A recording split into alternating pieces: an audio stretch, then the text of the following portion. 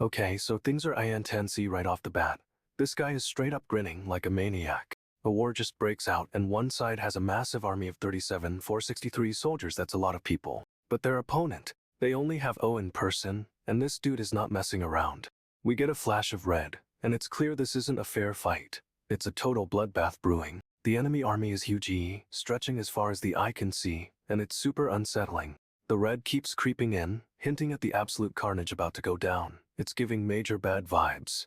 We see the enemy forces closing in. They're relentless, and honestly, it's terrifying to watch. Then bam, 100,000 soldiers. Turns out the army we saw earlier was just a fraction of the real force.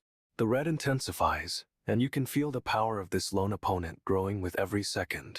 Our boy is ready to take on an impossible fight, and you just know things are about to get wild.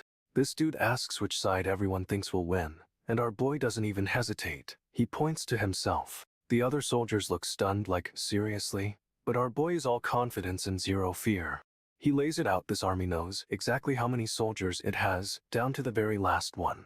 But it's not about numbers, it's about the fact that he's facing the first army, the most elite unit. He's questioning why they're so confident, and his gaze is intense, like he's sizing them up. Then the number drops, 57,463 soldiers, and it's clear this isn't just a fight, it's a statement. Our boy is radiating power, and you can tell he's about to unleash something massive. The enemy army charges, thinking they've got this in the bag. But they are so wrong. He's got this unhinged grin, and it's a warning. This is about to be a one-sided slaughter. No way. This dude is about to take on an entire army. And honestly, we're here for the chaos. The battle is over. It's a total rout, and the remaining soldiers are staring at our boy in disbelief. A lone figure kneels amidst the wreckage, and it's clear he's taken a beating, but still standing. This dude with the spiky hair steps forward, and you can tell he's not happy with how things went. The white-haired leader, she's intense, starts laying down some serious knowledge like, remember this? She drops a truth bomb: knowledge is mightier than power, and then says it can make a knight.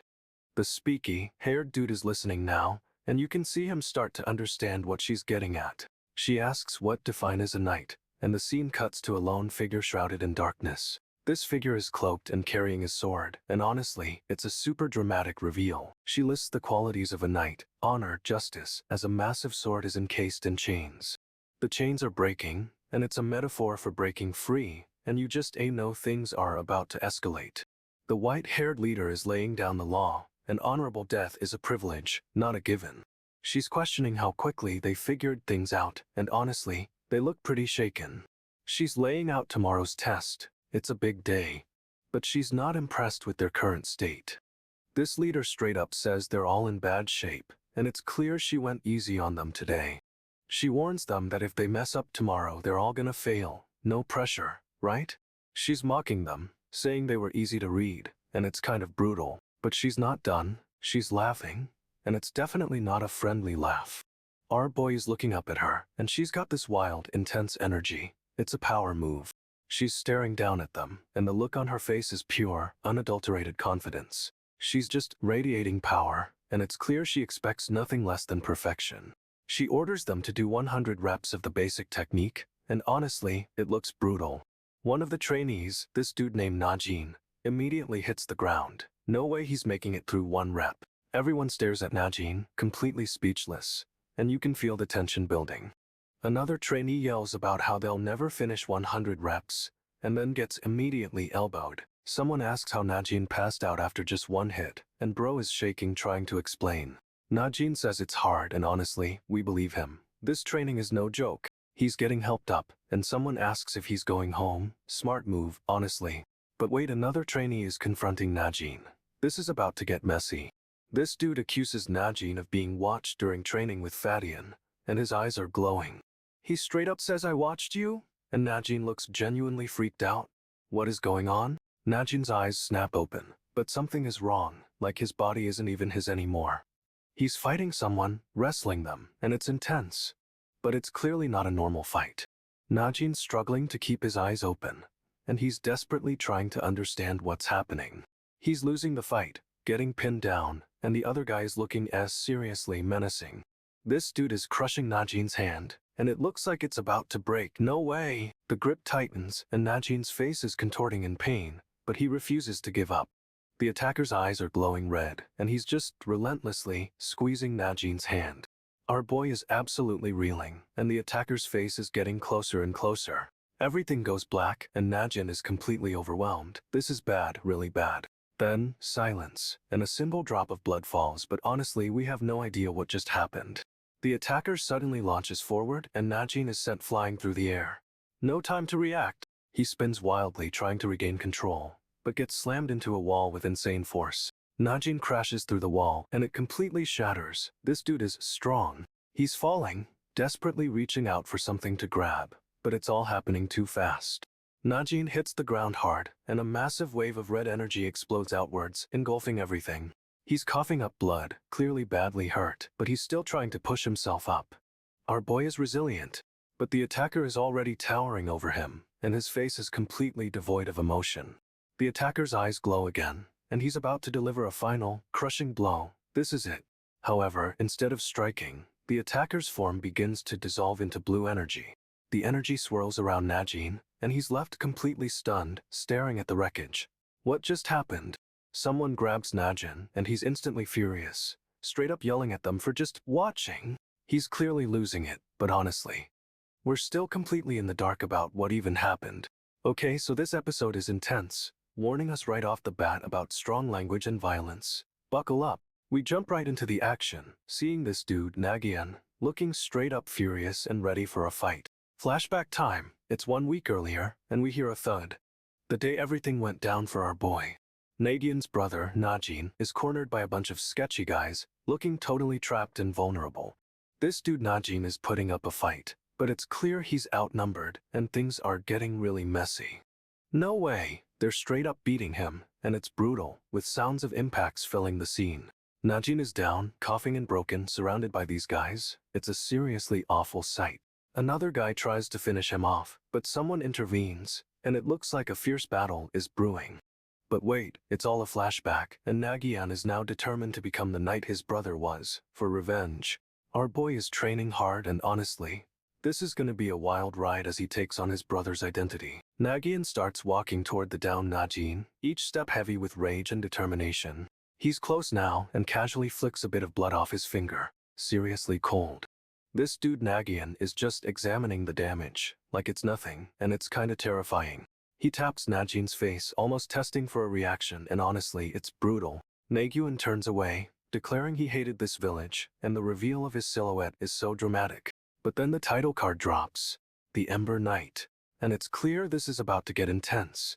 Nagyunn is fully embracing Najin's identity, vowing to become the knight his brother once was. He's clearly consumed by vengeance, and this dude is about to go on a serious power trip.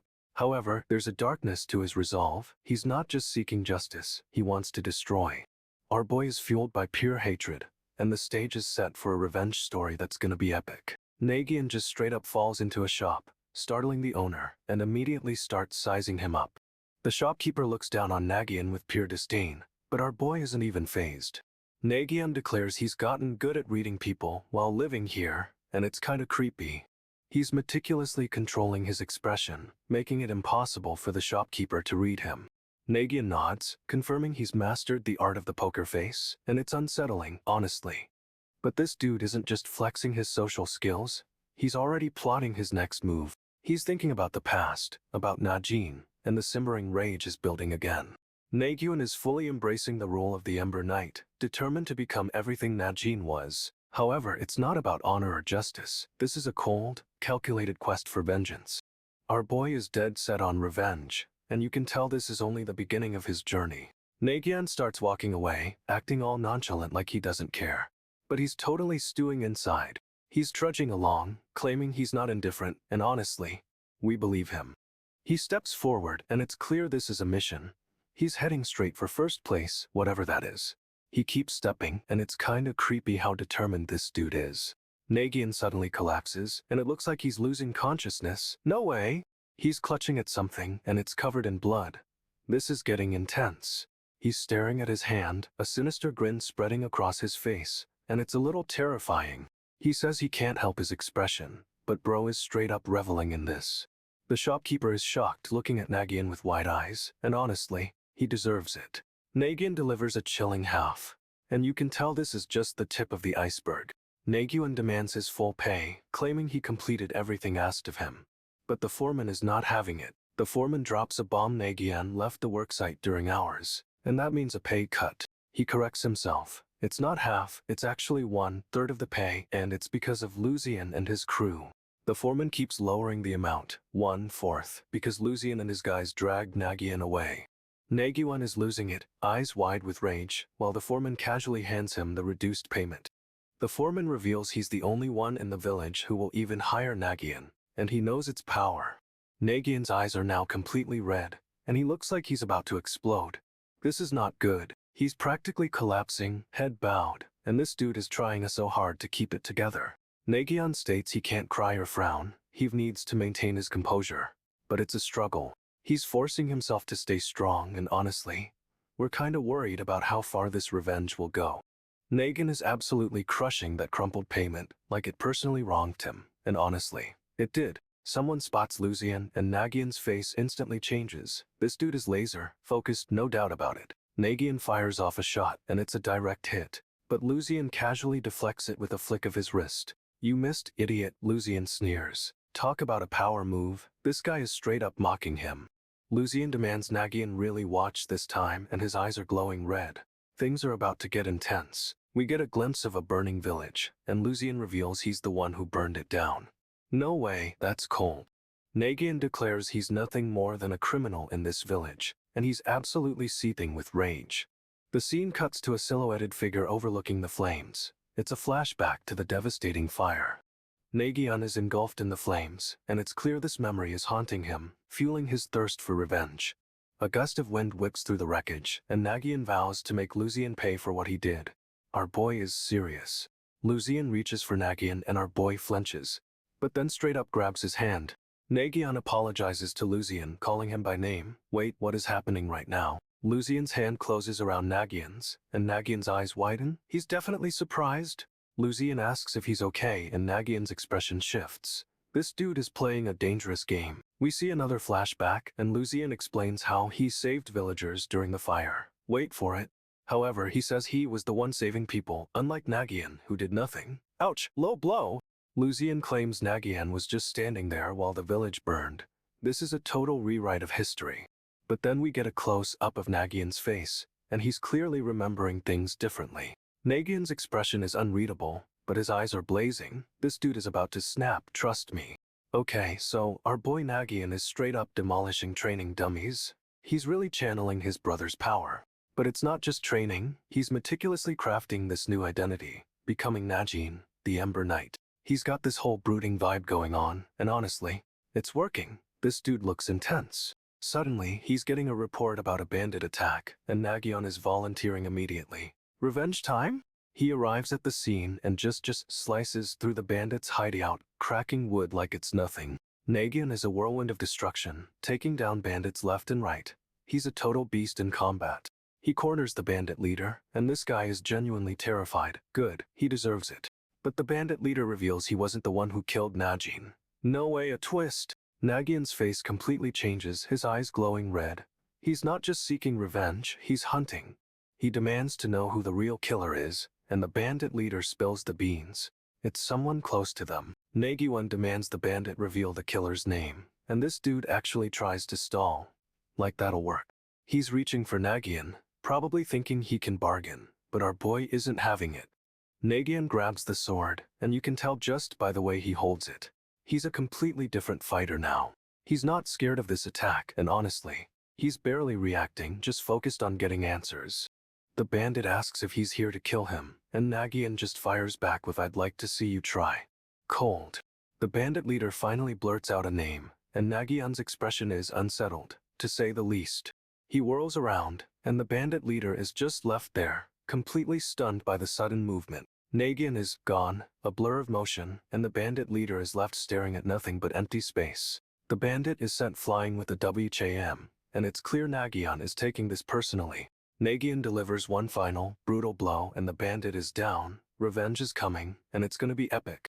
Nagyunn is sizing up the situation. There are a ton of enemies, and he has no idea what they're capable of. He's thinking about entering their hideout, but it's a clear disadvantage, and he knows it. However, he's not letting that stop him. He's already moving, sword drawn and ready for a fight. A sword clashes against another, and it's clear someone tried to ambush him, but our boy was prepared. He disarms the attacker with insane speed, and honestly, this dude didn't even see it coming. Nagyunn's real fear isn't getting hurt. It's what they might do to Nagyunn, his little brother. He's picturing the worst case scenario, Nagyunn getting kidnapped, and straight up, that's terrifying. But he's not letting fear paralyze him. He's pushing forward, determined to protect his brother. He's cutting through the enemy lines, a whirlwind of steel, and these guys are falling before him. This dude is a force of nature, a one-man army, and no one is stopping him from getting to Nagyunn. He declares he'll take care of everything himself, then casually mentions his house is a mess. What a mood. He's thinking about taking out the trash, but it's clearly a distraction. He's trying to lure someone out. Suddenly, he whips around, sword drawn, and it's clear he's anticipated a surprise attack, but it puts his opponent at a disadvantage. His eyes are glowing red, and honestly, this dude looks terrifying. No one is messing with him. He's shouting for Nagyunn to open the door, and it's intense. Something is seriously wrong. He's pounding on the door, demanding to be let in, and the sound effects are making it even more frantic. Another figure appears, sword drawn, shouting for Nagyunn, but it's a trap. Our boy is ready. He slashes out, and there's a flash of red, but it looks like the attack connects. No way! The sword swings, and we see a glimpse of blood. This fight is getting brutal. He's standing over his downed opponent, sword dripping, and it's clear this dude means business. He's got one guy down, but another hooded figure attacks from behind, straight up ambushing him. He manages to deflect the blow, but the force still sends him stumbling backwards. Ouch! Our boy recovers, eyes blazing red, and demands to know who this guy is. He's not playing around. The hooded figure attacks again, but Nagyunn anticipates it and blocks. This dude is quick. He disarms the hooded guy with a swift strike, but the opponent doesn't seem fazed. What is going on? The hooded figure grabs the dropped sword, revealing a surprised look, and Nagyunn is clearly confused. He's examining the sword, muttering about it being a family heirloom. This is getting weird.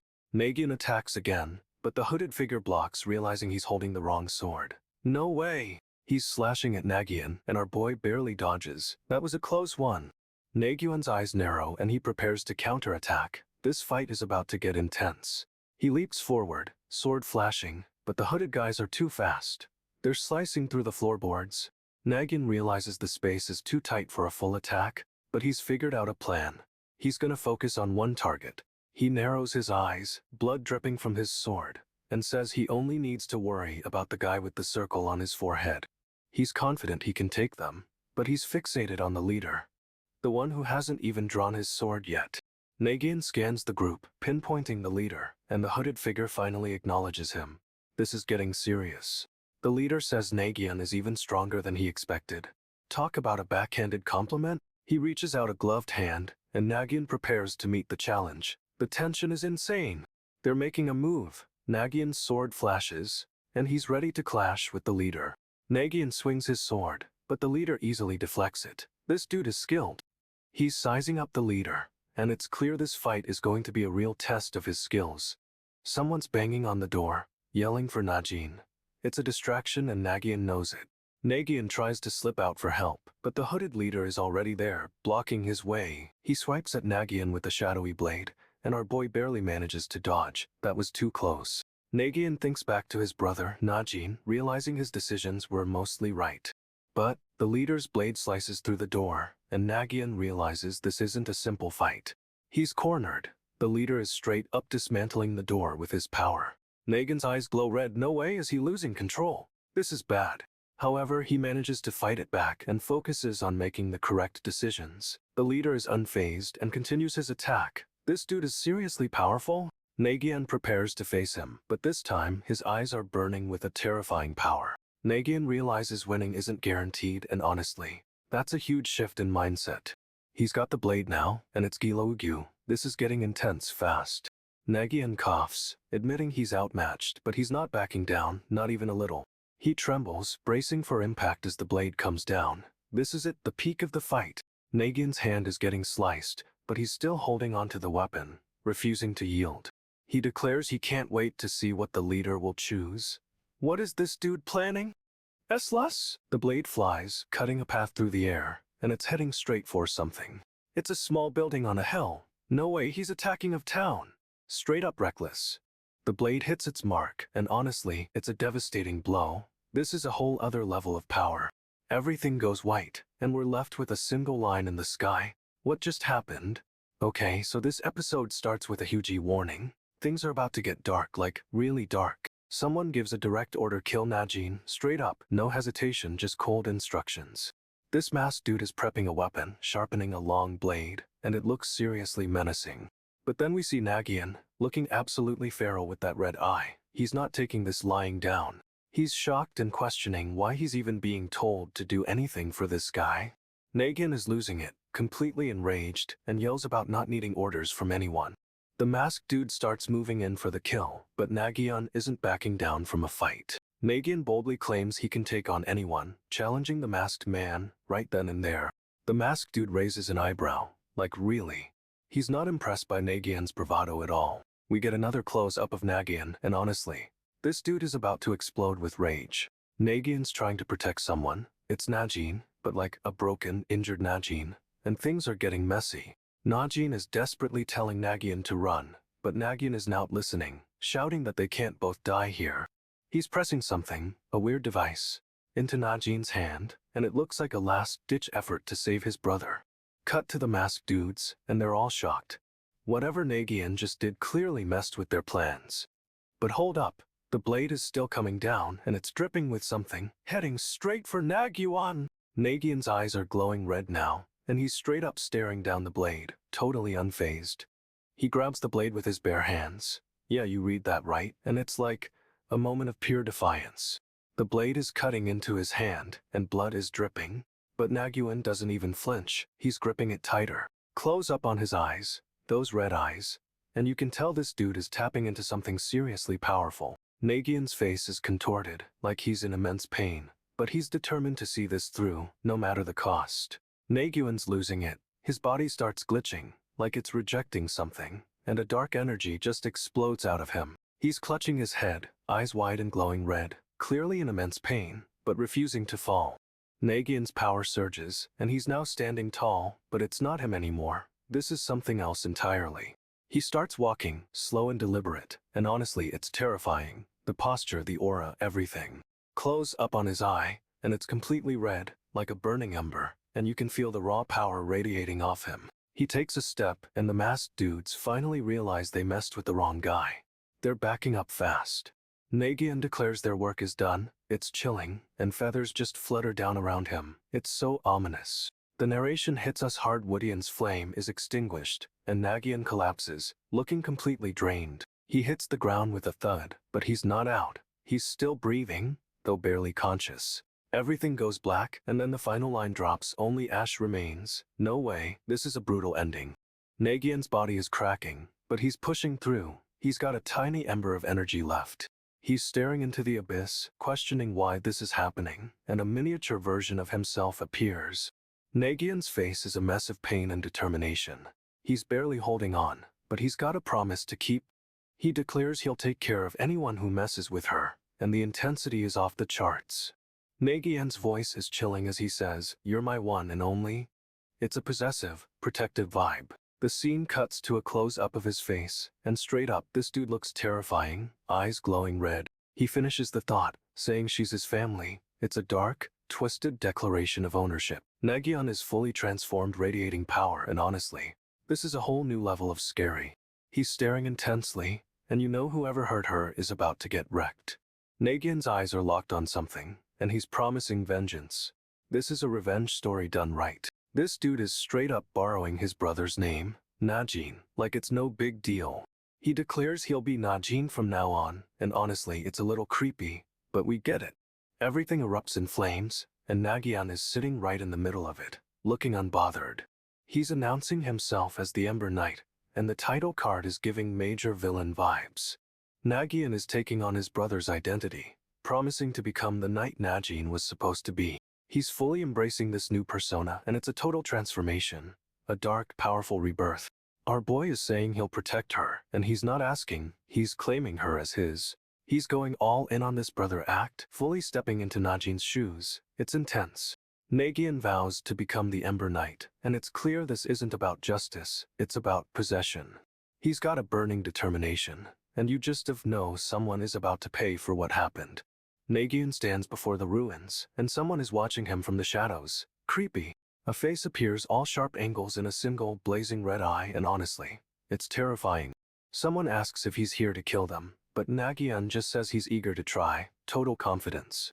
He repeats that killing isn't the point, and that's a massive promise considering how intense he's being.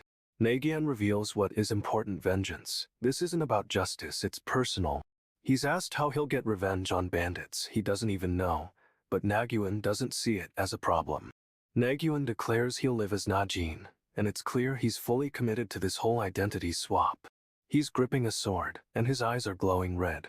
This dude is about to unleash some serious fury. Nagyunn is fully embracing his brother's legacy, and it's a dark, powerful transformation.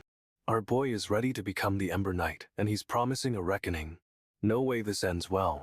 Nagyunn reveals the attack was blocked by Najin. Wait, what? This is getting complicated. Someone recognizes the blocked attack as coming from the diamond mask, but then corrects themselves. It's actually Nagyunn. Nagyunn's eyes are blazing as he realizes he knew Najin in real life, and it's a total gut punch. He's fuming, calling it a waste that Najin wasn't any good at fighting. Harsh bro, harsh. Nagyunn questions what the others meant, and it turns out they were just mean to Najin for being weak. This dude is straight up obsessed with becoming the perfect Najin, and it's kinda scary how far he's taking this. He repeats that killing isn't the point, and it's clear he's lost in his own head. This is intense. Nagyunn vows to become the Ember Knight, and it's clear this isn't about justice, it's about possession. He's gripping a sword, and his eyes are glowing red. This dude is about to unleash some serious fury. Nagyunn is fully embracing his brother's legacy, and it's a dark, powerful transformation. This dude is losing it, questioning what everyone meant by Najin being weak. It's a total spiral. He realizes they were just picking on Najin for not being strong, and honestly, that's messed up. Someone asks what Nagyunn means with his intense stare. But it's clear this isn't about defending his brother. It's about becoming him. Okay, so this dude, whose name is apparently Nagyunn, is getting a serious pep talk from this icy, cool white-haired guy. The white-haired guy is like, "You're doing great, Nagyunn," while Nagyunn is clearly straining himself. Something's up. Nagyunn's brother Najin is gone, and now Nagyunn is pretending to be him, which is intense, but someone knows his secret. Nagyunn's freaking out, asking if she knows, and if she's known all along. Major panic mode right now. He's convinced this she is the one who killed Najin, but then he pauses, thinking maybe she's just testing him. Nagyunn thinks he can act like Najin, but straight up, this is a risky game. He's trying to pull off a major deception. He's trying to convince himself he's doing his best, but his eyes are totally giving away the pressure he's under. Nagyunn is trying to act the part of Najin, and honestly, it's a little creepy how well he's pulling it off. He's trying to project an image of Najin, but this dude is so conflicted. It's a lot to carry, but it's all an act, a performance to avenge his brother, and honestly, it's kinda heartbreaking. Nagyunn is leaning in, trying to convince her he is Najin, and this dude is laying it on thick. He's going full method actor, detailing Najin's look, his mannerisms, even a blank stare. It's intense. But she isn't buying it, and Nagyunn's starting to sweat, realizing his performance might not be perfect. Then she drops a bomb. She's been testing him, and he's passed with flying colors, which is unsettling. Nagyunn tries to play it cool, but his face totally cracks, and this sees right through it. She's impressed, saying if he'd corrected her, she'd know it wasn't really Najin. No way, this is getting twisted. But then the white-haired guy interrupts, and it's clear he's not thrilled with how this conversation is going. He's all, "That was a great response," but his smile is seriously creepy, and Nagyunn's starting to feel trapped. Nagyunn's reeling, realizing this whole thing is a setup, a dangerous game of cat and mouse, honestly. And now this icy dude is staring intensely at Nagyunn, hinting he's known the truth all along. Talk about pressure.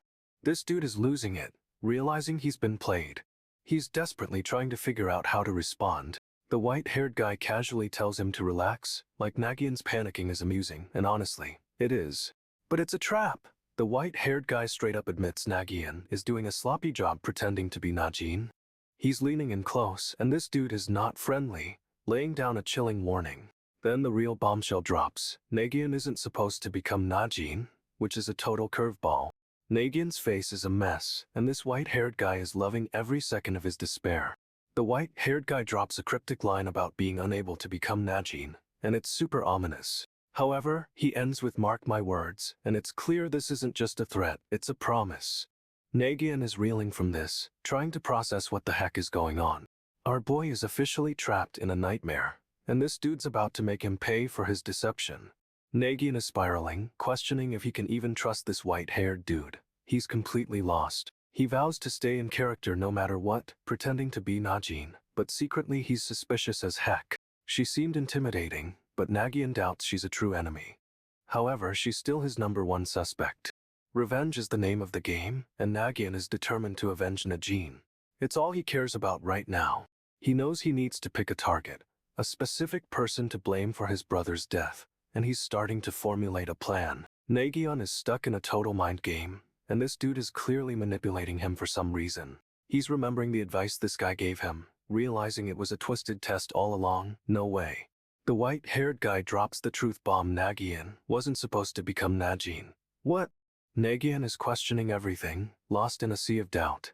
He's starting to crack under the pressure. But he's determined to avenge Najin, and he's gonna figure out who's really behind it all, even if it kills him. The white-haired woman greets everyone with a cheerful "good morning." But something feels seriously off about it. She stretches and asks where the training ground is, acting all innocent, but Nagyunn is straight up suspicious. This dude with the spiky hair looks nervous seeing her excited. Something is definitely brewing between them. She demands an answer, stomping her foot and cracking the floor, and Nagyunn jumps to attention, yelling, "Yes, ma'am!" Talk about intense. She points a finger at someone, and Nagyunn feels a wave of dread. This is getting real. The white-haired woman leans in, her expression unreadable, and Nagyunn can't shake the feeling she's sizing him up. She's looking at the spiky-haired dude, and then at another guy with green hair. What's the connection here? The green-haired guy looks away, but she's clearly assessing him. This whole situation is a mess. She's still staring at them, and honestly, this dude with the green hair is starting to sweat. Nagyunn's trying to play it cool, but this white-haired woman is running the show, and he knows it. Okay, so this dude with the spiky hair and the blonde one are whispering about the exam. Nagyunn is totally eavesdropping. The white-haired woman announces the knight's apprenticeship exam is starting, and everyone's reaction is priceless. She's moving fast, and someone's getting smacked. Nagyunn's bracing himself, it's about to go down. The blonde dude is questioning the exam, and this dude with dark hair is giving him the side eye. They're speculating if it's a strength test or a free for all, but honestly, it's probably something way worse. Nagyunn's trying to act like he doesn't care, but he's clearly stressing. He's got a lot riding on this. Someone calls him crybaby, and our boy is now having it. He's finally snapping back. Tears are literally falling from his eyes, but he's blaming the other guy for making him emotional. He's unleashing his frustration, and honestly, this dude had it coming. Nagyunn's not messing around. But the blonde guy's all, so it's my fault. This whole group is a disaster, no way. Nagyunn's totally rattled, but he's trying to play it off like he's fine. A little too hard, honestly. The dark-haired dude asks if he's okay, but Nagyunn's spiraling, wondering if he's messing up the act. He's convinced someone noticed something's off. Like he's not really his brother, and it's stressing him out. But the dark-haired dude just says he looks calm, and it's because Nagyunn was pushing himself too hard. Nagyunn's relieved for a sec, but then the white-haired woman drops a bomb. She says he's not meant to become Najin. And that hits Nagyunn hard. He's reeling, wondering if that's what she meant all along. He's questioning everything, straight up panicking about whether he can pull off this revenge plan. However, the blonde dude with the red eyes is glaring, and things are about to get intense. His eyes are glowing red, and he's definitely not happy. This dude is a wild card. Nagyunn's back to full-on crisis mode, convinced he messed up the performance. No way this is good. The white-haired woman asks what kind of test Nagyunn expects, and our boy is totally thrown. He's scrambling for an answer. The blonde dude with the red eyes is furious, grabbing the woman's chin and glaring right into her face. Things are escalating fast. Nagyunn thinks he's blown his cover, convinced the blonde dude just exposed him. But the woman interrupts. She's saying he doesn't even need to be Najin. Our boy is getting absolutely demolished, straight up losing the test. It's not looking good. But the test isn't about winning, it's about becoming a knight. And this dude is about to prove he's got what it takes. He jams his umbrella into the cracked floor, bracing himself against the force, and honestly, it's kinda badass. Someone's making a decision, and it seems like it's about accepting the role of a knight. Big moment. This guy is asking who's going to challenge him first, acting all high and mighty, like he's untouchable. He tells the students to screw off, but then introduces a woman who's even stronger than him. What a twist! We get a close-up of her eye, and it's glowing bright blue. Definitely not someone you want to mess with. He's saying she won't go easy on them, and honestly, good.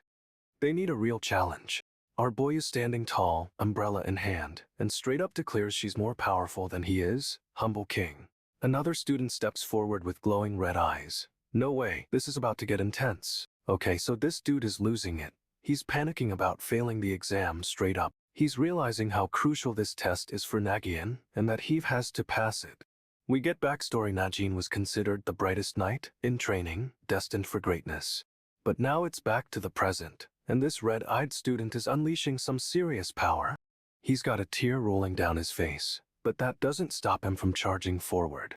The arena is getting absolutely wrecked. Cracks are spreading everywhere. It's intense.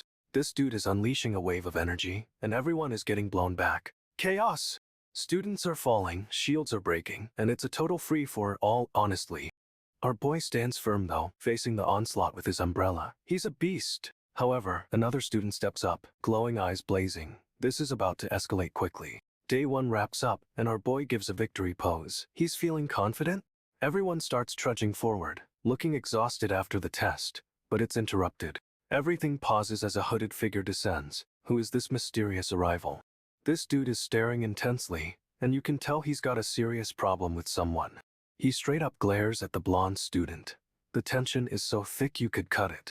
He calls the blonde a jerk and accuses him of just watching while others fought. The blonde's eyes flash red as he returns the glare. This is escalating fast. Our boy is not happy with the blonde's reaction. He's seriously ticked off. The blonde's eyes are burning with rage, and it's clear he's about to explode. This dude is ready to throw hands. No way this ends well, honestly. They're brainstorming how to take down this mysterious woman, and honestly, the ideas are kinda weak. The blonde dude suggests a surprise attack when she's vulnerable, but another guy is now here for it. This dude is straight up disgusted. He wants to win fair and square, and honestly, same. But the blonde is fixated on attacking while she's asleep or distracted, and his eye is glowing red. Our boy is clearly annoyed, and the blonde is just radiating intensity. It's a power move. Another guy steps in, saying they all want to become knights, and he's not cool with dishonorable tactics. He's drawing a hard line, refusing to participate in anything underhanded. Good for him. The blonde just stares him down, and the tension is building. It's about to pop off. The other guy is certain they can defeat her with a solid plan. He's trying to stay optimistic. But the blonde's eye is still burning, and he's clearly not backing down from his ruthless approach. Okay, so the blonde gives the signal, and everyone starts moving. It's a coordinated attack. The green-haired guy dashes forward, while the blonde aims for her with a weapon, but she's already reacting. She presses down hard with her boot, cracking the floor, and it's like a warning shot. Super intimidating. The green-haired dude keeps sprinting, trying to close the distance, but she's unbelievably fast. She swings that umbrella like it's a weapon. Seriously, this thing is deadly. And the blonde barely dodges? He's right in her face, but she's blocking his attack with the umbrella, and she looks totally unbothered. The umbrella connects with his weapon, sending sparks flying, and you can see the impact in his eyes. She spins, narrowly avoiding another attack, and that umbrella is deflecting everything. It's insane. The blonde goes for another strike, but she's already anticipating it, and the umbrella is there to meet him. The floor is completely shattered around them, but she's still standing strong. She's a straight-up beast. The green-haired guy is getting desperate, yelling for them to keep pushing. He's losing it. He's trying to grab her, but she's dodging like a pro, and honestly, it's kinda graceful. She's launching herself forward, weapon extended, and straight up demolishes a glass wall, no hesitation. She's landing amidst the shattered glass, looking completely unfazed. This girl is on another level. The green-haired dude's face is wrecked, covered in scratches, but he's still demanding she use the umbrella. He lays out the plan, hit her hard, but they need her to actually use that umbrella first. He's screaming for them to surround her, and his expression is seriously unhinged, totally manic. The team moves in, flanking her, but she's already assessing the situation. She's not falling for it. She's sizing up the blonde, and you can tell she's pinpointing his weakness. She's a strategist. The blonde thinks they've got her cornered, but she's clearly playing them. This is gonna be good. She calls them kids, talk about a power move, and then launches a brutal attack on the blonde. The umbrella spins, connecting with a sickening thwack and sending the blonde reeling backwards. She's relentless, following up with another strike. It's a whirlwind of crimson fabric and furious energy. The blonde is getting completely dismantled, but he's still trying to fight back, though it's honestly pathetic. She sends him flying with a final blow, and the force of it cracks the floor. No way! He crashes into the remaining green-haired goons, scattering them like bowling pins. Serves them right. The blonde's eyes are wide with shock and fear. He's realizing he messed with the wrong person. She's closing in on him, umbrella raised for another strike, and his face is a total mess. Bro is terrified. She lands a final blow. The umbrella connects, and it's brutal. This dude had it coming. She stands over him, radiating power, while the remaining goons look on in absolute horror. She's a monster. Wait a minute. She's realizing something big, and her eyes are totally changing. Could it be? She remembers something. It is true. She's recalling something crucial, and it's hitting her like a ton of bricks. No way. Okay, so our boy, Najin, or, Nagyunn pretending to be Najin, straight up knows how to beat this powerful enemy. Everyone's freaking out, asking what the plan is, because honestly, they've been getting wrecked. But Najin's being super mysterious. He refuses to spill the details, which is annoying everyone, especially this one guy who's clearly losing it. Najin insists they can win if they just listen to him, and honestly, he seems so confident it's kind of intimidating. Seriously, check out his eyes. Those red eyes are sending a message. This dude is not playing around. It's day 3 of whatever they're doing, and they're all standing in this creepy, broken-up arena thing. Everyone's gathered, looking all serious and ready for a fight, and Najin is just radiating power in the middle of it all. He's got this intense gaze, like he's already strategizing 10 steps ahead. This is a whole different Najin than we've seen before. Najin is planning something big, and it's clear he's got the upper hand. But we still don't know what that plan is. The Ember Knight is coming for revenge, and he's ready to take down whoever hurt his brother.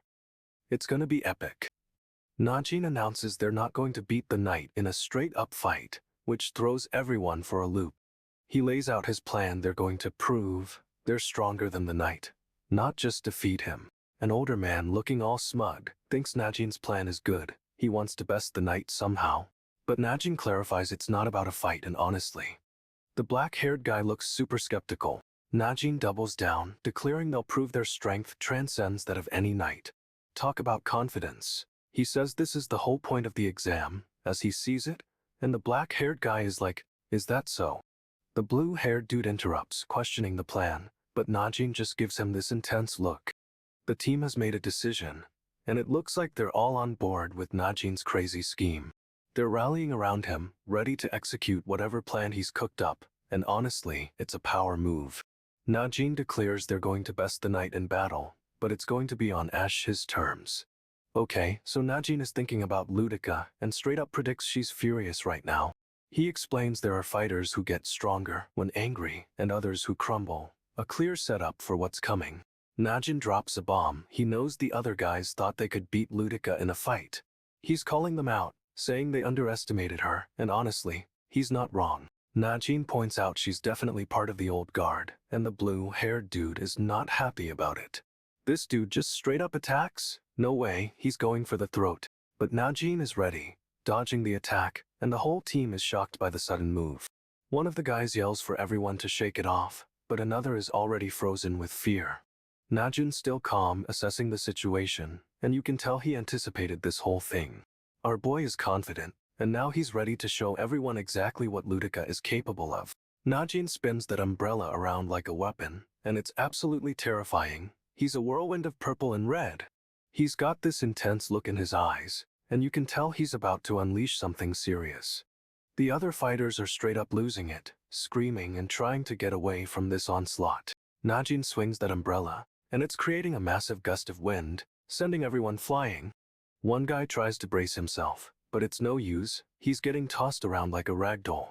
The wind is picking up, and the scene is chaos, with debris swirling everywhere. Another fighter is screaming, and you can see the pure terror on his face. This is brutal. Najin keeps spinning, and the umbrella becomes a blur of motion, a vortex of destruction. The wind intensifies, and everyone is completely overwhelmed, just trying to survive. Our boy is unleashing the full power of that umbrella, and it's honestly a sight to behold. Wait, no way. It looks like someone's trying to get to Najin, but the other fighter jumps in front. This dude's trying to protect Najin, but he's getting absolutely blasted by the wind, straight up destroyed. The protective fighter is sent flying, crashing right through the wall, and it's a clean break. Najin doesn't even flinch, still focused on the real threat, and honestly, good for him. We can beat a monster like her, Najin declares, and you can see the determination in his eyes. But then someone shouts Najin. It's a name from his past, and it throws everything off. A blonde guy bursts onto the scene, demanding to know what's going on, and he's clearly upset. He's talking about a plan, saying it's mostly the same, but his expression is seriously intense. The blonde guy and another fighter are having a tense conversation, and it's clear something's brewing. They realize Lozin's skill worked on her, meaning whatever she did to Najin's brother is affecting someone else. Najin's got this intense look in his eyes, and he's planning something big. It's kinda scary. He inhales deeply, getting ready, and they're saying she's not on guard like before. Perfect timing. He's squeezing something in his hand, and it looks like a vial, but what is he up to? This dude is about to attack. A quick strike, and the vial breaks, releasing some kind of chill. The blonde guy is convinced this will work, saying even if she's ready, a split second is all they need. He believes those split seconds decide a battle, and straight up, he thinks they can't be overcome. But Najin is already moving, launching himself at the enemy with incredible speed. The enemy swings her sword, but Najin's umbrella blade meets it. A clash of steel and power!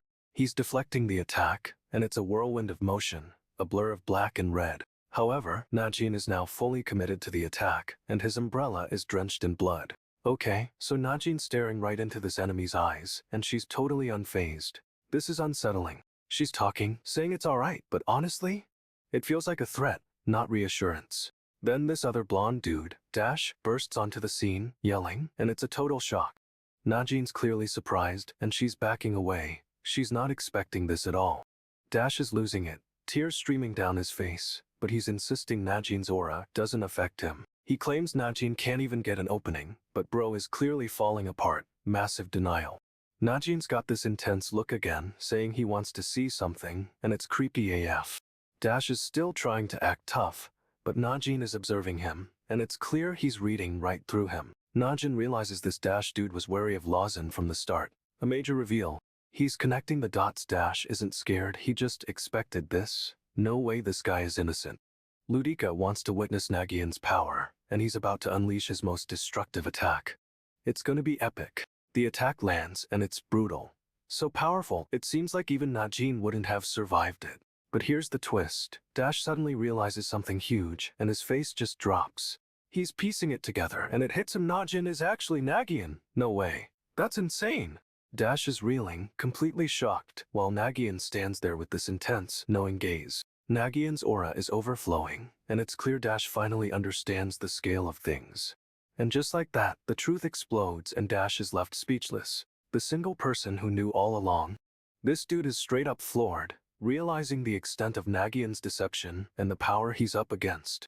Okay, so our boy Nagyunn is straight up losing it. His eyes are glowing red and he's clearly about to snap. Meanwhile, this silver-haired dude is sizing up the situation, looking all cool and collected, but something's definitely off. Then there's another guy, lurking in the shadows with those creepy yellow eyes. No way this is good. The silver-haired dude and the blonde are about to clash swords, but it looks like someone else is crashing the party. Whoa, the silver-haired guy's hand is disintegrating. He's seriously messed up, but still trying to fight. He's barely holding it together, but his icy stare doesn't waver. This dude is a pro, even while falling apart. The dark cloaked figure finally makes a move, diving straight for Nagyunn, and honestly, it's a total ambush. The cloaked figure is looming over Nagyunn, ready to strike, but the silver-haired knight throws himself in the way. But the cloaked figure is too fast, and the silver-haired knight is knocked away. This is getting intense. All the cloaked figure wants is Nagyunn. Something tells me this isn't just a simple revenge plot. The cloaked figure is laying into Nagyunn, but the silver-haired knight intercepts, taking the hit instead. But the attack is way too strong, and the knight goes flying, straight through a bunch of trees. Nagyunn's like, "What's going on?" And the cloaked figure finally speaks, demanding to know what Nagyunn is capable of. The cloaked figure recovers and lunges again, but the silver-haired knight, even while crashing down, manages to block. However, the force is insane. The knight's arm straight up breaks under the pressure, and he's sent tumbling. The knight hits the ground hard, but he's not out yet. He's still glaring, even through the pain. The cloaked figure unleashes another attack, and this time, the knight can't block. It's a direct hit. He's down, but not out. Nagyunn is furious, yelling at the figure to get out of his way. The cloaked figure is totally unfazed, asking if Nagyunn keeps getting in his way. This is getting personal, and honestly, the cloaked figure looks completely unhinged, staring with those hollow eyes. This dude is a problem. Nagyunn's about to spill the beans, whatever it is, but he stops, looking totally conflicted. He glances over at the battered knight, who's giving him this intense, pleading look. It's a lot. Nagyunn straight up declares it's a secret, closing his eyes and shutting down the conversation. But then a completely different dude appears, looking all brooding with those piercing golden eyes. Nagyunn's face is partially hidden, but we see his expression shift. A little bit of red is creeping in. He's trying to hide his reaction, but that red flush is spreading. Something's definitely up with this guy. Nagyunn's giving this weird, knowing smile, saying so when you look at it that way. What does he mean? We get a super close-up of Nagyunn's eye. It's glowing a bright, unnatural blue. No way! And finally, we see another character, looking distressed, with a ghostly figure embracing them. This whole situation is wild. Secrets, glowing eyes, and ghostly hugs. Our boy is in deep. Nagyunn's got this icy glare and asks if they're talking about those little baby chicks. So condescending. The white-haired guy looks smug, and another dude is just confused, saying it doesn't make sense. But the white-haired dude doubles down, demanding they admit something. He's really pushing it. Nagyunn's face is all twisted and shocked, like he just heard something insane. Wait, what's happening? The white-haired guy and another dude are whispering and arguing, while Nagyunn looks totally distressed. Nagyunn's face is a mess of tears and frustration, but he's trying to keep it together. This is brutal. The cloaked figure is getting emotional, saying someone keeps getting in his way, and he wants them to hit him. What? The white-haired dude tries to calm him down, saying people are watching. But this dude is spiraling. He's begging for someone to hit him, then asks why they won't, and Nagyunn actually pats his head. So awkward, but someone else is watching and straight up calls Nagyunn a crybaby. Ouch, that's harsh. 30 minutes later, this dude, the blue-haired knight, congratulates the others on passing and straight up announces they're now knight's apprentices. The new apprentices are shocked, reacting with total disbelief. It's a huge moment for them, clearly. He asks how it feels to be apprentices now, then singles out the blonde kid, Wiz, demanding an answer. So intense. Wiz is silent, looking away, and honestly, it's a little creepy. What's he hiding? The knight explains they've only gone from trainees to apprentices. Nothing has fundamentally changed. Harsh but true. He lays down the law: you either earn the title of knight, or you're given it because you deserve it. No shortcuts. He says selection is over. Now comes the real training. This is where things get serious, no doubt. Then, out of nowhere, he just says, "Come along, baby chicks." What a weird thing to say. He stares intensely, demanding they answer him. This dude is definitely a control freak. The apprentices look uneasy, still not saying a word. They're intimidated, and honestly, who wouldn't be? Our boy Nagyunn starts stepping forward, and it's like a switch flips for Wiz. He's suddenly on the move too. Wiz is straight up running, and he's surprisingly fast, but Nagyunn isn't letting him get away that easily. Wiz draws a sword, looking totally unhinged, and starts swinging. This is escalating quickly. No way. Nagyunn easily blocks the attack with his own blade, and you can see the power difference is huge. Wiz keeps attacking faster and faster, but Nagyunn is deflecting every blow with effortless grace. It's kinda scary. He's dodging and weaving through the attacks, getting closer and closer to Wiz, who's really losing control. Wiz falls to the ground, defeated, and Nagyunn just stands there, sword raised, looking down at him. Nagyunn feels a strange tingling in his hand, like something is awakening. What's going on with him? The knight appears, looking down at Wiz with a cold expression, clearly not impressed by this outburst. He's absolutely furious, demanding to know why Wiz dared to draw his sword. This dude is a menace. The knight reveals they're all in the second special class. Apparently, it's a new system for potential knights. He explains things are tense with the eastern lands, and they're being trained in anticipation of war. Nagyunn asks what their apprentice class is, and the others awkwardly suggest the 274th, but the knight cuts them off. He drops a bombshell: they all belong to the second special class, and it's not the 274th. The knight continues, saying while the second class is being taught, they might just die. No pressure. But it gets worse. They're too weak, and none of them even have proper weapons, apparently. Nagyunn is seriously questioning what's going on, and honestly, same. The knight says they'll be undergoing rigorous training, and it won't be easy. Duh. However, he's clearly sizing them up, and you can tell he doesn't have high expectations. The scene ends with the knight's ominous words. They're all going to struggle, but they'll push through. Okay, so the knight straight up tells them they have 1 month to prove themselves. No pressure at all. But the look on his face. He's not expecting any of them to make it, and it's super intimidating. Okay, so our boy Nagyunn is out walking, looking straight up haunted and carrying a sword. Things are not good. He's standing before this massive tree, clearly deep in thought, and you can tell something serious is weighing on him. No way! He's having a flashback, and his eyes are glowing red, like intensely red, and he's seriously losing it.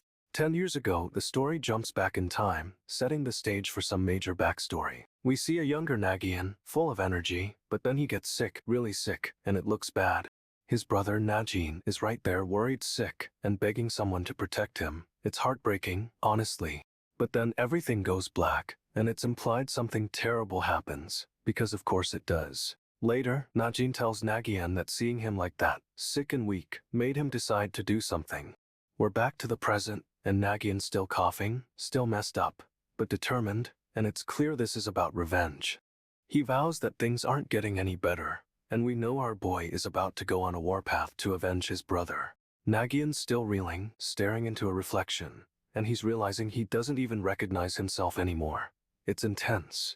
He's flashing back again, focusing on his brother, and it's clear Najin was unbelievably strong and skilled. Nagyunn remembers Najin training, moving like a blur, but then he realizes he started believing he could become just as powerful. He's gasping for air, exhausted, and it hits him. He wanted to be as strong as Najin, not for himself, but to fill the void.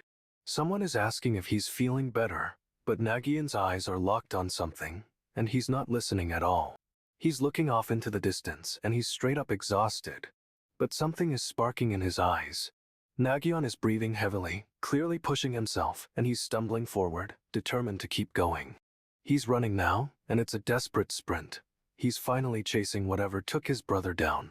Nagyunn is panting and his face is a mess, but he's not stopping, and you can feel his resolve. He's running through this desolate landscape, and our boy is fully committed to revenge. This is it.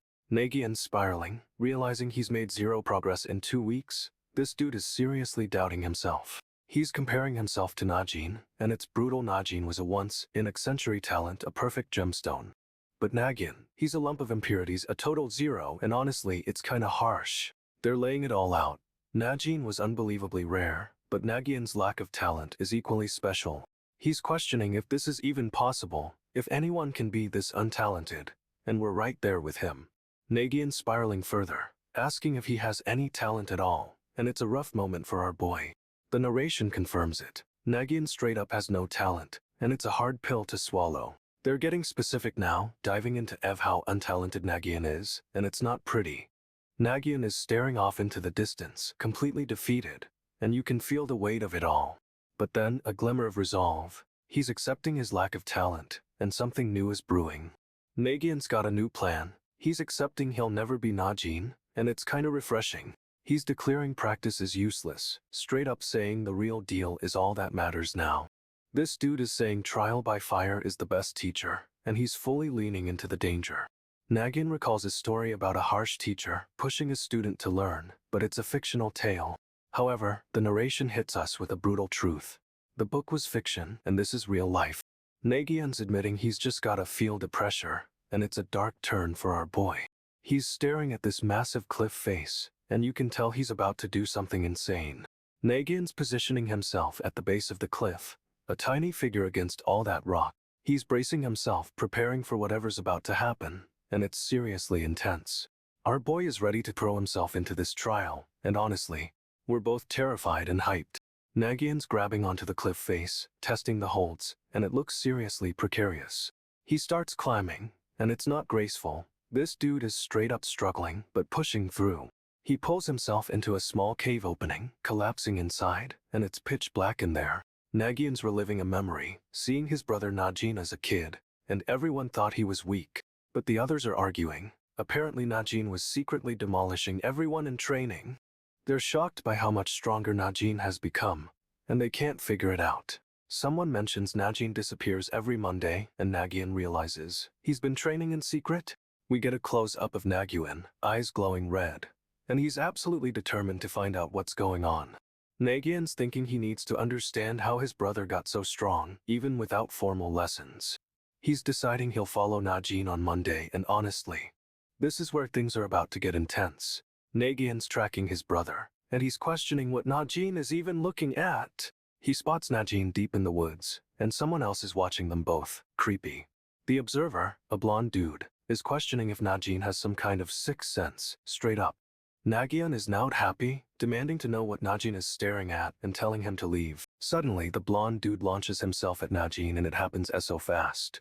Nagyunn's confused. What was that? But the blonde dude is already attacking. The blonde dude is fast, but Najin dodges, and they're both tumbling through the trees. The blonde dude is still coming, but Najin manages to get some distance. It's not enough though. He's panting, clearly struggling, but pushing through. Our boy is determined. Najin is exhausted, but he's not backing down. This is about to be a serious fight. Nagyunn is losing it. He's seeing red and realizing Najin is actually fighting back. No way. Najin pulls out his sword, and it's not just any sword. It's the one from the training grounds. The blonde dude is shocked Najin has a weapon, but Najin doesn't hesitate. He attacks. This dude is using some seriously advanced technique, a side slash, and the speed is insane. Nagyunn's freaking out, yelling that Najin is actually using the side slash technique. The blade connects, and it looks like the blonde dude is hit. But honestly, it's a glancing blow. However, the blonde dude isn't down for long. He's already recovering and preparing another attack. Nagyunn's eyes are wide. He's completely stunned by Najin's skill, and this fight is escalating fast. But it looks like Najin is pushing himself way too hard. He's exhausted and barely holding on. Our boy is moving fast through this weird, root-filled forest, trying to get away from something, or someone. He's running towards a light, and then we see this other dude, with spiky blonde hair, just standing there, watching him. Someone in a dark cloak is trailing behind our boy, and it looks like they're about to catch up, which is super tense. We get a close-up of the cloaked figure. They're wearing a full mask, and honestly, it's kind of creepy. This blonde dude's eyes are eyed, straight up glowing red, and he's looking right at something off-screen. Suddenly someone yells, "Huh," and it's a total jump scare moment. What's got them so surprised? Two more masked figures show up, and they're looking at our boy with serious intensity, asking what the... The blonde dude is getting touched on the head, and he's clearly shocked, wondering if these guys are following him. They're talking about a hippo. No way. What does a hippo have to do with anything? This is wild. He's debating whether to fight them here and now, and honestly, he should probably just go for it. Nagyunn thinks he's escaped, but he suddenly remembers he's already dead, which is a total gut punch. He's panicking, questioning what to do and how to survive, because pretending to be Najin is his only shot. This dude is straight up losing it, clutching at his face and wondering what the heck he should do. Just when Nagyunn's spiraling, something snaps him out of it. And it's not what you'd expect. One of the masked figures yells, "Najin, you bastard," and it's a full-on confrontation, super intense. The blonde dude's eyes are still glowing red, and he's looking right at the cloaked figure, ready for a fight. Nagyunn is completely overwhelmed with panic, and honestly, can you blame him? This is a mess. He's trying to figure out how to play this, wondering if he should pretend to be Najin to stay alive. But before he can even think it through, the cloaked figure is right in his face, and it's terrifying. The cloaked figure's face is revealed, and it's another mask. No way, this is getting wilder and wilder. Nagyunn's body language is giving everything away, but the masked figures can't read it. That's wild.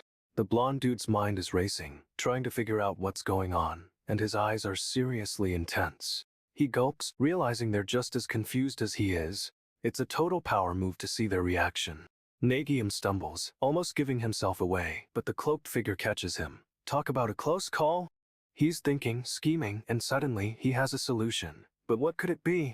Our boy's got a plan brewing, and honestly, it's probably insane, but we're here for it.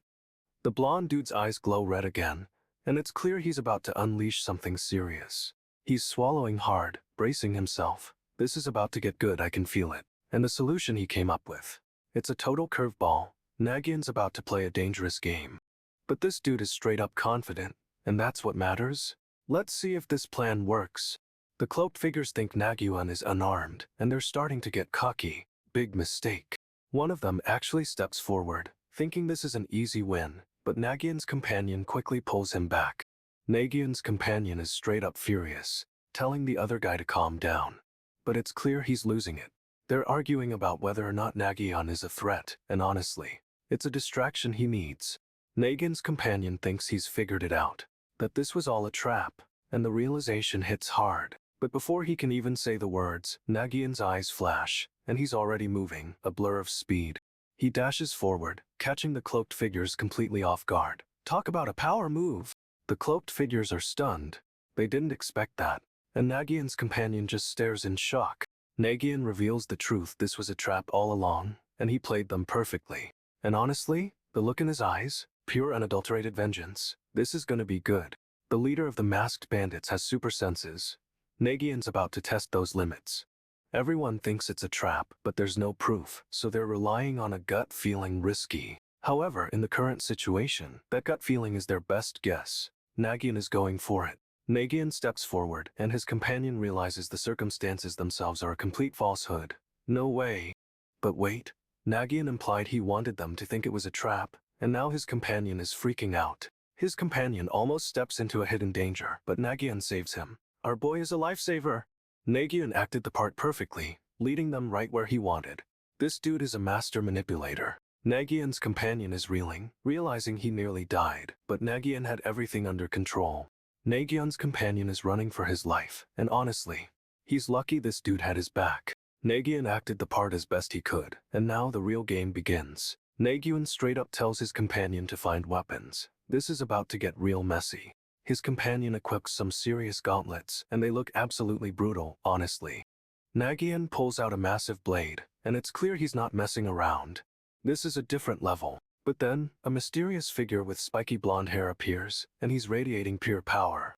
This dude warns Nagyunn he's not meant to become Najin. What does that even mean? The blonde guy's eyes glow red, and it's seriously intimidating. Nagyunn doesn't flinch though. The blonde guy attacks with incredible speed, but Nagyunn blocks with his blade, creating a huge shockwave. However, the force of the blow sends Nagyunn flying. That was a powerful hit. Nagyunn recovers, landing perfectly, and this dude isn't even winded. What a beast. And just like that, the fight is Owen. Nagyunn and this blonde guy are going all out. Nagyunn calls out, thinking it's Najin, but the blonde dude is clearly not okay. He's reeling. The blonde guy asks if Nagyunn is alright, scolding him for running. But then he gets a good look. He thinks Nagyunn is Lawson and breathes a sigh of relief. But wait, something's off. No way, his eye is glowing red, and he's staring straight at Nagyunn with intense suspicion. Nagyunn's companion realizes this isn't Lawson, and his face drops. He's starting to put it together. He wonders if this is Diamond Mask, Najin's rival, and if taking off his mask was a mistake. The blonde guy's companion asks Nagyunn if he's hurt, and this dude is about to ask the big questions. He's going to ask if Nagyunn is Najin, or if he's someone else entirely, and honestly, it's tense. Nagyunn is reeling, and his companion is starting to understand. This is a total identity crisis. But it's not just that. If this is Najin, then why would he take off his mask? What's the play here?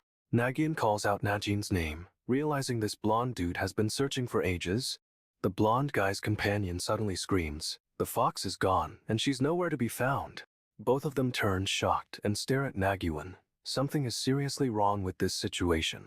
The companion yells about the night and the fox, totally losing it over her disappearance. The blonde guy and Nagyunn are face to face, both looking shaken. Something just shifted. Nagyunn is clearly confused, and the blonde dude is starting to piece things together. But it's not good. This dude is starting to suspect Nagyunn isn't who he says he is. Straight up, the tension is insane. Okay, so things are tense. Our boy is asking if they'll even make it through this, seriously doubting their chances. He's thinking they should have chased after the enemy right then, and there, seeing it as a missed opportunity, but it could have been a trap. This dude is straight up convinced he could have handled the situation himself, even though it's probably way more complicated than he thinks. He's already admitting they've shown their hand, revealing their presence to whoever's out there.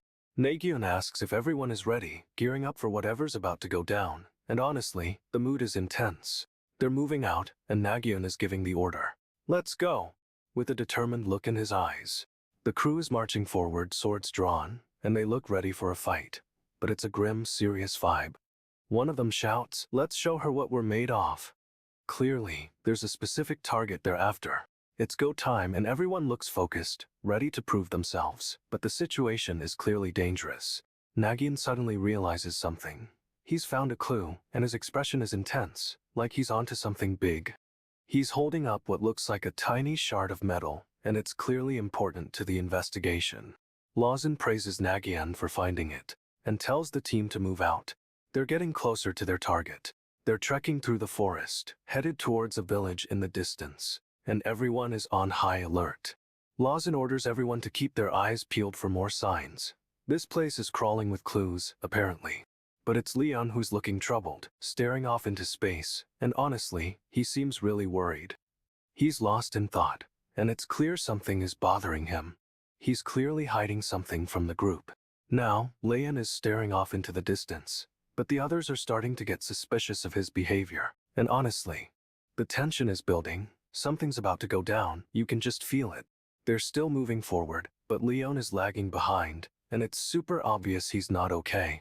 Nagyunn is straight up suspicious. He thinks someone intentionally left those tracks as bait.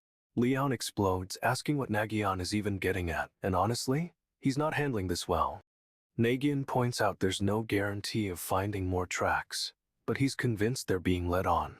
The group is now walking through the forest, and Nagyunn wonders if they'll even be able to keep up with the night. Leon's totally freaking out, and it's clear he's hiding something. He's seriously losing it. Nagyunn asks if she intentionally left clues, and wonders about the person who disappeared early.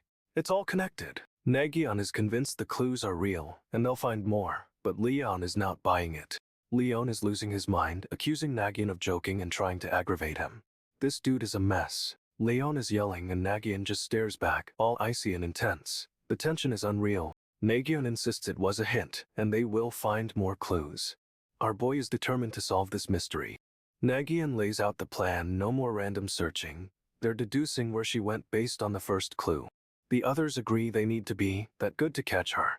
It's a serious challenge. They pinpoint the first clue's location, the east side of Woodian Village, and start brainstorming where she headed from there. Leon remembers she mentioned being an examiner for the northern region, and reveals he was sent to oversee an apprenticeship exam. He's hoping to work with her, but the others are already connecting the dots. Exams in every region? Suddenly, it clicks her destination has to be a convergence point, a central location for all the exams. Nagyunn realizes this means the center of the continent, and everyone is shocked by how quickly he figured it out. They're picturing the capital, a sprawling city, and Nagyunn seems to be considering it as a possibility. Nagyunn asks if anyone remembers when they first saw her, trying to piece together the puzzle. Leon is already losing it again, demanding to know what about the West. This dude can't handle the pressure? They decide to head in the direction of the capital, figuring that's where the exams, and she, must be. It's nighttime and they're camping out, but the forest is full of frog noises, super creepy, honestly. Nagyunn points out they haven't found any more clues, and everyone's starting to get frustrated. But Nagyunn quickly turns it around, praising Najin for getting them this far, and saying they wouldn't have made it without him. Suddenly, this dude who's been quiet is questioning if they're actually ahead of her. Things are tense. He's clutching a piece of red cloth, and his eye is straight up glowing red, which is concerning, to say the least. He suggests they share weapons to be prepared for anything, and the others are a little freaked out by his intensity. Someone asks why they should share, but this dude explains it's so they're ready for whatever happens in the heat of battle. He thinks getting to know each other better will help them connect. It's a surprisingly sweet moment, considering. Everyone seems on board, and one of them even volunteers to go first, ready to share their story. This dude with the axe is flexing hard, bragging about sparks flying when it hits things, so extra. The dagger guy keeps it short and sweet, showing off a weapon that emits sunlight once a day. Mysterious. Then there's the sword guy. His blade is super sharp, but has no special powers, and it's a family heirloom. He casually drops the name Lightning, and honestly, it's a pretty cool sword name. Now it's Nagyunn's turn, and she asks about Najin's weapon, looking for clues. She's really diving deep. But Najin suddenly looks off, clutching his side and looking way too intense. Something's up with this bro. He says he has something to tell them, and the way he's leaning looks seriously bad. He's clearly struggling. And then the bomb drops. Najin admits he's weak. Straight up weak. No way, this is a twist. It's a total gut punch, and our boy looks totally stunned. This is definitely not what they expected. The panel just says I'm weak, and wow. This is a heavy moment, and we're left hanging. Najin finishes his confession, saying he could never become the person everyone expected. It's a total bombshell. He adds that he's not the person they knew anymore, trusting them enough to share this huge secret. But then things get weird. Cracking sounds echo and everyone stares at Najin with confused faces. Najin reveals he's no longer able to fight, admitting he's become what he was meant to be, and it sounds ominous. Everyone is speechless, staring at Najin with total disbelief. What does this even mean? Suddenly, Najin's eyes glow red, and his hair transforms into these crazy, spiky golden strands. What is happening? He's changing, and it's happening fast, but the others can only look on in stunned silence. The transformation is complete, and Najin is radiating power. He's a whole different being now. The group is still reeling, questioning what they just witnessed. This dude is straight up unrecognizable. And honestly, this reveal is massive, setting up a huge shift in the story and leaving us with so many questions. Najin calmly states he's been waiting for this moment, revealing he's actually been playing everyone the whole time. Okay, so this dude, it's Nagyunn, is straight up confronting someone, accusing them of being his brother, but things aren't what they seem. Hold up, a warning flashes across the screen. This episode is apparently not for the faint of heart, and honestly, we can already feel it. Nagyunn realizes the bait has been taken, whatever that means, and someone is no longer able to fight, which is concerning. He's recalling what Nagyunn said, and it's starting to click that this whole situation is far more twisted than he initially thought. Nagyunn's assessment? It's fairly believable. Dude is ice cold, I swear. We get a quick, ominous shot of something. It's dark and shadowy and definitely not good news. But then, things take a dark turn. Nagyunn is shown cradling someone, and it's clear something terrible happened that day. The question is, what if someone had known exactly what was going on? It's a total what-if moment. Nagyunn thinks that if they had known, it would have only confirmed everything, and the implications are huge. We get a close-up on Nagyunn, and honestly, his expression says it all. This dude is plotting something big. Nagyunn's got a plan. Draw out the diamond mask, just in case it's connected to all this. He's wondering who took the bait, and his gaze lands on Luce. No way, this is getting intense. Luce narrows her eyes, questioning if Nagyunn is right, and honestly, she looks suspicious as heck. This other dude, apparently named Luce, smirks and his expression is seriously creepy. Bro. Nagyunn calls out Luce, and it's clear he's putting the pieces together. But what does it mean? Luce denies being the diamond mask, claiming Nagyunn is jumping to conclusions. But we all know that's never a good sign. He asks how far they are from the others, and it seems like they're not too far. Good news, right? Another close-up on Luce, and his red eye is sending chills down our spines. Seriously. Nagyunn stands firm facing Luce, and the atmosphere is thick with tension. You can cut it with a knife. But this isn't just a face-off. Nagyunn is clearly setting a trap, and Luce is walking right into it. Nagyunn straight up accuses Luce of being the diamond mask, remembering how weak he was during training. Luce is shocked, flinching back, but Nagyunn doesn't hold back. He's not going easy on Luce at all. Nagyunn reveals his objective to kill Luce, because he was the first to fail during training. Luce is stunned, questioning how Nagyunn plans to kill him, but Nagyunn doesn't waste time answering. Nagyunn draws a blade, and it's a super fast swing. This dude means business. He's going for the kill, but Luce is surprisingly quick, dodging the attack with a swift movement. Nagyunn and Luce are locked in a fierce battle, blades clashing as they trade blows. The fight is brutal, with both of them pushing their limits, but Nagyunn seems to have the upper hand. Nagyunn lands a hit, but Luce barely reacts. This guy is tougher than he looks, no way! But Nagyunn's relentless, pressing the attack, and Luce is starting to struggle, honestly. Nagyunn taps Luce on the shoulder, and Luce whips around, totally caught off guard. No way! Nagyunn starts rambling about how Luz fainted every single day during training, and it's clearly bothering him. Luz is straight up shocked, demanding to know what Nagyunn is getting at, but our boy just smirks. Nagyunn drops a bomb. He doesn't think Luz is special, because he's special too, and that's the truth. He says he only nicked Luz on purpose to check something, but then threatens to slit his throat next time. Seriously? Nagyunn presses him, asking if Luz has told anyone about what happened before, and Luz is clearly rattled. But before Luz can answer, shadowy figures appear, and they announce the hippo comes next. What does that even mean? These cloaked figures are intimidating, but Nagyunn doesn't even flinch. He's so focused on Luz. Luz is still reeling, but Nagyunn's eyes are burning with intensity, and he's not letting up for a second. Nagyunn is totally unhinged, and you can see a drop of sweat rolling down Luz's face. This is getting intense.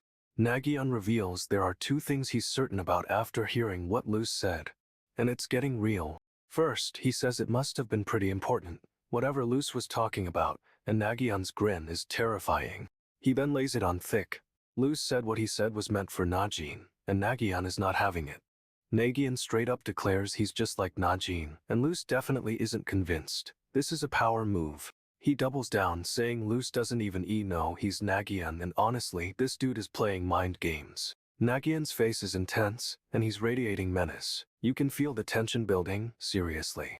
He demands to know what Luz was saying back there, and it's clear he's not letting this go, not one bit. Nagyunn reveals he only grazed Luz on purpose to test something, but threatens to kill him next time. Yikes. He asks if Luz told anyone else what happened, and Luz is clearly uncomfortable, but Nagyunn won't back down. But before Luz can answer, shadowy figures arrive announcing the hippo comes next, and this just complicates everything. Luz tries to play it cool, saying Nagyunn said all of this himself, but our boy is not buying it.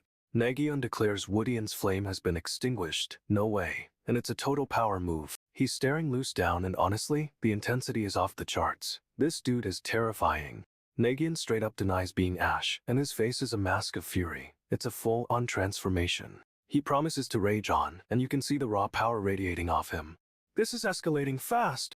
Nagyunn is unleashing everything he's got, and it's clear he's not holding back, not even a little.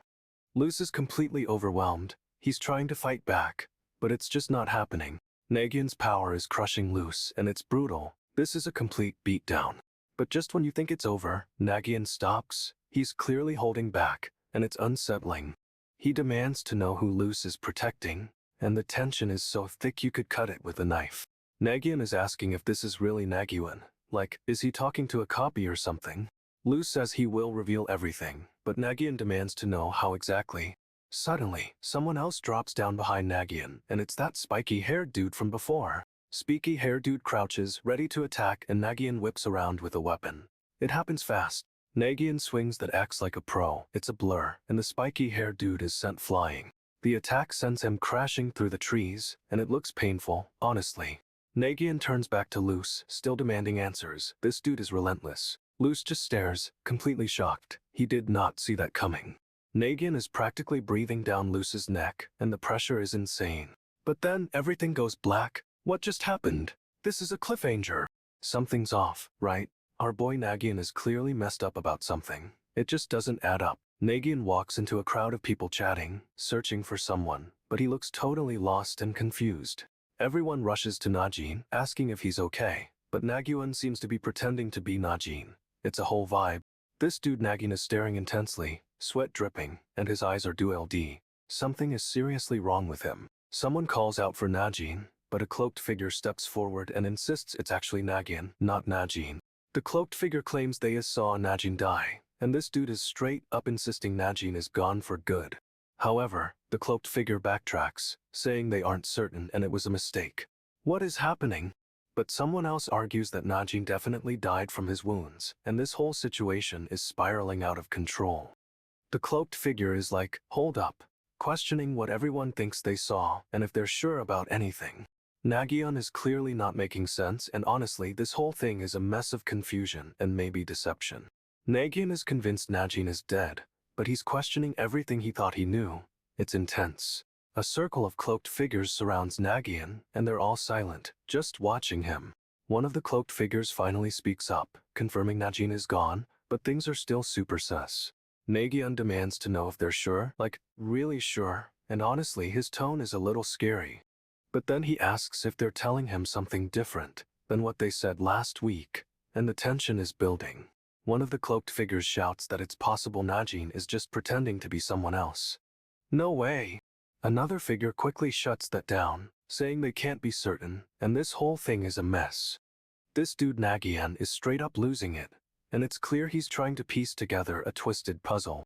Nagyunn is spiraling, and he's desperately trying to figure out what's real and what's a lie. But honestly, this whole situation is a huge mind game, and I have no idea what's going to happen next. Okay, so the cloaked leader is laying down the law. They can't act with those knights around, it's too risky. But then things get weird. He seems to recognize the name Luce, and mutters about a child of the fire. What does that even mean? He's dropping a bomb on Luce, saying they have plans, and he's leaving Najin in Luce's care for now. Then he's gonna explain the battle plan. Luce is totally shocked. He doesn't even react as a bandit, just freezes up, and this dude can't process it. The leader is staring right at Luce, and it's clear he sees something beyond just a member of the masked bandits. He's realizing Luce isn't just a pawn in their game, but someone with a past, a real identity. The leader is laying it all out. Luce isn't just a member of the bandits. He is Luce, the person they've been waiting for. The cloaked figures start moving, heading off in different directions. It's like they're activating some kind of plan. However, the leader stays put, still fixated on Luce. It's super creepy and we're left hanging. And honestly, the suspense is killing me. What's going on with Luce, and what does this child of the fire have to do with everything? Okay, so the leader is straight up revealing that Nagyunn, or Najin, is far closer to the truth than he realizes. He's basically telling Luce to spill the beans, demanding to know who he really is, and the tension is insane. But Luce is clearly reeling, and this dude is trying to decide if he should lie or just come clean. He's spiraling, thinking about how to explain that he literally tried to kill this man's brother. No way that's gonna go well. However, the leader doesn't even get a full answer because suddenly, another cloaked figure appears. Luce's friend. This guy is losing it, demanding to know what Luce did and yelling for him to say something. It's a total mess. Luce is frozen, staring blankly, and our boy is left completely speechless, unsure what to tell his friend. But the leader just casually drops that Luce was hoisted by his own petard, meaning his actions backfired spectacularly. And honestly, it's a brutal cliffhanger, because now we're left wondering what exactly Luce did to himself. The episode ends with a title card, The Ember Knight, and I'm officially dying to know what happens next. Nagyunn's eyes lock onto Luce, and he's clearly calculating something. This dude is intensey. Suddenly, Nagyunn dashes forward, moving faster than anyone can react. It's a total blur. He's slicing at Luce with a blade, but Luce's friend jumps in to defend him. Talk about a clutch save! Nagyunn slams into his friend, sending them both flying, and it looks painful. No way that's comfortable. He spins around, blade raised, and straight up slashes at his friend, and it's brutal, honestly. But Nagyunn's friend isn't going down without a fight. He's already countering with his own attack. Nagyunn stumbles back, clutching his arm, and he's clearly surprised by the force of the blow. Ouch! He yells at Luce to quit it, demanding to know if he really wants to fight this out. The tension is unreal.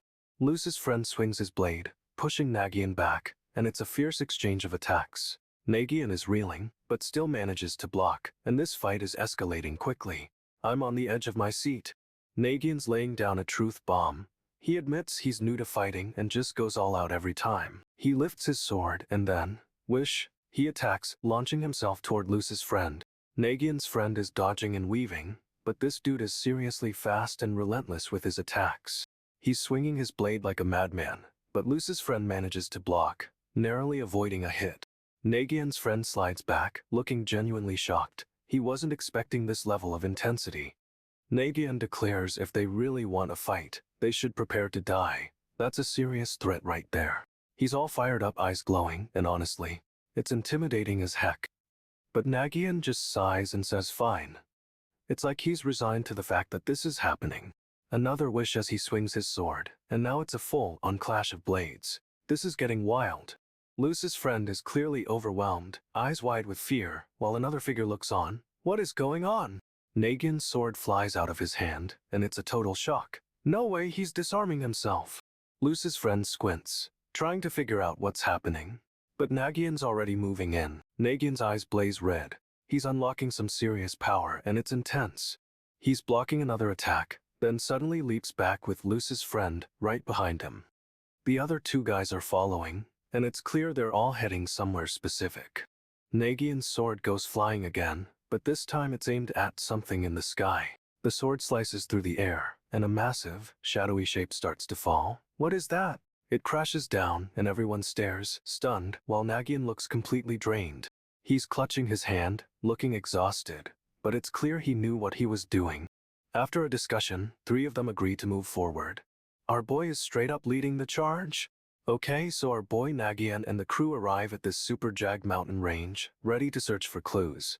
They're gearing up for a field search, and Nagyunn lays down the rules speed and bread their key. Nagyunn says they've got 1 hour to cover ground, and if anyone runs into trouble, they better yell for help. He's all about teamwork, suggesting whoever finds a clue has to take night watch. It's a solid plan, honestly. And then Nagyunn takes off like a rocket, straight up flying across this rocky landscape. He's moving so fast it's just a blur of speed and a SH sound effect, which is kinda cool. Nagyunn's taking confident steps, thinking he's owning this search, but plot twist, he trips and faceplants into the rocks. A total flop, no way! For a moment he's down for the count, but he's already getting back up. He's determined to keep going, even after that epic stumble. Our boy is relentless, I tell ya. Nagyunn's staring into the distance, and honestly, he's starting to suspect Luce isn't the only mastermind. He's got a feeling one or more of his teammates might be working with the masked bandits. Talk about a betrayal. The others are chatting, and Nagyunn's clearly keeping his suspicions to himself, weighing up the possibilities. But it's not just suspicion. Nagyunn's realizing he might be the biggest problem here, which is a total mood. He admits he's been pushing himself, building stamina, but he's still not on the level of the other knights. Nagyunn's determined to catch up though, and straight up refuses to accept he's falling behind. He's thinking about what he can't catch up on, but then he spots someone in the distance. A hooded figure. It's one of the bandits, and they blocked an attack. This dude is seriously skilled. They identify the bandit as Najin, which is a massive reveal, and Nagyunn's face is like stone. Nagyunn's eyes flash red and he's clearly processing this information. Like, is this real life? Nagyunn's eyes are located on this Najin imposter, and honestly, the tension is insane. He's trying to process it. Is this a trick? A clone? But it's definitely Najin's face. This dude is grabbing for him, and Nagyunn's reaction is pure fury, eyes blazing red, no doubt. Nagyunn's going full on berserk, and the force of his attack sends the bandit flying backwards. He's chasing after the bandit, moving so fast it's just a blur of speed and anger. The bandit's trying to escape, huffing and puffing, but Nagyunn's gaining on him quickly.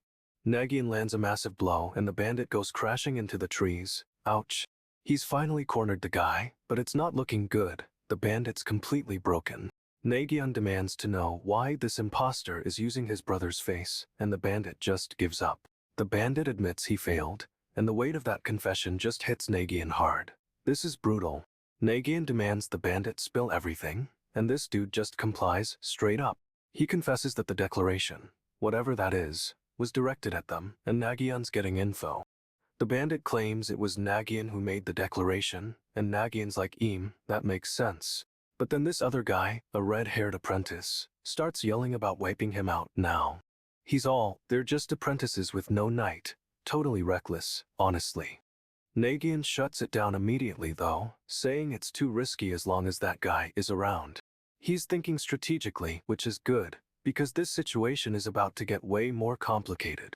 The bandit confirms it is Nagyunn, his twin brother, who made the declaration. No way!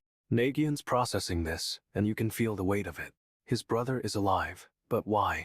This is a total curveball, and our boy Nagyunn is about to make some serious decisions. Nagyunn decides to put his brother on the back burner, talk about cold, and focuses on getting stronger, no doubt.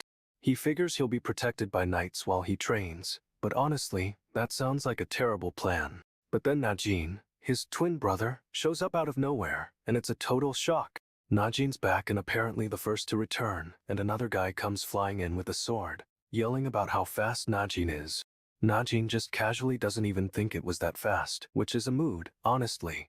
The knights demand a report on their findings, and things are getting tense.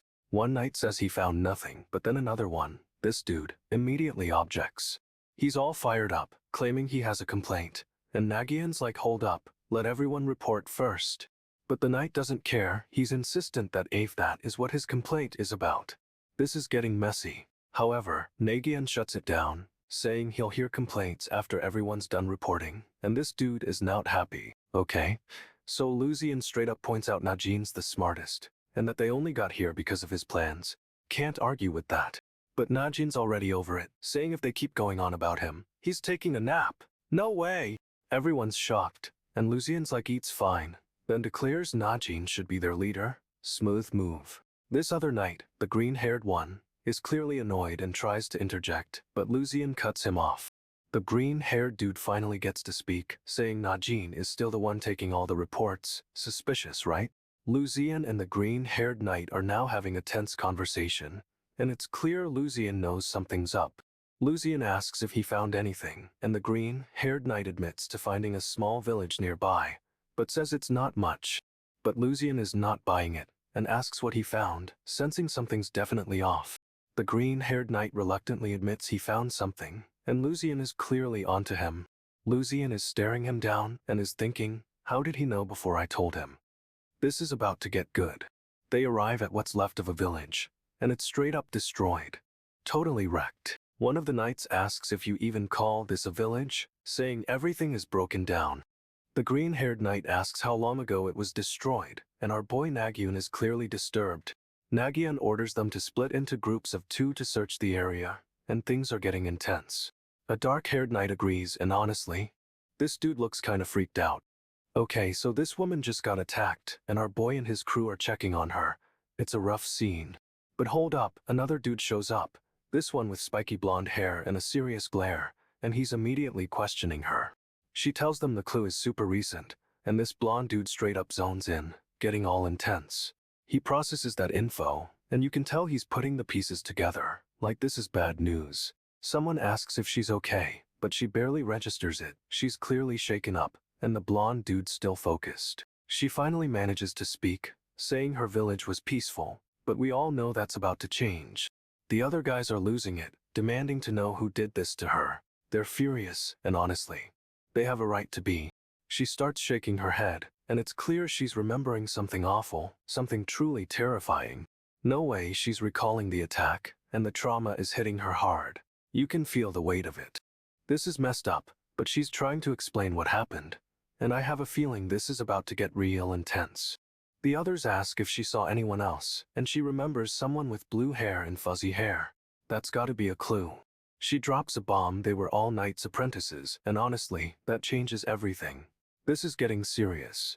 She's pleading with them now, begging them to save the people, and it's clear she's desperate for help. Our boy and his crew look at each other, and you can feel the weight of her request. They're about to make a decision.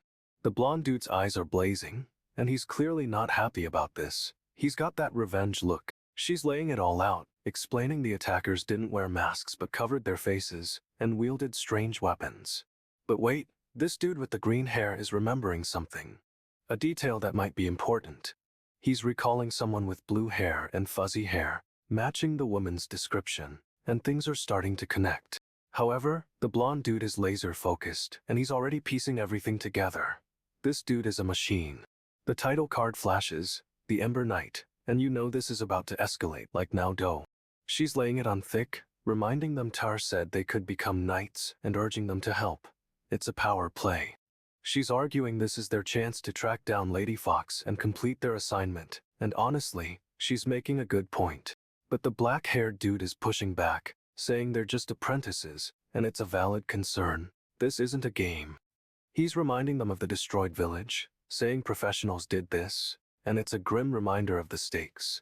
The blonde dude agrees with Tyr, saying if they catch Lady Fox, they'll finally get real assistance. Ambition is real. But then the blonde dude straight up explodes, demanding to know what they're even talking about, and the tension is THCK. The blonde dude's remembering something, and it's clearly connected to the attack, and his expression is intense. He whispers Najin, and you can feel the shock ripple through the group. Wait, oh hat. He's clearly putting the pieces together, realizing something massive, and this is about to change everything. And the black-haired dude asks what he thinks, setting the stage for the reveal. This is gonna be good. The blonde dude is spiraling, questioning if whoever raided the village is stronger than a knight. Serious stakes. He remembers clues, realizing the knight just left the village, which means something's seriously off. But even so, the black-haired dude is a stone-cold boss, declaring he'll fight whoever did this, no question. He lays down the law. They have to help those in need. It's the knight's way, and honestly, respect. The blonde dude is staring intensely, and his expression is giving off major vibes. Something's brewing. He's thinking about Najin, and it's clear this dude is connecting the dots, realizing something huge about his brother. He's remembering something, and it's clearly connected to the attack, and his expression is intense. The blonde dude is remembering something, and it's clearly connected to the attack, and his expression is intense. He whispers Najin, and you can feel the shock ripple through the group. Wait, mhat. He's clearly putting the pieces together, realizing something massive, and this is about to change everything. Our boy declares he's going to find Lady Fox, straight up refusing to just sit around and wait. He thinks the right call is to find her and get her help. This dude is a real leader, no doubt. The blonde dude is speechless, completely shocked by whatever just clicked in our boy's head. He starts questioning what Najin would do in this situation, and it's clear he's grappling with something major. He decides he will act like Najin whatever it takes. This is a huge turning point for him. He takes a step forward, and it's a powerful moment, like he's fully embracing his brother's legacy. Someone reveals there's a large cave halfway up the mountain, and they've been spotted heading there. They're saying the people who attacked the village are hiding out in the cave, and honestly, that's a direct challenge. Our boy is already moving, determined to confront whoever did this, and it's awesome. He's not wasting a second. This dude is going in, and it's about to go down. He stands before the cave taking it all in, and it's clear this is where everything changes. But wait, the blonde dude's eyes are glowing red, and he's not looking too friendly. This dude straight up draws his sword on our boy, and the tension is insane. He says, okay. Like, what does that mean? It's super creepy. They both step into the darkness, and honestly, this cave is giving off major bad vibes. Each step echoes, and it's so intense. The silence is deafening, but you know it won't last. He's breathing heavily, clearly pushing himself, but he won't let anything stop him. And then, whoosh! Something massive rushes past them, creating a huge gust of wind. It's a total cliffhanger, and we have no idea what just happened, but it's definitely a threat. Our boy is determined, though. He's not backing down, and he's ready to face whatever's ahead. Our boy Nagyunn realizes only 2 people fell for his disguise. That's huge, and it means the net is closing. He follows the pink-haired dude toward the cave, but something feels off. It's like they're being led into a trap. The cave is absolutely massive and eerily quiet, but they push forward, hoping to find some answers. They call out, thinking the cave is empty, but someone is already hiding in the shadows. Creepy. A cloaked figure is crouching in the darkness, and they're watching our boy and the pink-haired dude. The pink-haired dude suddenly tells Nagyunn to be quiet. Something's nearby, and it's definitely not friendly.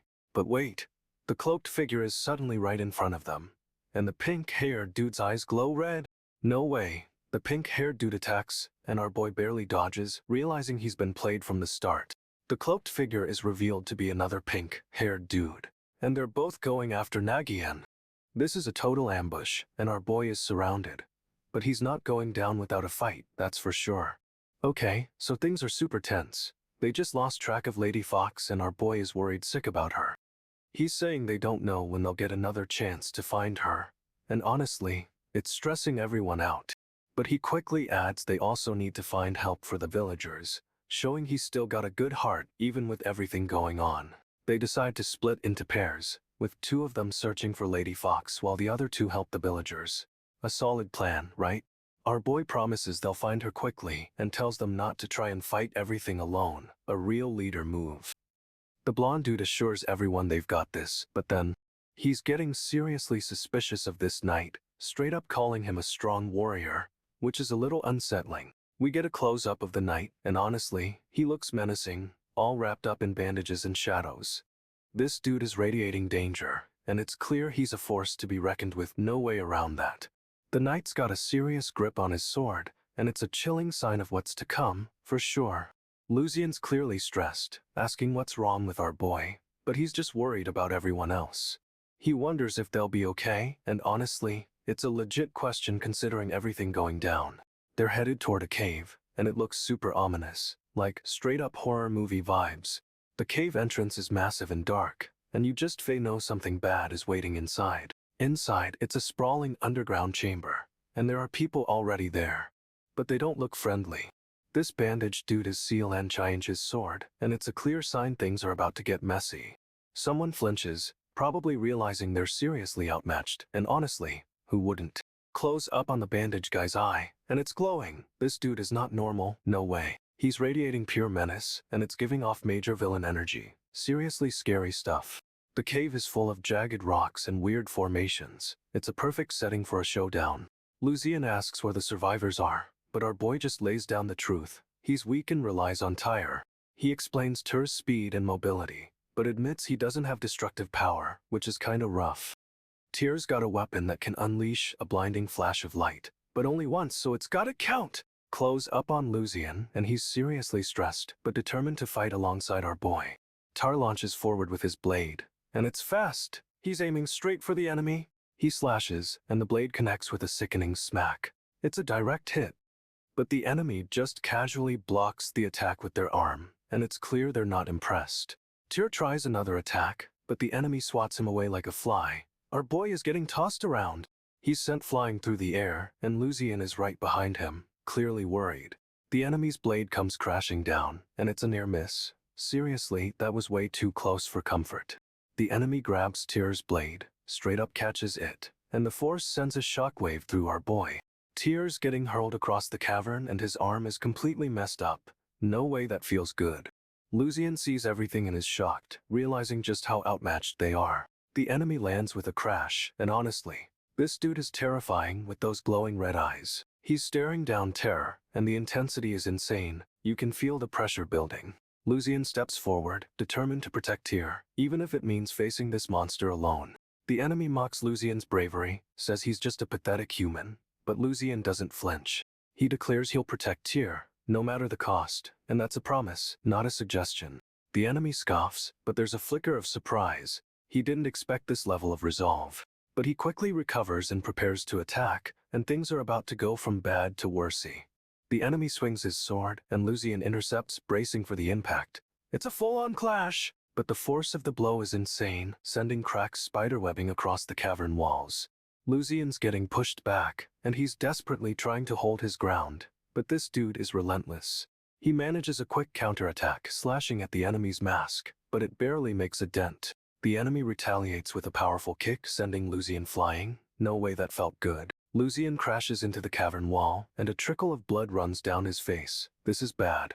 Tyr tries to get up, determined to fight, but he's clearly injured and unsteady on his feet. The enemy turns his glowing gaze on Tyr, and honestly, it's terrifying, pure malice. However, Lucian throws himself in front of Tyr, shielding him from the attack. What a bro! The enemy's sword cleaves through Lucian's arm, and he cries out in pain. This is getting brutal. Lucian unleashes some serious power. A blinding flash erupts, and it looks like he's going all out. Everything goes white, and honestly, we can barely see anything. It's total chaos right now. The enemy's sword comes down, but Lucian somehow manages to block, though it knocks him off his feet. Tyr's down and the enemy looms over him, ready to finish the job. No way this is good.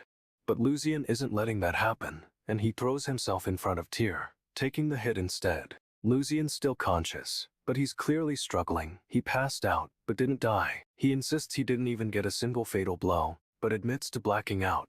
This dude is tough. Tyr's shocked and asks if Lucian used that power. Whatever that is, it's a big deal. Lucian explains he had no choice. He had to protect Tyr while he was unconscious, straight up. Tyr's still reeling, but Lucian is already pushing himself up. Our boy is a machine. Lucian's eyes snap open, and he's finally seeing something, but it's clearly messed up. He realizes Tyr and the other guy never even had a chance, because Lucian was already moving. Lucian launches forward with his blade, a blur of motion.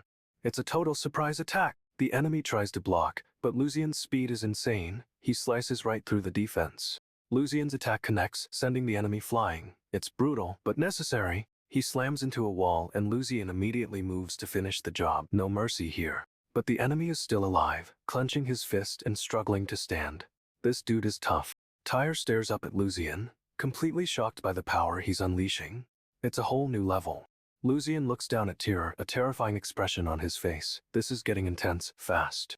Okay, so this mysterious hooded figure, we quickly learn it's Lucian, is straight up intimidating with the bandages and glowing eyes. He's meeting with his crew, a bunch of seriously intense looking guys, and they're planning something big. Lucian unsheathes this crazy long blade, and it's clear he's not messing around. He's ready for a fight. Suddenly, one of Lucian's guys gets hit, like, poof, gone, and everyone's freaking out, especially the guy with the red eye.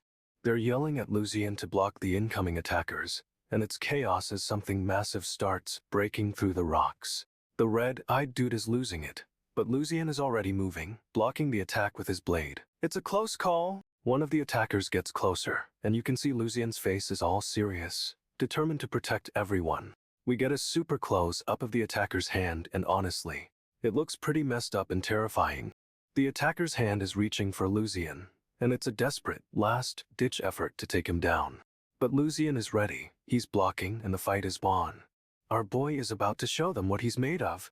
Lucian's getting hit, and he's clearly feeling it, like, totally numb, but he's trying to push through. The red-eyed dude is losing it, screaming at Lucian to stay focused because these attackers are seriously strong. He's warning Lucian they're as powerful as knights and one wrong move means certain doom, no cap. Lucian's shocked by this revelation, but he's already bracing for another attack. This is intense. The red-eyed dude is still yelling, demanding to know how Lucian is doing, but he needs a straight answer, no pride. He admits he expected this level of power, but now he wants to know everything. What's the plan? Suddenly, the attacker's hand breaks through the defenses and is reaching for Lucian, and it looks brutal. We get a super close-up of the attacker's hand. Those black spikes are terrifying, honestly.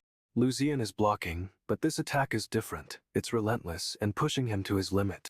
The red-eyed dude is freaking out again, clearly worried about Lucian, but our boy is still fighting. Lucian straight up admits he's hit his limit, can't even move a muscle. This is bad, y'all. Tears down, and the others are yelling they've got to do this themselves. No help coming. This dude Najin is moving so fast, a blur of dark clothing, rushing toward the attacker. Najin swings and the sword connects with a sickening foot sound. It's a clean hit. They're declaring they've got this, even with Tyr hurt, and are totally ready to fight. Najin's got this intense stare, and the others are backing him up, trusting his lead. The attacker is surrounded, but they're still standing strong, sword raised and ready. The ground starts cracking around them. This fight is literally shaking the place apart. A huge chunk of rock breaks off and falls, but Najin dodges it with insane reflexes. The attacker's surrounded, and it looks like they're about to get overwhelmed. No way out. The attacker swings and Lucian barely blocks. The force is massive, sending cracks spiderwebbing across the ground. Najin's already moving, a blur of speed, and he's slamming his sword down on the attacker's blade. The attacker tries to counter, but Najin dodges and lands a brutal strike. It's a clean hit. Suddenly, the attacker is surrounded by more masked fighters, stopping forward to overwhelm him. But Najin isn't letting them get close. He's deflecting blows left and right, a whirlwind of steel. He's got that cold, intense look in his eyes, and the others are coordinating attacks, backing him up perfectly. The attacker realizes they're totally surrounded, but they don't seem phased, still holding their ground. Najin is thinking, was this whole thing a setup, a plan to corner him with sheer numbers? The masked fighters surge forward, swords raised, and it's a full-on clash of blades. They're closing in, and Najin is right in the thick of it. This is about to get seriously messy. Najin's sword connects, and the attacker's weapon satars. It's a clean break, and honestly, this dude had it coming. The attacker yells at his allies, saying this is part of their strategy, but it sounds like he's desperately trying to convince himself. Suddenly, another masked fighter slams into Najin, sending him flying backwards. What a cheap shot. Najin crashes into a pile of rubble, but he's already pushing himself up, scanning for the next attack. He realizes they're using the tight space to their advantage. It's hard to wield a large weapon here, and they know it. The masked fighters press their assault, and Najin is forced to go on the defensive, deflecting blow after blow. But the attacker with the broken sword is still standing, eyes glowing, and looking straight at Najin. Creepy. The attacker's mask starts to crack, revealing a terrifying face beneath. This is getting seriously intense. Najin thinks back to what the others said, and it hits him. Is this what they meant by strategy? The attacker unleashes a devastating strike, and the ground sear unches under the force. No way, this is good. The attacker lunges, sword aimed at Najin's head, but our boy flips backwards. Talk about a close call. He lands in a fighting stance, realizing this isn't just a fight, it's a deliberate trap set for him. Najin's opponent grins, revealing a truly terrifying expression. This dude is straight up unhinged. The attacker reveals more of his face, and it's Najin's brother. But how is this possible? He's shouting about how Najin always took everything, and now it's time to pay. This is getting dark. Najin tries to ask what's going on, but his brother just attacks with a furious flurry of blows. The attacks are relentless, and Najin is barely managing to defend. This is a brutal, desperate fight. Suddenly, swirling energy erupts from his brother, intensifying the attack. What is happening? Najin is thrown back, battered and bruised, but he's still getting up, determined to fight on. His brother screams, launching another massive attack. But Najin's eyes are glowing, and he's ready to meet it. His brother's energy surges, and Najin's eyes widen. He's realizing this isn't just a fight, it's a full-blown power display. The brother attacks with blinding speed, but Najin somehow anticipates it, narrowly dodging the first blow. He's deflecting the strikes, but his brother is relentless, pressing the attack with a terrifying, furious energy. Najin manages to create some space, but his brother's grip tightens, and he's pulling him in for another assault. Suddenly, a flash of white energy explodes and Najin is sent flying. No way, that was brutal. He crashes hard, but scrambles to his feet, determined to keep fighting even though he's clearly outmatched. The brother unleashes another wave of energy, and this time it's different. It's absorbing Najin's power. Najin feels his strength draining, and his brother's grin widens. This dude is straight up stealing his energy. But Najin isn't giving up. He focuses all his remaining power, and his eyes glow with an intense, desperate light. Okay, so things are INTS? Someone just wrote S-message across the screen, and it's clearly a threat. This hooded figure appears, totally wrapped in bandages, and is straight up stalking someone in the dark. He's grabbing this guy's shoulder, and you can tell this isn't a friendly check-in. Nagyunn is serious. The guy he's grabbing is shocked, eyes wide, realizing he's in deep trouble, no way out. Nagyunn moves so fast it's a blur, a stubborn age of fabric and fury, closing in on his target. He's slicing through the air with his sword, but the other guy's already bracing for a fight. This is about to get messy. The attack connects, sending a huge chunk of ice flying, but our boy Nagyunn doesn't even flinch, still advancing. He's stomping forward, sword raised, and this other dude is trying to block, but he's clearly outmatched. The enemy's eyes flash red, a wild, terrifying look. But it's too late. Nagyunn's got him cornered. This dude is unleashing some crazy power, but honestly, this dude had it coming, and Nagyunn is ready. Nagyunn's pushing his limits, panting and admitting he's not used to this level of fighting yet. He's totally exhausted, saying this is as far as he can go, but someone's watching, and grinning. The hooded figure is looking down on them, and Nagyunn's teammate looks up in shock. What's happening?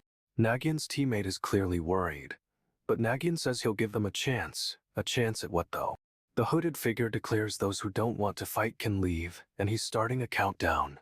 To 3. Nagyunn's teammate is confused, asking what? Like what is going on with this weirdo? Nagyunn's teammate looks scared, but Nagyunn is still focused, ready for whatever comes next. Someone asks who's coming, one way or another. It's a total threat. This dude, Lucian, is straight up exhausted, admitting they're weak and can't win.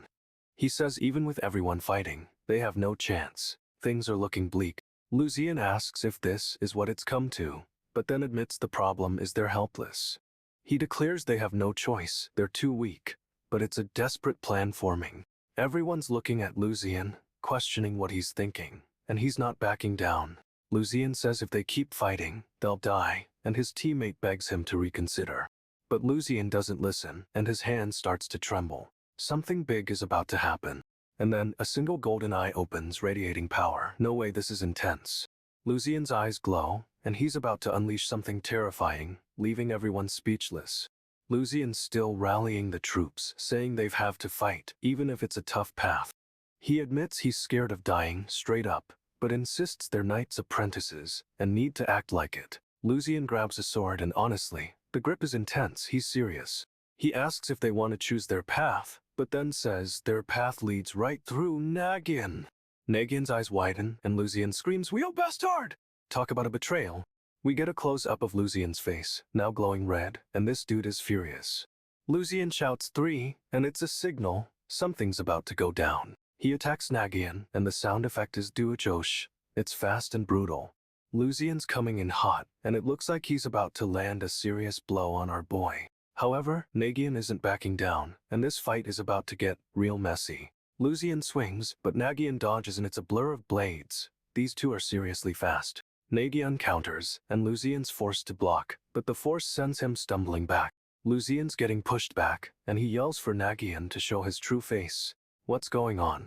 Nagyunn's face is partially hidden by his hair, but a dark mark appears on his skin. It's creepy. He reveals a full face of those dark markings, and Lucian's shocked. This is a whole other level. Nagyunn says he's already wearing his true face, and Lucian's confused, demanding an explanation. Nagyunn tells him to remember Najin, and Lucian realizes something's off, asking if he's Najin. Nagyunn confirms he's Najin, and Lucian's absolutely floored, betrayal-level expert. Lucian's reeling, but Nagyunn says it's not a trick, and Lucian needs to accept the truth. Nagyunn declares he'll finish what his brother started, and Lucian just stares, completely speechless. Lucian's still reeling from the Najin reveal, but Nagyunn straight up tells him this is his plan. He's letting the others pass because he knows they'll fail and die. This dude is ruthless. Nagyunn glances at the group, and it's clear he thinks they don't have what it takes to survive. Lucian's furious, demanding to know why Nagyunn would let them go to their deaths. Nagyunn says they won't survive anyway, and it's a cold, calculated response. No way! He's got this icy look in his eye, and Lucian is trying to process everything, but it's too much. Lucian's protesting, but Nagyunn cuts him off, declaring he's finishing what his brother started.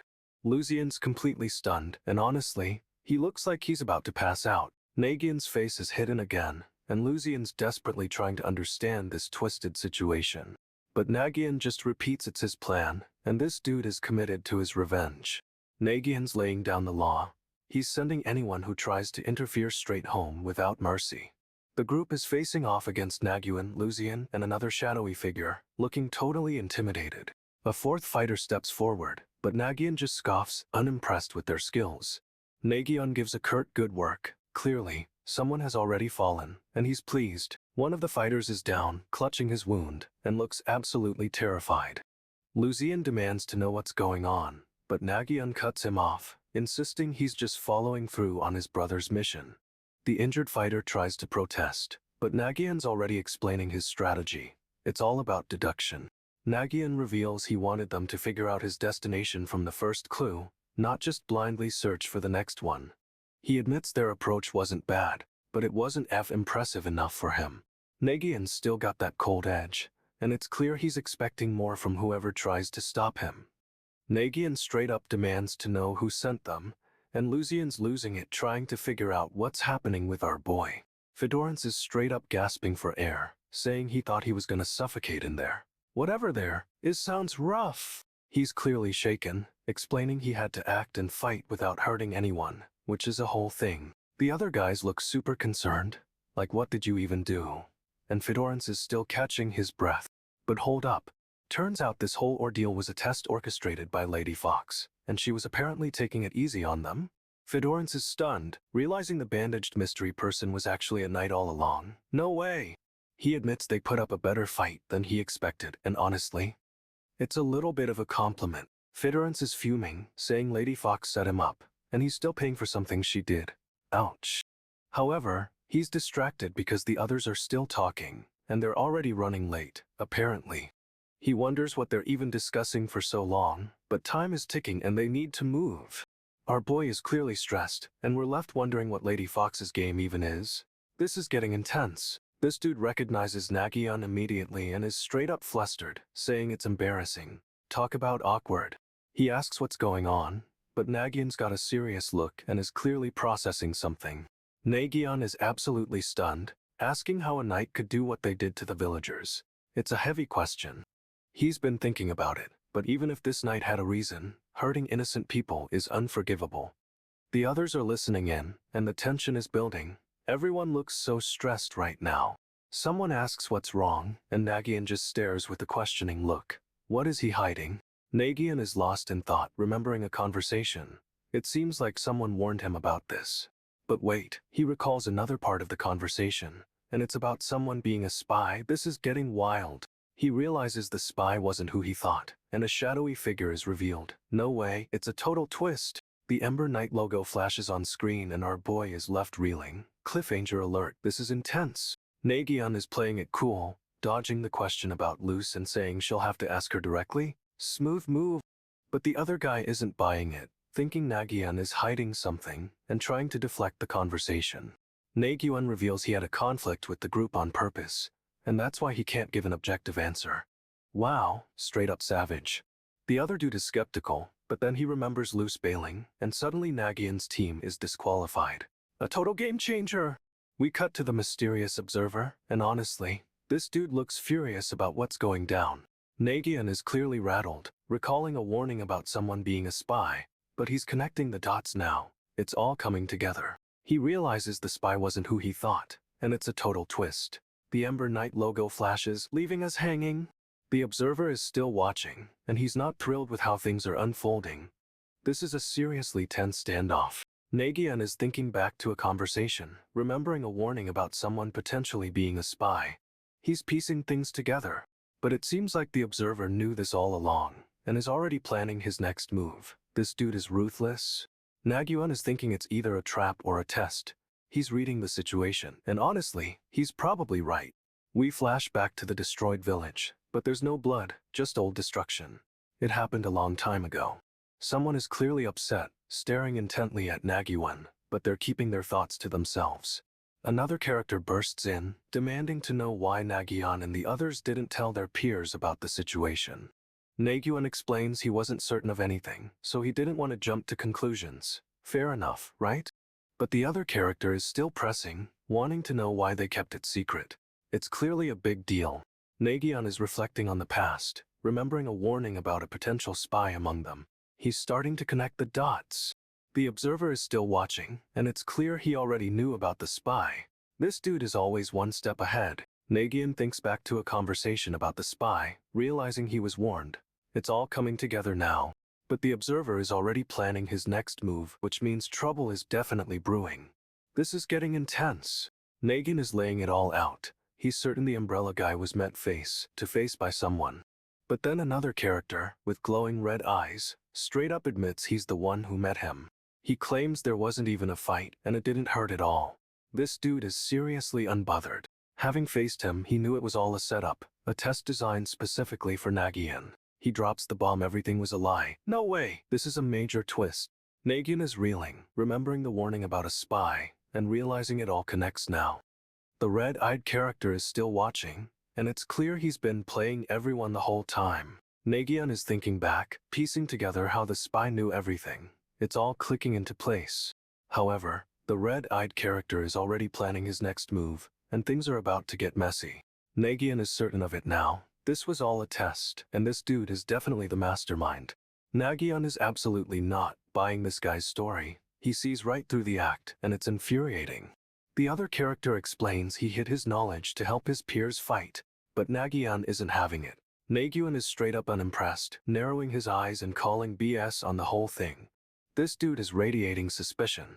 Nagyunn is convinced he's hiding something, and his expression says it all. But the observer insists his ability to analyze the situation exceeds even advanced levels, which is a little sus. He's claiming that the power Nagyunn showed was more than enough, like, way more than enough. Nagyunn is laying it all out. The power he displayed was enough to prove he's a threat. And honestly, this is a power play. The observer is setting the stage for something big. Nagyunn is clearly rattled, realizing this whole situation is way bigger than he thought. But the red-eyed character is already moving, and the power he's unleashing is absolutely terrifying. Nagyunn hears something, and he's instantly on edge. This dude is sensing a threat, for sure. This observer, Najin, straight up tells Nagyunn he doesn't like him. Not even a little bit. Najin lays down the law. Nagyunn's behavior is dishonorable, and he used his comrades. Ouch.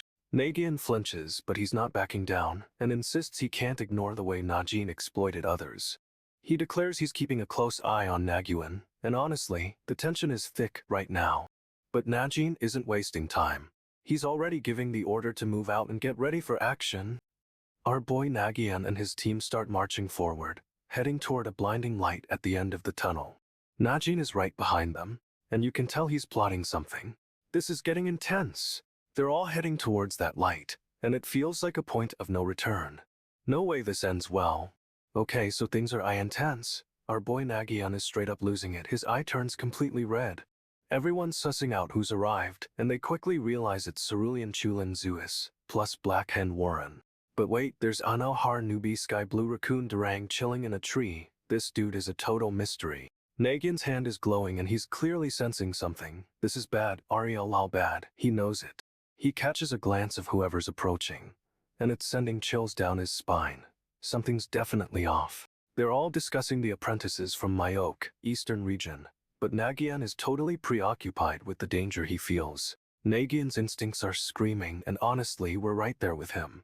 Who iced this person? Everyone's wondering what Raccoon thinks, but Nagyunn's focused on the looming threat.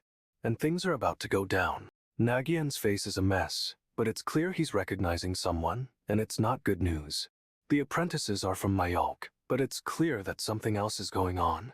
Nagyunn's on high alert. Okay, so we've got apprentices from Virgil in the Deep South. They seem kinda chill, honestly. Yulnia and Najin are here, and Najin looks seriously stressed, like something's already wrong. Paimal and Lyman show up, and Paimal is straight up laughing at how weak everyone looks. Rude. Mayusa, Torisin, and Jiroon join the party, and Torisin says Marsha is being way too nice to everyone. Marsha is definitely the center of attention, and she's not loving it. She's all, everyone's eyes are on me. She's clearly uncomfortable with all the stares, but she has no choice. She needs to play the part. Nagyunn's getting flashbacks, and he realizes Marsha is someone he knows from his past. No way. He remembers Marsha being obsessed with him, constantly trying to get his attention. It's kinda creepy. But here's the twist. He recalls Marsha being the one who betrayed him, and honestly, this dude had it coming. Nagyunn's eye is glowing again, and he's ready to unleash, because this reunion is about to get wild-y. Nagyunn's questioning Marsha about what she's been up to, but she denies everything. Classic villain move. She insists she never had anything to do with it, but Nagyunn straight up says she decided it all on her own. Nagyunn's eye is blazing, and he declares Najin would never have agreed to whatever this is. We get a super close-up of Nagyunn's eye, and it's clear he's losing it. This is getting intense. A mysterious woman with teal hair glares down at them, and she looks seriously unimpressed. Nagyunn just dismisses her, saying he doesn't associate with trivial people. Ouch, harsh! He tells her to focus on becoming the strongest knight herself, and honestly, the shade is real. The teal-haired woman starts walking away, and the others follow, but Nagyunn is clearly focused on her. Nagyunn begins to follow, taking purposeful steps. This is about to go down, I can feel it. Another close-up of the teal-haired woman, and she looks completely unbothered. She's playing it cool. Nagyunn reaches for the teal-haired woman, but she instinctively recoils. She's not having it. This dude, Najin's former ally, is clearly distressed, clutching his chest like something's wrong. The teal-haired woman just steps forward, ignoring Nagyunn, and her expression is ice-cold. Nagyunn grabs her arm, but she doesn't flinch. She's straight up unfazed by his aggression. She tells him not to touch her, and honestly, her voice is icy. This is a power move. Nagyunn's eye flashes again, and he demands to know what she's hiding, but she just scoffs.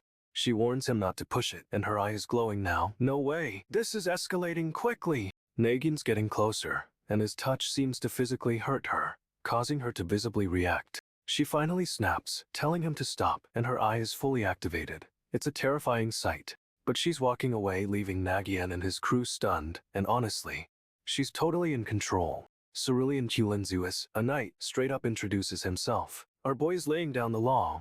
He announces he's going to explain knight theory to everyone. But honestly, they look so lost already.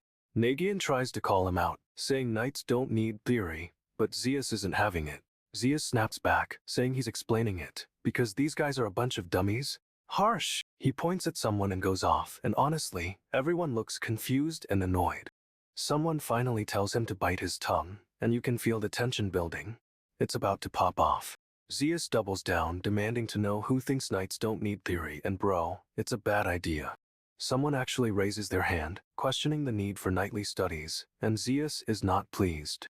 But before Zeus can unleash, a figure interrupts, and it looks like things are about to get even more complicated. The scene cuts to a dark, mysterious landscape. What does this have to do with anything?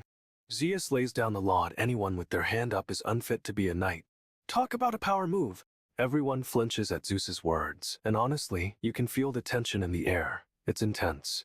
Zeus launches into the story of the spear and the shield, claiming a weapon merchant once possessed both. She displays a spear, boasting it can pierce anything. This is getting good, right? Next, she presents an impenetrable shield, claiming it can stop any weapon, and it looks pretty solid. An onlooker asks the obvious question, what happens when the spear meets the shield? It's a trap. Zeus is setting up a classic test, but what's the point? This dude is playing 4D chess. She's trying to teach them the importance of balance, but honestly, it feels like a setup. Zeus is driving home a point about knights needing to understand both offense and defense, and it's kinda smart. But something feels off. This whole demonstration is too perfect, and I'm starting to get suspicious. Zeus suddenly asks if anyone knows the location of the weapon merchant. It's a total curveball. Okay, so this dude is carefully lifting this weird, glowing box. It's super important, clearly. He's lifting it with one hand, looking all intense, like this is a delicate operation, bro. The box snaps open with a swoosh sound, revealing something dark and spiky inside. No way! It clicks into place on his helmet, and honestly, it looks like it hurts to put on. He asks if everyone's ready, and the other armored figure just hems at him. Rude! The other figure responds, and it's a straight-up reveal. They're looking for the fox. Our boy is totally focused, staring ahead, while the other one seems skeptical. But then he says it again, the fox. And the tension is building, I swear. He's getting seriously intense, and you can tell something big is about to go down. He repeats, the fox, one last time, and it's clear this dude is on a mission for revenge. He's sizing up the situation, saying, the fox isn't nearby, but not far either, super cryptic. But then he drops a bomb, other knights are coming too, and one of them is as seriously troublesome. Our boy wants to know, who could cause that much fear? And the armored figure is all, you should know. He's dropping hints and acting mysterious, and honestly, it's starting to get on my nerves. This dude is clearly remembering something awful. A name, a face, a betrayal, something big. And the name is Wandang? No way, that's a seriously intimidating title. He's remembering a pink-haired girl, and she looks intense, clutching a set of drumsticks. She's giving off major don't mess with me vibes. This isn't someone you want to cross, trust me. The knight is saying Wandang is the most dangerous one coming, and our boy knows exactly who she is. So Wandang is a legendary knight, but also a total menace. This is gonna be good. Okay, so the pink-haired knight is getting seriously worked up, and she's pointing at this other dude. She's yelling at the dark-haired girl, who looks totally unimpressed and kinda freaked out, TB. The pink-haired knight is losing it, practically screaming. She's clearly remembering something awful. But then, the blonde kid and the knight with the green hair are looking all confused and worried. Someone's holding a matchstick, and it's lit, super ominous, like a threat is being made. The dark-haired girl grabs the match, and for a second, she seems to think she's won, but that's wrong. The knight with the green hair drops a truth bomb. They're up against someone just like her. She says there's no such thing as winning. Talk about a bleak outlook, right? The dark-haired girl gets way too close, and things are getting seriously awkward with the green-haired knight. And honestly, this whole situation is a mess, and I have a feeling it's about to get even worse. The blonde knight is straight up claiming he's the winner, even though the fox said no one won. Is he delusional? The dark-haired girl thanks them and says she'll see them there, then asks for a trade, which is super sus. The green-haired knight is losing it, whispering that those guys made fun of our boy. He's getting protective. We get a close-up of the green-haired knight's eye, and bro is furious. He's not messing around. The green-haired knight's face is all twisted up, and honestly, he looks terrifying right now. He declares he's coming at them with everything he's got, and this dude is about to unleash chaos. The green-haired knight Lucian and the blondie Wadrin are all lined up, ready for a showdown. Another close-up of Lucian, and he's looking absolutely unhinged. This is going to be wild. And finally, a shot of Wadrin. He's definitely not happy about this, and neither are we. No way this is going to end well, but I'm so ready to see how it all goes down. Wadrin starts rummaging through his bag and pulls out a freaking wooden sword. What is happening right now? He's all, well, the first one to fall gets this, and Lucian is not amused. This dude is playing games. Lucian straight up grabs the wooden sword, snapping it in half with his bare hands. Talk about sending a message. Wadrin sneers, looking down at Lucian, but honestly, he's about to regret that.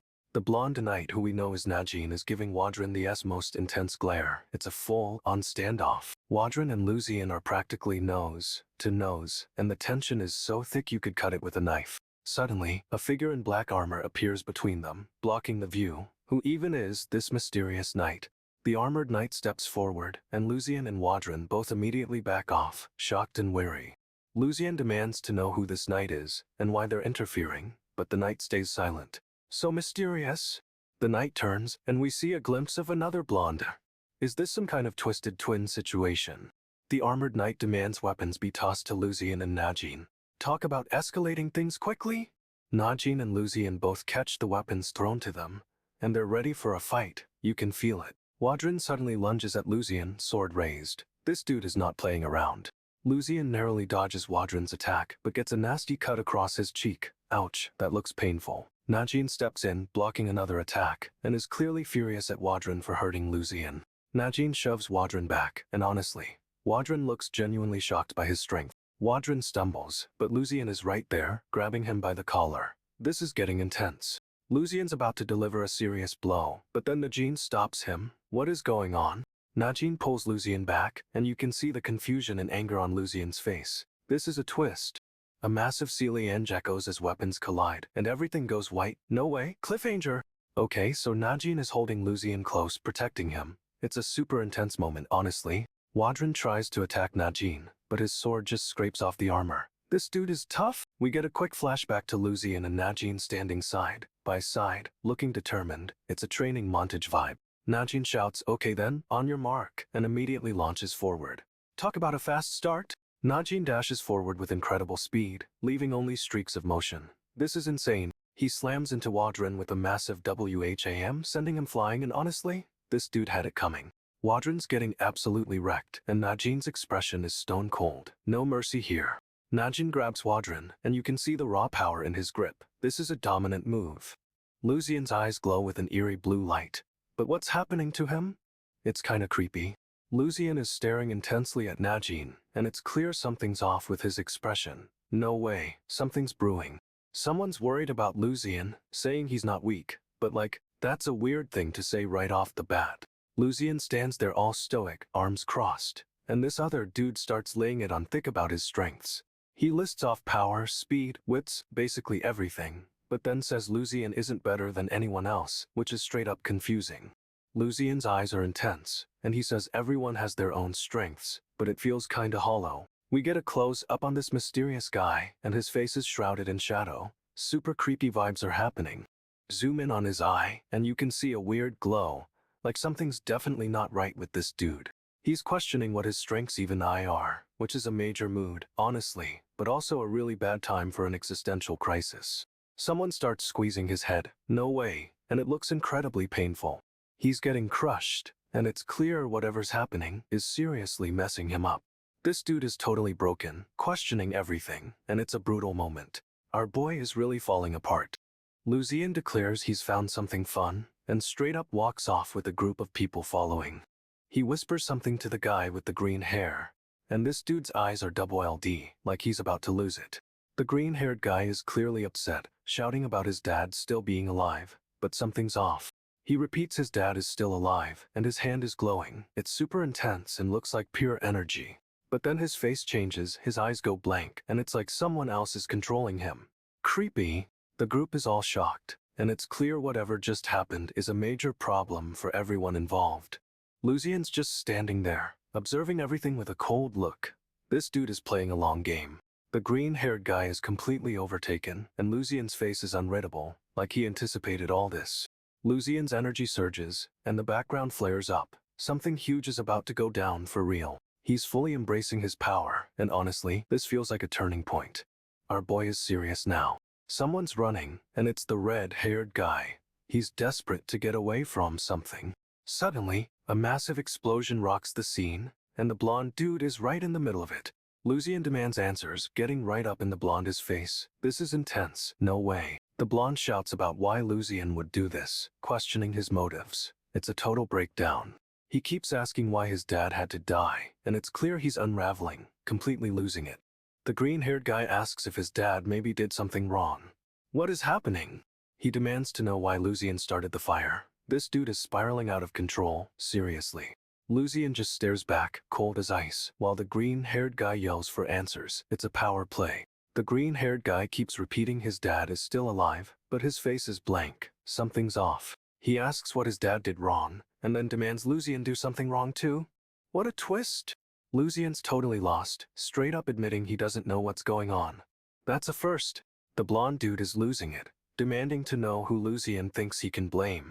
He's screaming about his father, but his expression is totally dead. Something's seriously wrong with this guy. He's asking Lucian to do something wrong too, but it's a desperate plea. He's clearly broken. The green-haired guy jumps in, trying to calm the blonde down, but it's just making things worse. Suddenly the blonde grabs the green-haired guy and whacks him. No way, this escalated quickly! The red-haired guy and another dude rush in, trying to pull the blonde off. It's a full-on brawl. Everyone's yelling and fighting, but Lucian just stands there, watching the chaos unfold. He's so cold. The green-haired guy is pinned, screaming that his dad is still alive, but it feels like a lie. The blonde is absolutely unhinged, and Lucian is just waiting. This is about to get messy for real. The red-haired guy is desperately trying to get Lucian to snap out of it, asking where he's going. Lucian just coldly states he doesn't want to be part of Warren's sick games. This dude is done. A knight in full armor steps forward, but the green-haired guy shouts at him not to step in. The green-haired guy is clearly trying to hide something, babbling about his dad still being alive. It's so suspicious. He's pleading with Lucian, demanding to know what wrong thing he did to deserve this. Talk about a breakdown. The blonde dude is losing it, covered in sweat and tears, and Lucian just watches, expressionless. He's yelling, teeth bared, but there's something so off about this rage. It feels forced. The green-haired guy is still trying to calm him down, but honestly, this dude is beyond reasoning with. The blonde guy suddenly grabs the green-haired one and attacks. No way, this is wild. Everyone's scrambling, but Lucian remains totally still, just observing the chaos. He's playing a long game. Someone asks if they're curious about her limits, and Lucian is losing it, straight up. The green-haired guy is freaking out, sweat flying, eyes wide. He's seriously unraveling. Lucian, still in armor, lets out a harsh ha and starts lifting, muscles bulging. The blonde dude is panting, struggling, and Lucian is just effortlessly hoisting him up. This dude is gasping for air, face contorted, while Lucian keeps lifting. It's brutal. He's straining so hard his teeth are clenched, and Lucian's grip tightens. No way, this is intense. The blonde shouts, she's still, but it's cut short as Lucian continues to lift him higher. The other guy looks shocked, trying to pull Lucian down, but our boy isn't budging. He's a force of nature. Lucian is totally focused, a terrifying glint in his eyes, and honestly, this dude deserves everything coming to him. But the blonde's face is a mask of pain and confusion, and this whole scene feels wrong. Lucian declares that will be enough for now, and grabs the blonde guy's hand. Wait, what's happening? Someone yells Wardrin wins, but Lucian isn't acknowledging any victory. This is getting weird. They shake hands and it's a surprisingly firm grip, like a deal is being sealed, but not a friendly one. The blonde guy stares, and we get a close-up of Lucian, looking intense with those piercing blue eyes. He mutters, no, it's Lucian. He realizes who he's actually shaking hands with, and it's a total shock. Lucian tells him to give up trying to be a knight. A harsh dismissal, and a clear power play. We get another close-up of Lucian, and honestly, he looks terrifying and totally unhinged. The blonde guy's eye is narrowed. He's clearly not backing down, even though he should be scared. Lucian's expression shifts, becoming even more dangerous. This dude is about to unleash something serious. But the blonde guy isn't intimidated. He's staring Lucian down, challenging him, and it's a standoff. Someone from Woodian questions if everyone there is really that weak, wondering how they'll pass the exam. Rude. Then another person laughs, saying they passed because of Najin, and Lucian overhears the whole thing. Lucian straight up tells them that's going too far, and he's clearly not amused by this talk about Najin. He's shutting down the conversation, and the blonde guy is staring at Lucian. This is about to escalate. Lucian's face is stone cold, and he's demanding the blonde give up on becoming a knight. Our boy doesn't play games. Okay, so this silver-haired dude is straight up warning everyone that this kid, aka our boy, is dangerous. But someone else is like, nah, he's dangerous, and honestly, the tension is building fast. Then this blonde guy with red eyes jumps into the convo, agreeing and adding even more heat to the situation. This dude's got a serious glare and he's emphasizing how dangerous our boy really is. It's kinda scary and galel. The blonde dude is all intense, saying he tried to scare Nagyunn, but honestly, these people are too sensitive. However, he quickly pivots, saying if the match ends like this, it's actually not that bad. What a mood swing! We get another close-up of the blonde dude, and it's clear he's ready for a fight, blades at the ready. He's looking menacing, and the scene is setting up for a showdown. This is gonna be good. The blonde dude is still talking, but it's all threats and intimidation, and honestly, he's kinda overdoing it. He continues to rant, but the vibe is shifting. Something's about to go down, and it feels like a trap. Okay, so this teal-haired dude is losing it. He's panicking about something, and it's kinda contagious. Someone with dark hair is worried, and a redhead is straight up terrified, but the tension is real. Two guys are both super anxious, and you can see the stress eating away at them. It's a mess. The teal-haired dude is suddenly HYP'd, the blonde is confused, and the redhead is even more tense. No way. This black-haired dude appears, and he's radiating chaos like a total wild card. He's scowling, but then he's crying. This dude's emotions are all over the place. What a flip. The black-haired dude is angry and his eyes are glowing. It's getting intense fast. He's yelling at someone, calling them arrogant, and threatening to force them down. Wow, aggressive much. This dude is seriously intimidating, and his gaze is intense. He's not playing around. The blonde dude's eyes are glowing red, and he's locked onto someone. This is a showdown waiting to happen. The blonde dude is raising his hand to disqualify someone. It's a power move, for sure. The teal-haired guy is begging them to call it off, but it's clearly not gonna happen. A dude with a hat is straight up refusing, saying there's no special treatment for anyone. The black-haired guy is questioning the decision, and honestly, he looks furious. He's saying they don't need arrogant people, and it's a total burn. This dude is not backing down. Someone's worried, and it's clear they're questioning if disqualifying him is the right call. But the blonde dude is already deciding to disqualify him. No hesitation, just cold. He declares they don't need anyone so arrogant, and the tension is through the roof. The black-haired dude is silent, but you can see he's fuming. This is not over. And just like that, things are escalating. Our boy is about to unleash a whole lot of rage. Warren is apologizing, saying seeing that rising star reminded him of the past. Something clearly went down. He explained someone beat the knights, specifically Snow, White, and this dude is not happy about it. The black-haired guy is losing it, yelling about how Elephant is the strongest knight out there. He dares to compare the rising star to someone weaker, but Warren is already clenching his fist. Warren's helmet is cracking, no way, and his grip is tightening. Things are about to explode. The black-haired guy is staring him down, and his eyes are glowing. This is intense.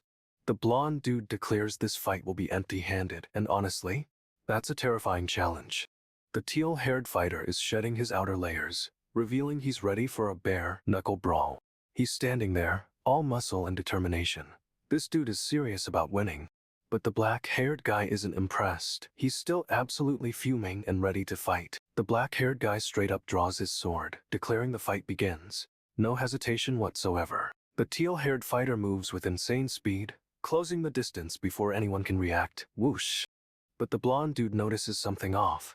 The fighter isn't coming at him head-on. She's nervous and wary. She's sizing him up, and the blonde dude realizes she's not as confident as she seems. Interesting. She tries to look tough, but a tear slips down her face. She's definitely holding back, and it shows. The blonde dude is getting a bad feeling, demanding she doesn't look down on him, and things are about to pop off. He's radiating power, and she's visibly shaken, but still stands her ground. This is a tense standoff. The teal-haired fighter clutches her hand, and honestly, that's a little scary. She's preparing something. The blonde dude is ready for whatever comes, standing firm despite the fighter's unsettling energy. She's gathering her strength, a dark aura surrounding her, but the blonde dude is just waiting. This is gonna be epic. She attacks with incredible speed, but our boy anticipates it and prepares to take the hit. He's not backing down. He meets her strike head-on, and a massive shockwave erupts. No way, that impact looked brutal. The blonde dude feels a stinging pain, but he's strangely calm, analyzing the fight even while getting hit. He realizes even if he can't dodge, knowing when the attack is coming lets him brace for impact. Smart thinking? She's unleashing a flurry of attacks, but he's holding strong, enduring the onslaught with sheer willpower. The force of her blows is immense, but he's digging in his heels, refusing to fall. This dude is tough. Her eyes widen as she sees his determination, and his gaze is intense. He's not breaking, not even a little. He's taking a beating, but he's also studying her movements, and honestly, he's starting to understand her style. He's battered and bruised, but he's still standing. Our boy is straight up refusing to be defeated. He explains he can endure the blows because he anticipates them, and it's a legit strategy. This is getting intense. Everyone's watching as Yonia continues her attack, but Najin just stands there, taking it all. It's wild. People are starting to question why he isn't fighting back, but Najin's got a plan, and it's clearly working. He's letting her hit him, and the onlookers are confused. This is a peculiar way to start a fight, for sure. However, someone realizes Najin isn't just taking damage, he's letting Yonia's attacks control the battle. He's letting her lead, and it's becoming clear he's manipulating her mentally. No way, this is a power move. The crowd is shocked as they realize Najin is swaying Yonia's mind. She's losing control of the fight. But why isn't he even trying to defend? It's all part of the plan, and it's starting to unfold. He's taking all of Yonia's attacks poorly on purpose. There's only one explanation for this strategy. Our boy is straight up letting her believe she's winning, but he's the one in control. This is genius. The others are finally catching on. Najin is playing the long game, and Yonia is walking right into his trap. Yonia is reeling, totally thrown off by Najin's mind games. She's questioning everything right now, but Najin isn't letting up. He's focused on one thing, avenging his brother, and he calls out Najin's name. It's a straight-up declaration. Okay, so Nagyunn's expression reading is seriously next level, all thanks to his insane observation skills. He's panting, clearly pushing himself, but it's about more than just physical exertion. He's tapping into emotions. This dude can sense other people's feelings, which is kinda essential for any social animal, honestly. Nagyunn can pinpoint all sorts of emotions, and apparently everyone else experiences this too, but not like him. He's sensing a threat, predicting an attack, and straight up Kanobues someone's about to come at him. And he doesn't just sense it, he visualizes the attack. A right fist aimed right for the face, no way! Nagyunn can identify the entire flow of the attack, the extension of the move. It's a crazy ability. But here's the catch, he can read the attack, see it coming, but he absolutely can't dodge it. The attack lands and our boy gets hit. It's a rough moment, and a big reveal of just how limited his power is. However, this just proves how incredible Nagyunn's observation is, even if it doesn't save him from a beating. Nagyunn realizes he's being watched, and this other dude, with seriously intense eyes, is sizing him up. The teal-haired guy is also reading Nagyunn, sensing his hesitation and caution, which is kinda creepy. Nagyunn prepares for an attack, predicting some serious destructive power is about to come his way. He's actually looking forward to it, seeing this as a chance to test his limits and push himself even further. But the attack comes fast, and Nagyunn barely registers it before getting slammed backwards. The teal-haired opponent flinches, surprised by the force of the impact. Nagyunn is holding back, no doubt. Nagyunn slowly rises, radiating power, and straight up announces this is just a taste of what he can do. He's unleashing a multiplied destructive force, and the teal-haired dude looks genuinely worried now. Nagyunn's eyes are blazing, and it's clear he's about to go all out, ready to unleash a devastating attack. This is escalating quickly, and honestly, we're here for the chaos. This fight is about to be legendary. Nagyunn's power to inspire trust is about to get a serious upgrade, apparently. He's explaining how this ability can be used for so much more than just getting people to like him. But the teal-haired dude is immediately suspicious, eyes narrowing. Something's definitely off with Nagyunn. This dude straight up whips out his sword, aiming right for Nagyunn, and it happens so fast. Nagyunn barely reacts but then gets pinned by the swords, and it's a total power move. He's completely immobilized, and the teal-haired guy just stares, like he's assessing something. Nagyunn tries to get a read on him, but the guy's expression is unreadable, seriously creepy. Then, the teal-haired opponent leans in close, and it's intense. Nagyunn's getting the third degree. However, the opponent's grip tightens, and it's clear this isn't just a friendly chat. It's a power play. And just when you think it can't get more intense, the opponent's hand slams down, and the scene cuts to black. The teal-haired dude is laying into Nagyunn, explaining how doubling destructive power doesn't actually make him stronger. Nagyunn's getting squeezed, but he's trying to figure out if this attack is internal, or if this dude is just toying with him. Suddenly, a golden-haired warrior bursts onto the scene, swinging a massive sword at Nagyunn. Nagyunn barely dodges, and the golden-haired guy slices through the opponent's grip, freeing him from the pin. But the teal-haired opponent isn't backing down, and his eyes are glowing red. He's clearly enraged. The golden-haired warrior steps forward, radiating power, and Nagyunn realizes he's about to be caught in the crossfire. Nagyunn, still reeling, tries to assess the situation, wondering if he's underestimated the power dynamics here. However, the golden-haired warrior is focusing all his fury on the teal-haired guy, launching a furious assault. The fight intensifies, with swords clashing and energy flaring. It's a straight-up brawl. The golden-haired warrior's eyes blaze with intensity, and it's clear he's not holding back. This is serious. The golden-haired warrior is getting absolutely pummeled by the teal-haired dude, no way. But then, Nagyunn grabs the golden-haired warrior, pulling him away from the attack. Talk about a save. Nagyunn asks what happened with the match, and the golden-haired warrior says it ended quickly. He straight up knocked out his opponent in one fight. This guy is a beast. Nagyunn's still trying to process everything, but the golden-haired warrior is clearly injured and exhausted. The golden-haired warrior asks if he's alright, but Nagyunn is more concerned about the whole situation. However, the golden-haired warrior is focused on getting a grip, and Nagyunn lends him a hand. Nagyunn realizes the teal-haired dude is still standing there, radiating power, and things are about to get messy. Our boy Nagyunn is assessing the power dynamics, and honestly, this whole thing feels like a trap. But it seems like the golden-haired warrior is the one who will take on the teal-haired opponent again. The teal-haired dude steps forward, and Nagyunn's golden-haired friend just collapses. What a mess! Nagyunn catches him, but the teal-haired guy is still closing in, and it's super tense. This dude is practically in Nagyunn's face, and the golden-haired warrior is totally vulnerable. The golden-haired warrior glares up, and his eyes are straight up terrifying. Red as anything? He pulls the teal-haired dude close, and honestly, it's a power move we didn't see coming. But then, he's got the teal-haired guy in a headlock, whispering something in his ear.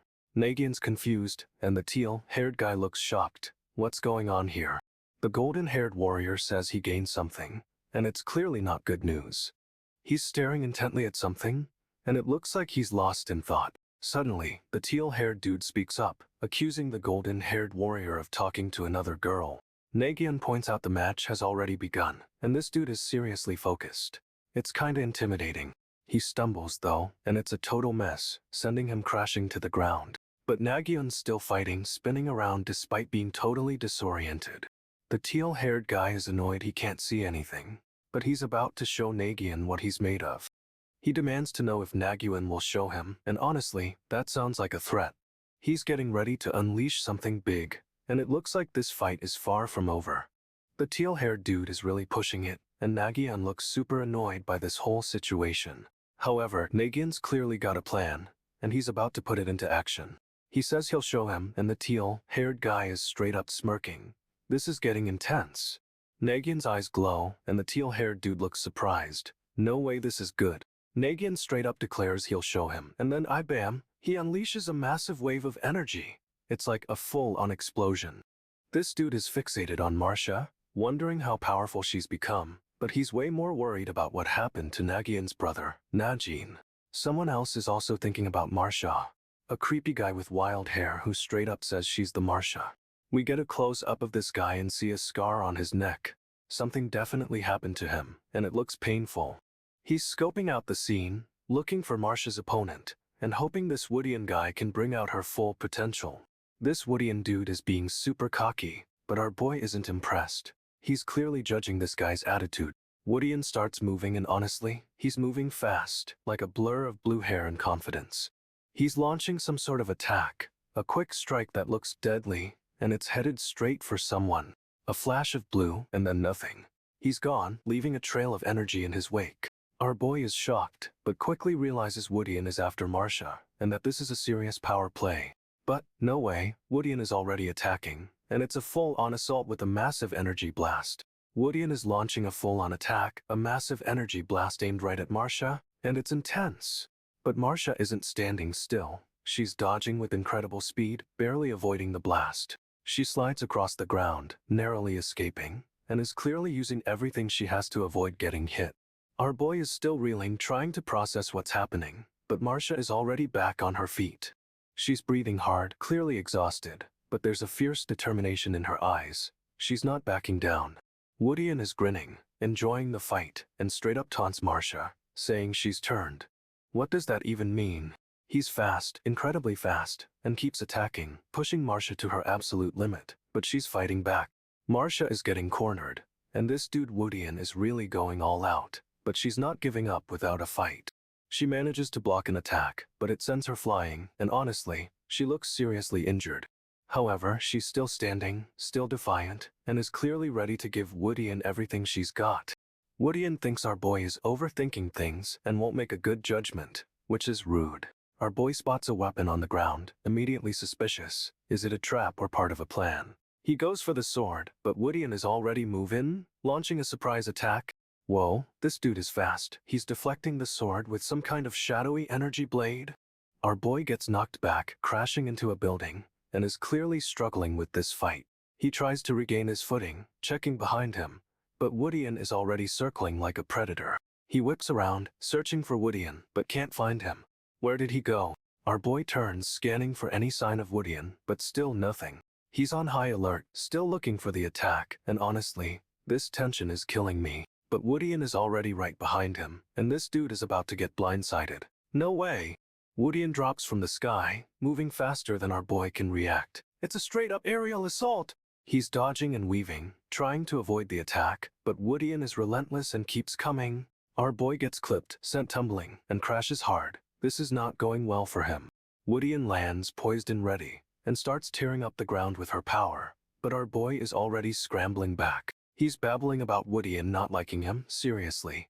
Now is not the time for a feelings check. Woodian just scoffs, calling him out for avoiding things, but he tries to defend himself, claiming it's not what he meant. He stumbles backward, tripping over debris, and Woodian is closing in. It's a disaster unfolding in slow motion. But wait, he manages to recover, pushing himself up just as Woodian lunges, and deflects her attack. He's holding his ground, but Woodian is still pressing the attack, and the force of it is cracking the ground around them. However, she's now assessing the situation. She's fast, but he's proving to be a surprisingly tough opponent. Okay, so our boy is losing it, convinced something is falling apart around him. It's intense. He's yelling for Tur to see the essence, whatever that means, and it's seriously weirding everyone out. He's staring down at the others, and they're looking up at him, clearly confused by this sudden outburst. He declares they have the upper hand, but honestly, it's hard to tell what's even happening right now. He demands they think about what happened to him, and his eyes are glowing red. Something is definitely up. Woodian thinks Tyr is clever enough to understand, but the green-haired guy is not buying it at all. He's straight up accusing our boy of being out of his mind, and demanding to know what he's doing. Our boy claims he's cheering, but the green-haired guy calls him out, saying it's just giving tips. He warns him that they're already being watched, and things are getting seriously shady. But then he adds they should have said something before yelling during the match. This dude is a mess. Okay, so the blondie is laying it all out. He was helping Tur, but now he's shifting focus to the system's weakness.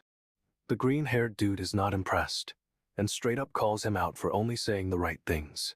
He's getting a headache, apparently, and insists this guy is just messing with him. But he's realizing this dude was actually trying to help Tyr in the first place, which is a twist. He's ranting about how he's changed the focus, and the others look totally lost. What is happening? The blondie tells him to stop messing with the match, and the green-haired guy begrudgingly agrees. Everyone's staring at our boy, and he's looking intense, to say the least. He's yelling at Tyr to see the essence and remember what happened to him. This is getting wild. The green-haired guy is clearly annoyed, and our boy is losing it, staring into the distance. No way! He's clutching his head, looking completely overwhelmed. Something big is about to go down. Our boy is seriously questioning what he needs to do to win. He's totally lost in thought. He's muttering about what he should do, but then the green-haired guy interrupts with a simple, perhaps. No way! The green-haired guy is already moving, sliding forward with a knife. He's so fast! He's declaring he doesn't know what his opponent is thinking, but it doesn't even matter to him. He states there's only one way to win, and honestly, it sounds terrifying. Our boy's eyes narrow, he's locking onto something, and the intensity is unreal. The green-haired dude goes for a strike, but it's blocked, and the impact sends a shockwave. They're clashing blades, a whirlwind of movement, and our boy is looking different. He's yelling at Tyr again. He wants him to remember the essence, the truth of what happened. But the green-haired dude is straight up furious, and our boy is completely consumed by whatever's happening. This dude is absolutely demanding to remember what happened, and it's clearly unlocking something. He's getting stronger! Okay, so our boy Nagyunn is chilling with his crew, and they just took down someone important. They're feeling good. But things take a dark turn, because suddenly someone gets S-man-K'd right in front of them. No way! The blonde dude is straight up furious, glaring at whoever did it, while Nagyunn tries to keep things calm. He asks what's going on, but the blonde guy is totally silent, just stewing in his anger. And then the blonde guy just explodes, completely losing it, while Nagyunn watches with a worried look. This dude is seeing red, and honestly, it's kind of terrifying how quickly he snapped. The blonde guy's rage is building, and you can tell he's about to do something drastic. He's clearly got a history with whoever got hit, and it's a bad one.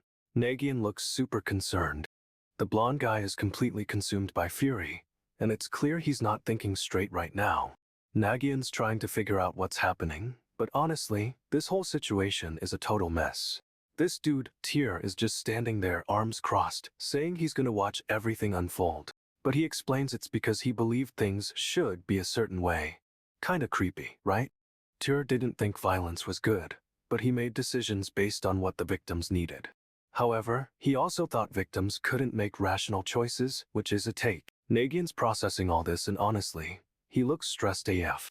Tyr thinks he has to watch over them, to stop them from crossing a line. We get a close-up of his clenched fist. This dude is holding back a lot. And then, the reveal Tyr is a person with some sort of justice, which is intriguing. So, it turns out this whole time Tyr wasn't just being a jerk, he had a reason. This episode is laying down some serious backstory, and I'm here for it. Nagyunn's about to strike, but Tyr straight up intercepts the attack. No way. Tyr explains he's already fixed the problem, and Nagyunn is reeling, totally confused. He checks himself, and it worked. Whatever Tyr did, it actually healed his wounds. But Tyr's all like, now's the time, and Nagyunn's immediately on edge, sensing something's off. Tyr lunges and Nagyunn barely reacts, bracing for a fight. This is getting intense. He slams into Tyr, but it's not an attack, it's a desperate attempt to restrain him. Nagyunn's trying to hold Tyr back, but this dude is strong. It's a struggle. Tyr's eyes are wild, and he's clearly lost control. Something is seriously wrong with him. Nagyunn finally gets a grip and restrains Tyr, but he's starting to realize this isn't a normal fight. Tyr's completely broken down, and Nagyunn's left holding him, completely shocked by everything.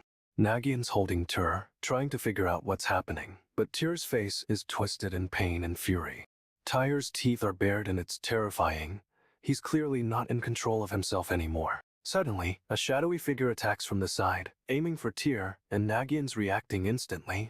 Nagyunn throws himself in front of Tyr, taking the hit. Our boy is a total shield. He's sent flying backwards, but he manages to deflect most of the attack. Honestly impressive. Nagyunn's up and ready to fight, but then he sees who attacked. It's the blonde kid Jihan.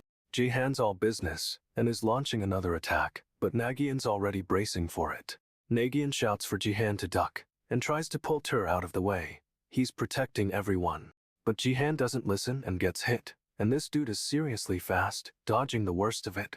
Nagyunn's eyes are narrowed, realizing Jihan is intentionally targeting Tyr, and something's definitely up. Jihan's sword slams into the ground, splitting the floor. No way, this guy is strong! Tyr's reeling, but Jihan's already attacking again, and Nagyunn realizes his flash skill did nothing. Nagyunn's straight up panicking. His abilities are useless against this dude, and he's already taken a hit. He's desperately trying to figure out what's going on, but Jihan just smirks, and honestly, it's terrifying. Jihan's face is right there, and it's pure menace. This dude is enjoying this way too much. Nagyunn's eyes are locked on Jihan, and he's clearly struggling to process what's happening. He shouts that his skill is useless, but Jihan doesn't even react. This is bad, really bad. Nagyunn's completely broken down, realizing he's outmatched, but he's still trying to protect Tyr. He's injured, exhausted, and his skill failed, but he's still standing, and that's what matters. Nagyunn's staring at Jihan, a mix of fury and desperation in his eyes. This fight is far from over. Wait, hold up, Nagyunn thinks he likes Jihan? Seriously, this is a twist. Jihan's reaction is intense. He's straight up horrified by the idea, and wants to take it back immediately. He's grabbing a knife, looking totally unhinged, like full on panic mode. Jihan's surrounded by his brothers, and they're all staring at him, shocked at whatever he just said. He's scowling, calling Tyr a boring brat. Our boy is not having a good time right now. Jihan takes a step forward, and it's clear he's about to do something reckless. He's advancing on Tyr and the other brother, and honestly, this is escalating way too fast. Nagyunn is not letting that happen though, and jumps in front of Tyr to protect him. He's ready to fight, and Jihan's face is a mess of confusion and anger. This is gonna be good. But Jihan's brothers are stepping in now, and it looks like Nagyunn's about to be seriously outnumbered. The others are piecing it together. Nagyunn used his flash skill, and they realize he was bluffing about it not working. They figure he knew about the 1-day limit of the flash, and could have used that to his advantage, but didn't.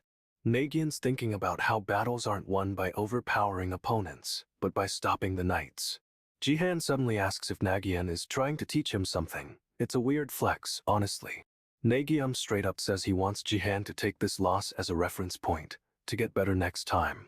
But Jihan's brothers are like, hold up, and demand to know what's going on with this whole situation. Jihan, looking totally defeated, says Nagyunn isn't him. No way is he the person everyone thinks he is. He's walking away, and the other brother is losing it, yelling about what all of this was for. Jihan's just dismissing Tyr, saying he could have won, but gave up before the end. Talk about a burn. This dude is completely broken, and honestly, it's a little sad seeing him like this. Jihan's brother, completely losing it, lunges at Nagyunn. But our boy just effortlessly dodges him. It's wild. However, he doesn't fight back, just lets the brother swing and miss again and again, like a training exercise. Memories are fading for our boy, and it's straight up brutal, like everything is dissolving around him. He's walking through the snow, crushing it under his boots, and he admits he thought he could hold back no longer.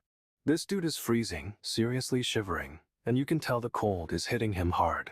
He's hunched over, trying to shield himself, but the blizzard is relentless. It's honestly a rough scene. He's still trudging forward, face contorted with pain, and it's clear this journey is taking a toll on him. Our boy wishes this blizzard would just wash everything away, like all the pain and memories are too much to bear. He keeps walking, lost in the storm, and it feels super lonely, like he's completely isolated. A gust of wind whips around him, and everything is white, emphasizing just how lost he is. Suddenly, he stumbles and falls, hitting the ground hard, and it's a total gut punch moment. He's down, but not out, and the sound of the impact echoes in the blizzard. It's a really tense cliffhanger.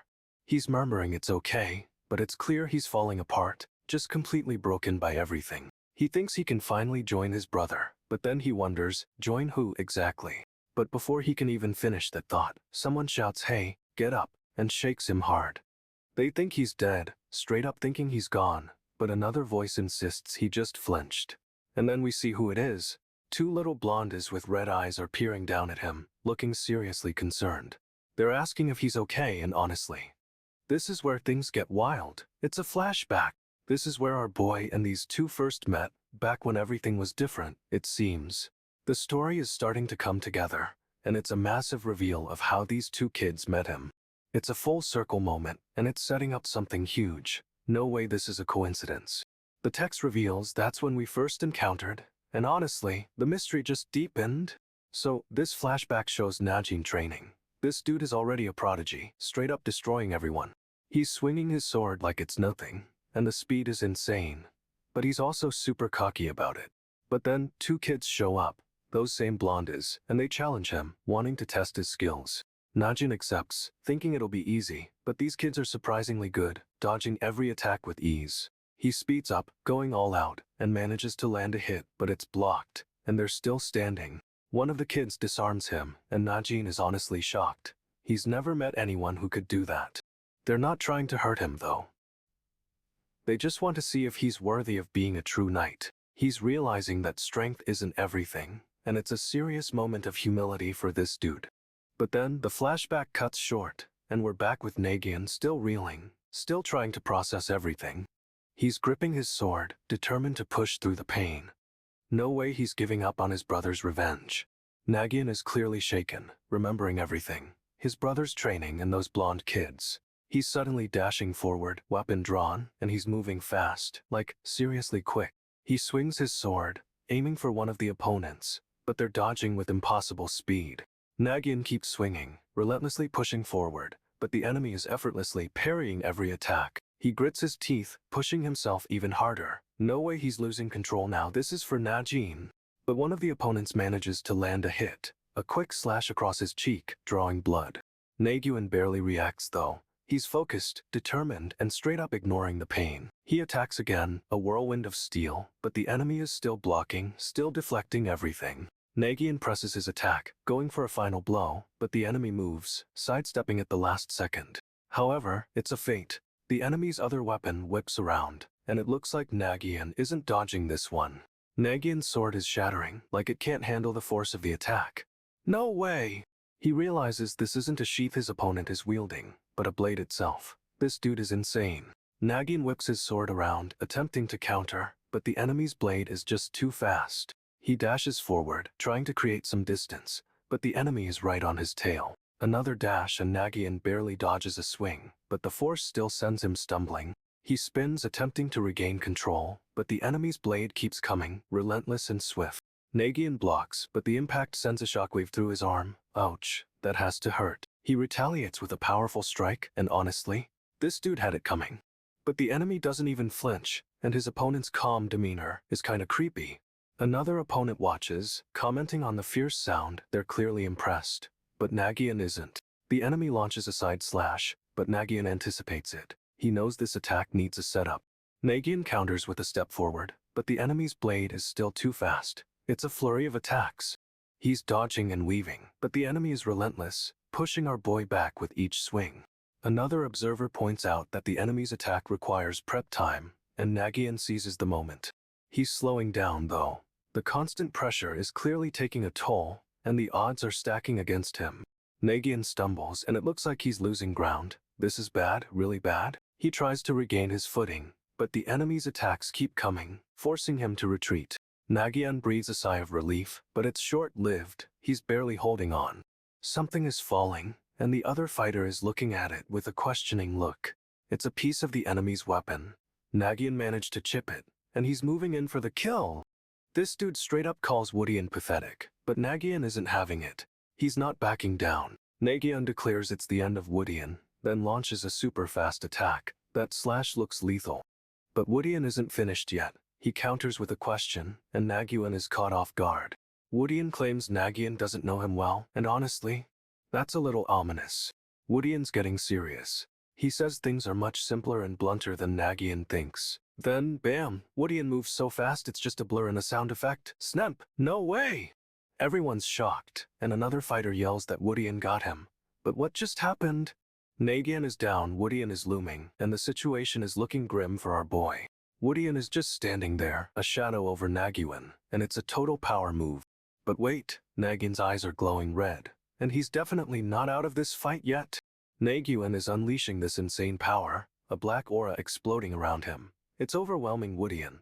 He's not just getting up, he's evolving, and Woodian is actually stumbling back, surprised by the sheer force of it. Okay, so things are getting wild. We find out Najin isn't actually from Woodian, like at all. The twins are grilling this dude, asking where he's from, but he's totally spacing out, acting like he doesn't remember anything. They press him harder, asking if anything rings a bell, but he's just blanking, which is super sus. Someone suggests he might be mentally challenged, but the twins are having none of it, straight up refusing to believe that. This dude with the red eyes just stares, and then, out of nowhere, he's like, take it, offering something to the black-haired guy. He's handing over a potato, a prudo, and says it's a gift. Honestly, this is getting weirder by the second. The twins offer to let the black-haired guy stay with them until his memories come back, which sounds nice enough. But the red-eyed twins aren't buying it. They're already whispering about making him chop a ton of firewood. No way! We get a close-up of those intense red eyes. They're planning something, and it's probably not good. The twins are definitely up to no good, whispering their evil plan to make this dude work for them. Aha! Okay, so the twins are straight up chewing on the black-haired guy, like literally gnawing on him, and he murmurs that it feels warm. They're whispering about keeping him around until his memory comes back, but their expressions say they have other plans. The twins reveal Najin's memory never returned after they bossed him around, and he just left to stay in Woodian. We learn he's been living there all this time, and the twins are acting like it's no big deal. Suddenly, the trees around the black-haired guy start to explode with golden energy, It's a total power-up moment. He collapses, and the golden energy wraps around him like protective wings. But it's definitely a struggle. The twins are shocked. They didn't expect this at all. But they're trying to play it cool. However, the energy bursts outward, sending trees flying and creating a huge crater. This is getting intense. The black-haired guy is launched into the air, and everything goes black, like he's completely lost consciousness. And then, Sriracha, something massive falls from the sky, and we're left hanging with a total cliffhanger. Okay, so the black-haired guy's regaining consciousness and sees the twins, but he's pissed, like seriously enraged. He demands to know what skill they used on him, straight up calling them out for their shady moves. The twins are totally thrown. They didn't expect him to be able to speak, let alone confront them. Suddenly, a massive structure collapses behind him, and it's clear this power-up is causing chaos. He's surrounded by dust and debris, but he's still standing, and he's questioning if that's all they've got. Our boy unleashes a huge shout, and his energy is overflowing. This is a full-on transformation. He declares that someone like them could never understand his power, and honestly, we're here for it. He's doing some kind of side-slash-attack, and his expression is terrifying. This dude means business. Everything goes dark, but we can see his silhouette. It's like his power is consuming everything around him. And the last panel is just him, brooding in the darkness. But what does it mean? He's reeling, questioning what just happened, but then realizes the twins are gone, vanished into thin air. Our boy scans the area, and then spots them falling from the sky. They're both seriously injured. No way. He leaps into the air, somehow catching one of the twins mid-fall, and it's a surprisingly gentle save. He lowers the twin carefully, then turns his attention to the other one, who's lying motionless on the ground. This dude is seriously conflicted. He's saved his brother's killers, but he can't just leave them to die. The injured twin starts speaking, admitting they were wrong to challenge him, and that his power is unbelievable. He demands to know why they targeted him, and the twin reveals they were ordered to eliminate anyone with a natural power. But then, the twin drops a bomb. He claims the order came from within the Night Order itself. Our boy is stunned, a conspiracy within the order. This is getting good, but also super messy. He stares down at the injured twins, a dangerous glint in his eye, and honestly, someone's about to get a reckoning. He's got one twin safe, but the other one is still out cold, and suddenly, a red blade slices through the air. No way, someone attacks, shattering the armor protecting the fallen twin, and our boy reacts instantly. He deflects the attack with his own blade, sending sparks flying, but another assailant appears from the shadows. This dude is fast, weaving through a flurry of attacks, but they're clearly targeting the injured twins. He's deflecting attacks left and right, creating a barrier around the twins, but there are so many of them. Our boy unleashes a burst of power, sending the attackers flying. It's a huge explosion of energy.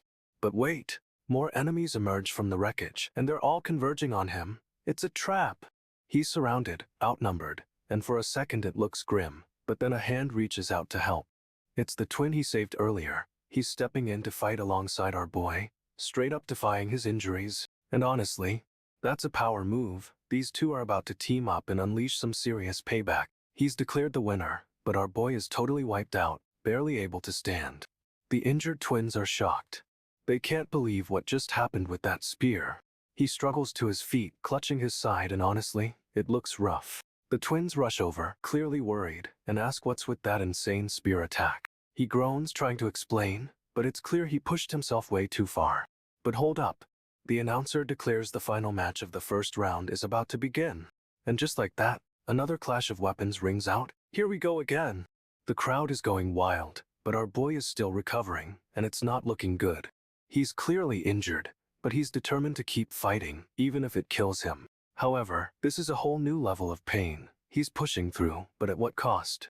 The announcer declares Paimon from Nagyunn as the winner. No way, that was close! Our boy collapses, and honestly, he looks completely numb, barely holding himself up. The first round of the ratings match is over, and everyone gets a break. Finally, some rest. But the second round is the winners versus the knights, and things are already heating up. Some of the other competitors are shocked, but one dude is straight up gloating about Woodian winning. He says it's lucky at least one person from Woodian made it. Rude, but true. The other competitors are all huddled together, and it's giving major, we're plotting, vibes. They're saying it would have been embarrassing if everyone lost, and then congratulate the winner. They're trying to be friendly, but this whole situation is giving off major red flags. However, it's clear something is up. These guys are definitely hiding something, and our boy needs to be careful. Okay, so things are intense. Nagyunn is clearly having a flashback or something, clutching his head with a totally haunted look. Someone keeps yelling Najin, and honestly it's freaking him out like what's going on? He whips around and we finally get a good look at this dude. He's got wild hair, a piercing glare, and looks straight up menacing. Nagyunn is surrounded by a bunch of cloaked figures, and he's reaching for something, like he's trying to get out. He's pounding on a door, yelling for Najin to open up, but it's jammed. No way this is good. Bang! He finally breaks through the door, but it's a full-on assault waiting for him on the other side. They're immediately attacking, and it's a chaotic mess of fists flying, but Nagyunn is holding his own. Barely. Everyone's screaming Najin, questioning if he's even alright amidst all this fighting, like the tension is unreal. He's trying to focus, desperately trying to figure out a plan, but things are moving way too fast for him. More attacks are coming in hot, and our boy is seriously overwhelmed. Can he even survive this?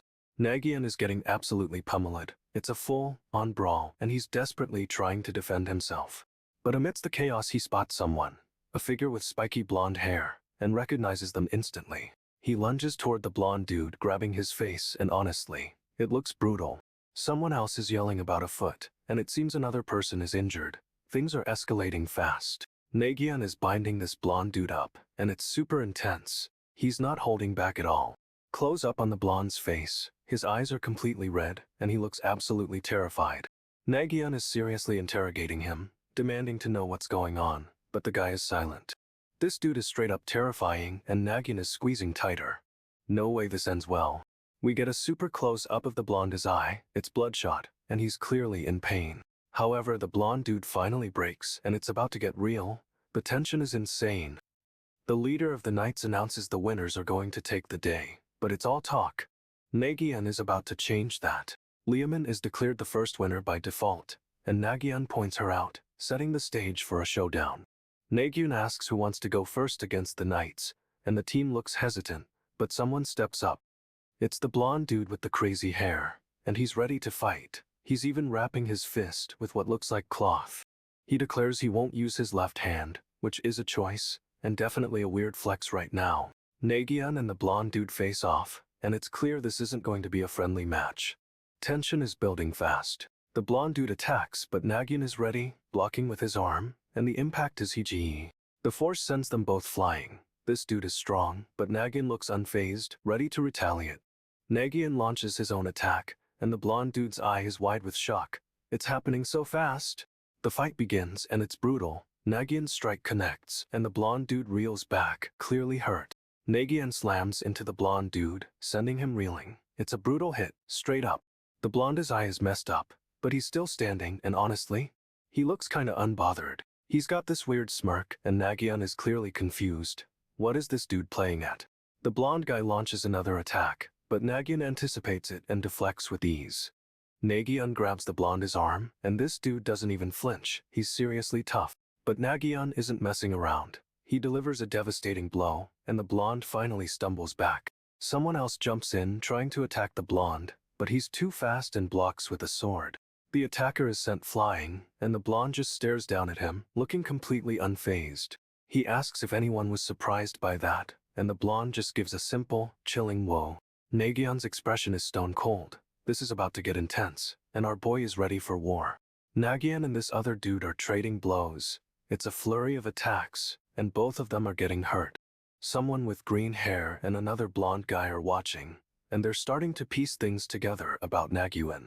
They think Nagyunn might be a distant cousin of Lawson, and that means Lawson is from Webtoon. No way! The blonde dude with green eyes is straight up menacing, and the blonde guy beside him looks terrified.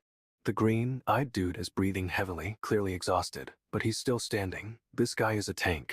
He's staring at Nagyunn, and the tension is so thick you could cut it with a knife. Nagyunn asks if he's Liamin, and the dude just gives him this icy stare. Are you testing the waters? Nagyunn demands to know why he won't show his hand, and this dude's eyes flash gold. That's a power-up. The scene cuts to an outdoor village, and it's quiet, but this dude is definitely gearing up for round 2. He lets out a breath, and honestly, our boy is about to unleash everything he's got. Nagyunn feels a strange force and straight up demands his sword from Raccoon. This is getting real. Raccoon tosses the sword and Nagyunn catches it, grip tight. He's not messing around anymore. He spins, blade flashing, and lets out a wild laugh. Nagyunn is fully embracing the knight persona. Two guys watch him, looking completely bewildered. Like, what is happening? Nagyunn shouts for Raccoon to hand him his sword. Double the swords, double the trouble. The sword flies through the air, and Nagyunn catches it with a solid grip. This dude is a weapon master. Nagyunn turns, facing away from everyone, and the panel goes dark. He's about to unleash something huge. He spits out blood, and it's clear this isn't just show. Nagyunn is seriously injured, but pushing through it. Nagyunn orders everyone to get their weapons. It's an all-out battle, and he's taking command. But honestly, this whole scene is a trap. Nagyunn is playing a dangerous game, and we're on the edge of our seats. Nagyunn swings his swords, but a mysterious figure intercepts them with incredible speed. No way! The figure's eyes glow green, and he's clearly enraged. He's about to unleash a serious attack. He launches forward, a whirlwind of power, and connects with Nagyunn, sending him flying. Ouch! Nagyunn crashes into something hard, and for a moment everything goes silent. Is he okay? The figure appears above him, looking down with a chilling expression. This is bad, really bad. He's about to strike again, but Nagyunn rolls away just in time. Our boy is quick on his feet. Nagyunn leaps to his feet, dodging another blow, and retaliates with a furious sword strike. However, the figure deflects the attack with ease. This dude is seriously powerful. The figure unleashes a massive burst of energy, creating a shockwave that throws everything around. It's chaos. Okay, so Lawson is giving orders and straight up he sounds intense. Our boy Nagyunn is listening, but you can tell he's barely holding back. Something's about to go down. There's this blonde dude giving a creepy advance, and his eyes are glowing red, which is never a good sign. Nagyunn's all like, alright, everyone ready? He's totally about to unleash some fury. Then, bam, everything kicks off, swords are drawn and it's a full-on battle starting. This dude is fast, no way. He's already slicing through the air with his blade. But Nagyunn isn't messing around either. He's dodging and weaving like a pro.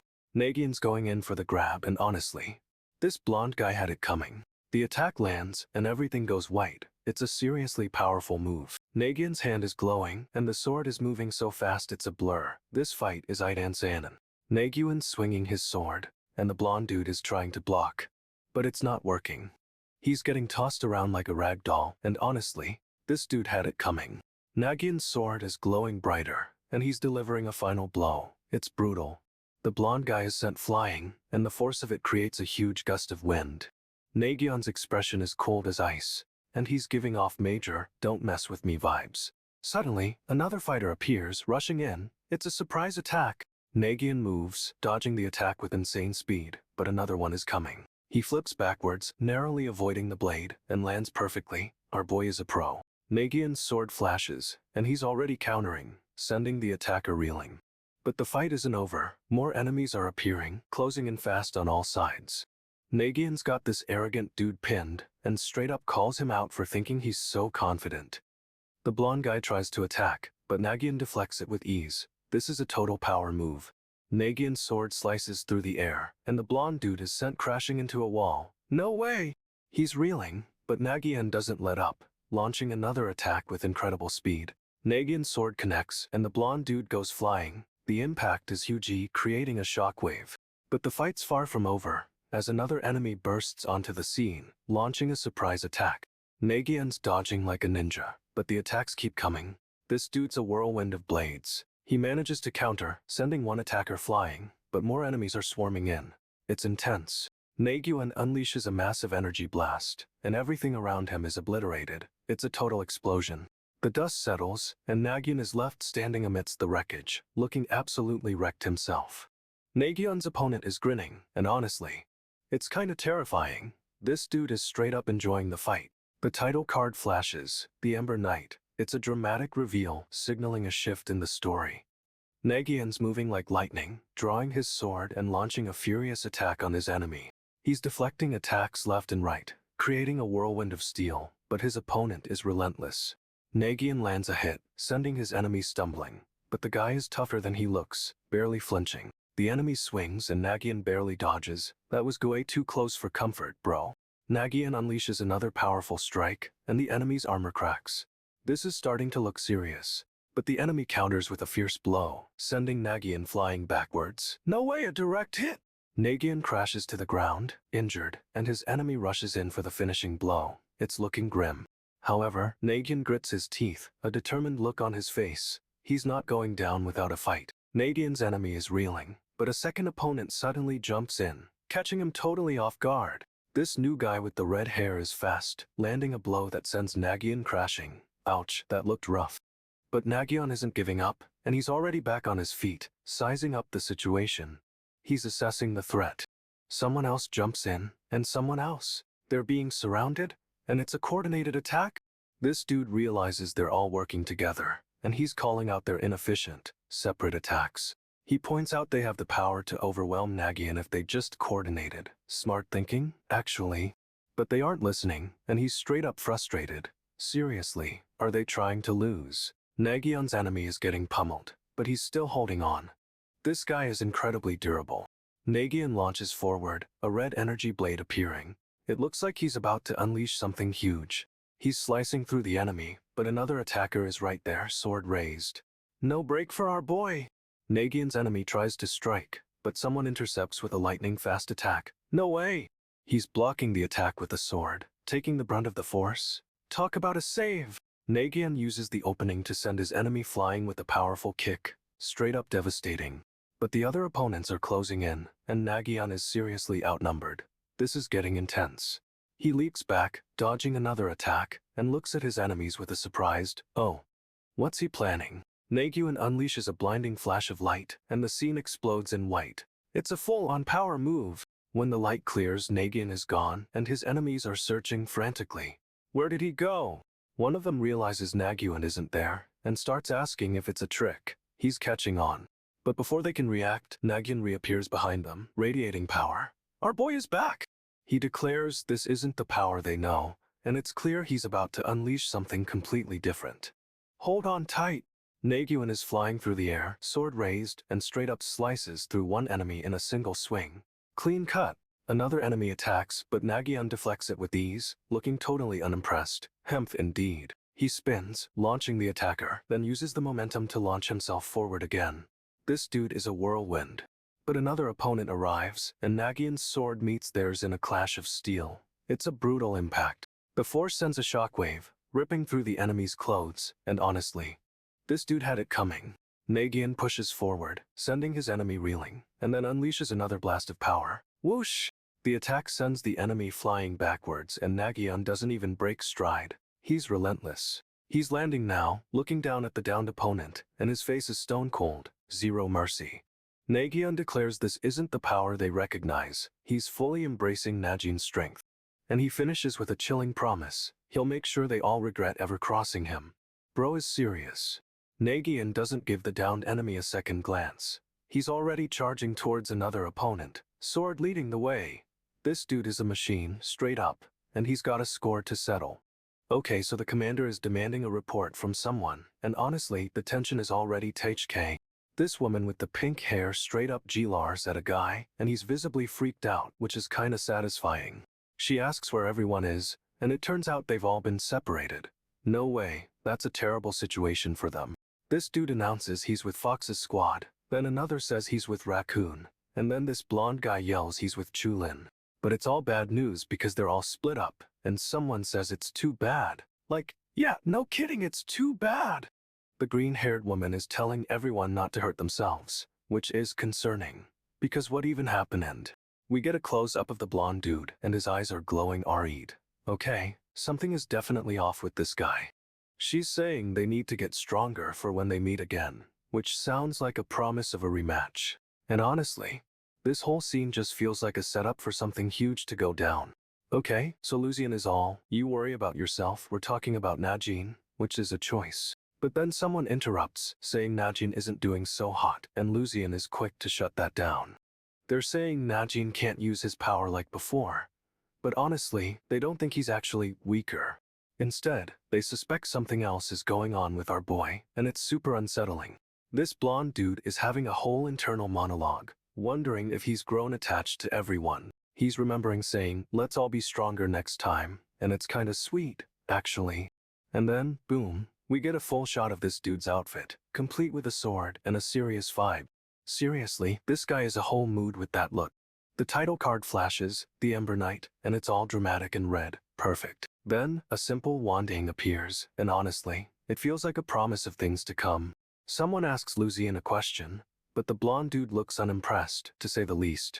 He's straight up staring down this other guy with a weapon, and it's intense. Lucian drops some serious knowledge. Narrans, special weapons, aren't easy to get or use. Unlike regular weapons, Narrans choose their wielders, and you can't force it, apparently. The dark-haired dude is giving Lucian the side eye, and Lucian knows it. Lucian is so sure getting a Narran won't be easy for anyone, and honestly, he seems right. The blonde dude is definitely thinking about taking Najin, with him. He's giving Nagyunn a long, considering glance, and it's kinda creepy. The dark-haired dude looks away, but Lucian's already made up his mind. Lucian declares he's taking Najin with him, no questions asked. Talk about a power move! Lucian is shocked Nagyunn likes types like him, but Nagyunn plays it cool. He doesn't, but Nagyunn admits he doesn't like him, but he needs to confirm something. This is getting spicy! Lucian narrows his eyes, and it's clear he's about to drop a bomb on everyone. He reveals Najin is strange, and the only person Lucian can't rid. No way, this is huge! Lucian and the dark-haired dude are locked in a tense standoff, both looking super suspicious. Lucian wonders if Najin was pretending to be weak, and honestly, it's a solid theory. He questions what Najin gains from acting helpless, and what his real intentions are. The dark-haired dude is totally suspicious of Lucian, and Lucian knows it, for sure. Lucian is giving off major vibes, and this whole situation is getting more complicated. However, Lucian insists he's suspicious of Najin. Our boy is playing a dangerous game. Nagyunn thinks it's because of his match against Yolnia that he's getting a poor evaluation. But he'd actually prefer that. Lucian offers Najin water, but it's a super awkward moment with those intense glances. They're both sizing each other up. Nagyunn says being regarded with suspicion isn't good, but he insists he's strong enough to handle it. However, he admits Najin might be the one who actually needs protection. Our boy is playing it smart. Lucian is surprised by this yesterday, and Nagyunn immediately catches on. This dude is observant. Lucian straight up apologizes for looking down on Nagyunn, admitting Galaxy style was amazing. Talk about a turnaround. Nagyunn realizes he neglected the basics, and he gives all the credit to Yolnia. She's making a real impact. Nagyunn flashes Lucian a grin. He's enjoying this way more than he lets on. Lucian casually acknowledges Nagyunn has good eyes, but his expression is kinda unreadable. What's he planning? Nagyunn claims he's sure he could learn a lot from Lucian, and Lucian's expression suggests he agrees. Things are getting interesting.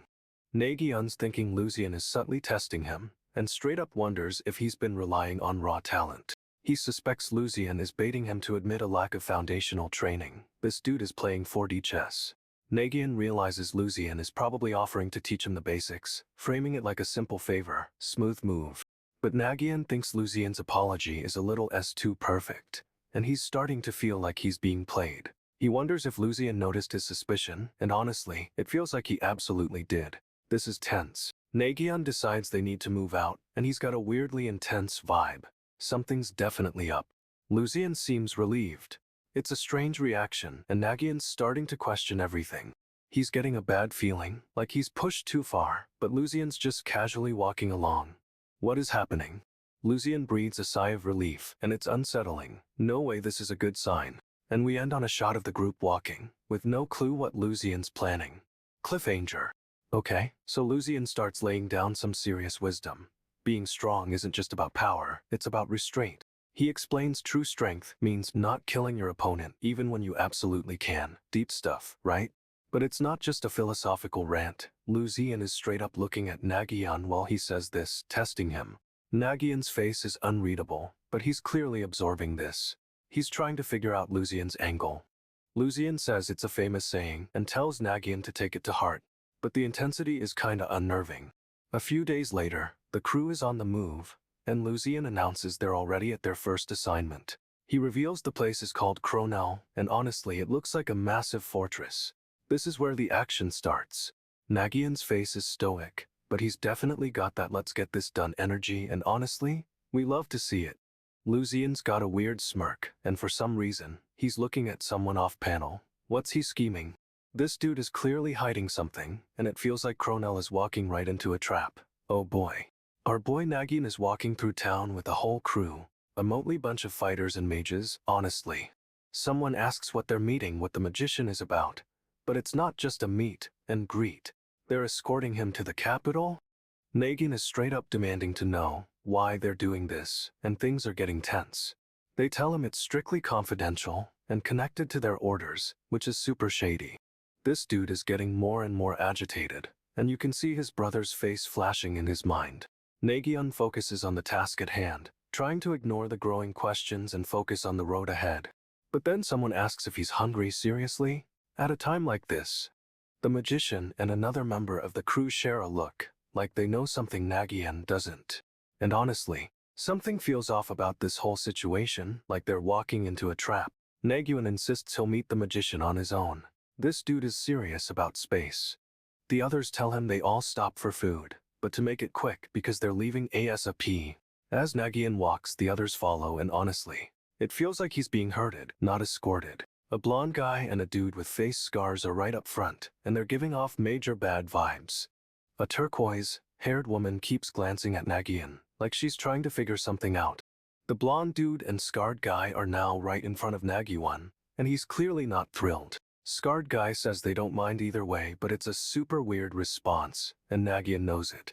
Nagyunn is totally reading between the lines. This crew is hiding something, and it's big. He's trying to stay calm, but flashbacks of his brother are hitting him hard, and it's messing with his head. But it's like they're testing him, watching for a reaction, and our boy Nagyunn is starting to suspect everything. Nagyunn's eyes are glowing red. He spots a pickpocket trying to lift someone's valuables, and his instincts kick in. He bolts forward, leaving the crew behind, and they yell for him to get back, but he's already in pursuit. Nagyunn snatches the stolen item, but the pickpocket is fast and manages to escape into the crowd. Scarred guy is straight up furious, while turquoise hair just gives Nagyunn a long, assessing glance. Weird. Nagyunn's heart is pounding. He's remembering his brother, Najin, and the injustice of his death. He's totally lost in thought, replaying the memory, and it's messing with his focus. The pickpocket reappears and Nagyunn's eyes lock onto him, the red glow intensifying. This dude is serious. Suddenly, a sharp pain shoots through Nagyunn and his vision blurs. Something's wrong, really wrong. He clutches his head, and we get a close-up of his eye, with a thumping sound that's super unsettling. Another thumping sound. Whatever is happening to Nagyunn is clearly connected to the pickpocket, and it's bad. The crew is questioning if this pickpocket is one of them. A trap, maybe, and Nagyunn is already losing it. Nagyunn shouts for Najin. It's a desperate call, and everyone's totally shocked by the outburst. This dude, scarred guy, is laying down the law. They're knights apprentices and want the sword back. But Nagyunn doesn't even let him finish. He slides forward with a sword, all dark and menacing. No way! He's cutting off the pickpocket's escape route, and the guy is seriously terrified. Everything flashes red and the pickpocket screams. Something's happening to him fast. Nagyunn's eyes are burning, and it's clear this isn't just about the sword anymore.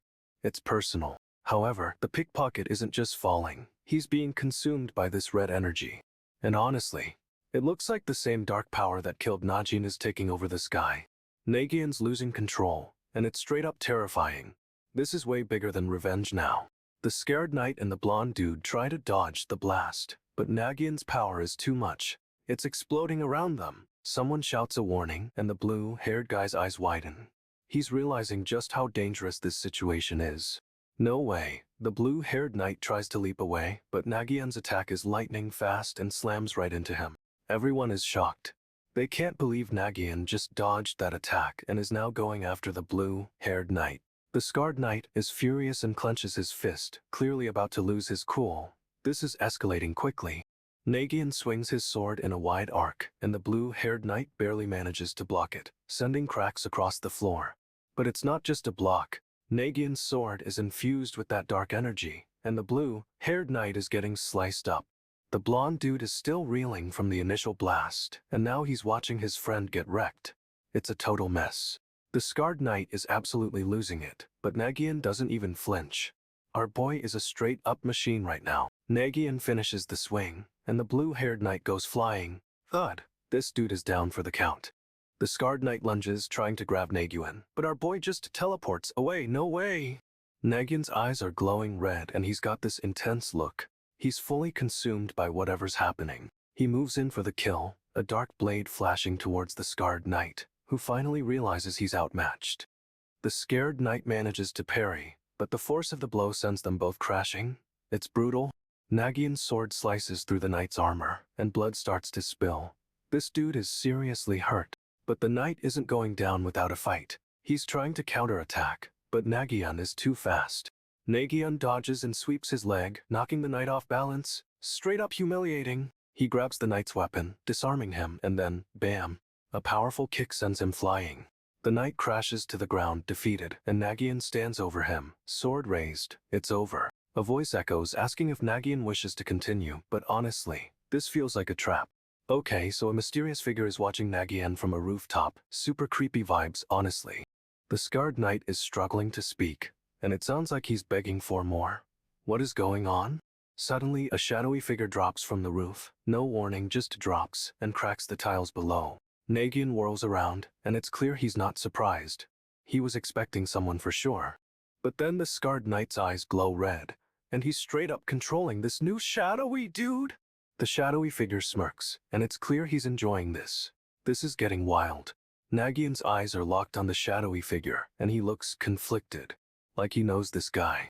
The shadowy figure speaks, and it's the voice of Nagyunn's brother, Najin, but it's twisted and wrong. Nagyunn is reeling, and this whole situation is a mess. Bro is seriously losing it right now. Okay, so things are intense. This dude with the hat just drops a bomb. There's been a development, and they need to bounce like now do. He's trying to stay calm, but the blondie in the blue, hooded guy looks seriously worried about whatever's going down. Whoa, hold up. Another dude just appears, and he's got a seriously messed up face and glowing red eyes. Talk about creepy. This new guy straight up announces he's a magician named Schumann, and honestly, it feels like a trap. Our boy with the hat tries to reassure everyone they'll figure it out, but he glances at Schumann like he doesn't trust him one bit. They decide to leave, but the blondie stops and asks exactly what the development is, and we're left hanging. It's revealed that Schumann is connected to the absolute worst of all situations, and our heroes need to get away from him ASAP. The blondie is clearly suspicious, and that's a good call, because Schumann is giving off major villain vibes. Schumann introduces himself, but we're getting a serious bad feeling about this magician. Something isn't right? The blondie demands to know what's changed, and honestly, we're on the edge of our seats waiting for the reveal. Okay, so the blondie is freaking out. She's felt like someone's been watching her for a while and fears for her life. She straight up begs them to protect her, and bro, the tension is real with these three staring back. The blue, hooded guy says nothing's confirmed, but they'll be careful, which feels like a total understatement right now. She's seriously pleading for help, and the blondie is trying to reassure her, saying they're all strong. But it's not helping. And then the magician and his crew just stand there, looking all intense and mysterious, which is super unsettling. Suddenly, they're all asking what's for lunch, like nothing is wrong. Can you believe the nerve? The scene shifts to a field, and the blue, hooded guy starts talking about a plant called zimi. Weird timing, right? Apparently, if you eat zami raw, you're gonna have a bad time, but cooked it's nutritious and easy to find. The teal-haired dude chimes in, saying it's not a weed, it's zimi, and this info is super useful when you're out in the field. It's a total mood swing from talk of being stalked to a botany lesson. But honestly, this whole situation is giving me anxiety. The blondie declares she'll judge what's edible once they bring everything back. Talk about confidence. This dude pulls up a plant, and it's a whole scene with the pull sound effect. Turns out, it is edible, but only on its own. Mix it with other plants and you're in trouble. The teal-haired guy reveals he knows this because he lived near the mountains and ate it as a kid. No way. They start asking about the ratings match, and our boy seems pretty bummed he didn't see it go down. The blondie is staring intensely at the teal-haired dude, and honestly, this is getting awkward. She demands to know what's up with him, and he starts to explain it's simple. Oh boy. He says if the merchant was right about the spear and shield being the best of the best, then they need to find both, which is a solid plan, but it feels like a huge undertaking. And just when you think things are calming down, the blondie's eyes glow red. What is happening?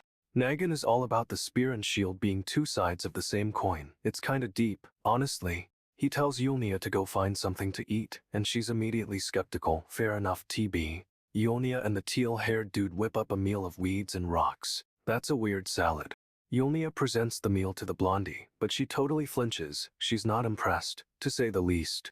The blondie asks if they made this with magic, and it's a legit question because, well, she's a magic user. She's thinking about turning weeds into meat, but then her eyes Jilodu. This is getting intense. She's straight up furious and yells at everyone that non-magicians have no clue about true power. Her eyes are orange and blazing, and she's giving off major villain vibes. This is a whole mood. She thinks magic is some ultimate superpower, but honestly, it seems like it's causing her more problems. But it's clear this isn't just about food. There's something else going on with the blondie, and it's scary. Okay, so this dude, Hage, the dark-haired one, is demanding a 3-minute sparring match with our boy, Nagyunn.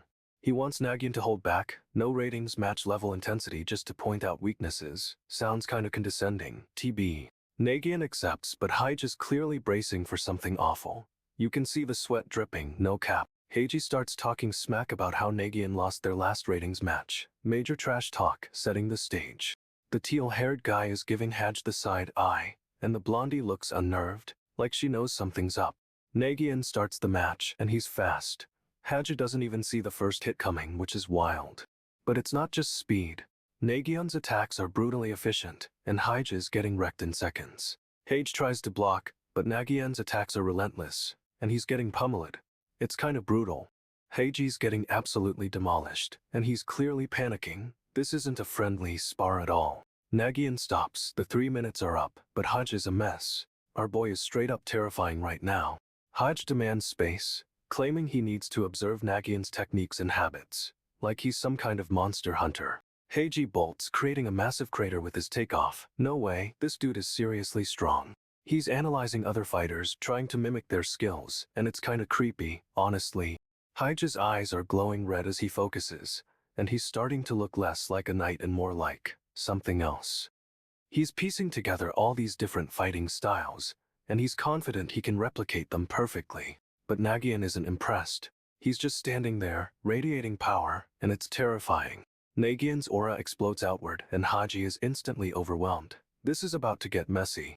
Hage is reeling, but Nagyunn doesn't hold back, launching a furious attack that leaves Hage completely defenseless.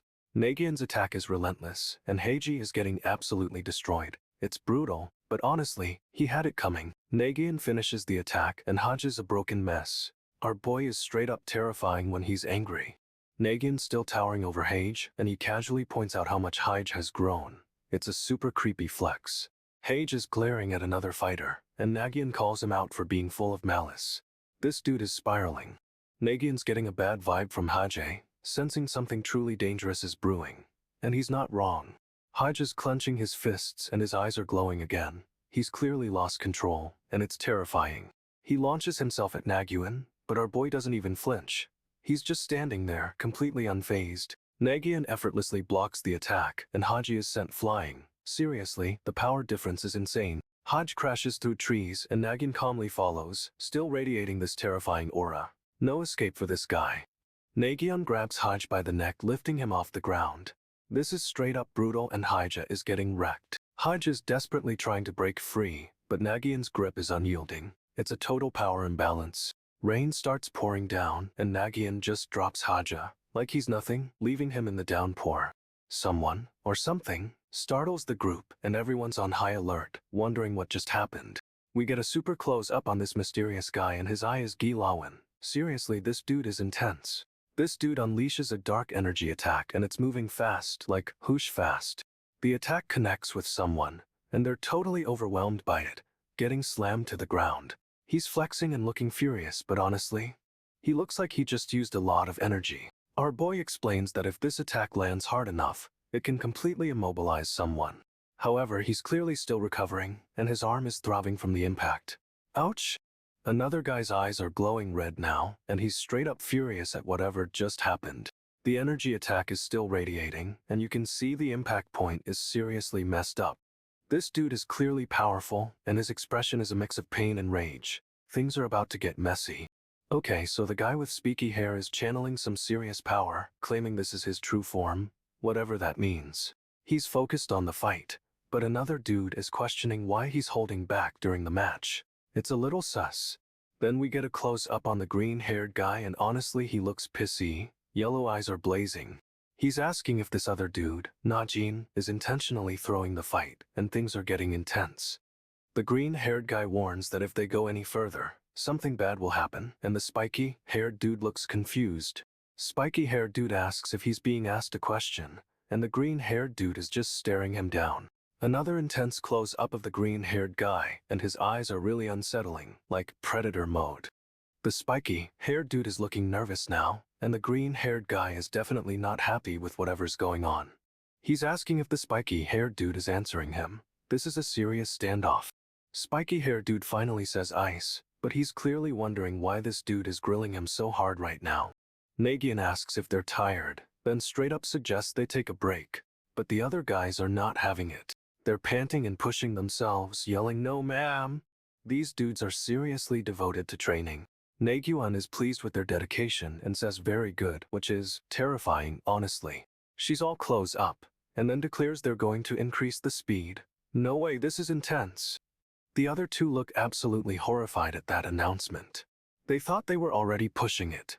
They shout, "Yes, ma'am," again, but it's so strained, like they're begging for mercy. One dude is leaning against something, looking exhausted, and Nagyunn warns him not to get cocky. We get a quick look at another trainee. He's got bandages and looks like he's been through a lot. Nagyunn is looming over them, saying they'll improve if they train harder. She's a relentless coach. She claims she's giving them pointers, but it feels more like a threat. This woman is straight up intimidating. Nagyunn is absolutely terrifying these guys. She's demanding to know what they'd do if she attacked them. One of the trainees bravely says he'd fend her off and let the others escape for help. "Our boy has guts." Nagyunn is intrigued. She asks, "Oh," and you can tell she's calculating something. She's staring him down with one eye open, and it is so creepy. This is not a normal training session. Nagyunn's face is hidden by her helmet, but she's clearly thinking hard about his answer. She's suddenly asking if they think they can withstand her power. She's upping the ante, no doubt. She's talking about how she's honed her skills, how she's become a weapon. It's a total power flex.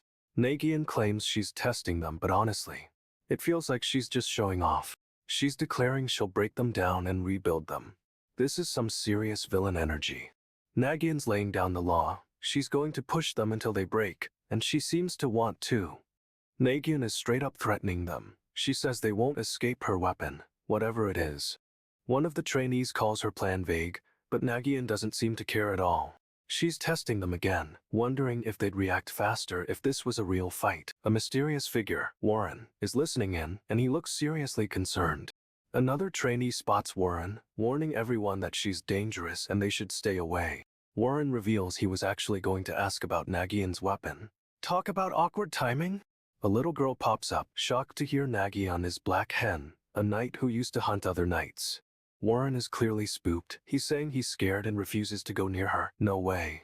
Nagyunn is totally playing with them. She's messing with their minds and enjoying it.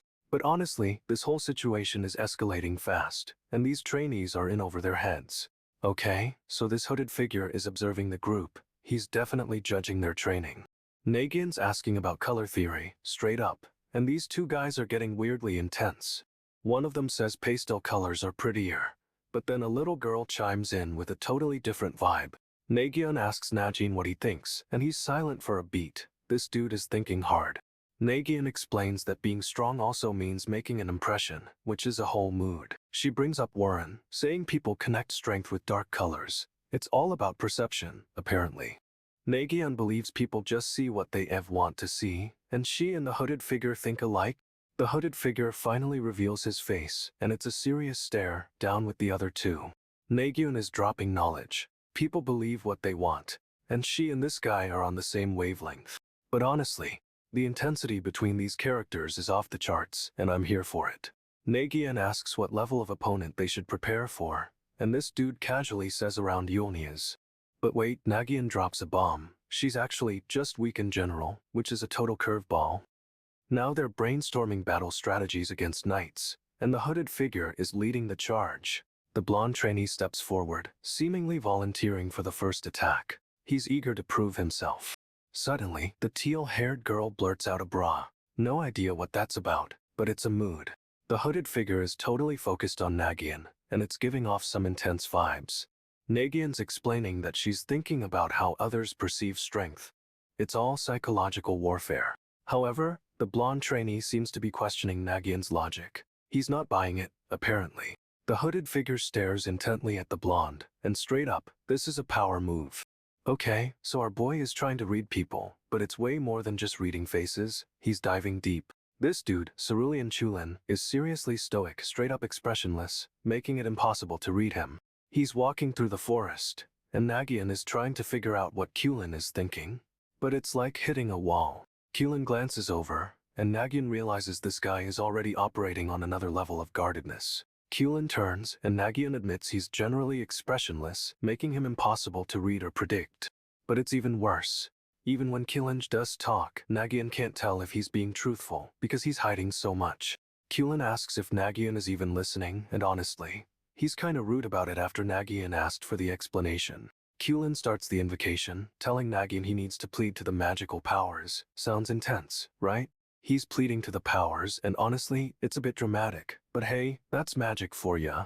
Chulin explains that magical power doesn't just give itself to anyone, it needs to favor you.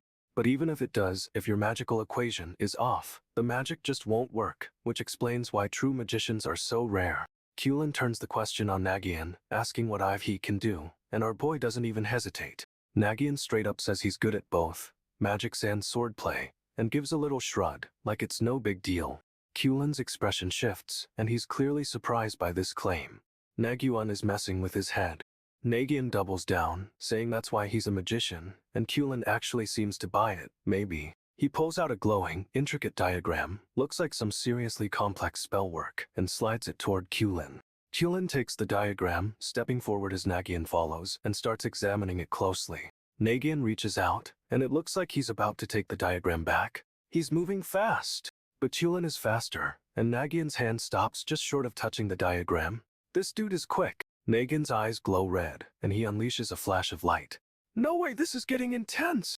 Chulin realizes Nagyunn is a magician, and honestly, it's a total shock to everyone. They spot a huge armored figure approaching the city, and Chulin immediately identifies it as another magician. Nagyunn asks why a magician is here, and Chulin explains it's all connected to the Ember Knight. Big reveal. We get a close-up of Nagyunn, and he's clearly hiding something with his expression.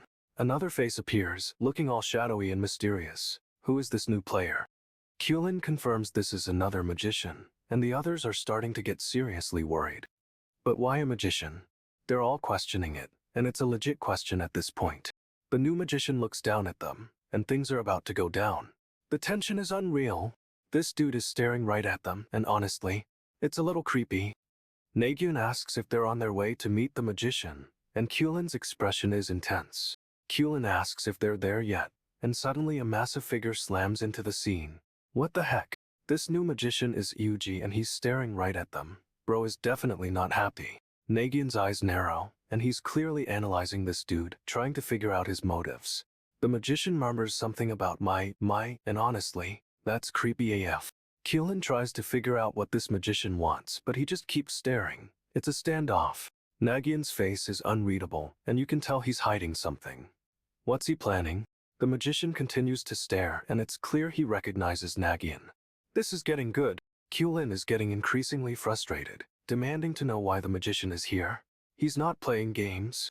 Nagyunn remains silent, and the magician's expression is unnerving. Something's definitely up. Nagyunn suddenly shouts for everyone to stop, interrupting whatever's about to happen. Total chaos! He's frantically rubbing a strange, glowing paper, and it's clearly some kind of magical activation. Chulin is confused, asking what Nagyunn is even doing, but our boy doesn't answer. He's focused. Nagyunn's eyes snap open, glowing red, and he's clearly unleashing something huge. No way! He's radiating power, and Chulin looks shocked, demanding to know what's going on. It's intense. Nagyunn reveals he's been hiding something, and Chulin's face falls as he realizes the truth. Huge reveal! Chulin asks if this is about Najin, and Nagyunn confirms it, straight up admitting he's been pretending all along. Nagyunn says he's been waiting for this moment, and Chulin is reeling. This is getting real. Chulin wants to know what Nagyunn is planning, but our boy just says he'll explain everything later. Mysterious? Nagyunn declares he's going to kill everyone responsible for Najin's death, and Chulin looks both terrified and impressed. Nagyunn claims he knows magic, and Chulin and another dude are straight up skeptical. They want proof. He tries to activate the glowing paper again, but nothing happens. It's a total flop and he's embarrassed. Nagyunn thinks magic isn't for him, but the mysterious magician jumps in, looking haughty as heck. The magician declares it's not a common ability, and Kulin and the others glance at each other. What does that mean? Nagyunn suddenly activates the paper, and this time it will arcus, glowing brightly. Yes? Kulin asks what's going on, but the magician casually explains it's a chitin, and Nagyunn is the key. The magician is giving Nagyunn the side eye, and honestly, this dude is clearly judging him. Nagyunn reveals he's been planning this for a long time, and Kulin's starting to understand. It's a setup. He says he's been waiting for the right moment, and the magician looks surprised. This is getting good. Nagyunn is ready to take down everyone involved in his brother's death, and Kulin can't believe what he's hearing. Nagyunn is laying out his plan, saying he can absolutely make all these guys pay. He's serious. But then, someone announces that the magician protecting their team has been murdered. No way. This throws everyone for a loop, and Nagyunn instantly knows it means they have a spy among them. Kulin and the others are straight up freaking out, begging Nagyunn to protect them. It's chaos. The mysterious magician steps forward, declaring they need to find the spy first. He's taking charge. Nagyunn stares intensely, clearly suspicious of everyone around him. The tension is insane. Kulin and another dude look equally worried, realizing this could be anyone in their group. However, Nagyunn is clearly the one calling the shots now, and that's a power shift. And honestly, this whole situation is a mess, but our boy is ready to solve it. Okay, so things are intense. Our boy Nagyunn is straight up flying through the air, sword drawn. He's going for this shadowy dude, unleashing a massive slash, and the sound effect is EG. The attack connects, but it's like hitting a wall of wind. Everything gets scattered. This dude is fast, dodging the blow and spinning around for a counterattack, blade gleaming. Nagyunn's trying to block, but the force is incredible. He's getting pushed back hard. The enemy's sword is slicing through the air, and Nagyunn's bracing for impact, squeezing his eyes shut. Whoa, the attack lands, but it's deflected. Nagyunn manages to twist away at the last second. However, he's still getting pushed, tumbling backwards through the brush, totally off balance. The enemy presses his advantage, launching another furious assault, and Nagyunn's forced to defend. But just as things look grim, the enemy pauses, and Nagyunn sees a flicker of something familiar. Nagyunn's staring at this shadowy figure, and straight up asks, "So you?" Like he recognizes something. This dude whirls around, unleashing a furious attack, and Nagyunn barely manages to block it. But the force sends Nagyunn flying, launching him backwards into the forest with a swoosh sound. He lands hard, groaning in pain, and this enemy is already closing in, talking about the rabble of knights. The enemy hurls something, a blade, and it streaks through the air, forcing Nagyunn to dive for cover. Nagyunn narrowly avoids the attack, but he's clearly injured, clutching his side and struggling to breathe. He tries to get up, but his legs give out, and he collapses, looking totally defeated. The enemy descends, a dark silhouette against the sky, and it looks like Nagyunn's about to get finished off. But wait, a burst of energy erupts, and the enemy is suddenly forced backwards by an unseen force. Nagyunn's launching forward again, a dark aura surrounding him. This is about to get wieldy. Nagyunn's got this intense glare, totally locking eyes with the enemy. It's a standoff for sure. This enemy, who calls himself Kulin, is sizing Nagyunn up, asking if he's an independent knight. Someone else chimes in, explaining there are two types of knights, qualified and something else. They're laying out the differences, and honestly, it sounds like Kulin might be the something else type. But then, a mysterious figure appears, shrouded in shadow, and Kulin isn't impressed with his garb. Kulin's basically dismissing this newcomer, but the guy's presence is seriously unsettling. Suddenly, another voice asks what the biggest difference between the two types of knights even is. The mysterious figure steps forward, or at least, we see the top of his head, and the tension is building. The enemy is already making a move, and Nagyunn's ready to respond, but this is getting complicated fast. Our boy's about to be caught between two powerful knights. No way this ends well. Okay, so the mysterious figure reveals the difference between qualified and independent knights is oaths. Qualified knights pledge an oath to the emperor, but it's personalized. Only the emperor and the knight know the details. However, for qualified knights, that oath is everything. They literally live and die by it. Kulin is grilling Nagyunn, trying to figure out what his oath is, and our boy is playing it cool. But then Kulin starts talking about geese, some kind of magical binding, and things get seriously intense. It turns out geese is the key, and qualified knights are chained by these oaths, while independents aren't. The other knights are shocked. Apparently, this is huge news, and it explains a lot about the power dynamics. Nagyunn's starting to understand the implications, and honestly, this revelation is a game changer. But this whole time, the shadowed figure is just observing, and it's super creepy. This dude is straight up radiating power, and it's clear he's playing a much bigger game than we realize. Nagyunn straight up declares he's a qualified knight. A total power move, honestly. He explains he's weakened from pledging his geese, but he's gained a secret power, and Nagyunn is not impressed. Nagyunn scoffs, thinking Nagyunn's bluffing, but the shadowed figure seems intrigued, and that's unsettling. Nagyunn lays down the rules: no killing with your back to the east, only kill those on the ground, and no attacking anyone unseen. He explains these are the methods to control qualified knights, and they actually accept these limitations. The geese binds the knights, symbolized by chains binding the sword. It's a whole system of control. The other knight finally realizes what Nagyunn is implying, and it's a massive reveal. Nagyunn's playing 4D chess, using the rules to prove he's a qualified knight. This dude is a genius. However, Nagyunn's actually been weakened by pledging his geese, and now he's got a secret weapon. Nagyunn is not buying it, but whatever, Nagyunn is setting the stage for something huge. Nagyunn's worried. If they get ambushed by the masked bandits now, they're too weak to fight. He realizes his plan to rely on the knights for protection until he's stronger is falling apart fast. Suddenly, a figure emerges from the trees, and it's a young boy wearing a weird hat. The boy casually announces they've arrived, and Nagyunn's all, okay, cool, but it's kinda sus. They enter a vast icy wasteland. It's the ice desert, and honestly it looks brutal.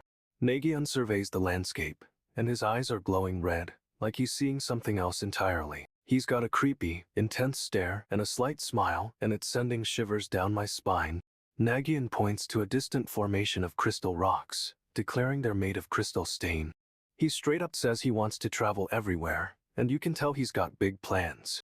Our boy is clearly up to something, and I have a feeling this journey is gonna be wild. Nagyunn's apprentice, a tiny kid, just casually announces he finished whatever Nagyunn asked him to do, and it involved crunching something. The apprentice demands respect, sniffing dramatically, and Nagyunn looks concerned. This is getting weird. Nagyunn calls out to his apprentice, but gets no response. The kid is totally spaced out. Suddenly, the apprentice starts getting lifted into the air, and it looks like he's being pulled apart by ice shards. No way. The entire area is now a blizzard of ice shards, and the apprentice is disintegrating into them. Nagyunn's reacting, but it's too late, and the apprentice is completely absorbed into the icy storm. The blizzard intensifies, and Nagyunn's silhouette is barely visible against the blinding white. But then, the storm starts to calm, and a massive, crystalline structure rises from the ice. Nagyunn's eyes widen. This dude is straight up absorbing the crystal stain, and he's glowing like a supernova. The power radiating from him is insane. This is a whole new level of strength, and I have a feeling things are about to get real. Okay, so things are heating up. We're looking at the Eastern continent, and war is basically guaranteed. But here's the real deal. There are 5 elite protectors, known as spears, guarding the king. The leader of the spears is this dude named Nagyunn, and he's a total beast, but something happened to him. Turns out, Nagyunn's spear is broken, and he's crossed the sea, straight up abandoning his post. He's landing on their shores, and honestly, the speed of this guy is insane. Look at him go. Meanwhile, Lucian and some others spot him, and they're immediately suspicious. Is that who they think it is? They notice his outfit, and realize he's definitely from the east, but getting info out of this guy? Forget about it.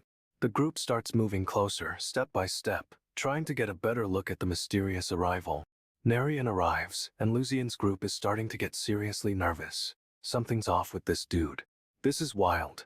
Nagyunn has arrived, and Lucian's group is convinced he's the one they've been waiting for. Nagyunn is focused, figuring out how to survive this whole mess. He's got a plan, maybe.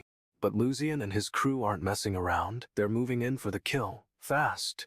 Nagyunn steps forward, and the ground cracks under his weight. This dude is heavy-hitting. He's dodging attacks, moving like a phantom, and honestly, it's a little terrifying to watch. The fight gets intense, with Nagyunn leaping into the air to avoid a massive blow. No way!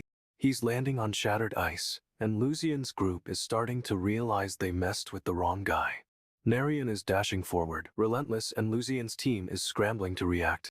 The battle is escalating, but Nagyunn is already thinking several steps ahead. He's a mastermind. He's going for Lucian, and the look in his eyes.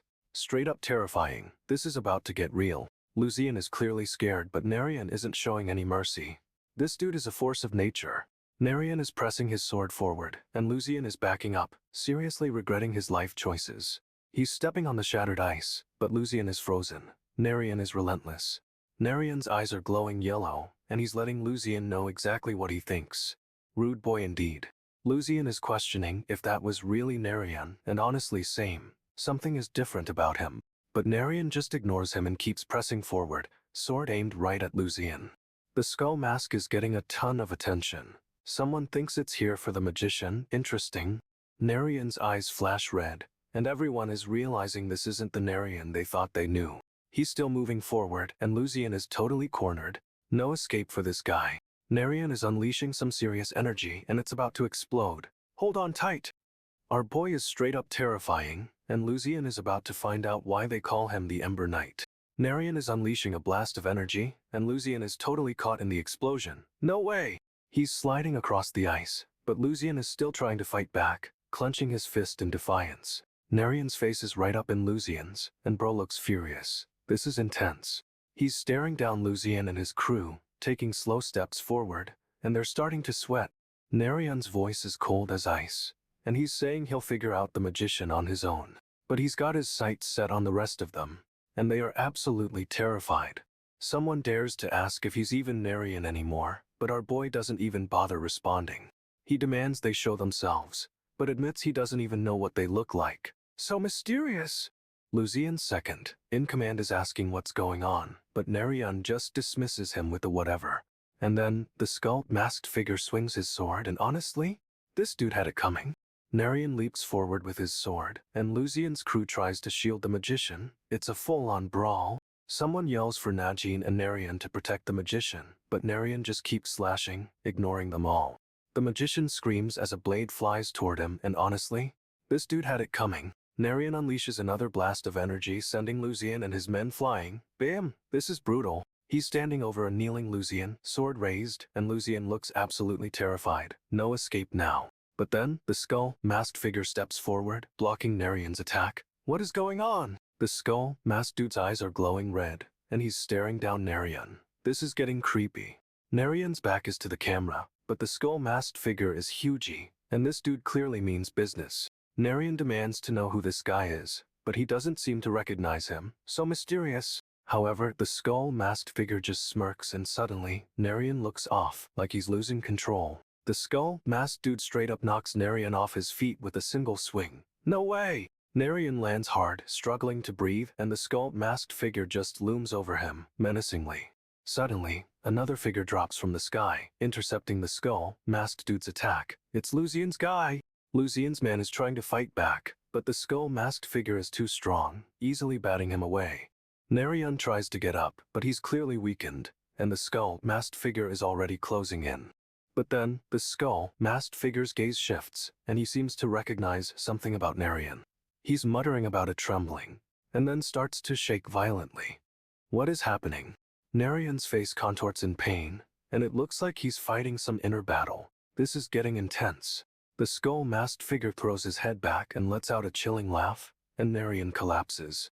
Nagyunn's completely out cold, and the skull-masked dude just stands there smirking. This is bad. The skull-masked dude declares the strong should protect the weak, and Nagyunn's apparently his savior. What is happening? He tells Nagyunn to keep at it, but then turns to someone named Najin, and honestly, the shade is real. This dude straight up says Najin has talent and Nagyunn doesn't. Ouch, that's brutal, even for this world. He orders Nagyunn to train harder to be as good as Najin, and Nagyunn, surprisingly, just accepts it. But then we get a flashback. The skull-masked guy decided at that moment to always tell Najin he was the best.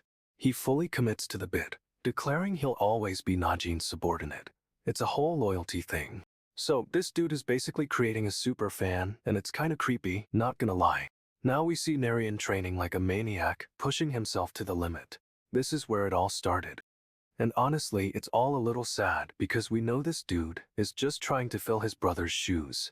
But the skull-masked guy is watching, completely unreadable. What's his endgame here? Our boy is straight up demolishing everything, training like a madman. He's unleashing a flurry of attacks. He's finished with his training session, declaring he's done it, and then total black screen. Suspenseful, a super intense guy appears, looking absolutely furious at the destruction, and he's got a serious stare. This dude Yolnia is standing tall amidst the wreckage, flexing like she owns the place.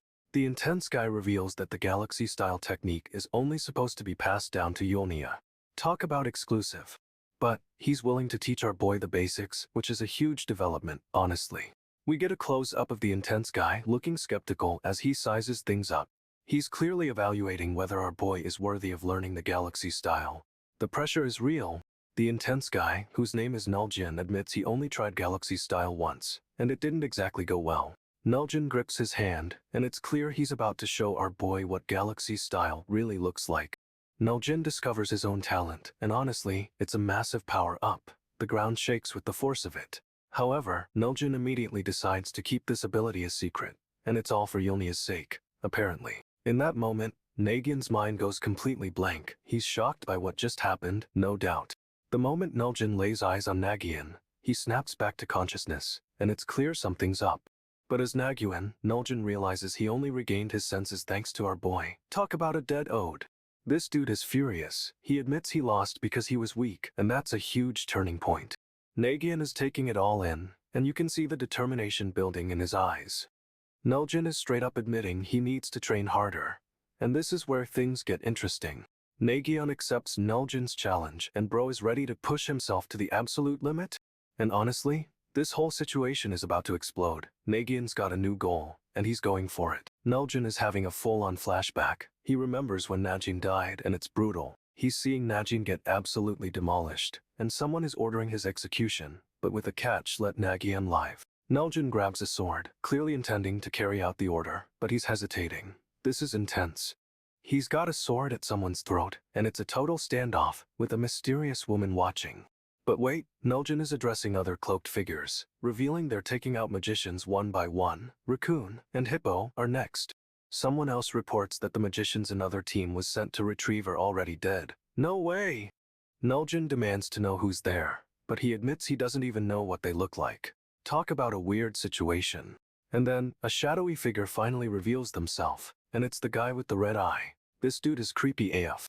Najin is staring, and honestly, he looks completely shocked like he's seen a ghost. The red-eyed guy is just looking at Najin, and it's super unsettling.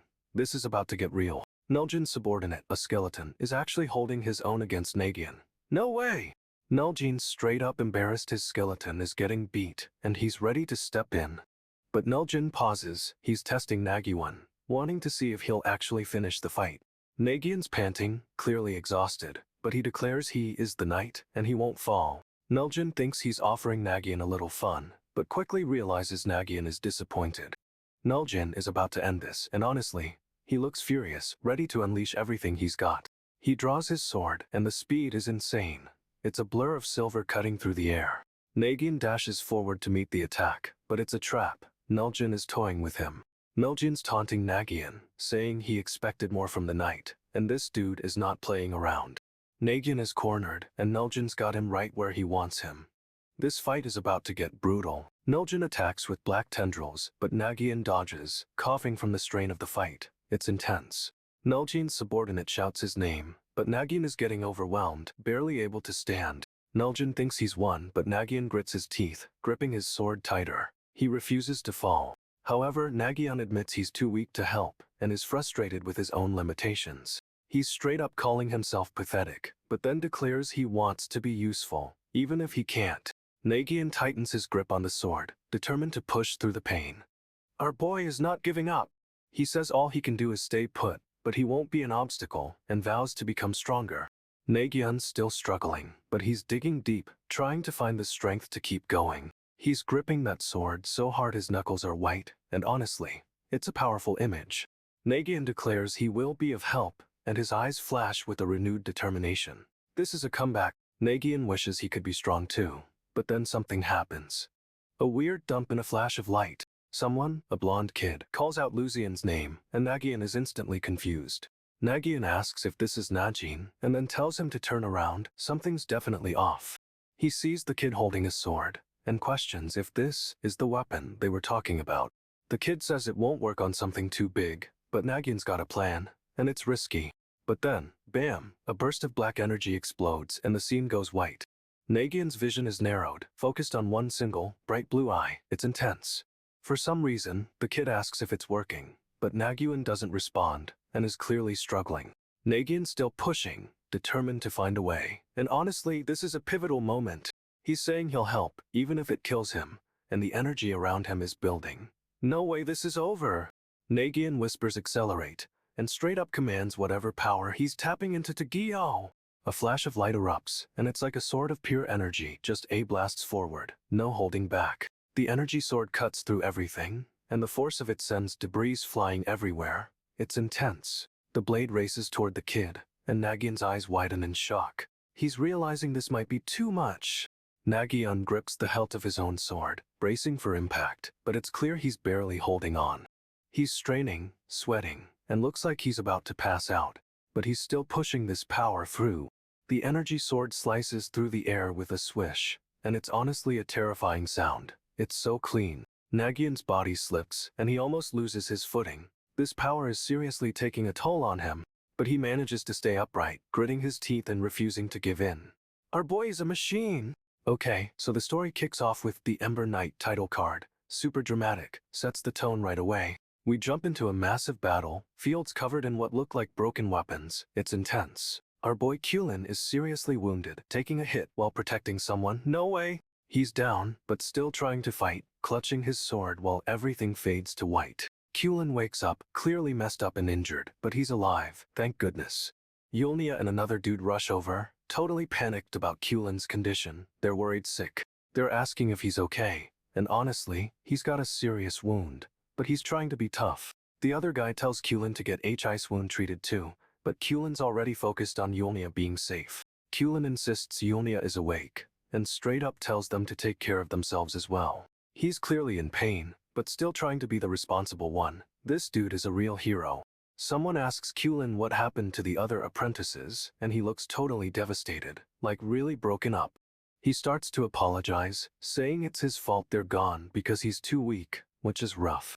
But the other dude straight up calls him out, saying if Kulin had fought with them, they'd probably be dead anyway.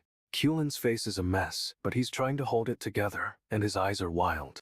He tells the other guy to focus on getting stronger instead of worrying, and it's kinda harsh, honestly. The other dude just nods, saying okay, but he looks super lost and confused. Poor guy. Kulin turns away, staring off into the distance, and asks himself what Najin was even thinking. We get a close-up of Kulin's face, and he looks so conflicted, like he's questioning everything. He's replaying everything in his head, and you can see the pain etched all over his face. Kulin is clearly spiraling, but he's trying to push forward. This is gonna be a wild ride. Kulin's eyes are glowing red now. No way! He's clearly lost it, demanding they leave immediately. But before anyone can react, a creepy skeleton figure appears, offering to take care of them later. Someone asks if that's an order, and the skeleton's face is terrifying, pure nightmare fuel.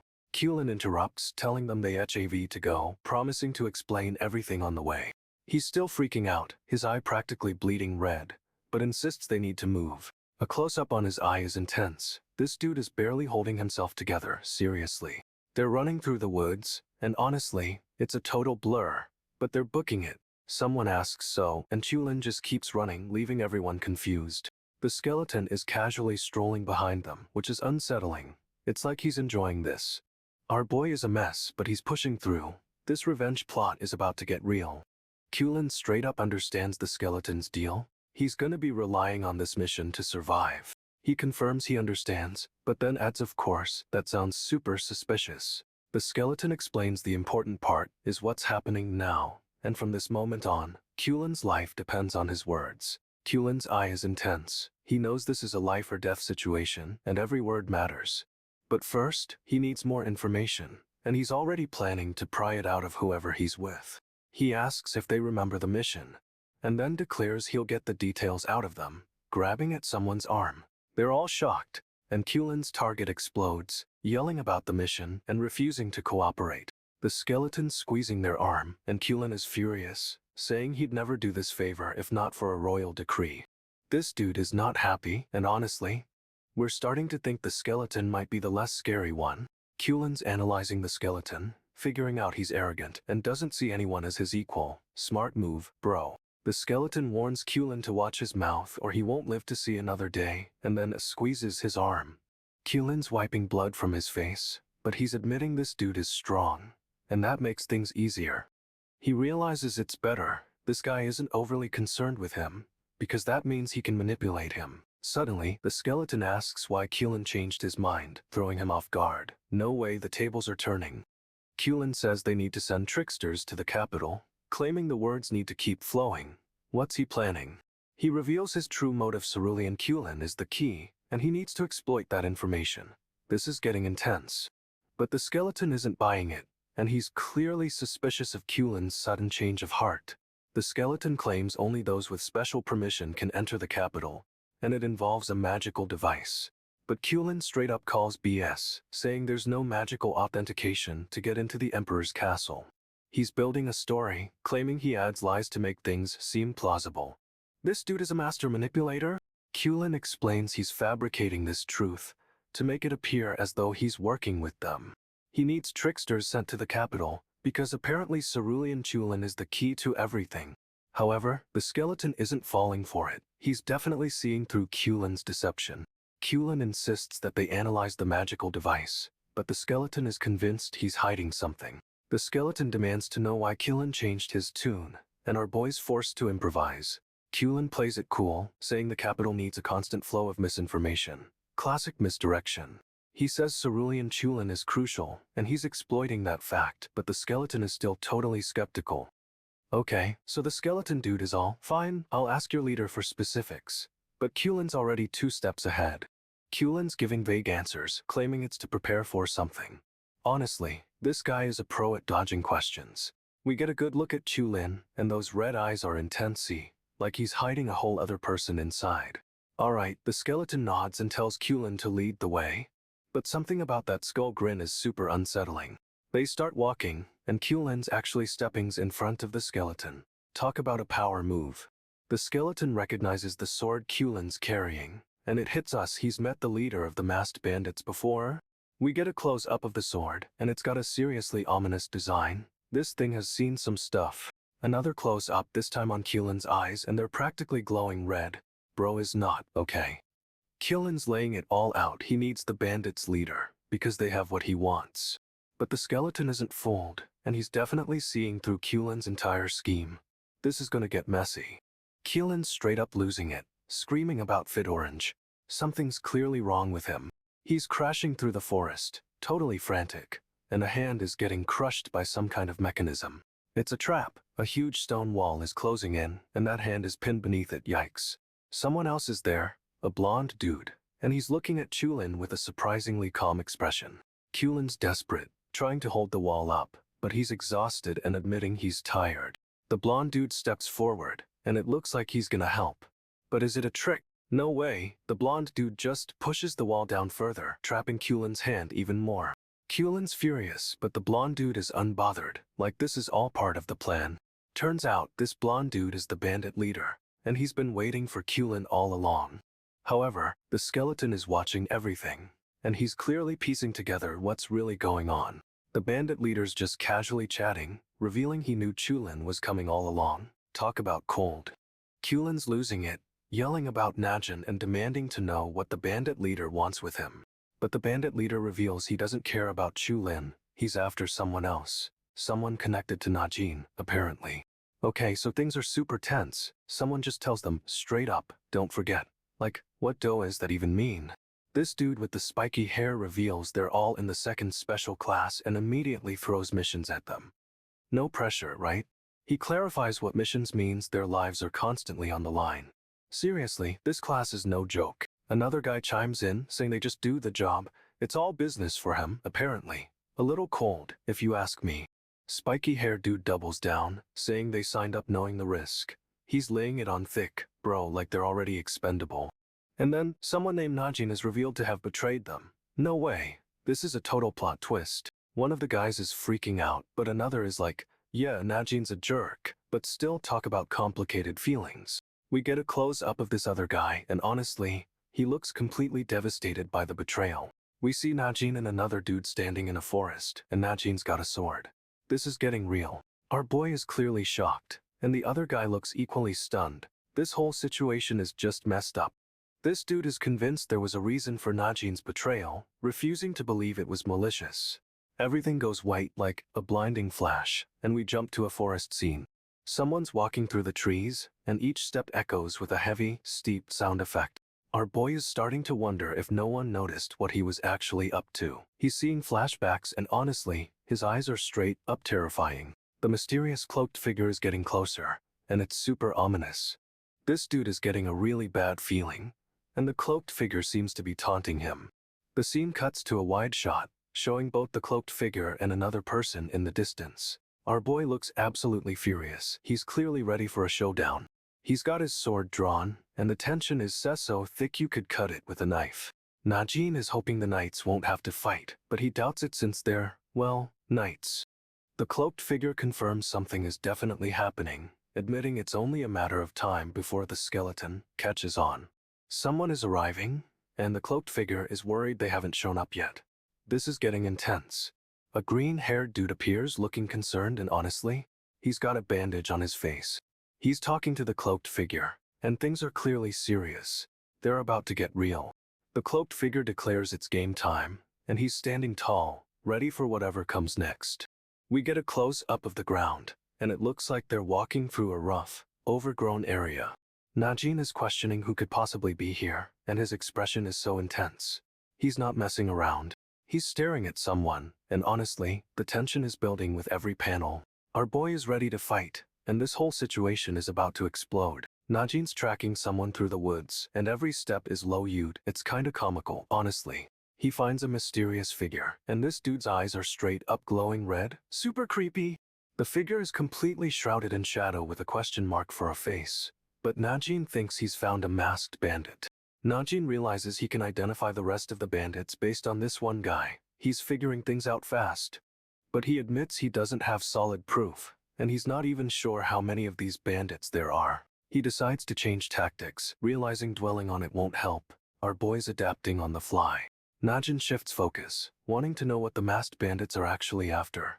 The stakes are rising. Suddenly, the bandits appear, and they're calling out code names Raccoon and Hippo. This is a full-on operation. They were expecting someone else, though. This whole thing is a setup, and it's getting messy. And honestly, they're decked out in some seriously intimidating gear, so Najin's about to be in trouble. Okay, so the skeleton dude is questioning if the bandits want to start a war with the Eastern continent. Things are getting political. But he thinks the bandits aren't from the East, based on their connection with the skeleton. This is a web of secrets? Najin jumps in, demanding to know why they killed his brother. Straight up, he's seeking answers and revenge. One of the bandits notices Najin looks troubled and tries to act all concerned, but our boy isn't buying it for a second. Najin doesn't even bother with a reply. He just bluntly states the skeleton makes him nervous. That's a serious power dynamic. He clarifies he feels uneasy because the skeleton is powerful, but the bandits are still suspicious. They're playing mind games. Najin is laying it all out. He believes the bandits were used as pawns to win something. This dude is a strategist. However, he's sure whatever they're after isn't something simple, and it's driving him crazy. The mystery deepens. The skeleton suddenly speaks up, saying Najin seems distracted. This is a weird, tense conversation. And Najin just straight up admits he's nervous. He's letting his guard down, which is risky, but kinda cool. The skeleton dude straight up declares he hates people who kiss up to others. Talk about a mood. He remembers people like that back home, and reveals he showed them what end means. Likes, this is dark. One of the bandits is visibly shaken, panicking about saying the wrong thing. He's sensing danger. The skeleton looms over the terrified bandit, and honestly, this dude had it coming. He's about to deliver a lesson. The skeleton is holding a bloodied spear, and the scene turns grayscale. But wait, the skeleton doesn't kill the bandit. He just stands over a pile of bodies, declaring disloyal subjects will meet their end. The panicked bandit is spiraling, questioning what he said. He's realizing the gravity of the situation. Najin is completely frozen, realizing he may have messed up. No way, he's usually so composed. The skeleton steps forward, his hand reaching for Najin. This is getting intense. And just as things are about to go down, the skeleton's hand closes around Najin, the scene cutting to black. Cliffhanger. The skeleton is laying it on thick, saying Najin must feel betrayed. He's really reading into this. Najin admits he did it out of loyalty, claiming he doesn't regret his actions. But the skeleton isn't buying it. The skeleton says Najin must feel deeply wronged, but then starts complimenting his judgment. What is he playing at? He's laying on the flattery THISK, and then casually mentions people from the eastern continent use this energy called Chui. However, before he can finish, the skeleton shouts halt. Suddenly things are super tense. Najin is totally caught off guard, questioning what's happening. No way, he's usually so composed. The skeleton's staring right at Najin, and the tension is insane. This dude is up to something. He continues to assess Najin, and our boy looks confused. What's with all the scrutiny? The skeleton's getting closer, and Najin's expression is unreadable. Is this a power play? But wait, the skeleton pauses, seemingly waiting for a reaction. This is a total mind game. Someone questions if that was his full power, and honestly, everyone looks shook. They can't believe it. Someone else says they don't think he's lying, and bro, that's a bold statement considering everything. The skeleton starts channeling martial arts. It's a slashing dragon attack, and the cue is flowing. He unleashes a chain slash, and straight up, it's a whirlwind of destruction. Trees are flying everywhere. The attack decimates the forest, and our boy Najin just stands there. He's completely unfazed, which is wild. Everything is splintered and broken, and the skeleton is assessing the damage. This is getting serious. The skeleton thanks Najin for showing him what it's like, and then says he's honored. But it feels off. He calls it a warning, a slip of the tongue, and honestly, it's a super creepy way to end things. The skeleton asks what Najin means, and bro, the question is loaded with hidden meaning. Najin stands firm, totally unfazed by the destruction around him. This dude is ice cold. The skeleton thanks him for the display of power, but it feels like a trap, and honestly, it's creepy AF. He calls it a warning, a slip of the tongue, and our boy is starting to realize this whole interaction is messed up. Okay, so flashback time. A few months ago, things are already looking intense. We're on the eastern continent coast, and two shadowy figures are walking along the beach, plotting something. This creepy skull-faced dude is laying out the plan for our boy, saying someone will meet and guide him. He's like, we trust you to do great work, because our boy was the first spear, whatever that means. The other guy, all brooding and mysterious, says the king will be happy with the results, but it sounds super ominous. Then this dude straight up raises a dagger, and it's all pointy, like, what is happening? The skull-faced guy is not happy, telling him not to take his name in vain. It's a serious moment, honestly. He's laying down the law, saying it's not a request, but a command, and the tension is building. The brooding guy apologizes for some grave error and vows to remember it. Something went down, for sure. And that's where the scene ends, leaving us hanging with the purple sky and a lot of questions. Zeus is muttering Najin's name, clearly stressed about something. This is getting real. He's saying Najin isn't the backstabbing type, even though he's a total jerk, which is reassuring, I guess. Then, out of nowhere, Najin backed himself into a corner, and this other guy is freaking out about it. This dude thinks Najin is saving their lives, but he's all suspicious about how he's doing it. What? This guy is shocked. Apparently Najin's plan is actually working, which is wild. Zeus is convinced Najin hasn't betrayed them, but he's still side-eyeing everything. He sighs, calling Najin cocky, and straight up says he'd make a sacrifice out of a knight, not an apprentice. Zeus admits he doesn't trust the way Najin handled things, and is suspicious of, well, everything at this point. And that's where the scene ends, leaving us hanging with a lot of questions. Okay, so Najin is straight up flying towards someone with a glowing blade, and it's intense. He's cutting through a field, and we see another dude with a sword running alongside. It's a full-on chase. Najin is unleashing a crazy attack, and the guy he's targeting is bracing for impact, yelling "Aya!" The blade flashes and the attack connects. It looks like a powerful, glowing slash, no way!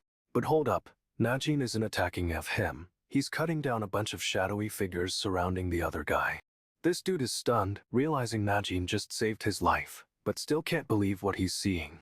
Najin lands and he's got this cocky grin on his face. Our boy is playing it cool as always.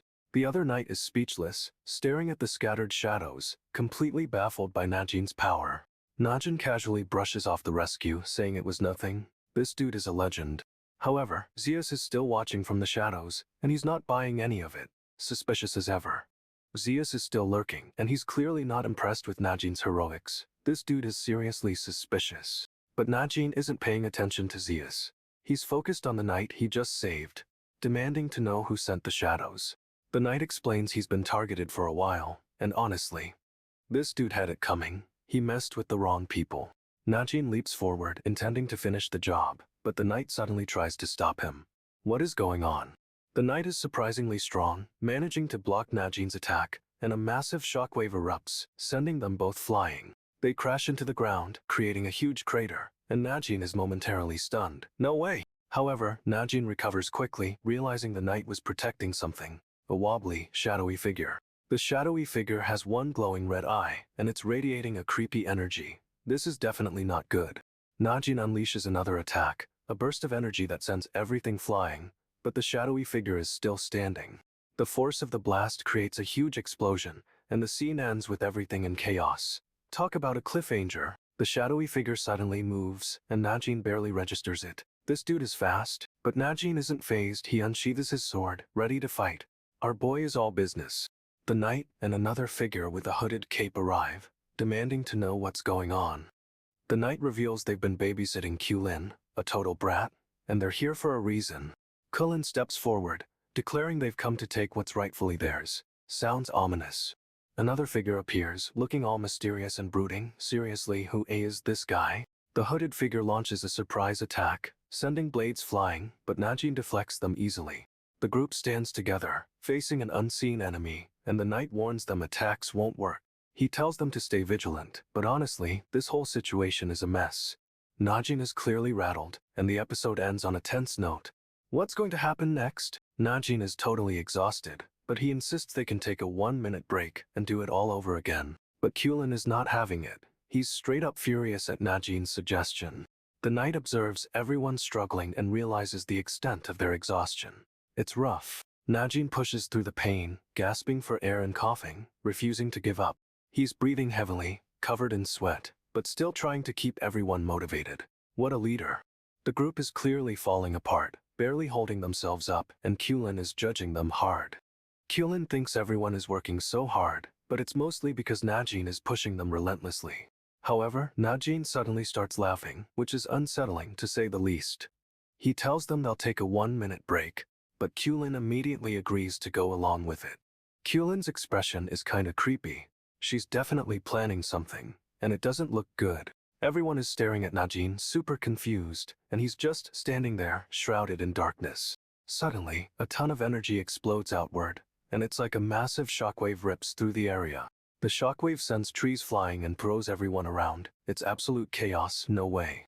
Najin is getting launched through the air, but he's not alone. A shadowy figure is right beside him. This dude is straight up terrifying, a skeletal face with glowing red eyes and a huge grin. The shadowy figure is absorbing all the energy from the blast, and Najin is desperately trying to hold on. Najin's face is contorted in pain, but he's still trying to fight back, and it's intense. But the shadowy figure completely overwhelms him, and Najin's body starts to change. It's creepy. The figure fully merges with Najin, and now our boy is a monstrous, shadowy version of himself. And honestly, this new Najin looks absolutely unhinged. This is going to be a problem. Najin, now completely overtaken, whips around and swings a shadowy blade. It's a total blur. He's targeting the guy who attacked him, and for some reason, this dude just stands there, stunned. The blade connects, sending the attacker wobbling back. But it's not a clean hit. He's still standing. But Najin doesn't even give him a chance to recover. He's already charging again with the blade glowing. The attacker tries to block, however the shadowy blade cuts right through his weapon like it's nothing. Our boy unleashes another strike, and this time, the attacker is sent flying, straight up obliterated. Everyone's shocked, mouths hanging open, and Najin just stands there, breathing heavily. He's clearly struggling to control whatever took over him, but he manages to mutter a single word, now. Then, he launches himself at Kulin, moving faster than anyone can react. She's the real target. Kulin barely manages to raise her arm to defend, but this dude's blade is vibrating with dark energy. Najin's chain whips out with insane speed, slicing toward Kulin. It's like a blur. Kulin manages to block with her energy blades, but the impact sends shockwaves everywhere, and she's visibly struggling. She's trying to push back, but Najin's power is overwhelming.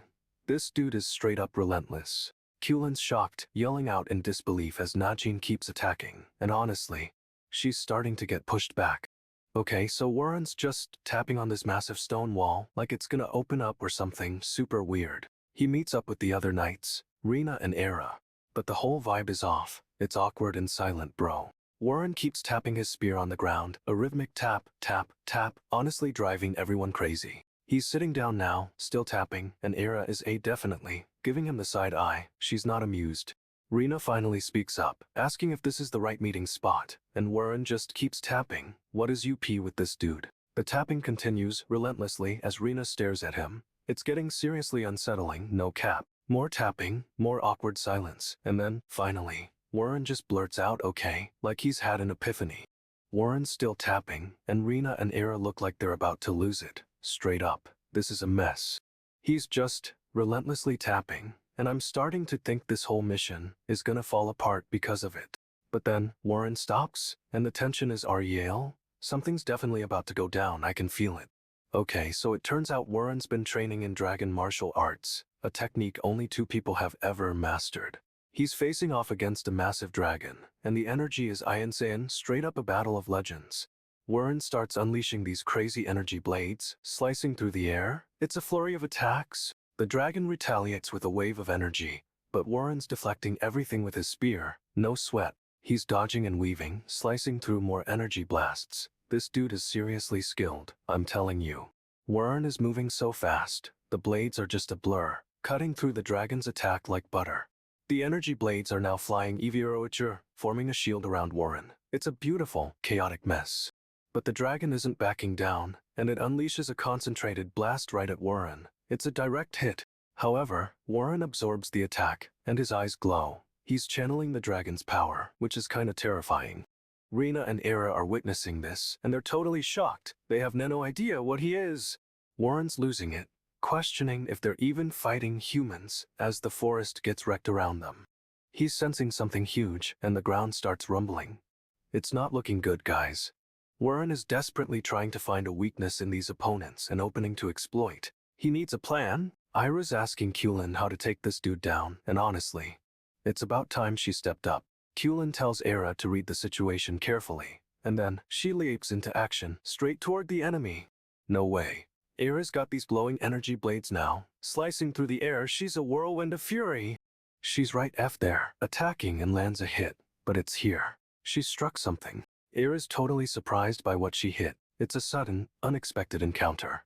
She's clearly shocked by what she found, and the enemy is stunned. This is a crazy twist. Era's found Raccoon, and she's definitely not expecting him to be here. Everything explodes as Warren and Era clash, sending debris flying everywhere. It's a full-on brawl. Ira's going ham with her blades, dodging a shadowy attack, but she's clearly on the defensive here. Warren's relentless, pushing Era back, and she's struggling to keep up. This dude is a monster. Suddenly, a dark figure bursts from the ground, aiming a blade straight for Era, but Warren intercepts it. Their blades collide with a massive avenge. The force of the impact is insane, and sparks are flying. The dark figure is revealed to be Raccoon, and he's straight up terrifying, all wrapped in bandages. Raccoon's clenching his fist, gathering energy, and the power radiating off him is unreal. It's dragon martial arts. Another avenge as Raccoon and Warren's blades meet again, but Raccoon's attack is overwhelming. Warren is reeling, forced back, and Raccoon's attack is relentless, pushing him to the absolute limit. He's losing ground fast, barely blocking the attacks. But honestly, this fight is about to get even crazier. Ira's getting tossed around like a rag doll. Warren is relentless, but Raccoon's still fighting. Raccoon's swinging that massive blade, and Warren barely manages to block, but he's clearly injured. Warren's clutching his side, and Raccoon demands to know if he wants to die. Talk about brutal. Suddenly, a mysterious figure appears in the forest, launching a quick attack at Warren with a blade. Warren dodges, but this new attacker is fast. They're really turning up the heat on him. The attacker reveals a vulnerability in Warren's defense and straight up goes for the kill. No way. Warren barely blocks the attack, but it's a close call, and the blade slices through his coat. Raccoon sees the opening and unleashes another attack, but Warren's already dealing with this new threat. This new fighter is moving like a blur. They're seriously skilled, and Warren's getting overwhelmed. Warren's in a bad spot, facing attacks from both sides, but he's not going down without a fight? Okay, so Raccoon and his crew are watching Warren get totally swarmed. They're clearly surprised. The mysterious attacker is slicing through Warren's defenses, And this dude is seriously fast, honestly. Warren's getting cornered, but then another figure jumps in, declaring they'll join the fight. What? This new fighter is all up in Warren's space with a blade, and Warren barely manages to dodge the attack. Warren's trying to figure out who this ally is, but they're shrouded in darkness and look kinda creepy. Raccoon and company are still watching, completely baffled by what's happening. They have no clue. We get a close-up of the new fighter's face, or rather, their skull, and it's super unsettling. This dude is menacingly raising his blade, and Warren's getting a really bad feeling about this. Another close-up reveals the fighter's intense red eye, and it's locked onto Warren, bro. But hold up, the attacker's blade is heading toward Warren, and honestly, this is a betrayal. Raccoon and his crew realize the murderous glare is aimed right at them. No way, this is getting intense. Suddenly, a massive explosion rocks the scene, boom, and the mysterious fighter is seriously unfazed. The fighter declares there's no doubt about it, and straight up says they're going to take Warren down. Warren leaps forward with his sword, but the fighter deflects it with ease. This dude is on another level. Warren's caught off guard, screaming Zeus, as the blade comes crashing down, and honestly, he's in trouble. The fighter scoffs, stating they can kill any of these monsters, but their goal isn't grand, it's something small. However, they believe they can achieve that small goal when the timing is right, and they don't need any help. The fighter mutters accelerate, and then gives a cold glance. Bro, this is seriously creepy. A shadowy figure observes, seemingly curious about the fighter's plan. What are they scheming now? The figure hums, clearly intrigued, and our boy is about to unleash something big. Get ready! The general is totally caught off guard. He can't believe someone dared to interrupt him. However, he quickly recovers and demands to know who's disrespecting him, clenching his fist tight. The fighter just scoffs and accuses the general of being ungrateful. Talk about a cold diss! But the general doesn't even try to understand, instead choosing to act. This is about to get messy. He's straight up destroying dragon martial arts, and the fighter is completely unfazed. The general launches a furious attack, but our boy just casually swats it away. Seriously. The fighter's eyes glow red, and he's about to unleash something devastating on the general. The general's getting a punch thrown at him, and he's looking seriously shocked. Whoa, the fighter's attack is moving so fast. It's creating a sonic boom. Stosh, no time to react. The general's face is contorted in pain, and this dude is about to get wrecked. Oof. This dude launches a massive attack, but our boy just deflects it with a single strike. It's insane. The impact creates a huge explosion, and the general is sent flying backwards. No way is he getting up from that. Our boy doesn't even pause, stepping forward with terrifying speed, and honestly, this dude had it coming. Okay, so the search team is Lyman and Mayusa. Straight up, they're heading out to find someone. But things are already tense because Mayusa is clearly frustrated they're even low-key NG, and she's getting better at training. Step, one of the guys they're searching for, is walking with Lyman, and honestly, he's panting like a puppy. Lyman spots something in the distance and tells Step to check it out, and he's surprisingly calm about it all. However, Step is clearly exhausted, huffing and puffing with every single step as they press onward. This dude is seriously struggling, but they're pushing through the trees, hoping to find whoever they're looking for. And just when you think Step can't breathe anymore, he lets out another Haji huff and keeps going. We get a glimpse of someone in the distance. It's a shadowed figure, but no idea who it is yet. Step is really feeling the strain, and Lyman looks concerned, but they're determined to keep searching. The Ember Knight logo appears, hinting at more action to come, and honestly, I'm so ready for it. Lyman corners Step, demanding to know what he's learned about the skeleton, and honestly, he's intense. Step straight up admits he didn't learn anything, saying he was too busy trying to survive the last 3 days. But Lyman isn't letting it go. He wants to know anything about the skeleton's identity or goals, no matter how small.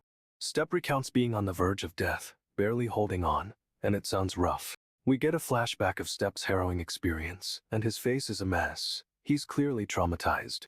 No way, Step's hair is literally falling out from stress, and he's a total wreck. Lyman is not happy with Step's lack of info, and he's radiating frustration. However, Step insists he really didn't learn anything useful, and Lyman's getting angrier by the second. Lyman presses him again. The skeleton's identity, its goal, anything, but Step is adamant he has nothing. And just when you think it's over, Lyman grabs Step by the collar, and things are about to get real. Lyman is absolutely losing it, demanding to know if Step is holding out on him, and Step is getting seriously annoyed. Step is straight up offended that Lyman thinks he's being picky about weeds. But then Lyman reveals he's been getting info. It doesn't matter that Step came up empty, because apparently the skeleton has allies, and Lyman already knows something about them. Lyman drops a bomb. The skeleton and his crew are all wearing masks, and that's the key piece of info he needed. We finally get a good look at Step, and his eye is glowing red, which is definitely not normal. Step's eye is still glowing, and he's staring intently. This dude is clearly hiding something hedgy. Another close-up of Step's glowing red eye, and honestly, it's super creepy and unsettling. Step's eye continues to glow, and it's clear he's remembering something, or someone, connected to those masks. Step is staring off into the distance, and his expression is intense. This is about to get good. And finally, Step says the masks, but what does it mean? This is a major cliffhanger. Step reveals the masked group's goal: assassinate the knights. No way, that's a huge target. He names Raccoon, the hippo, as the next target, and honestly, those are some weird code names. Step declares he'll use whatever he has available. That's ominous, and we all know it. We cut to a group of shadowy figures, and it's clear Step has recruited some allies of his own. Our boy Step has been spending the last 3 days with the skeleton, and it's paying off big time. He reveals there's a spy within the second special class, but who could it be? The panel zooms in on a suspicious character with spiky blue hair. Could he be the mole? Then we see a long-haired dude with a beanie, and honestly, he's looking pretty shady too. Step's eye is still glowing red, and he's clearly connected to these masks. But how? This dude spent 3 days with a skeleton, and now he knows there's a spy. This is getting intense. Step admits he can't figure out what's going on, but he has some guesses. This is getting interesting. But if Step gets a chance, he swears he can draw out whoever's been causing trouble. Someone shouts about being done running, and honestly, good for them, time to fight back. A dark figure rushes forward, yelling, and gets straight up blasted by some unseen force. We see the blue-haired dude in Step, and Step looks seriously menacing with those red eyes. The group is panting, clearly exhausted, but they need to figure out where the others are. Turns out Lyman and Musa haven't returned, and everyone's starting to worry. That's never good. Step's eye is glowing again, and he's clearly connected to the mask somehow, but we still don't know how. They're all huffing and puffing, clearly after a chase, and things are about to go down. Step demands to know where everyone else is, and honestly, we're right there with him. Step's got Lyman and Musa cornered, demanding to know why they're out here alone. Talk about intense. They claim a skeleton attacked them, but Step doesn't buy it for a second. He thinks they're lying. Step presses them, accusing them of running away, and things are getting super heated. No way. Lyman and Musa insist they tried to fight, but the skeleton was just too powerful, honestly. Step's eye is glowing again, and he's definitely still connected to those masks. What is up with that? Musa looks relieved they're all right, but Step is still suspicious, and honestly, so are we. Step demands to know what's going on, and Lyman and Musa start explaining about the attack. They say the skeleton was awful, but Step's not convinced. This dude is straight up grilling them. Lyman and Musa explain they tried to fight, but it was beyond their ability. Ouch, that sounds rough. Step is still glaring, demanding answers, and it's clear he thinks they're hiding something. Bro, spill the tea. They're questioning what Najin did, wondering if he actually destroyed the skeleton. But it's looking grim. Musa is super proud, but it turns out Najin didn't destroy it, he just let it away. Total bait and switch. Step thinks the knights will rescue Najin, but Lyman is losing it, asking what rescue even means. Lyman insists he needs to head back, and Musa is confused. Something is definitely up with this dude. Suddenly, a sword slices through the air, aimed right at Lyman. No warning, straight up attack. Lyman's getting sliced, and Step is reacting, but it's happening so fast. What is going on? Step dives forward, protecting Lyman, but another attacker is already swinging. It's chaos! Musa jumps into the fray, wielding his sword, while Step's already deflecting attacks. Our boy is a beast. Step spins, slashing his sword, and sends an attacker flying. This dude is seriously skilled. He's cutting through enemies left and right, moving like a whirlwind. But who are these attackers? Step and Musa are debating whether to fight or flee, but they're worried about their injuries. They wonder if they could even win against this new, changed Yolnia. She's a whole different level now. Step is panicking, desperately trying to think of a way to stop her, but it's not looking good. Suddenly, Yolnia appears, radiating power, and the ground starts cracking. Talk about an entrance. She's got this terrifying, regal look, and her eyes are glowing green. No way is she messing around. Step is stunned, realizing they seriously messed up. This is bad, really bad. Mayusa shouts they have to stop her, and Step's face is contorted with worry. It's a desperate plea. Lyman is reeling, looking shocked, and Step is clearly regretting everything. This dude is in deep trouble. Step and Mayusa realize they're outmatched, but they're determined to protect Layman. They're all in. Yulnia is a force of nature, and Step knows they're facing something beyond their comprehension. Step is cornered, but then this mysterious guy with golden hair appears. Who is this dude? The golden-haired guy's eyes glow red as he stares down Step. It's seriously intense and creepy. Another figure emerges, looking worried, and glances at Step. They're clearly caught in the middle of something. Step and Mayusa are debating what to do, but Yulnia's power is overwhelming. They're in a tight spot. Someone's calling our boy Periwinkle Wild Dog, like seriously?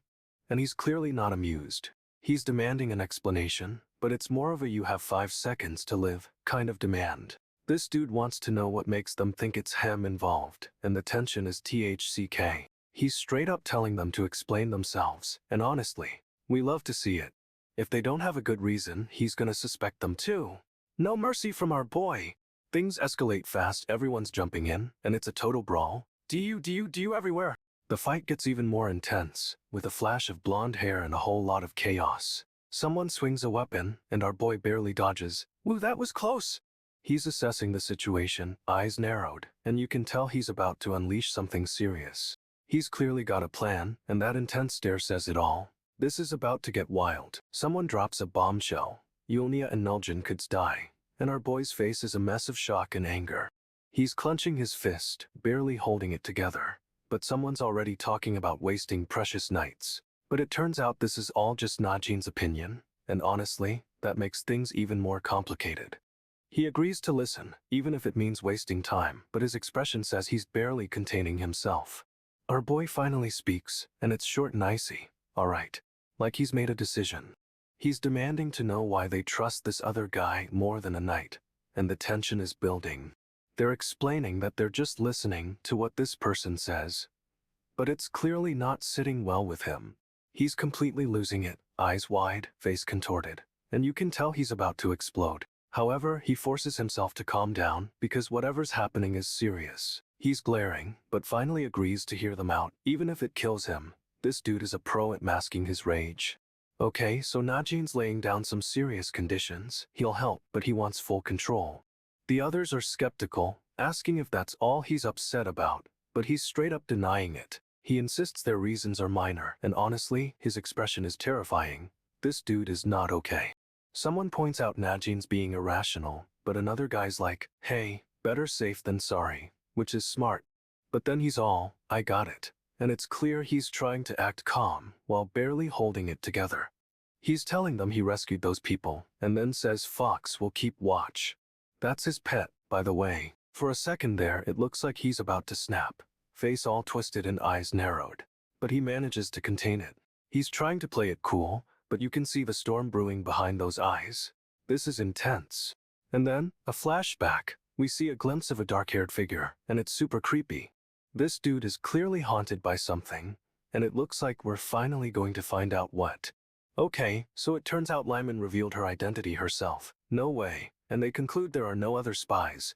But everyone's still suspicious, and one of them asks Najin if that's really all he's upset about. Najin straight up denies it, saying their reasons are minor, and honestly, his glare could kill a man. Someone calls him out on being irrational, but another dude backs him up. Smart move, honestly. He insists he's got everything under control, but you can see he's barely keeping it together. Najin explains he rescued the people and Fox will keep watch. That's his super cool pet, by the way. For a split second, he looks like he's about to lose it, face twisting into a terrifying mask. He's trying so hard to stay calm, but the storm inside him is brewing. This is intense, you guys. Then, bam, flashback. We get a glimpse of a dark-haired figure, and it's instantly creepy as heck. This dude is clearly haunted, and it's looking like we're finally going to find out what happened. Okay, so Najin is remembering. He's seeing people, and they're all different from him. Someone's injured, and they're begging the magician to heal them. It's a desperate plea. But here's the twist: Najin admits he was using them all along, just to get revenge. And it's dark. He's standing over everyone and his shadow is literally consuming the ground. Talk about intimidating. Someone calls out to him, "Hey, you're back," but Najin is giving off major cold vibes. He's still shrouded in darkness, and honestly, this dude is straight up terrifying. He's walking toward the group, and it looks like he's about to reveal something huge. Najin reveals he's been working with Fox, and she's keeping watch. Our boy's got a plan. He's trying to act like everything is fine, but his expression is unhinged, and it's so unsettling. Another flashback, this time it's a masked figure. What is going on with this dude's past? Nagyunn's exhausted, straight up collapsing as he pushes himself to keep up with the magician's pace. He's training relentlessly, remembering how he had time to prepare because of the magician's slower speed. But this training is brutal. He's panting, and it's clear this is taking a huge toll on him. He flashes back to the masked figure again, and it's seriously messing with his head. The group finally makes it through the woods, and it's pitch black outside. Perfect timing. Nagyunn tells everyone it's night, but honestly it feels like a really bad omen. He's leading the group forward, and it's so intense, like something's about to go down. Nagyunn's eyes are glowing red, and the look on his face is completely unhinged. No way. He's remembering everything, the betrayal, the pain, and it's fueling his rage. Our boy is officially ready for revenge, and honestly, the villains should be terrified. Nagyunn claims this bounty, and straight up launches forward with incredible speed. Whoa! He's got this weird power surging through him, but he has no clue what it even is. He's worried he won't be able to control it, and fears it's strong enough to level the forest. Yikes. Nagyunn tries to swing the power away from everyone, thinking he can contain it, but it's clearly overwhelming. He's convinced it's nothing to worry about, which honestly, famous last words. The power explodes outward, and it's a massive burst. The trees are getting ripped apart, everything goes white, and then silence. It's like the power just disappears. A single bird flies across the dark sky, and there's this weird clap sound, super ominous. Nagyunn's eyes are glowing crimson, and he looks completely feral, like he's barely holding on. He's clutching his sword, and his expression is terrifying. This dude is about to unleash hell. Nagyunn's all up in this other guy's face, demanding to know why he's been so nice to him. Talk about intense.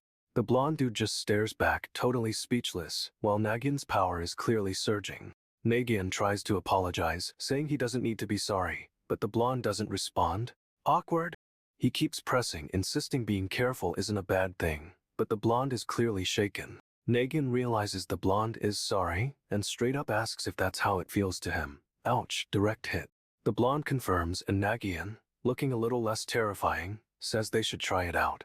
What does that even mean? Nagyunn grips his sword so hard his knuckles turn white.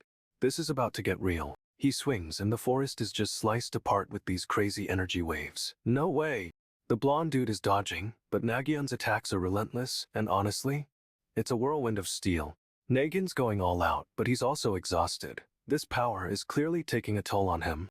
Nagyunn blinks, and for a split second he looks totally lost, like he's questioning everything. He swings again, and a massive gust of wind rips through the trees, sending debris flying everywhere. No way!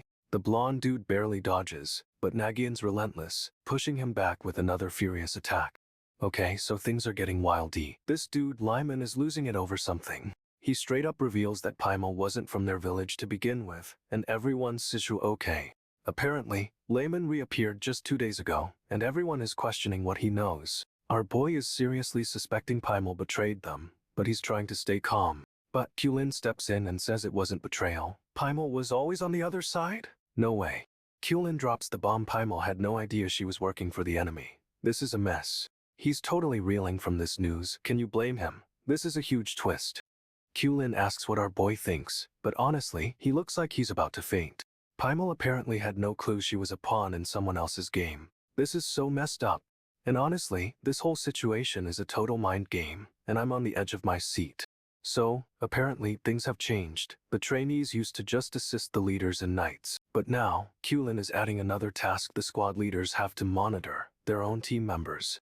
Our boy looks super intense as he lays down this new rule. Honestly, he's a little scary. Lyman is staring him down, looking totally suspicious. Something's definitely up with this guy. Kulin's eyes are narrowed, and he's totally sizing Lyman up, like he's already figured something out. And then, bam, Kulin starts walking toward Lyman, and the tension is unreal. Lyman doesn't back down, and he meets Kulin halfway. This is about to go down. They're face to face now, and Liamon's expression is unsettling, to say the least. Keelan's eyes are blazing red, and he's staring right through Liamon. No way this is a coincidence. He's straight up demanding to know what Liamon's been doing all this time. Talk about pressure. Paimon is questioning why Keelan wants to hear it all again, and honestly, it's a power move. Liamon's thinking about what Keelan said. Is she testing him or just playing games? Warren cuts in, straight up warning everyone that Paimon is dangerous and to stay away. Keelan thinks Warren had a reason to say that, and is trying to figure out what it is. He's realizing she's harder to predict than he thought, and that's seriously messing with him. Liamon's asking what she's up to, but Keelan's thinking she's predictably unpredictable, which is a choice. Keelan asks if Liamon's out of ideas, and the pressure is on. This dude is not backing down. He throws out a challenge, saying maybe Liamon would think faster if it was real, and wow, that's cold. Keelan's eyes are blazing, and he's staring Liamon down. This whole thing is a standoff. But Keelan seems unbothered, calmly stating it feels right, and honestly, he's a little terrifying. Keelan's laying it all out. He was exposed to an opponent, so of course he won't spill the details. Liamon asks if he has a method in mind, and Keelan's response, hair, super cryptic. Keelan continues, saying someone knows, and Liamon's face is CREMing. He's connecting the dots. He's remembering something, and his eyes are going wild. This is getting intense. Keelan asks if he did something, and Liamon's all did I. The tension is unreal. Liamon straight up admits he convinced someone, but Keelan's not even surprised. Keelan lets out a woo, and says that does it. He's playing it cool, but he's definitely relieved. He's trying to act like he wasn't worried, but the relief is so obvious. Liamon's still processing everything, and Keelan's definitely reading him like an open book. But Keelan's not letting Liamon off the hook. He wants to know exactly what our boy said. Liamon's shocked. He can't believe someone could be a spy, especially not who Keelan's thinking of. Keelan whips a throwing knife through the air, straight at Liamon, and our boy barely ducks. He's yelling at Liamon, demanding to know what he said to Periwinkle Wild Dog. What did he do? Keelan reveals he suspected Paimon, Black Hen, and Warren, but he had specific reasons for each of them. But it turns out the only person likely to be a spy was actually Liamon. But he had a plan. He's listing his suspects: Paimon for reasonable doubt, Warren to keep a distance, and then Najin. Najin for objectivity and persuasiveness. Keelan's laying out his logic, and it's actually pretty smart. And then, he drops the bomb. Periwinkle Wild Dog, and the reason he brought them all up.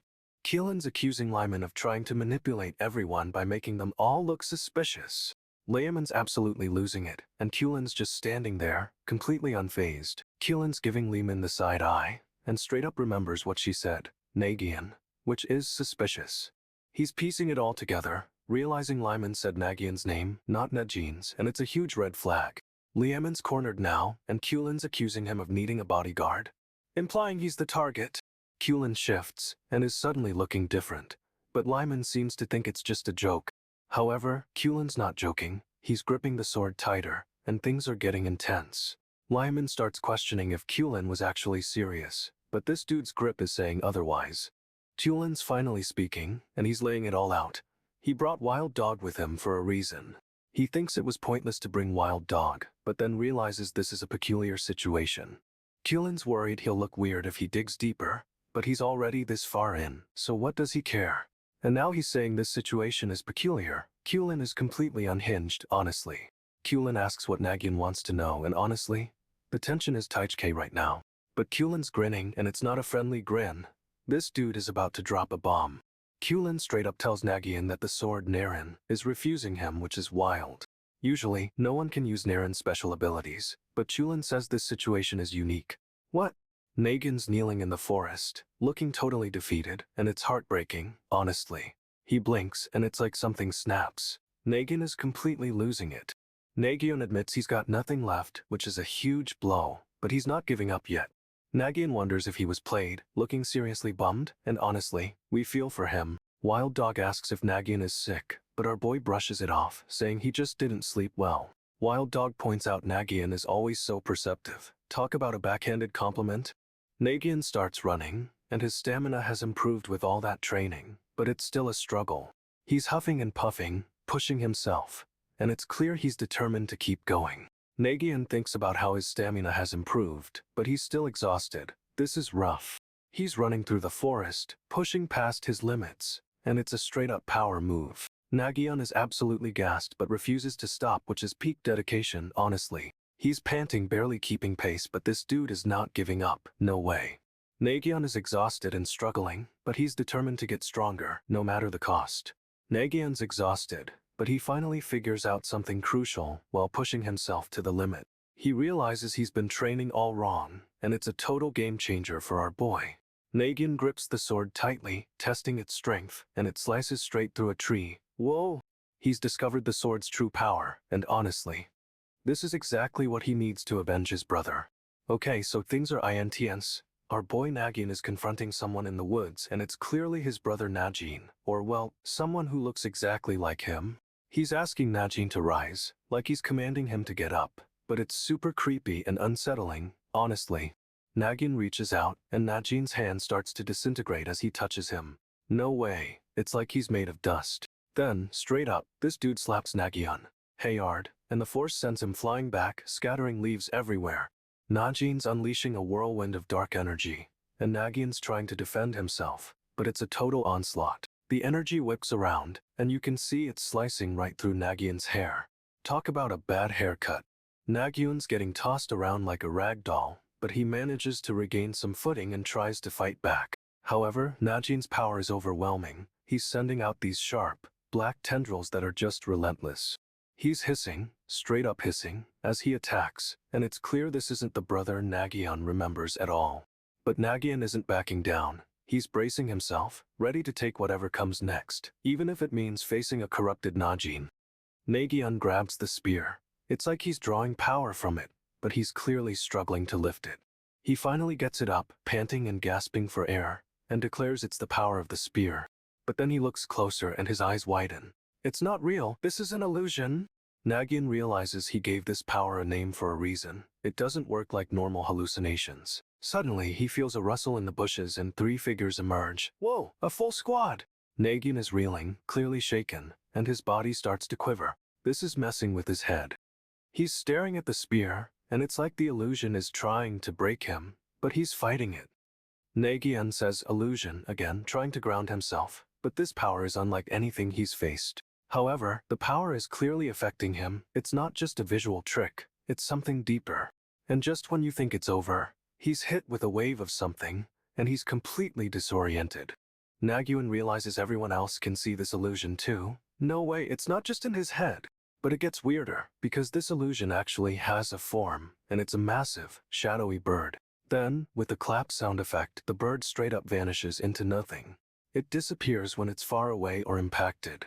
Nagyunn understands the key: you have to imagine the object you want to turn into an illusion, which is kinda mind-bending. He focuses, and everything goes silent. He's clearly putting all his energy into this, and it's draining him. Nagyunn creates a sphere in his hand, trying to make it an illusion. But it's tough. It saps his strength. He manages to make it flicker and fade, but this illusion is deceptive, looking good on the surface but hiding something. And honestly, he sees a parallel between this illusion and himself, something about hidden depths. This dude is exhausted, but he's determined. He's gonna master this power, even if it knocks him out. He's seeing something in the illusion, something that feels familiar, and it's unsettling him to the core. Nagyunn's focusing so hard, he's seeing his brother's face. Inside the illusion, it's messing with his head. He's getting a vision of a dark, shadowy figure, and it's the Ember Knight. But older, more menacing. The shadowy figure speaks, and it's straight up chilling. He's praising someone for doing a great job. Nagyunn calls out, and this dude turns, revealing a face that's both familiar and terrifying. It's a man with long dark hair and a weird mask, and Nagyunn realizes he's been watching him this whole time. The masked man starts walking, and Nagyunn notices a figure trailing behind him. It's the masked knight again. Nagyunn's determined to follow, but the masked knight is moving fast, disappearing into the woods. Our boy pushes himself to keep up, ignoring the exhaustion, because this is about finding answers. The masked knight stops, and Nagyunn finally gets a good look. He's got a sword, and he's waiting. Nagyunn is about to confront him, but this whole scene feels like a trap, and honestly, it probably is. The masked knight's ability is insane, and they're worried about their plan falling apart if he gets overwhelmed. But someone else speaks up, saying this dude won't be taken down easily. He's the broken spear. Nagyunn grabs the masked knight, pulling him closer, and the knight is clearly uncomfortable with the touch. They can't trust him, not yet, so they're keeping a close eye on him. And Nagyunn is determined to figure out what happened to the broken spear. Nagyunn glances over, and the masked knight is definitely watching him back, which is super unsettling. The masked knight turns away, disappearing into the forest, and Nagyunn is left with a whole lot of questions. Nagyunn is determined to find out what's up with the broken spear, and this whole situation is giving us bad vibes. The knight is still ahead, and Nagyunn is picking up the pace, pushing through the exhaustion to catch up. They stop in a clearing, and Nagyunn is finally ready to confront him, but something about it feels wrong. Nagyunn is getting major predator vibes from this whole setup. It's a trap, we just know it. Nagyunn asks about Lawson, but the masked knight just stops, and honestly, the silence is deafening. He finally says they don't need to worry about Lawson, which is super sus. What does he know? Nagyunn is immediately questioning this, asking about his training, and bro is now having it. Suddenly, a blonde dude appears, and he's yelling about how noisy everyone is. Rude. A red-haired woman joins the yelling match, and honestly, the energy is chaotic. No way this is a coincidence. The blue-haired guy looks horrified, and there's a whole crew gathering behind them. This is escalating quickly. Then, a teal-haired dude leaps into the fray, and a spiky-haired guy is right behind him. It's a full-blown brawl. Nagyunn is clearly caught off guard, and this whole scene is a mess, but he's gotta figure out what's going on. This dude is getting jumped from all sides, but he's trying to keep it together. Our boy is a fighter! However, it's a straight-up ambush, and Nagyunn is realizing this wasn't a coincidence at all. He walked right into a trap. Nagyunn is reeling, trying to process this ambush, but then his expression shifts. He's suddenly certain of something. He asks if this is about Lawson, and the masked knight just stares him down, denying it with a cold no. But Nagyunn isn't buying it. He straight up refuses to believe Lawson would be involved in something like this. The masked knight insists she wouldn't, but Nagyunn cuts him off, declaring she's incapable of such a thing. Then, the knight's expression hardens, and he says, on the contrary, "Oh, this is getting good." He's adamant that Lawson did do it, and Nagyunn is visibly shaken, a trickle of blood appearing on his lip. Another knight with dark hair chimes in, demanding to know if they're even sure it's Black Hen they're talking about. The masked knight repeats she wouldn't do it, and honestly, his insistence is only making things more suspicious. Nagyunn is clinging to his belief, saying she'd never stoop so low, but the knight's face tells a different story. This dude is absolutely convinced Lawson is the culprit, and the look in his eyes is terrifying. We're in for a wild ride. One of them says he can see something, but the other knight insists he sees nothing at all. Talk about a disagreement. Nagyunn asks if he's sure, and the other knight admits it's small, but he definitely spots something in the distance. He points towards a ravine, and Nagyunn follows his gaze, trying to make out what they're looking for. Suddenly, a blinding light erupts from the ravine. It's intense, and everything goes white. The light fades, and it looks like something huge just moved, sending a shockwave through the trees. Nagyunn's hand shoots out, grabbing for something, but it's way too fast. No way he can catch it. Whatever it was is speeding away, creating a massive gust of wind that nearly knocks them off their feet. He catches a glimpse of a shadowy figure, and his eyes widen. It's a trace, a sign of someone incredibly powerful. Nagyunn's face is hidden, but you can feel the intensity, the sheer shock radiating off him. And honestly, this dude is straight up terrified. Something huge just went down, and it's connected to Lawson. The force of whatever just flew by sends Nagyunn reeling, and honestly, it's a straight up whoosh of wind. He's trying to regain his footing, but it's like an invisible hand is pushing him back. This is intense. Nagyunn finally stabilizes, and his gaze locks onto the retreating shadow, confirming his suspicions it's definitely Lawson. Okay, so this dude Daragon just finished his trial and is straight up terrified, like mouth agape scared. The shadowy guy in the hat gives the okay for Daragon to leave. But our boy is clearly not okay with that. Daragon practically bolts and the shadowy guy just watches him go. Super creepy vibes here. Another dude, apparently named Daragon too, is next up, and honestly, he looks even more freaked out. Someone, a magician maybe, is being carried and it's giving everyone the shakes, but the shadowy guy isn't worried. But the blonde dude who we've seen before is seriously rattled by the magician and flinches when she's mentioned. Someone offers to carry the magician, thinking they can help, but the shadowy guy shuts it down immediately. He says carrying her would leave them vulnerable, and they need to take things slow. Smart move, honestly. They're planning to do training in classes WHL traveling at the magician's pace, which sounds intense. But there's even more they need to do, and the shadowy guy's face is giving off major "we've got a problem" energy. Zeus doesn't fully trust anyone yet, apparently. He's being super careful with who he lets in. Najin is requested, and this other hooded dude says Zeus specifically asked for him. No way. This guy looks absolutely wrecked, but he's told he's the last one Zeus wants to see. The blonde dude arrives and immediately confirms the plan. Zeus wants one-on-one talks with everyone. Najin asks what the deal is, and the hooded dude just stares at the blonde dude, waiting for an answer. The blonde dude asks Najin what he thinks, and honestly, the tension is TK. Najin presses him for what he means, and the hooded dude finally turns his intense gaze on Najin. He repeats his question, really pushing Najin for his thoughts, and our boy looks totally unamused. The blonde dude is getting impatient. What does Najin think about all this? But Najin is clearly sizing up the situation, and straight up doesn't seem impressed with anything going on. Najin thinks all the spies are gone, but the blonde dude is like, nah, I highly doubt it.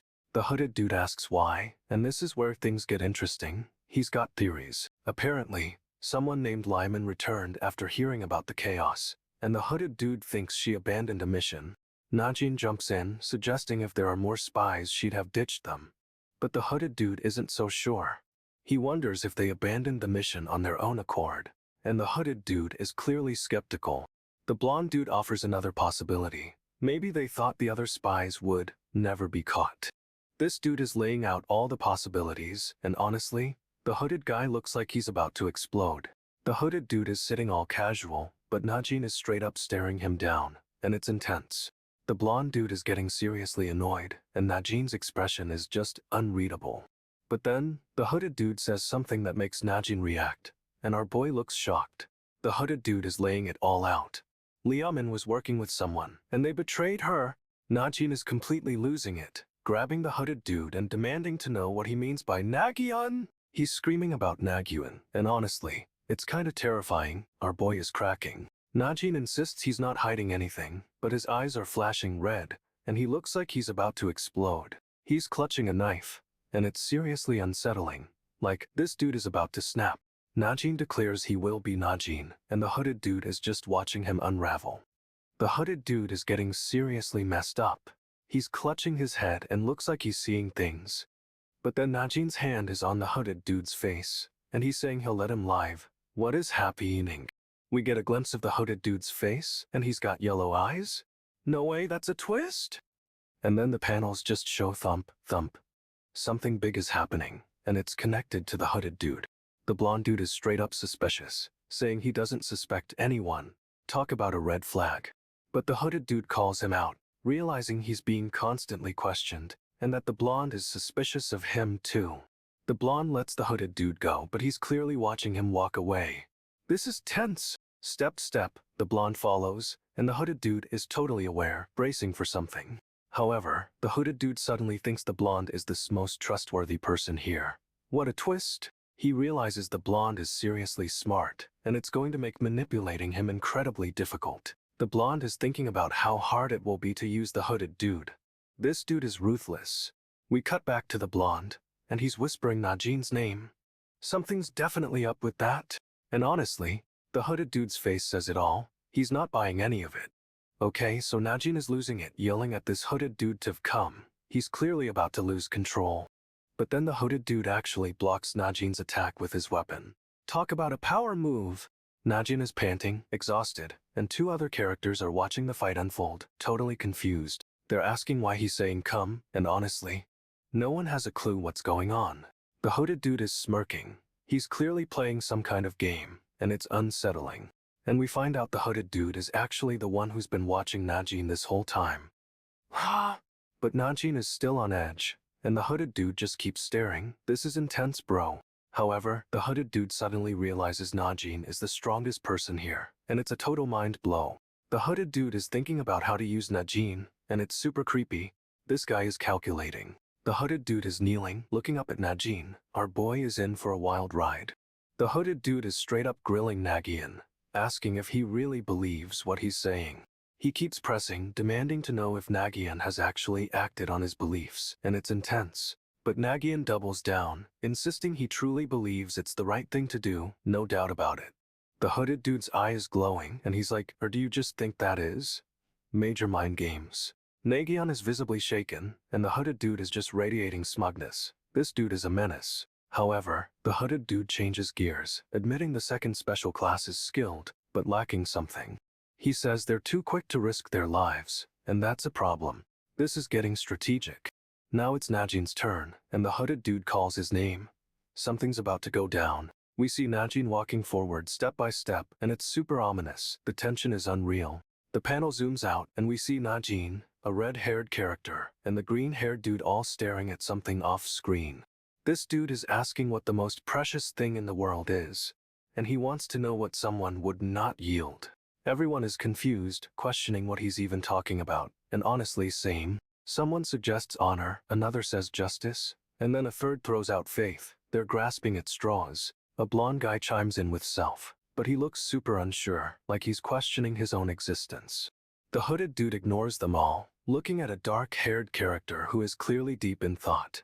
The dark-haired character responds with family, and it's a total gut punch. This is the answer, right? The hooded dude repeats the question, but this time, he's staring right at Najin. The pressure is on. Najin's eyes glow red, and it's terrifying. Something has changed, and it's not good. He declares that the most precious thing is the most precious thing. Bro is being cryptic as heck. But the hooded dude doesn't react, and it's clear this is just the beginning of a much bigger reveal. Najin straight up declares he's protecting honor and justice, the path of chivalry, and it's intense. But the hooded dude isn't impressed, and he's staring right into Najin's soul with that creepy glare. The hooded dude asks again what's worth protecting, and Najin's response is nothing, total silence.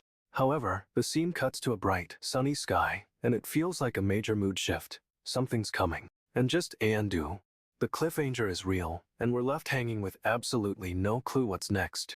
Okay, so our boy is headed toward the capital of the empire, the heart of the whole continent. It's a massive city, surrounded by walls, and he's got one job: infiltrate the main gate. This dude's mission is serious, but it's complicated because he's meeting someone, a shadowy figure, and things are already tense. This mysterious guy has crazy eyes and looks straight up haunted, but he's focused on the mission. Suddenly, another figure appears, this one with wild blonde hair, and it's clear they're not happy to see our boy. The blonde dude is losing it, screaming about penetrating something, and honestly, it's super creepy. We get a close-up of the blonde guy, and his eye is totally red, like demonic red. No way! He's clearly disturbed, tears welling up, and our boy is confused about what penetrate even means in this context. But it's a setup, because the blonde guy is someone else, and he's got a serious grudge against Nagyunn. The title card drops, the Ember Knight, and things are about to get wild. Hwandang is a name to remember. Hwandang lays out the plan. Nagyunn's going to the capital, and they'll intervene if things get dangerous. Plus they need him for future missions. Hwandang seems half concerned and half excited for what's to come. This dude is a wild card, honestly. They start walking toward the city gate, and the pace is quick, like they're on a serious deadline. Suddenly, a mysterious figure with wild red hair steps into view, and he's giving off major villain vibes. The red-haired dude is intense, staring Nagyunn down with a creepy, unsettling gaze. Talk about a bad omen. He reveals he's been watching Nagyunn for a long time and is ready to take him down. But why? The red-haired guy launches into a rant about betrayal and a broken promise, and it's a total info dump. He's got a serious axe to grind, claiming Nagyunn ruined everything, and honestly, the backstory is kinda tragic. The guy's face is all messed up, like he's been through hell, and he's clearly seeking revenge. But before Nagyunn can react, the red-haired dude attacks, and it's a straight-up ambush. Nagyunn points out breaking into the castle is a crime, but thinks they have no other choice. This mysterious guy, Darrigan, straight up says their skills aren't good enough to break through the walls yet. Ouch. Someone else chimes in, furious but admitting Darrigan is right, and they need to train more. A red-haired woman steps forward, declaring they'll show everyone what they're capable of after training. Darrigan. But Darrigan is having none of it. He insists Zeus definitely wouldn't want them doing this. He's saying it's pointless, but then a blonde guy with red eyes cuts him off, demanding everyone follow his orders. This blonde dude is radiating menace, and honestly, he looks like trouble is about to go down. He's ordering everyone around, and the vibe is totally shifting. Our boy is losing control of the situation. The blonde guy's laying down the law, and it's clear he's taking charge, no matter what anyone else thinks. He's got that "I'm in control now" look, and we know this isn't going to end well. Nagyunn's leading the trainees, looking all official, but then someone yells it can't be. What's going on? Two hooded figures are staring at something in the distance, and they're clearly shocked by what they see. Someone's hand is raised, signaling something, and it looks important because everyone's paying attention. The red-haired dude and another guy are freaking out, asking what happened when. This is getting intense. A green-haired guy with yellow eyes stares intensely, while the other guy looks concerned, but something's off. We get a close-up of the green-haired guy's face, and honestly, he looks unhinged. A guard reports no issues at the gate, and Nagyunn gives the okay, but things are about to change fast. Nagyunn says he's leading the trainees, but then this massive armored figure shows up, and it's all eyes on him. The armored figure points and everyone follows his gaze. No way this is a coincidence. Whatever they're looking at is causing major drama, because the whole scene is tense and silent. The armored figure straight up calls someone a fraud, and everyone flinches. What is happening? Nagyunn asks if the plan worked, and someone replies to keep up the good work. It's a setup, we know it. They're all stepping forward, following the armored figure, but the hooded guys are seriously suspicious. The armored figure gives a curt thank you, but honestly, it feels super ominous and cold. The hooded figures are still side, eyeing everything, and the tension is building. They're onto something. The armored figure points at the group, then barks in order to stop them all immediately. No hesitation. We get a wide shot of the courtyard, and the armored figure is towering over everyone, giving major villain vibes. Nagyunn thinks he's leading the charge, but the armored figure just revealed someone is a fake. Total betrayal. The armored figure is about to expose someone, and the hooded guys are bracing for impact. This is it. However, the scene cuts to a wider shot, and it's clear the armored figure is about to unleash chaos on the whole group. Someone's crying, but they're trying to look tough. It's a total mood, honestly. The armored figure barely glances at them, then drops a bomb he's known this whole time. He thinks dragging this out any longer is pointless, and honestly, we agree. Suddenly, this dude with spiky blonde hair just snaps. Total rage mode activated? He yells initiate combat, and a gust of wind whips around him. Things are about to get messy. Everyone scatters as the blonde guy launches himself forward with a knife, and it's chaos. Nagyunn realizes the situation is dangerous, and he quickly understands a fight is unavoidable. But the hooded woman sees something shocking. The blonde guy looks exactly like her sister. She demands to know how this is possible, and her expression is pure disbelief. However, the armored figure is already onto the next phase of his plan. This is a full-blown trap. The armored figure lays out the battle plan. Wadrin and Tur take point with their speed. Darrigan gets the backline with his range, and Torison and Paimal will provide the stability. Smart. But wait, the two Galaxy-style users are splitting up to flank the enemy, which is a seriously risky move. One of them leaps forward, drawing a weapon, and the other prepares to strike from the side. Total ambush. No way, the blonde dude just recognizes his sister in the middle of a fight. This is getting messy. She's demanding answers, completely stunned, but the armored figure doesn't even flinch. He reveals it's all a trap, and honestly, it's working perfectly. This dude is a mastermind. However, the blonde's sister is already charging at the enemy, determined to stop them. The armored figure calmly states the enemy's weakness, their reliance on ranged attacks. And with that, the Galaxy-style users close in for the kill. This is about to be epic. Okay, so the armored figure is laying down the law. If an attack gets blocked, they immediately switch to the next one. He's got this intense stare, like he's already 3 steps ahead, and straight up says they can overpower anyone with this plan. But the blonde dude's sister is already charging, and the armored figure just keeps pressing forward, completely unfazed. No way, the fight explodes. A massive clash of weapons sends sparks flying everywhere, and someone's getting hit hard. The armored figure's relentless, just slicing through everything, and the Galaxy-style users are trying to keep up. But the blonde sister is still fighting, and this dude is trying to break through the armored figure's defense. The armored figure is all business. He's barely reacting, and his plan is clearly working like a charm. However, one of the Galaxy-style users manages to get a hit in, and the armored figure actually stumbles back. The armored figure's not backing down, though. He's still confident they can win, no matter what. And honestly, this is a total beatdown. They're just going all out, and it looks like the enemy is starting to crack. Okay, so the armored figure is slicing through opponents left and right. It's a whirlwind of steel. But wait, one of the galaxy-style users is flying towards the armored figure with a sword aimed right at him. No way, the armored figure effortlessly deflects the attack, and honestly, it looks like child's play for him. And then a voice booms, "Don't underestimate the gatekeepers. This is getting intense, bro." Okay, so things are BAD. Our boy is getting absolutely wrecked in this fight, clearly outmatched.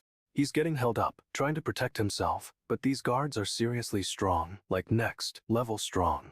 Suddenly, reinforcements show up, and it's chaos. The fight is escalating, and it looks like they're about to get overrun. One of the guards straight up swings a weapon at our boy, but another guard intervenes, saving him for now. The battle rages on, with swords clashing and energy blasts flying. It's a total brawl, honestly. Everyone's stunned because they thought they were stronger. But it turns out these guards are the real deal. They start hoping for some time off as a reward, thinking they've done well, but it's a little premature, right? This massive dude steps in, looking seriously pissed, and immediately grabs one of their allies. Talk about intimidating? The other guy, with the teal hair, is struggling, looking exhausted, and getting pulled along for the ride. But honestly, they're both getting worked, and it's clear our boy and his team are in deep trouble. This dude realizes his allies weren't prepared for this fight. He's calling for a pause, like now, Bo. He scans the battlefield, spotting one person still standing, and his eyes land on Q-Lin, the supposed weakling. Q-Lin's admitting he has no choice, bracing himself for what's coming. It's a heavy moment, honestly. Our boy grips his sword, squeezing the handle tight, and it's clear he's about to get seriously involved. The title card hits, the Ember Knight, and it's setting the stage for a massive showdown, no doubt. He tells Q-Lin that even though he claims to be weak, he's actually putting up a good fight, which is unexpected. Q-Lin responds that he's been holding back, but this dude doesn't believe him for a second. Our boy's planning something big, stating he's going to unleash the full power of the Ember Knight. It's getting intense. He's charging up, and Q-Lin looks stunned, realizing this isn't the same fight he thought it was. But our boy isn't just showing off. He's aiming for a decisive blow, a final attack to end this whole thing. Q-Lin explains he's strong because he knows his limits. He can use small amounts of power efficiently. He's saying that even though he's weak now, he was once incredibly powerful, a total beast. Q-Lin continues, explaining he can push past those limits when he needs to. It's a confidence boost, honestly. But hold up. Someone's sneaking up on them, and it's not a friendly visit. Two hooded figures are approaching, and they're definitely not happy, asking if our boy plans to attack. And then the guy in front pulls back his hood, revealing a face with a glowing red eye. No way! His gaze is intense, and it's clear this isn't a simple confrontation. This dude means business. Q-Lin's starting to realize things are spiraling out of control, and honestly, so am I. This guy is radiating pure malice, and he's clearly got a score to settle. The red-eyed dude is straight up menacing, and the tension is so thick you could cut it with a knife. This dude is unleashing a massive amount of power, cracking the ground with a single stump. He's squeezing the life out of his sword, and the blade is starting to glow with energy. Our boy leaps forward, a whirlwind of dark energy surrounding him. It's a straight-up terrifying attack, but the energy explodes outward, creating a blinding darkness that swallows everything around them. Q-Lin is completely engulfed, and he shouts that he can't see a thing. Talk about a power move! He's grabbing at a leaf, trying to get his bearings, but the darkness is just too intense. The dark energy is pulsing, and our boy is radiating a lethal aura. It's seriously intimidating.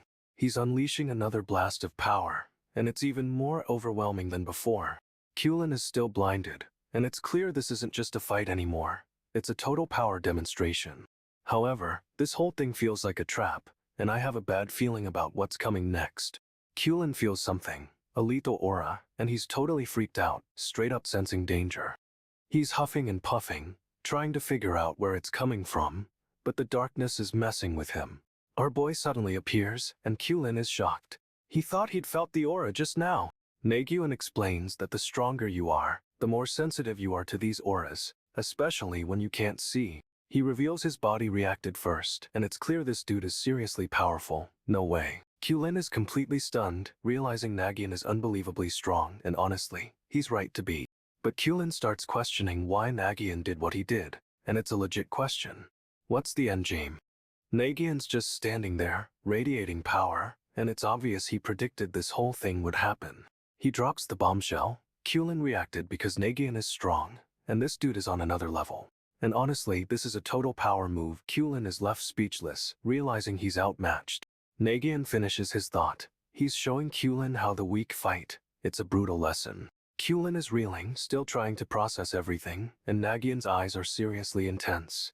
Suddenly, a shadowy figure appears, and it's clear Kulin isn't the only one watching. Things just got complicated. Another figure steps forward, then another, and it's a whole crew of powerful peeps surrounding them. A blonde guy with red eyes is front and center, looking absolutely furious. This is a setup for sure.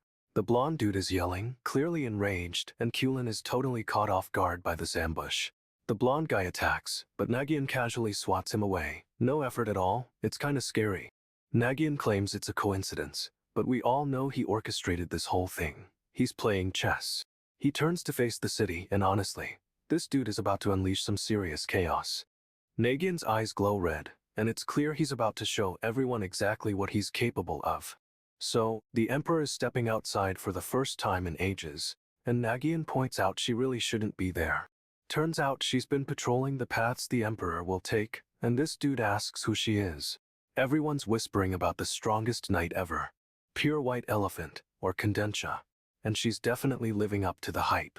Condentia straight up asks who the intruders are, and immediately starts dismantling Kulin's crew. It's a total beatdown. Swords are flying, people are falling, and this knight is moving fast. One of Kulin's guys yells elephant, as Condentia sends him flying, but Nagyunn just calls it beginner's luck. But Nagyunn explains beginner's luck means a newbie beating an expert, and Kulin is clearly confused. Nagyunn's laying down some serious truth. Boldness can let rookies beat the pros, and it's about to happen. He takes a step forward, and honestly, it feels like the whole world is holding its breath. Nagyunn's scoping out the city, and it's clear he's pinpointing someone, or something, specific. He's got his eyes locked on a blonde, and this dude is about to get smoked. Nagyunn stating the obvious. This blonde always does the impossible, and it's terrifying. Suddenly, a group of people yells emergency wild dog. Apparently, this blonde is a total menace. They scream for everyone to run, but Nagyunn's already moving, and it's way faster than anyone expects. The blonde is blazing toward them, and honestly, our boy is about to deliver a beatdown.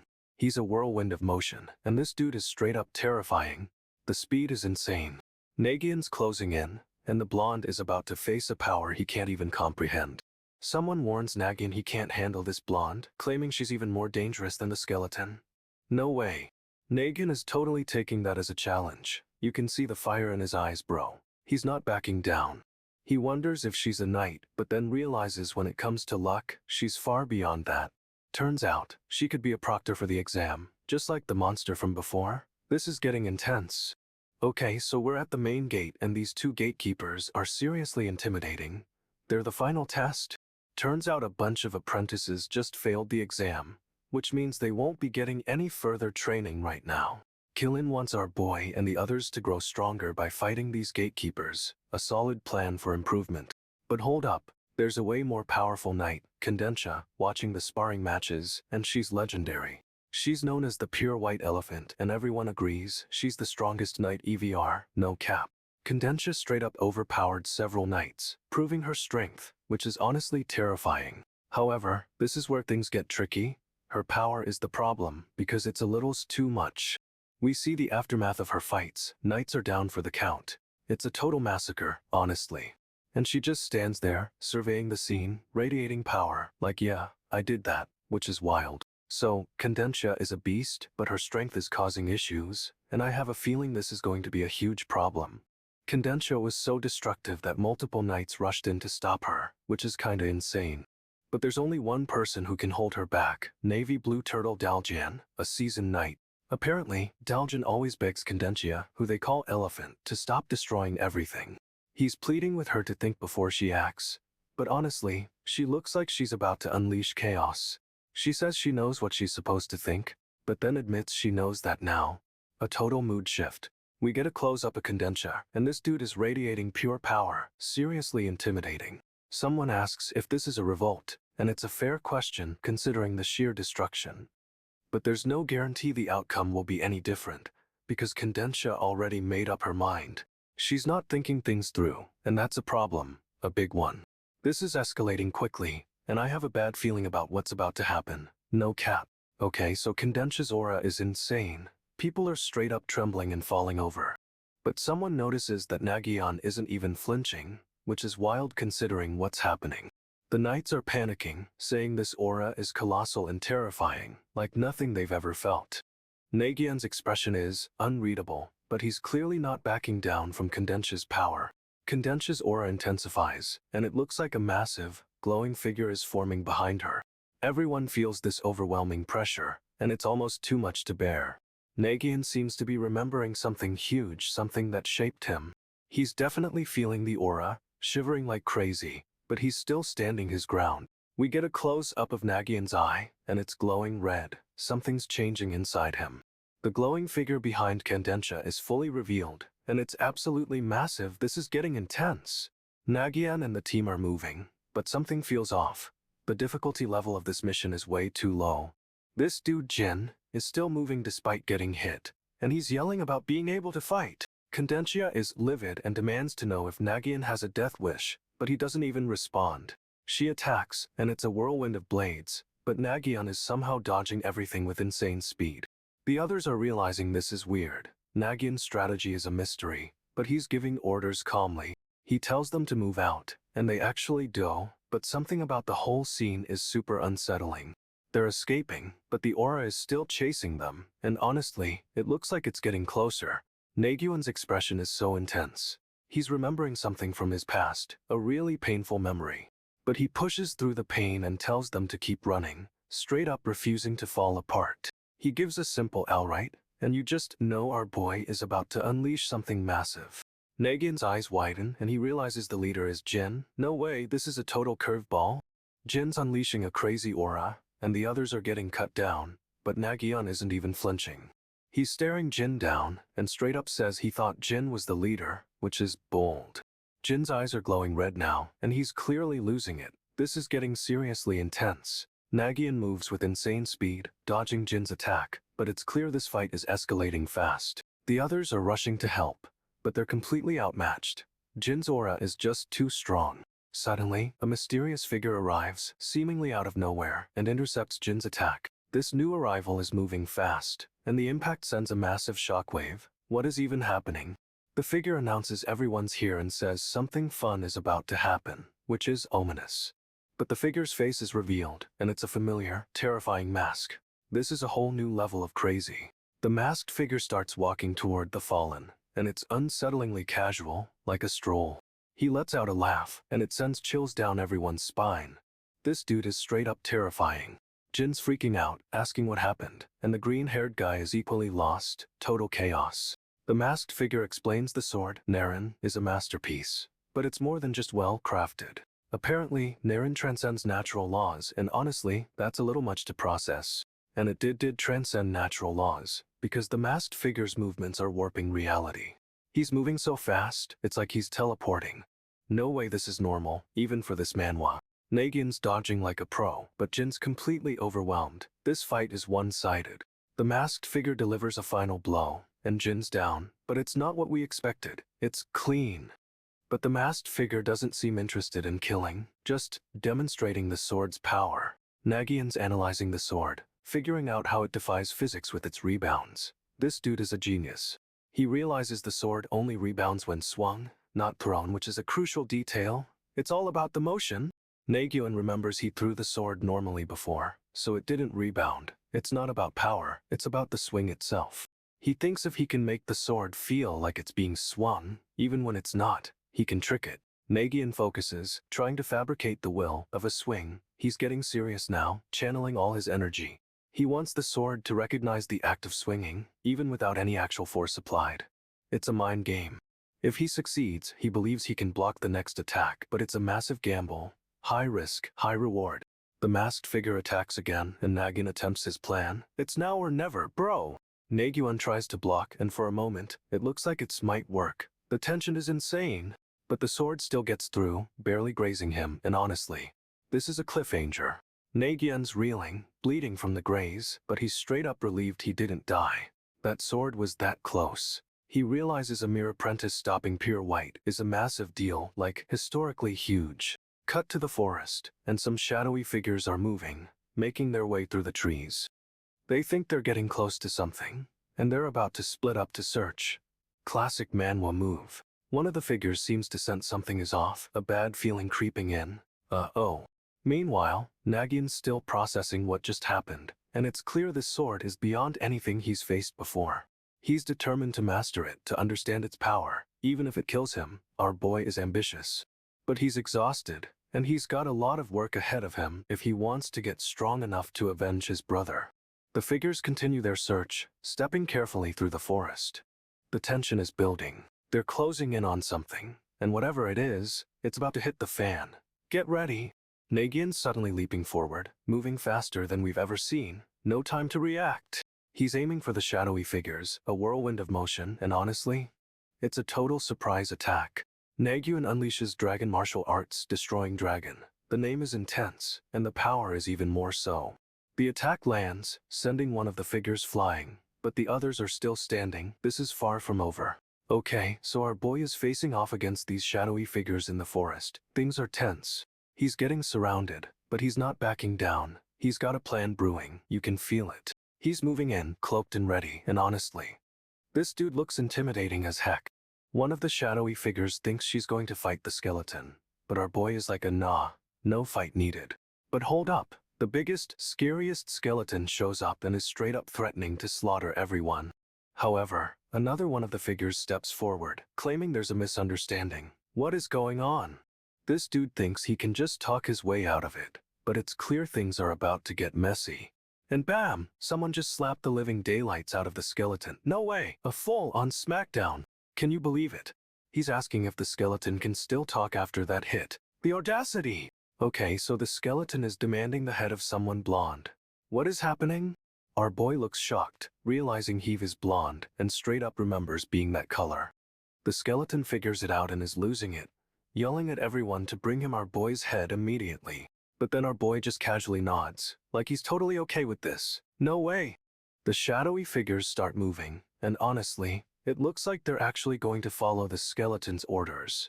He leaps into action, moving faster than anyone can react, and it's a total blur of speed. The skeleton tries to block, but our boy is too quick, dodging the attack with ease. He's swinging, and the impact sends the skeleton flying. It's a brutal takedown. The other shadowy figure is down, and our boy is landing right in front of the main skeleton. He's staring down the skeleton, and you can tell this dude is about to unleash some serious power. The shadowy figures reveal Najin's name. Apparently, he's been fooling everyone this whole time. One of the figures admits they've been deceived, and that Najin is now their #1 target.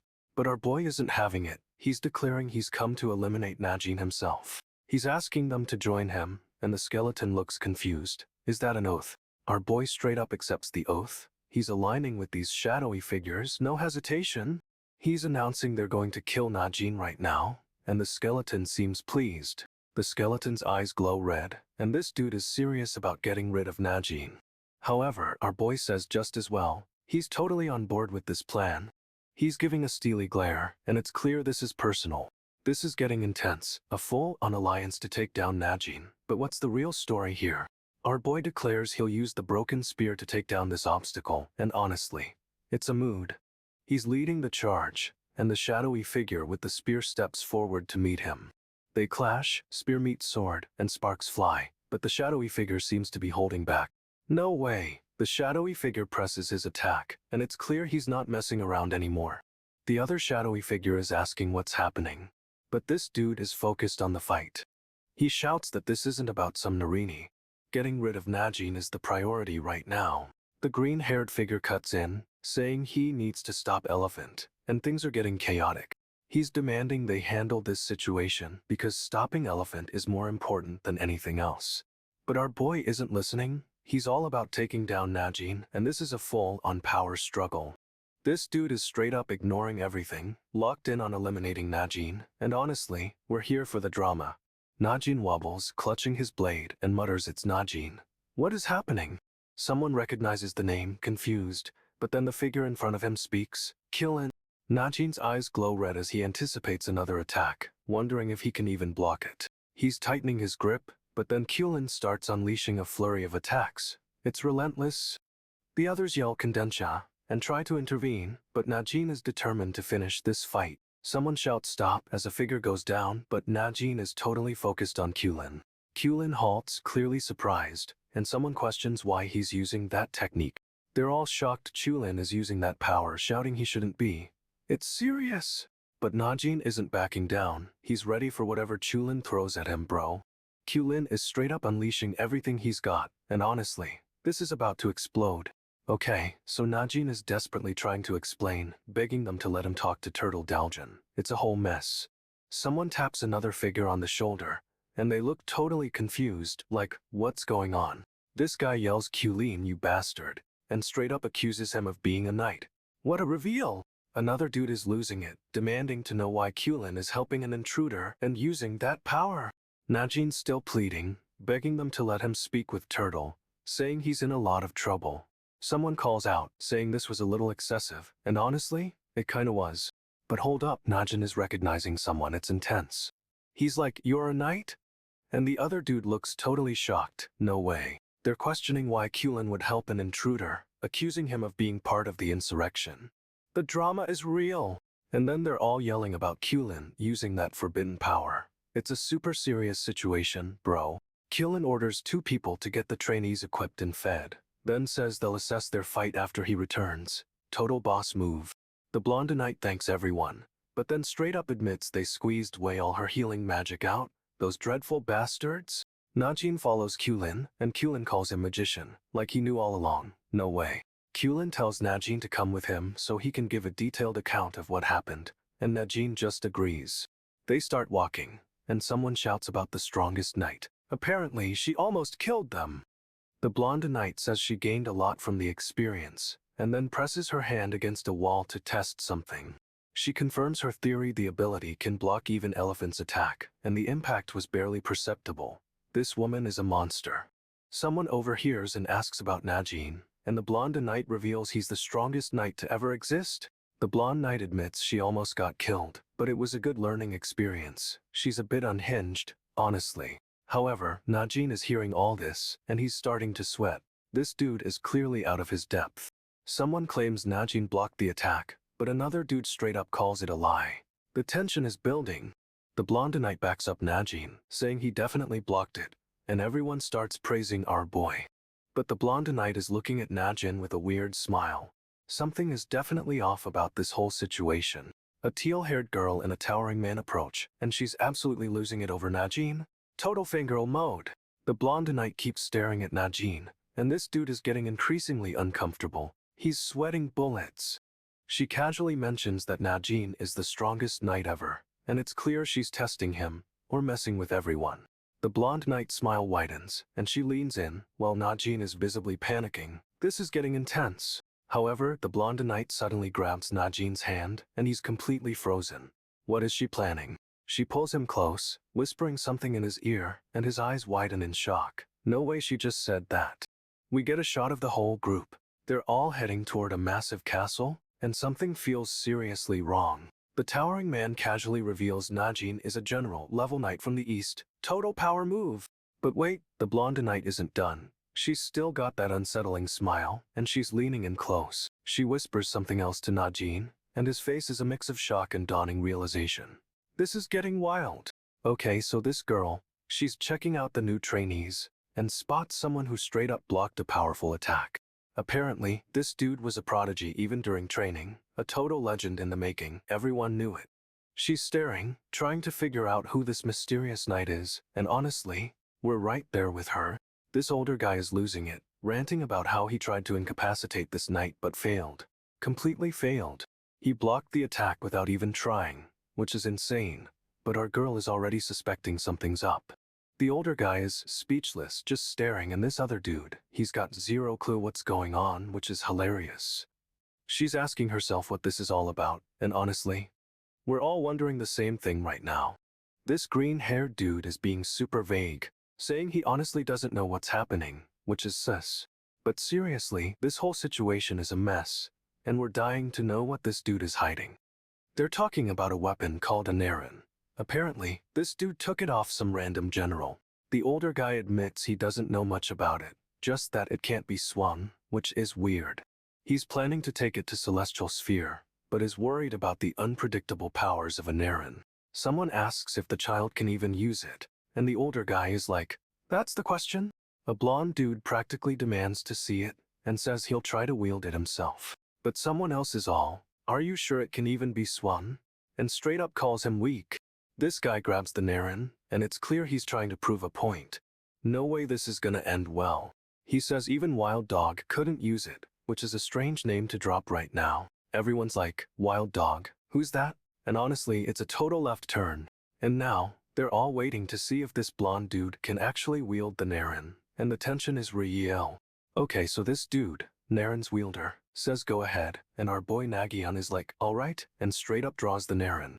He swings it, and it's fast. A blur of dark energy, but it doesn't hit anyone, thankfully. However, the force of the swing sends a shockwave, and everyone is reeling, especially the two guys watching. One guy's face is getting esmaced into the wall, and the other is just stunned. But wait, the guy getting walloped is Buensianji, and it looks like he's bracing for even more damage. This dude is straight up yelling at them, calling them weaklings, but honestly, they look pretty messed up. Someone else steps in, telling them to eat quietly. They've got a lot to do, and this chaos isn't helping. And then, out of nowhere, someone asks if this is really serious, like, is he for real? Another guy is like, it's obviously a bluff, but then they bring up Elephant, saying even if he couldn't block the narration. Everyone's freaking out about Elephant, and we're left wondering who the heck that is, and why it matters. Okay, so this blonde dude is laying down some weapon knowledge. The siren is good for beginners, and Noji's does custom work. Then Wild Dog chimes in, saying the gatekeepers are as strong as Marsha, but they took Marsha down first. Wild Dog explains they could have won, even at a disadvantage, if they'd combined their power, but it's kinda too late for that now. This dude is straight up grinding his teeth. He's not happy about this Marsha situation, and it shows. He's clenching his hand around his bowl of food, and it looks like he's about to explode with rage. And then, his eyes flash red, and honestly it's terrifying. But it's not just the eyes. His whole face is twisted with fury, and he looks like he's about to lose it. He's remembering something, and it's clearly not good, because he's starting to spiral. Our boy is replaying the fight in his head, and it's clear he's blaming himself for what happened. He thinks they could have turned things around, but Marsha's already down, and it's a total gut punch. Okay, so Najin is straight up apologizing to everyone, like a full-on apology for almost getting them killed. He admits his decisions were bad and that he should have listened, which is a lot coming from this dude. Everyone is scoke. They're all like, is this real Najin? Because he never apologizes. He keeps going, saying they only followed him because they believed in him, and it's a super intense moment. Then he promises them something, a real, solid promise, and everyone's hanging on his every word. But it's not just the promise, it's the way he says it, with that intense gaze and everything. He's owning up to his mistakes, and honestly, it's a total 180 from the cold, calculating Najin we know.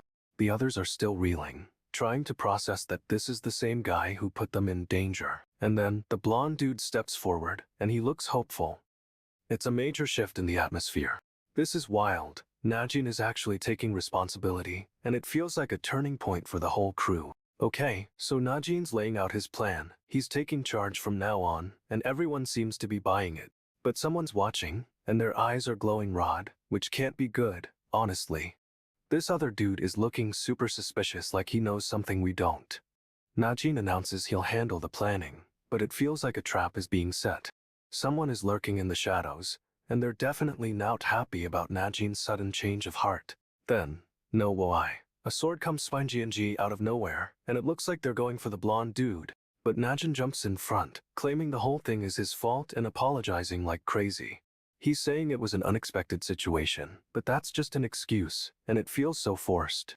Najin is RELY laying it on thick with the apologies. It's almost too much, you know.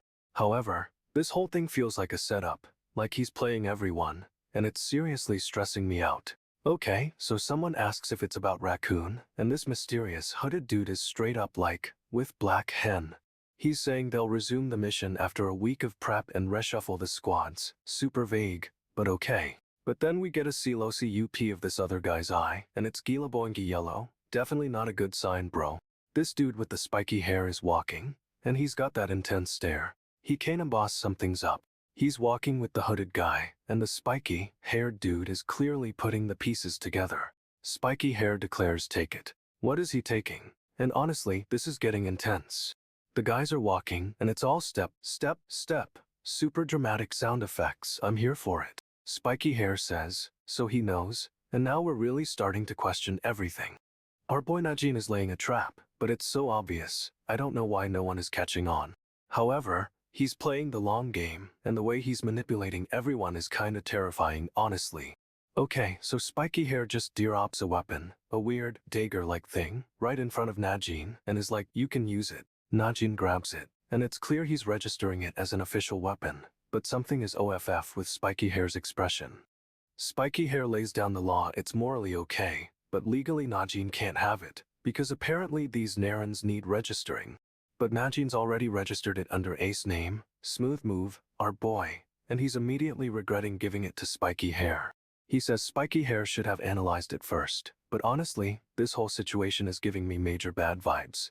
Spiky hair gives Najin a look, a serious intense G-Lancy, and asks how it is, like he's expecting something. Najin's all evasive, saying ultimately. And this dude is clearly fishing for information, but Najin's playing it cool. Spiky hair is still staring him down, and now he's straight up saying this Narran is suspicious in many ways. No kidding. And just when you think things can't get weirder, Najin is still trying to act like he doesn't know what's going on. But spiky hair isn't buying it. He sees right through Najin's act, and honestly, this is about to explode. Spiky hair is laying it on thick, straight up accusing Najin of hiding something massive, like world-ending level stuff. But Najin's playing dumb, acting all confused, and honestly, it's a risky move because spiky hair doesn't look convinced at all. Okay, so this dude, Nagyunn, is totally messing with everyone, flashing a creepy smile and showing off his fangs. He's facing off against another guy, and this one is straight up asking what Nagyunn even is. Nagyunn stays cool as a cucumber, just staring down this other dude with a blank expression. Suddenly, boom, something massive crashes nearby, shaking everything, and it's clearly got Nagyunn on edge. The other guy can't even process what's happening. He's completely frozen in shock and disbelief. Nagyunn drops some serious shade, saying the question is too broad, but honestly he's being super evasive. The other guy demands to know exactly what Nagyunn means, getting increasingly suspicious and angry. But before anyone can react, Nagyunn's expression shifts, and he's radiating pure power. No way is this a mere human. He's looking terrifying, eyes glowing red, and it's clear he's about to unleash something huge. And then, blackness, a massive burst of energy, and the sound of an impact that'll probably shake the whole kingdom. This dude is grilling Nagyunn, asking if he's hiding another ability, and Nagyunn straight up denies it. He claims he's told everyone everything he knows, but the other guy isn't buying it for a second. Nagyunn agrees to tell him about this hidden ability, but it's clearly a trap. He's playing it cool. The other guy calls him out, saying Nagyunn doesn't plan on sharing, and thinks he's still suspicious. Nagyunn just doesn't confirm or deny it, leaving the other guy hanging with a tight-lipped no. He finally admits he doesn't completely trust this dude, which is fair. Nagyunn is a total enigma. And then, bam, a blonde guy walks into the scene, looking all intense and relieved to be cleared of suspicion. The blonde dude is all smiles, saying he's glad Nagyunn doesn't think he's a threat, and honestly, that's a bit sus. Nagyunn is just there, silently observing, and you can tell this whole situation is about to explode. But something's off. Nagyunn's expression is unreadable, and he's clearly keeping secrets, bro. Nagyunn's about to spill a secret, but warns the other guy not to react. It's a big one. He says it's crucial to build trust first, then drops the bomb he's actually Najinn's twin. The other guy's speechless, completely frozen, and Nagyunn doubles down. He's telling the truth. Nagyunn insists this dude can't let anyone know, because it'll ruin everything. Seriously. They're standing face to face, silhouetted, and the tension is THCK. This is about to get real. Nagyunn lays it all out. His brother was murdered, and he's been pretending to be him for revenge. He explains he's spent years training to become the knight Najin was supposed to be. No way that's easy. Nagyunn claims he's been meticulous, covering his tracks, but this dude is still skeptical, understandably. But Nagyunn's confident. He's got everything under control, or so he wants everyone to think. Nagyunn finishes his story, declaring it won't hurt the other guy, but honestly, that feels like a threat. Nagyunn finishes his confession, and the other guy just stands there, totally stunned. This dude is processing everything, looking Nagyunn up and down, like he's trying to find a lie. Nagyunn just stares him down, unflinching, and it's a power move, honestly. The other guy finally breaks the silence, asking if Nagyunn is sure about all this. It's a lot to take in.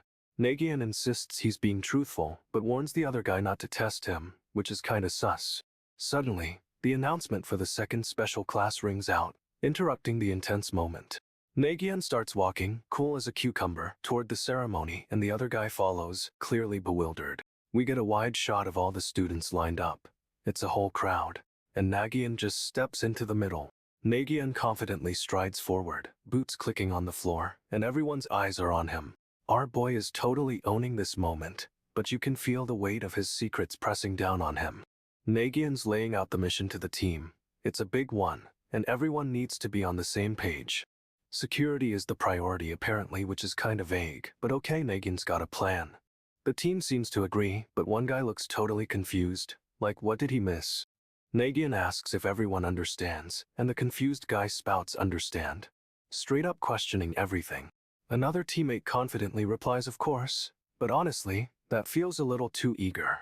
Suddenly, everyone's staring at Nagyunn. It's like they're realizing how intense this whole thing is.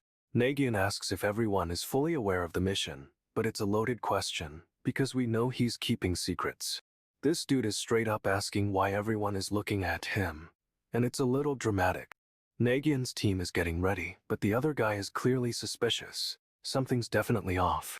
Nagyunn is totally playing it cool, but you can tell he's hiding something, and it's about to explode. Nagyunn is giving the orders, and the advance unit, Raccoon's group, is ready to roll, apparently. Wadrin shouts that they're ready, but Najin, well, he's giving off serious vibes. Najin barely acknowledges the call to action, and honestly, it's kinda creepy. They're all gearing up, but the tension is building. You can practically cut it with a knife. Someone mentions raccoon, and another voice confirms that raccoon is their code for the hippo.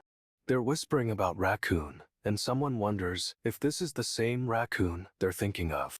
Nagyunn is totally focused, but something tells me this mission is way more complicated than it seems. The team is moving out, and Nagyunn is right behind them, but his expression is unreadable. But hold up. Nagyunn's thinking about his brother, and the weight of his revenge is crushing him. He vows to make them pay, and straight up, this dude is serious about getting justice. Someone doubts Nagyunn, and honestly, it's a valid question given everything he's hiding. This dude, the blonde one, demands to know if Nagyunn is the second special class. Talk about intense. Nagyunn's all mysterious, barely showing his face, and it's freaking everyone out. The white-haired guy steps forward, smirking, and it's clear he knows something nobody else does. He announces they're the ones who blocked Pure White's attack. No way, that's huge! Rumors are flying about a trainee stopping Pure White, and this blonde dude looks annoyed. He scoffs, but the white-haired guy is totally playing mind games with everyone. Nagyunn is still giving off zero emotion, but you can tell he's processing all this. The blonde dude is straight up glaring, and it feels like a showdown is brewing. The dark-haired girl is smiling. She's definitely in on whatever's going on with these guys. Someone warns Nagyunn about White Crow, saying he's an independent knight and to stay away. Sounds like trouble. Apparently, White Crow caused a massive rift between the combat and independent knights, making things super tense. The blonde dude is scoffing, claiming independent knights only got their positions through popularity. Talk about shade. But the white-haired knight just grins, and honestly, it's a creepy, knowing grin that sends chills. He starts walking, and the blonde guy is not happy, looking ready to explode. This is escalating fast. Nagyunn is watching the whole thing, face hidden, and you can feel the intensity building.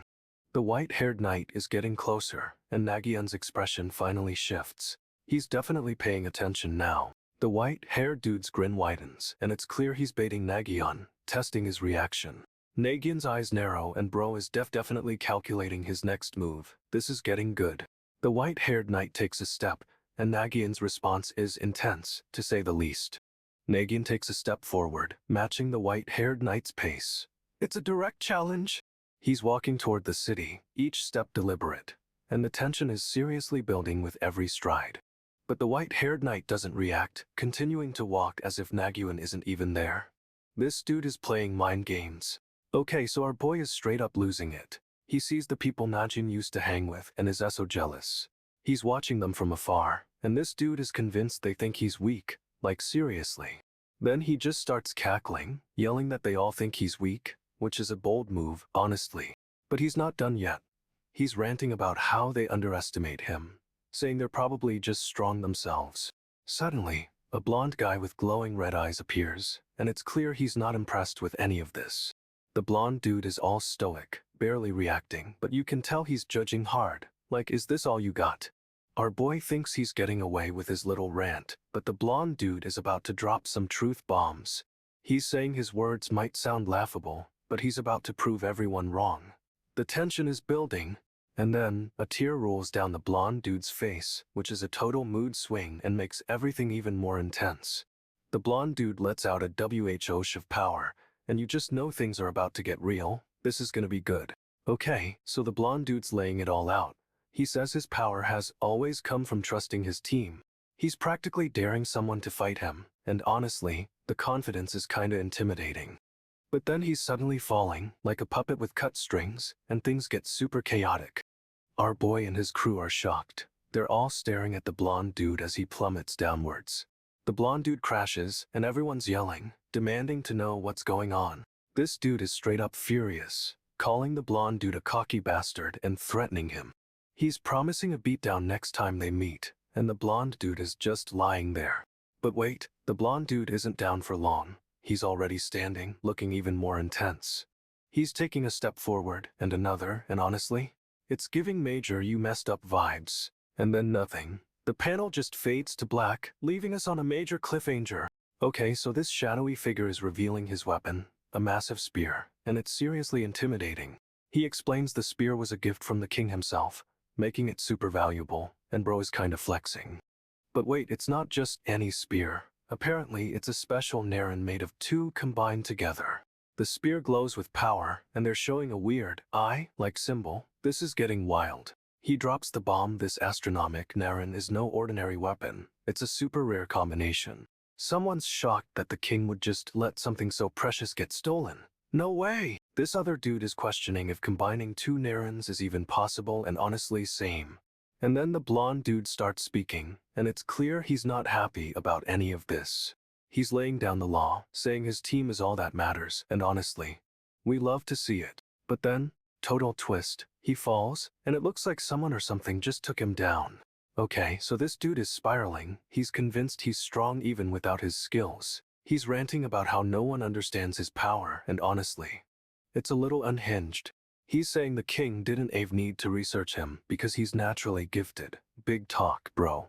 But then, massive power up, his face contorts and he's radiating energy. It's intense. He declares there's no need to worry, and it's creepy because of how confidently he says it. Someone asks what he's talking about, and our boy just stares back with a totally blank face. He says it's impossible for anyone to properly use the narration, straight up challenging everyone. He's claiming he'll show them what true strength looks like, and it's a major threat. However, he suddenly clutches his head, looking like he's in serious pain. What's happening? He's collapsing but insists he's perfectly strong even as he falls. This dude is a mess. Someone finally asks how he blocked that elephant attack, and this dude's response is intense, to say the least. He's totally silent for a beat, then starts walking, and honestly, it's kinda creepy. He declares the time has come, saying he's been training for a day like this, and is ready to go. He says he'll pace himself, but then immediately contradicts that, claiming he can keep up no matter what.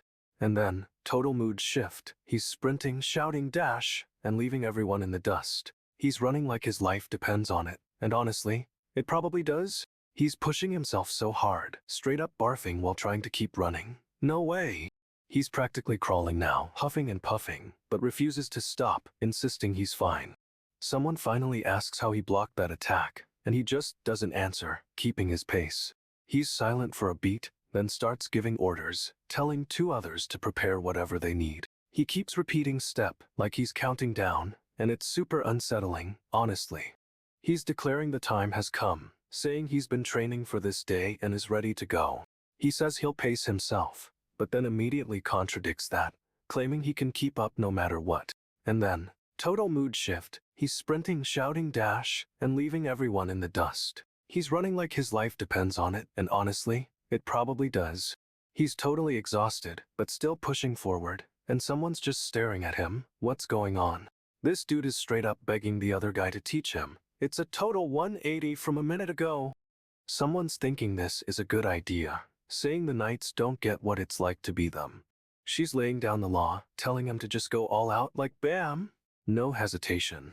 He's losing it, completely starstruck by the power, and the other guy looks annoyed. Our boy is practically exploding with excitement, yelling, "Come on!" He's so eager. They're deep in the forest, and the other guy is explaining they can't walk when they need to fly. He's saying the knights don't understand their situation. They're asking for the impossible. But this dude is so desperate to learn, he's begging for guidance, promising to do whatever it takes. The other guy is still stone-faced, but there's a hint of something. Is he actually considering it? He's saying they're different, and he's ready to change. No way this ends well, honestly. Okay, so this dude is seriously trying to become as strong as Najin. He's willing to do anything.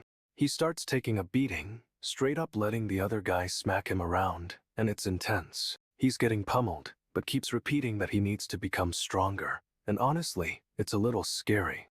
The other guy is just watching, and you can see he's starting to question this whole situation. He's still taking hits, completely focused on matching Najin's strength. This is some hardcore training. Our boy is convinced this pain will unlock his potential, but the other guy looks ready to stop it.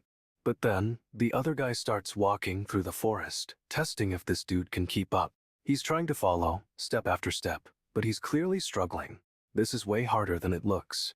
Someone else is watching from the trees, and they look worried. What's their deal? The other guy finally stops and just stares at him like, seriously. This is about to get real. He's pushing himself to keep up, but this dude is absolutely collapsing. It's brutal. The other guy suddenly stops and Nagyunn crashes right into him, totally exhausted. But then, the scene shifts to a gorgeous view of the city, a stark contrast to the pain. He's staring at the city, and it's clear he's thinking about Najin. This is about more than just strength. Okay, so our boy and his companion are walking through the forest, and they hear a rustle. Something's definitely following them. They're on high alert, thinking someone or something is tracking their every move through the trees. Nagyunn asks if they're being followed, but the other dude seems unsure, kinda playing it cool. He's questioning if it's even a threat, but honestly, his expression says he's a little freaked out too. He turns to Najin, asking what he thinks, clearly relying on his intuition here. They're having a serious moment, trying to figure out if this is a real danger or just their imaginations running wild. Suddenly, bushosh, something flies past them super fast, they barely see it. They whip around, trying to spot what just zoomed by, but it's gone, disappearing into the forest. Another buhosh and a flurry of movement. Whatever it is, it's definitely out there and moving quickly. The forest is alive with sound now, a whole bunch of noises echoing around them, and things are about to get real. This dude just appears on a cliff overlooking everything. It's straight up terrifying. We get a close-up in Hyolxu. It's a skeleton wearing a hat and fancy clothes? No way. Seriously? Look at those red eyes. This isn't your average skeleton. This is a powerful skeleton. He's got this metal stick and scoffs at it, saying it's terribly crude, just a simple metal rod. But hold up, because he's wielding it. This stick is about to become the sharpest spear ever seen. He's talking about the true dragon martial arts, and honestly, he sounds super arrogant. He thinks someone stole a weapon, and he's clearly looking forward to dealing with whoever did it. He's got this intense stare, and you can tell this dude is not messing around. Revenge is on his mind, and the cliffside, it's starting to crumble under his power. This is about to get messy. Our boy is officially hyped, ready for whatever challenge comes next. Bring it on. Our boy is straight up ecstatic, declaring the training method really works and that he's getting stronger. The other dude, the one with the crazy hair, looks totally unimpressed, asking with a serious frown. Our boy explains he's actually becoming stronger, but this dude doesn't seem to get why. He's ready to test it out, yelling, "All right, here I go," and taking off like a rocket. The other dude is left speechless, staring after him as he dashes into the forest. He's moving fast, a blur of motion between the trees, and honestly, it's kind of awesome. But the forest is dense and our boy is pushing himself, straining with every step. He's pushing through the limits, determined to prove just how much stronger he's become. He's going all out, completely focused on the task at hand, leaving everything behind.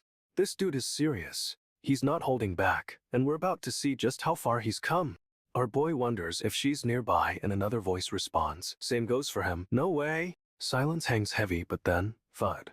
She's definitely close, and our boy's face says it all. She bursts into view, looking absolutely furious, and yells at him to get stronger. Talk about motivation? He doesn't hesitate, leaping toward her with incredible speed, a blue energy trail blazing behind him. He's swinging a sword, and she's dodging, but this fight is happening fast, bro. It's intense. He assures her he's ready, but honestly, she looks like she's about to unleash everything she's got. He's pushing forward, determined to test his new power, even if it means facing her full force. Our boy is going all out, and this dude isn't backing down. It's a clash of wills for sure. He's dodging, weaving, and attacking with a speed we've never seen before. This is a whole new level. He finally lands a hit, and breathes a sigh of relief, but this fight is far from over, trust me. He's thinking about reversing his power, doing the opposite of what he's been trained to do. He takes a step, then another, and straight up decides to go for it. He's bracing himself, clenching the hilt of his sword, and preparing to swing, but differently. He hides his intention to swing, then clenches. It's all about misdirection. Our boy swings the sword, but it's not a strike. He's throwing it like a javelin. No way! The sword flies through the air with a swish, and then crack, something breaks. He's relieved he actually did it, but something's clearly wrong. He can feel it. The sword flies back, swooshing through the air, and he's left standing there, completely exposed. He declares it's meaningless because he's powering the swing himself, but honestly, that feels like denial. He's confident in his own power, but this whole situation is about to get messy. I can feel it. He's studying something, a skill, a technique, but it's clearly not going well. He's seeking a secluded spot, a quiet place to train, and finds a clearing in the forest.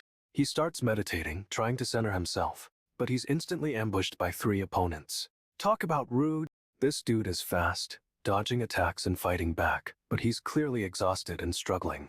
He's getting overwhelmed, collapsing to the ground, and looks totally defeated. But he's not out yet. He's desperately trying to reach his sword, which is a good 20 feet away, but the attackers are closing in. He finally grabs the sword, but he's winded, gasping for air, and seriously hurting. This is bad, really bad. They're all attacking at once, and this dude is straight up getting pummeled. It's a chaotic mess. The fight spills into some kind of hall, and the floor is cracking under the force of the battle. Intense. Everyone is down, defeated, but he's barfing. Seriously, this whole scene is a disaster. This dude is SO over it, declaring the training is boring. He's clearly got power, but is getting restless. They're all exhausted, huffing and puffing after the fight, and one of them suggests calling it quits for the day. Someone asks Raccoon what their mission is, and honestly, good question because nobody seems to know. Raccoon is giving off major don't trust anyone vibes, insisting security is the top priority. She's straight up yelling that she won't be fooled, and her expression is terrifying. No way you want to be on her bad side. She demands to know what the mission is, but Raccoon just brushes her off with a sassy, "Do you think I'd tell you?" The others are shocked, asking if she's serious, but Raccoon isn't sharing anything. This is a mess. Raccoon is clearly hiding something, and this whole group dynamic is about to explode, I'm telling you. She's giving a side eye that could kill, and you can tell she's judging everyone's life choices. Our boy is still exhausted, but something's definitely up. This mission is shrouded in mystery, and Raccoon is the key. Okay, so this guy is laying out the plan. They're using Raccoon as bait to draw out the masked bandits. But someone points out they don't even know what the mission is, which, honestly, is a fair question. Raccoon is giving off intense vibes, and declares they'll use her as bait. She's playing a dangerous game. She's got a creepy plan to lure the bandits, and this dude is questioning everything, like rightfully so. Then, Raccoon drops a bomb. The hippos are coming next. What does that age mean? She doubles down, saying Raccoon is their target, but it feels like there's a lot more going on here. Another guy is convinced the masked bandits will find Raccoon, and things are getting seriously tense. Raccoon confirms it. They're using her to lure the bandits out, and she's totally okay with it. But someone's thinking, and honestly, it's a good point. What is Raccoon's angle in all of this? This whole situation is a trap, and I have a feeling Raccoon is the one setting it. She's playing everyone. Raccoon lays down the law. They need to know their destination to execute the mission effectively. Someone finally speaks up, admitting Raccoon does have a point, but is clearly suspicious. Raccoon agrees to reveal their final destination, but only if they promise to keep it secret. She finally spills the beans. They're headed straight for the Black Forest, which is ominous, to say the least. Okay, so everyone's gathered and murmuring because apparently a ton of famous magicians are here. Someone spots Herman, and this other blonde is totally losing it, wondering if it's really him. Herman's looking a little stressed as he gets cornered by the blonde, who's practically vibrating with excitement. Herman tries to brush her off, but she's relentless, and honestly, it's a little awkward. Suddenly, someone drops a knowledge bomb. Magicians are divided into 3 categories, no big deal. First up, the legendary magicians, the ones who basically shaped the entire magical world. Apparently there were only 3 ever. Then there are the great magicians, who had a huge influence on magic during their time. And the rest, they're just ordinary magicians, like whoever's explaining this to everyone. The blonde is still staring at Herman, and bumps right into someone while trying to get his attention. She's convinced he's looking at her, and is asking if he even knows who she is. This girl is intense. Okay, so the blonde, Ligia, is staring hard at Herman, and she's realizing he's the independent knight. She's remembering a thesis, something about combining expressions and spells, and it's hitting her that Herman is connected. Herman straight up asks how she knew, and then drops a bomb. He's the one who invited everyone here. He's giving off major villain vibes with that smirk, and everyone is siege okay. This dude is playing 4D chess, honestly. He's got a whole plan unfolding. Apparently, he's been watching this other guy, and now he's making a move. He's setting up some kind of trap, and it involves everyone he's gathered here. But what's the goal? Herman's got this intense look, and it's clear he's been planning this for a long time. He's totally manipulating everyone, and it's creepy how calm he is while doing it. But something's off. He's acting way too confident, and I have a feeling this won't go as planned. Herman's playing it cool, telling everyone he's just kidding about leading the mission. What a smooth talker. But Herman drops the real bomb. They're all here to research and develop magic weapons, and the other guy is now happy. This dude is straight up demanding to know what Herman wants him to do, and Herman's just smirking. Herman's laying down the law, ordering him to listen up and get to work, and the tension is THCK. We get a super close-up of the guy's face, and he's absolutely fuming. You can see the rage building. Herman's just standing there, grinning like the ultimate villain, while the other guy is losing it. It's been weeks since they left Nigel, and now we see someone running through the woods, clearly in a hurry. They're totally winded, huffing and puffing as they push forward. Something's definitely chasing them. No way, another person is running through the forest, and they're gaining on the first runner fast. Okay, this is getting intense, and I have a feeling our boy is about to walk into a trap. Our boy is completely exhausted, barely able to keep running. He feels like he's gonna collapse any second. He's desperately trying to remember how long he's been running, but it's all a blur, and he's lost. Wait, what? He's questioning why he's even here, and it's all hitting him. This is messed up.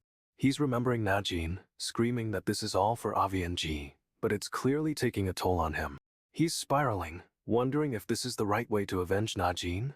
Is he even doing the right thing? He's questioning if he'll even be able to kill whoever hurt Najin, and honestly, that's a valid concern. But then, he's back to running, gasping for air and pushing himself forward. No time for a breakdown.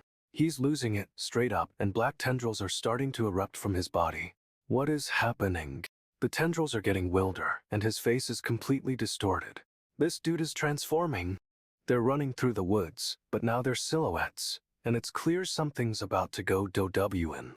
He's lost in his head, questioning Kulin and if he was ever truthful. This is a total mess. He's spiraling hard, wondering if the person he's following even has a thought in her head.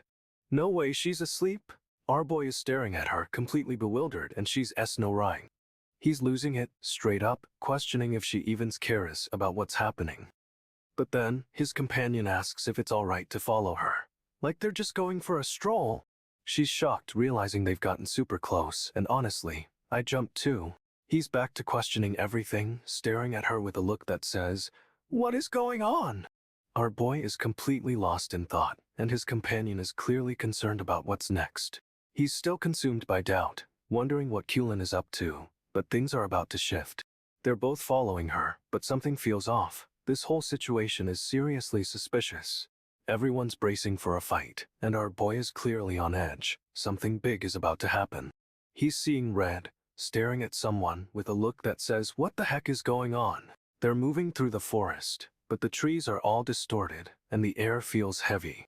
The forest is rustling all around them, and it's seriously creeping me out. It's like something's watching. A gust of wind whooshes past, and suddenly, blades are flying everywhere. It's a full-on ambush.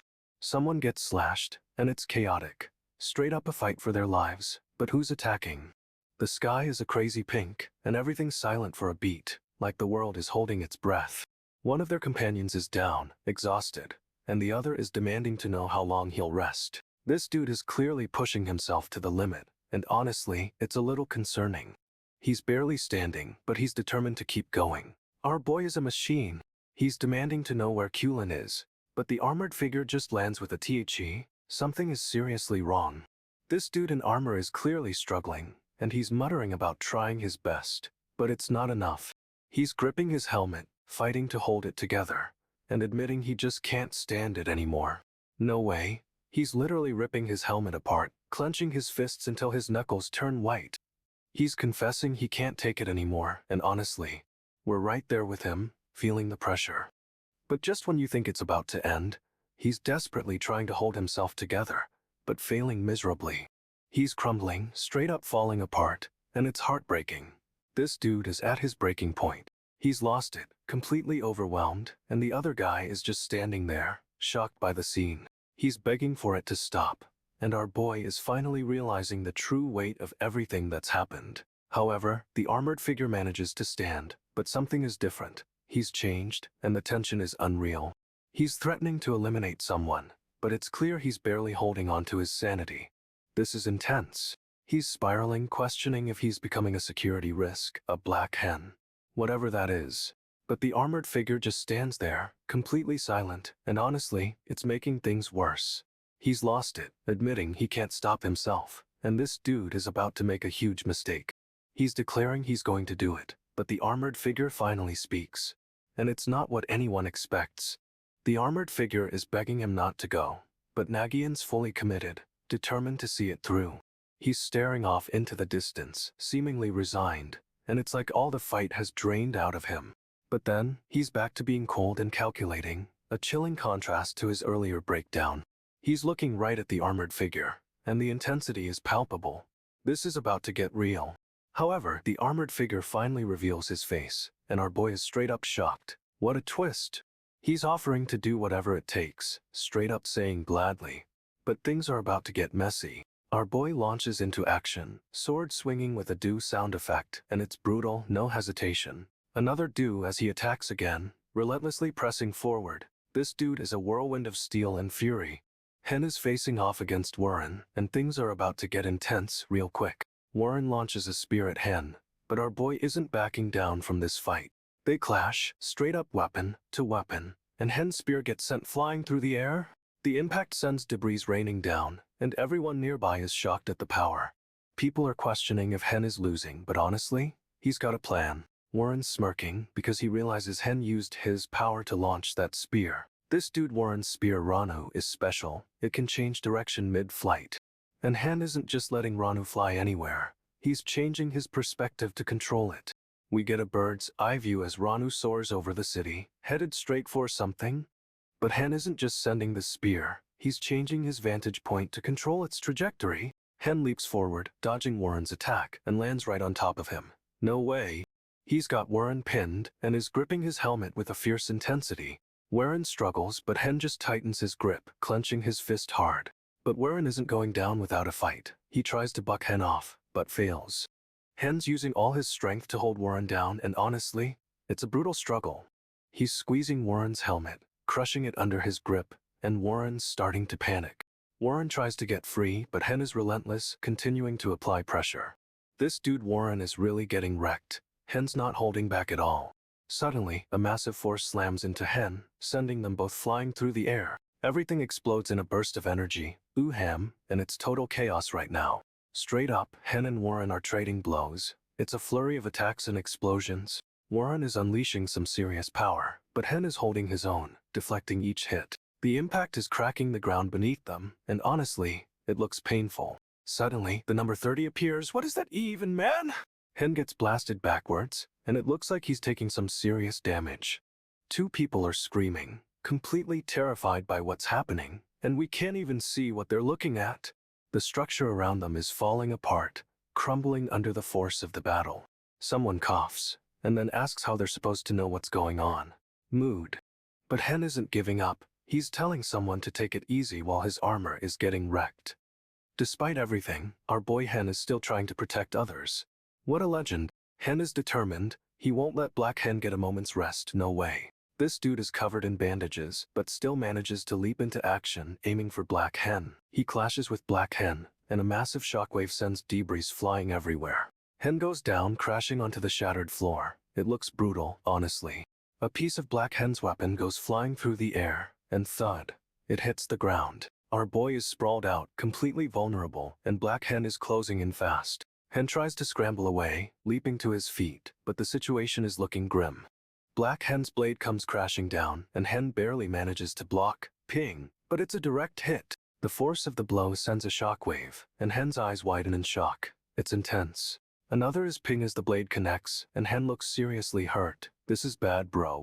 Hen grabs for Black Hen's weapon, but it's like trying to stop a speeding train. No chance. He manages to deflect the blow, but the force cracks the floor tiles all around them. It's insane. Black Hen's weapon slices through the air, and Hen barely dodges, leaving deep gashes in the stone. Another attack lands, and Hen stumbles back. This dude is getting overwhelmed, fast. Hen's vision blurs for a second, and he sees a flash of someone, or something, from his past. He's clearly rattled, but grits his teeth and tries to regain his footing, refusing to fall. Black Hen rips his weapon free, and honestly, the blade is covered in Hen's blood. Hen tries to fight back, but Black Hen just swats him aside like he's nothing. It's brutal. Black Hen moves in for the kill, and it looks like Hen is completely defenseless. Oh no! But Hen manages to roll away at the last second, narrowly avoiding a fatal blow. Woo, close one! Black Hen is relentless, and Hen is reeling. This fight is turning into a straight-up beatdown. Hen sees a face in the crowd, Ludica, but it's just a hallucination, and Black Hen capitalizes on his distraction. He's gasping for air, but Black Hen keeps pressing the attack. Our boy is seriously struggling to stay upright. Black Hen questions where Ludica is, and it's clear he's searching for someone specific. This is getting intense. Hen tries to create distance, but Black Hen anticipates his every move. No escape for this dude. Black Hen's eyes lock onto something, or someone, and his expression changes completely. It's creepy. He's staring right at Hen, and for a second, Hen looks different, like something's shifting inside him. Tyre's calling out for Ludica, but Hen seems to be fading. It's like he's losing control. Black Hen's face is a mask of fury, and he's demanding to know what's happening to Hen. What is going on? Hen's eyes flash green, and it's clear that whatever's happening isn't just physical. This is a full-on possession. Black Hen reveals they were tracking the advance unit, but kept it secret. What a shady move. Hen is straight up furious he wasn't told, demanding answers, but Black Hen claims it was highly classified. Suddenly, Tyr speaks up, sensing something abnormal. This is getting seriously creepy. Tyr and another dude with spiky hair are looking concerned. Something's definitely off with this whole situation. Black Hen explains he thought they needed time to deliberate, but it seems like his judgment was way off. And just as he finishes speaking, something falls from the trees. What the heck was that? Rain starts pouring down, and it's coming down hard. Talk about bad timing. The rain intensifies, and the group is getting soaked. This whole scene is so ominous. Oh no, it's raining, and honestly, this feels like a really bad omen for our boy. The rain keeps coming, and the forest looks even more foreboding. Something big is about to happen. Black Hen is a whirlwind of fury, drawing his sword and charging forward. No hesitation at all. He slices through the rain and trees, a dark blur against the stormy backdrop. This dude is fast. Black Hen tears through the forest, leaving a trail of destruction behind him. It's kinda terrifying, honestly. He's gaining on the figure ahead, a shadowy form with a wide-brimmed hat. Who is that? Black Hen swings his sword, and it connects with something, a net. But it shatters instantly, no way. The figure dodges the attack with impossible speed, and Black Hen's sword slices through air. So agile. Another strike, another near miss. This opponent is seriously skilled, matching Black Hen blow for blow. Black Hen keeps attacking, but the figure deflects every swing. It's a relentless, chaotic battle. The figure finally gains some distance and spins, launching a massive attack. Black Hen is caught off guard. Black Hen is sent flying through the air, crashing into the trees. But he's already getting back up. As a fighter! Black Hen is cornered, and this massive, terrifying figure looms over him. It's seriously intimidating. But wait, another figure appears, intercepting the attack with a sword. Who is coming to the rescue? This new fighter is fast and skilled, matching the monster blow for blow, but honestly, it's a brutal clash. Okay, so the story starts with dragon martial arts slaying dragon. Sounds intense, right? Our boy is straight up unleashing this crazy chain slash, moving so fast it's creating bubbles. He's attacking, and it looks like he's going for the neck, all in a flash of black. It happens in a split second, but his opponent barely has time to react to the attack. This dude is fast, attacking before the other guy even gets his stance right, no way? But his opponent's not going down without a fight, and is clearly shocked by the speed of the attack. The attack lands with a massive blast of energy, sending everything flying. It's insane! Everything goes white, like a total explosion, and we're left wondering what even happened. Then, out of nowhere, this blonde guy shows up looking seriously ticked off. He's asking Raccoon, and honestly, the timing is just perfect. Okay, so the blonde dude is questioning why she seems a little off, and straight up asks if she's stupid. He quickly backtracks, wondering if she just seems weird or maybe thoughtless. But it's kinda too late. Another guy jumps in, saying that was harsh, and honestly, he's not wrong. That was a low blow. Our boy Nagyunn brushes it off, saying he understands where she's coming from, whatever that means. But then he drops that Raccoon is a trustworthy knight, which feels like a major power move, right? He continues, explaining she seems careless because she relies on instinct, but that can actually be a good thing. And then, stoosh, a blue blade flashes across the screen, like a signal that things are about to get real.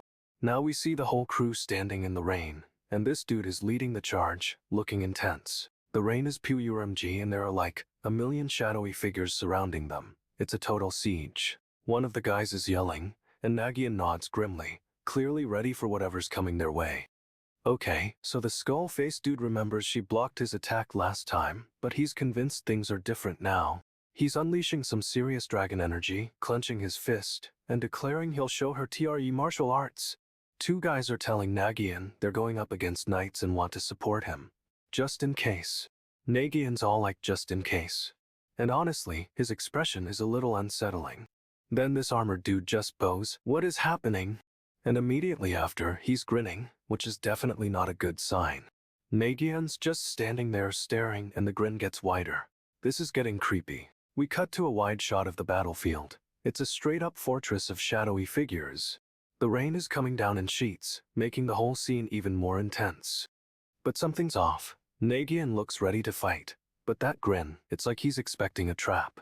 Okay, so the skull dude is straight up declaring he's taking back what's his. Whatever that even is. He launches forward with a crazy energy blast, aiming right for Nagyunn. But someone's yelling a warning. Nagyunn's companion dives in front of him, taking the hit, and no way, it looks bad. But Nagyunn isn't wasting time. He's already moving, sword flashing, and blocking another attack. This dude is relentless. He's got another attack ready to go, and it's even more powerful this time.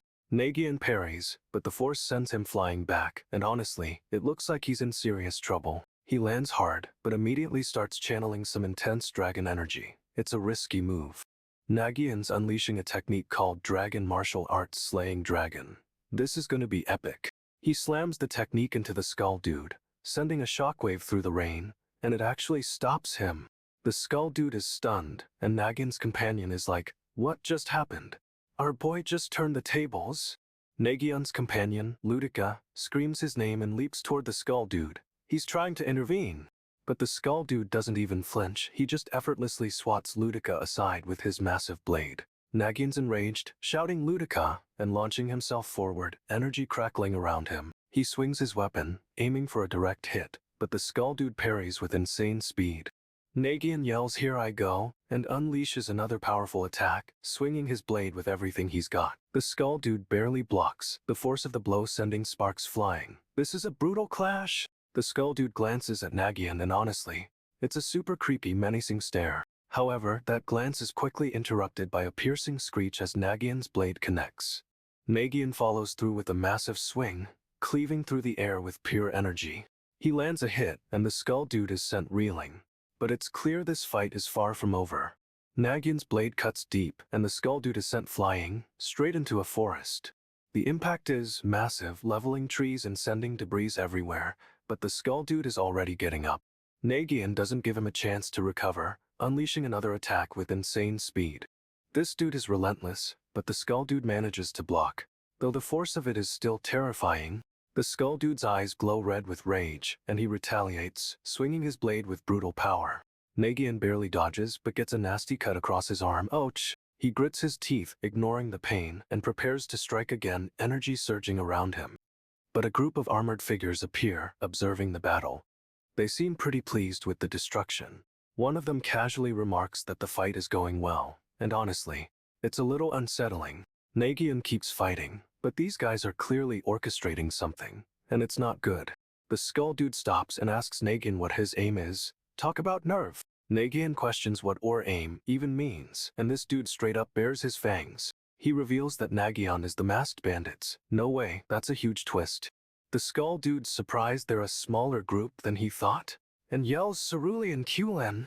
He's clearly recognizing Nagyunn, and starts to grit his teeth. Things are about to get intense. We get a super close-up of Nagyunn's glowing yellow eyes, and bro is furious. The skull dude asks how Nagyunn has been, but honestly, does he really care? Nagyunn confirms he is the masked bandits. This dude is a whirlwind of revenge. The skull dude says it's a smaller group than he was told, but Nagyunn doesn't even flinch. Nagyunn's eyes lock onto his enemies, and it's clear he's ready to finish this. It's going down. Nagyunn realizes they know about his power, and that's not good at all. He thinks they're wary but composed, which means they've been expecting him. This is creepy. Nagyunn starts coughing up blood, but tries to play it cool and says he's just fine. He tries to deflect by asking about the trainees, but the skull dude is not buying it. The skull dude explodes, demanding to know what Nagyunn is doing here, and honestly, it's a little much. Nagyunn keeps his cool, but the skull dude is straight up losing it, yelling about cerulean Qlen. Our boy doesn't react and just stares him down. This is a power move. The skull dude is losing it, screaming about the masked bandits, but Nagyunn just smirks. Nagyunn confirms he's the masked bandits, and the skull dude is absolutely horrified. But the skull dude's face, it's like he knew this would happen, and that's terrifying. Wait, hold up. The skull dude's face morphs, and it's Nagyunn's brother. No way, this is a twist. But it's not quite Najin. This dude's eyes are completely different, a piercing blue, and he looks lost. However, the blue-eyed twin starts speaking, revealing he's the real Najin, and this is messing with Nagyunn's head. Okay, so this mysterious figure is laying down the law, giving our boy a super-secret mission, no questions asked. He's ordering him to memorize everything, and straight up warns him not to breathe a word to anyone. Suspicious. The mission, track the advance unit, and if anything goes wrong, this dude is on his own, no backup, likes. He also needs to head to the eastern continent and contact the first special class, but only stick to the designated route. That sounds like a trap. But someone overhears the whole thing. She's clearly shocked, and wants him to repeat it, because that's a lot to take in. While the girl's processing, another figure is getting instructions: train the remaining apprentices with a wild dog. What even? He just accepts it, no questions. This dude is a robot, I swear. However, something feels off, and honestly, that clank sound is not a good sign. It feels like a signal or a warning of some sort. The mysterious figure is totally zoned out, seemingly ignoring everything that's happening around him. Another clank, and the figure is still silent. Something is definitely brewing, and it's not looking good for our boy. The figure tells our boy to stop her when she makes a move, and then asks me. No way, he's getting thrown into the deep end. But the figure straight up says he doesn't want her killed, just restrained. And they don't even need to win. What? He asks if they should use her power instead, and honestly, it sounds like a terrible idea, but the figure is considering it. The figure explains it's a waste of 2 nights one-dimensionally, but could be useful from a different angle. He's saying it's not time to use Black Hen yet, and that experienced knight-level battles will help the apprentices later. Suddenly swords clash. It's chaos, and our boy is right in the middle of it all. He glances over at someone in a hooded cloak, and the situation is getting even more intense. Another clash, and then another. This dude is seriously outnumbered, but he's holding his own. Our boy is getting seriously interrogated by the hooded figure, who asks if he's really about to die. He grins a full-on unsettling grin, and the figure seems genuinely surprised. The hooded figure's eyes glow yellow, and he's staring intently at our boy, like he's seeing right through him. Suddenly, a sword swings down and the hooded figure is blocking it with his own blade. But it's not just one attacker. There are multiple opponents swarming them both.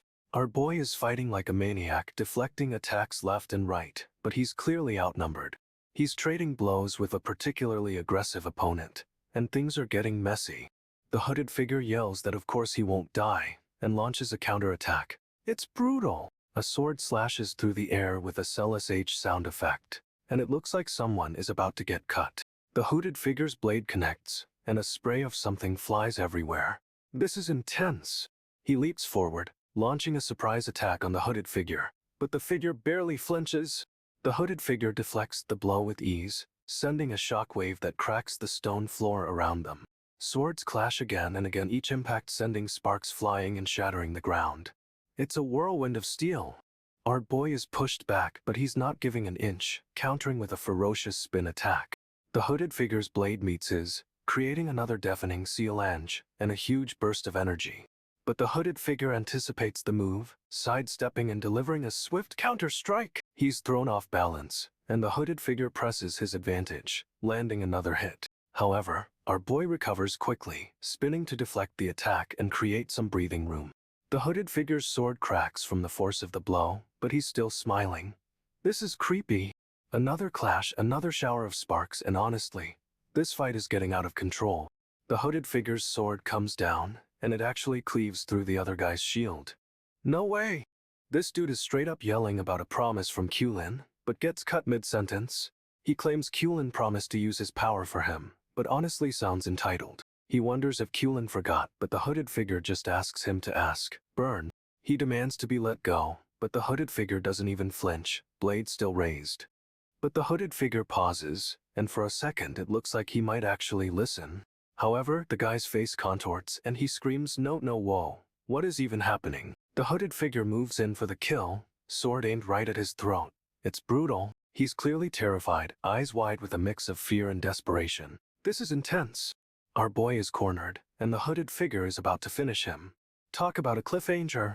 The hooded figure swings again and the floor shatters under the force. This is insane. He tries to block, but a dark energy wraps around the hooded figure's hand. What is that? The energy surges and the guy's arm cracks. No way, that looks incredibly painful. He screams, but the hooded figure doesn't hesitate, delivering a side slash with his sword. The sword connects, and the sound is sickening. This dude is getting wrecked. He falls to the ground, defeated, while the hooded figure stands over him, completely unfazed. But wait, he's not done. The hooded figure's armor starts glowing with dark energy. A shadowy tendril shoots out, aiming straight for the downed guy. It's a finishing move. He desperately tries to scramble away, but it's too late. The tendril hits its mark. The floor cracks even more as the hooded figure steps forward. Our boy is ruthless? The hooded figure finishes the job, slicing down with his sword. It's brutal, straight up. But suddenly, three figures rush in, trying to intercept the attack. They're moving fast. The sword cuts through the floor, narrowly missing our boy, and the newcomers are already engaging the hooded figure. One dude with a sword attacks, another with a whip, and the woman with red hair goes for a quick strike. It's a coordinated assault. The hooded figure blocks the sword, but the whip wraps around his arm. He's getting pressured from all sides. He tries to shake off the whip, but the red-haired woman is already closing in. This is a team effort, bro. Our boy, still on the ground, is gasping for air, completely out of it. He looks wrecked. However, the hooded figure breaks free, sending the attackers flying with a surge of dark energy. No way! He's back on his feet, and now he's focused on the injured guy. It's a full-on chase! The injured guy tries to escape, but the hooded figure is gaining on him. This dude is in serious trouble. This dude with the blue hair is livid, yelling at the knights about being ashamed of themselves. Wow. The knights are trying to explain, saying they'll stop him, but honestly, they sound terrified. Someone nearby is muttering about being doomed, and you can feel the dread building. It's intense. A new guy appears, revealing the masked bandits murdered his family and he's here for revenge. Classic motivation. He says he'll tell them what he knows, but the screen cuts to black. Talk about a cliffhanger. Okay, so the hooded figure is still chasing the injured knight, and the blue-haired guy is suddenly there to help. The hooded figure launches a dark energy blast, but the blue-haired dude intercepts it. What a save! But the hooded figure isn't phased, he just redirects the attack, forcing them both to shield themselves. The injured knight is crawling away, desperate to escape, but the hooded figure is relentless. The hooded figure finally corners the injured knight, and straight up, it looks like things are about to get messy. Okay, so this dude with the yellow hair is laying down, and the blue-haired guy is giving orders. Wild dog will appease black hen. No way! The knights are preparing to attack, but the hooded figure is already moving, a dark blur against the rain. He corners the injured knight, and honestly, it looks like things are about to get really bad for him. But then, the blue-haired guy steps in, shouting for them to attack. Our boy is ready to throw down. Our boy and his crew are dashing through a downpour, straight up sprinting towards a fight. It's a total monsoon out there, visibility is terrible, and they're pushing hard. One of the guys is worried about this powerful knight, suggesting they retreat, but Lemon isn't having it. Lemon's like, no way, that's exactly what Chulin wants us to do. This dude's playing 4D chess. He reveals what Chulin is hoping for, and honestly, Lemon is already a step ahead. Lemon's been playing it cool, letting Chulin think he's gotten away with something, and it's working. He thanks Lemon for turning his maybe plan into a definitely plan. They're about to spring a trap. Lemon confidently says they'll deal with the knight and achieve their goal quickly, which is awesome. But someone else is questioning things, clearly not getting the full picture of what's going on. This is getting interesting, because even Lemon doesn't fully understand Chulin's plan yet. Okay, so this dude, Chulin, is having a full-on monologue, convinced he has the strongest spear ever. He's absolutely sure his plan is foolproof, but honestly, he's about to be so wrong. The knights are getting absolutely swarmed, and it's a chaotic mess of blades and bodies. Our boy's hand is gripping this mysterious, dark spearhead, and it looks seriously dangerous. He's rushing in, trying to help the knights, but it's looking bleak, like they're about to fall. Suddenly, someone shouts that the knights are in danger and they need help. Major stakes! Chulin's face is all messed up, like he's realizing something isn't right, but it's too late. We get a super close-up of those intense red eyes. This guy is not playing around. He's unleashing something huge, and the rain is practically glowing around him. It's a blinding white flash, and honestly, it looks like everything is about to change. Our boy is straight up wrecked, tears streaming down his face as he stares down his opponents. The enemy knights are closing in, surrounding him, and things look seriously grim, honestly. He manages to plant his sword in the ground, but it's clear he's struggling, barely holding on. Someone steps forward. It's a mysterious figure, and they're moving in on our boy from behind. He tries to fight through the pain, but he admits he's lost all strength in his left arm. No way!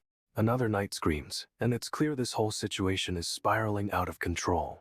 He's completely overwhelmed, but then, suddenly, someone else intervenes. It's Lemon. Lemon pushes forward, trying to protect our boy, but is immediately met with resistance. He's determined to shield him, even if it means facing the enemy's blades alone.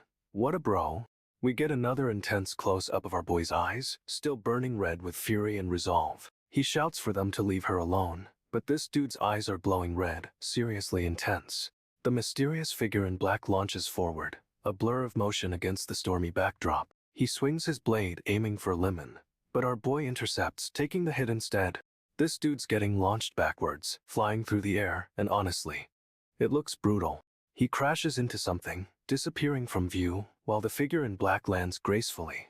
Marcia screams his name, and then Wodren. Everyone's losing it, the tension is unreal. He grits his teeth, focusing on something, or someone. Just out of sight, what is he planning? The figure in black is still standing, sword raised, ready for another attack, no doubt. He's ready to strike again, but something's off. The figure seems to be hesitating. Our boy is injured, but he's got that look in his eye, and this fight is far from over. The figure in black declares the great dragon martial arts are too good for them, then says they'll take care of whoever he's protecting. He attacks again, swinging his sword, but our boy somehow manages to block. It's a clash of titans. Our boy is sent flying, crashing through trees, and it looks seriously painful, honestly. Marcia and Wodren are screaming, and the figure in black pauses, looking down at our boy. What's going on? He's gathering his strength, focusing on something, and his eyes are burning with even more intensity. The figure in black raises his sword for another strike, but he hesitates. He's clearly conflicted. Our boy is injured, but he's not backing down. He's ready to fight, even in this condition. The figure in black actually smiles, saying good job, and it's super creepy. He wonders why he hesitated and then, no way, he praises the person who injured our boy. A woman with green eyes appears, saying how nice. And the figure in black turns to face her. What is happening? This dude straight up thinks his technique worked, and he's grinning like a maniac. But the figure in black isn't even fazed. He asks why the figure wouldn't have any wounds, and our boy, despite being wrecked, declares he'll grab onto whatever he can. But the figure in black is suddenly overcome with emotion, tears streaming down his face, and he's clearly conflicted. He admits he's weak, but he's not giving up, and reaches out to grasp the figure in black. It's a desperate move. The figure in black's eyes snap open, glowing red, and he's radiating power. This is a whole new level of intensity. He raises his sword, and for a split second, it looks like he's going to strike, but he hesitates again, completely lost. Then, out of nowhere, he swings his sword, sending a blast of energy towards our boy, but he barely reacts. However, the figure in black isn't aiming at our boy. He's deflecting something else, something unseen. The figure in black looks shocked and asks what's happening, and it's clear whatever he deflected was a serious threat. Our boy is reeling, but he's still standing, and this dude is about to show everyone what he's made of. The figure in black unleashes a massive burst of energy, shattering everything around him. It's insane. He's creating a huge opening, and our boy realizes this wasn't an attack, but a countermeasure. Our boy is drenched, looking totally wrecked, but he's still pushing forward. This dude is relentless. He admits he was just winging it with his strategy, but Ter's quick reaction saved the day. Phew. However, something's still off. The figure in black seems to be sensing something is wrong. Those glowing red eyes are terrifying, and he's focused on something behind our boy. It's intense. He's clearly anticipating another attack, bracing himself against whatever's coming. But what is it? And just when you think it's over, a flash of light erupts, revealing another mysterious figure. This new arrival is shrouded in darkness, and honestly, it looks like trouble is brewing again. Our boy and the figure in black are both facing this new threat, and it's clear things are about to get messy. So the flash of light barely fazed them. It just gave our boy a split second to react. In other words, it only made the enemy pause. And now he's swinging that crazy scythe. The scythe comes slicing down, but our boy manages to dodge. It's a super close call. However, the attack wasn't aimed at him. It's going for the figure in black instead. The figure in black barely blocks the attack, but the force sends him flying through the trees. No way! Our boy is left standing in the rain, realizing the new enemy is way more interested in the other guy. He's trying to figure out what's going on, but honestly, it feels like he's caught in the middle of something huge. The figure in black is clearly injured, but he's still getting up, and this dude is not backing down. However, the new enemy is relentless, launching another attack, and it's way faster this time. But this brief moment of hesitation is all it takes. The enemy's blade is heading straight for the figure in black. Our boy intercepts the attack, blocking the blade with his own. Talk about a close one! But the force of the blow sends him stumbling back, and he realizes this enemy is on another level. He tries to regain his footing, however, the figure in black is already launching another assault, relentless as ever. Okay. So our boy and the crew are trekking through the rain, totally beat up after a fight. They're pushing forward, but things are looking grim. A lot of them are seriously injured. One of the guys is questioning if their leader is even sacrificing himself for them, which is harsh, honestly. Another member is struggling, but keeps pushing, trying to stay with the group, despite being exhausted. Someone else voices concern they won't make it far with so many wounded, and worries about getting caught. This other dude is clutching his friend, clearly worried about his condition and what kind of power is hurting everyone. Then, we get a close-up of this intense guy, breathing heavily, looking straight up menacing, red eyes and everything. But hold up. The conversation suddenly shifts to something massive, something about the geese. Turns out this whole thing happened about 500 years ago, and it's clearly a big deal. And just like that, the scene cuts to black, leaving us hanging. Talk about a cliffhanger. So, the story goes back a long time. There was this demon knight, and he was straight up terrifying. Most knights couldn't even reach him, but eventually, this hero named Red Hippo Hensio takes him down. But here's the kicker. All the knights swore an oath of honor after that battle, a serious promise. That oath led to the creation of the geese, a system to keep knights in line, and honestly, it's kinda messed up. They created their own vulnerability, a way to control each other and stop anyone from going rogue. The knights vowed no one would ever become another demon knight, and they'd unite to stop anyone who dishonored the order. Now we're back with our boy, and he's realizing the geese is all about preventing the rise of another demon knight. It's a vulnerability they built themselves, a way to keep everyone in check, and it feels like a trap is closing. And that's the history. The reason this whole thing is happening, and it's setting up for something SUGE. This dude's about to face a lot more than just enemies. He's up against a system designed to control him. Okay, so our boy realizes there's something special about the geese. It's not just about control. He's saying breaking the oath doesn't have a price, which is GUILD, and he thinks there's a reason for that. He's theorizing that the knight's power is somehow linked to the geese, and that's where things get interesting. Another knight is questioning what's going on, because honestly, this is all super sus. Nagyunn drops a bomb. He has a special power called compression, which sounds as intense as it is. Basically, he weakens himself, and all that lost power gets compressed and stored away. But here's the kicker: he can unleash that compressed power whenever he wants, for just 5 minutes. The longer he compresses it, the more power he builds up. This dude is playing a dangerous game. And now he's thinking about just how much power he's accumulated. It's about to go to W. Seriously, this dude is about to unleash something high, and I'm strapped in for the ride. Okay, so Nagyunn is laying down some serious truth bombs. Power and strength aren't the same thing. He straight up says being powerful means you can kill your opponent, but being strong means you don't. And now he's about to show them what he means, promising a demonstration of true power.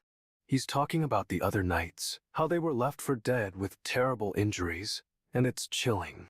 Nagyunn doesn't care if they survived. He's saying it's okay that they didn't, which is a dark turn. But then, a completely different guy interrupts. This dude has a seriously creepy mask and is towering over Nagyunn. This masked knight is questioning why Nagyunn didn't finish them off, and it's clear he's not happy about it. Nagyunn just says it's okay, and then a crackling sound. Something is definitely happening.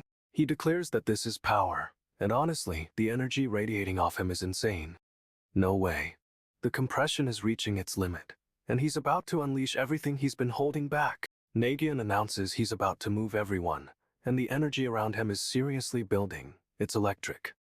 He unleashes everything, and the ground starts cracking and shattering beneath his feet. It's intense. The masked knight tries to react, but Nagyunn is already overwhelming him with a surge of power. Nagyunn's eyes are glowing, one blue, one gold, and he's clearly tapping into something ancient and dangerous. This dude is straight up tearing the landscape apart, and the masked knight is getting tossed around like a rag doll. Everything goes white as Nagyunn's power explodes outward, and the sheer force of it is unbelievable. The masked knight is completely engulfed in the blast, and it looks like he's about to be obliterated. Nagyunn standing amidst the destruction, radiating power, and honestly, this is terrifying. He's completely unleashed, and the energy swirling around him is forming a dark, ominous shape. The blast subsides, revealing a devastated landscape. Nagyunn just leveled everything, and it's a statement. Nagyunn yells at the knight to hang in there. Bro is trying to be a little heroic even while obliterating him. The knight's getting absolutely pummeled, with energy blasts hitting him from all sides. It's a total beatdown. Nagyunn keeps unleashing power, tearing up the earth, and the masked knight is clearly struggling to even stand. Boom! Nagyunn's power explodes again, sending debris flying and shattering the landscape even further. Everything's a blur of motion as Nagyunn follows through with the attack. It's like a whirlwind of destruction. The knight tries to block with his sword, but Nagyunn just slices right through it, and honestly, this dude had it coming. Nagyunn lands a blow, and the knight goes down. Ouch, that looked painful, even through the armor. The knight is down for the count, but Nagyunn doesn't let up, continuing to unleash power even as he collapses. Nagyunn stares down at the fallen knight, looking absolutely terrifying. Our boy is straight up radiating menace. He's breathing heavily, but still standing, and the episode ends with a close-up on his intense expression. Nagyunn's energy is surging, and the knight is barely holding on. This is getting intense. The knight is attempting a counterattack, but Nagyunn deflects it with ease, completely toying with him. Nagyunn unleashes another blast, and the knight is sent flying. No way, that felt good. A shadowy figure looms behind the knight, and it's clearly the entity possessing him. Creepy. The knight manages to stand, but he's broken and bleeding, and the shadowy figure is pushing him harder. Nagyunn finally acknowledges the entity, and straight up demands a real fight. This is the energy we need. The shadowy figure steps forward, revealing a skeletal face, and it's honestly terrifying. Talk about a glow-up. The figure declares Nagyunn worthy of a fight, and a massive surge of dark energy explodes around them. Nagyunn is taking a beating, the ground is crumbling, and the figure is relentless. But our boy isn't backing down. Nagyunn is breathing heavily, but he meets the figure's gaze and declares he's ready for anything. Let's go. Nagyunn unleashes Annihilate Dragon Flare. It's a massive blast of energy, and it looks insane. The shadowy figure isn't even phased though, and sends a blade of dark energy right at Nagyunn.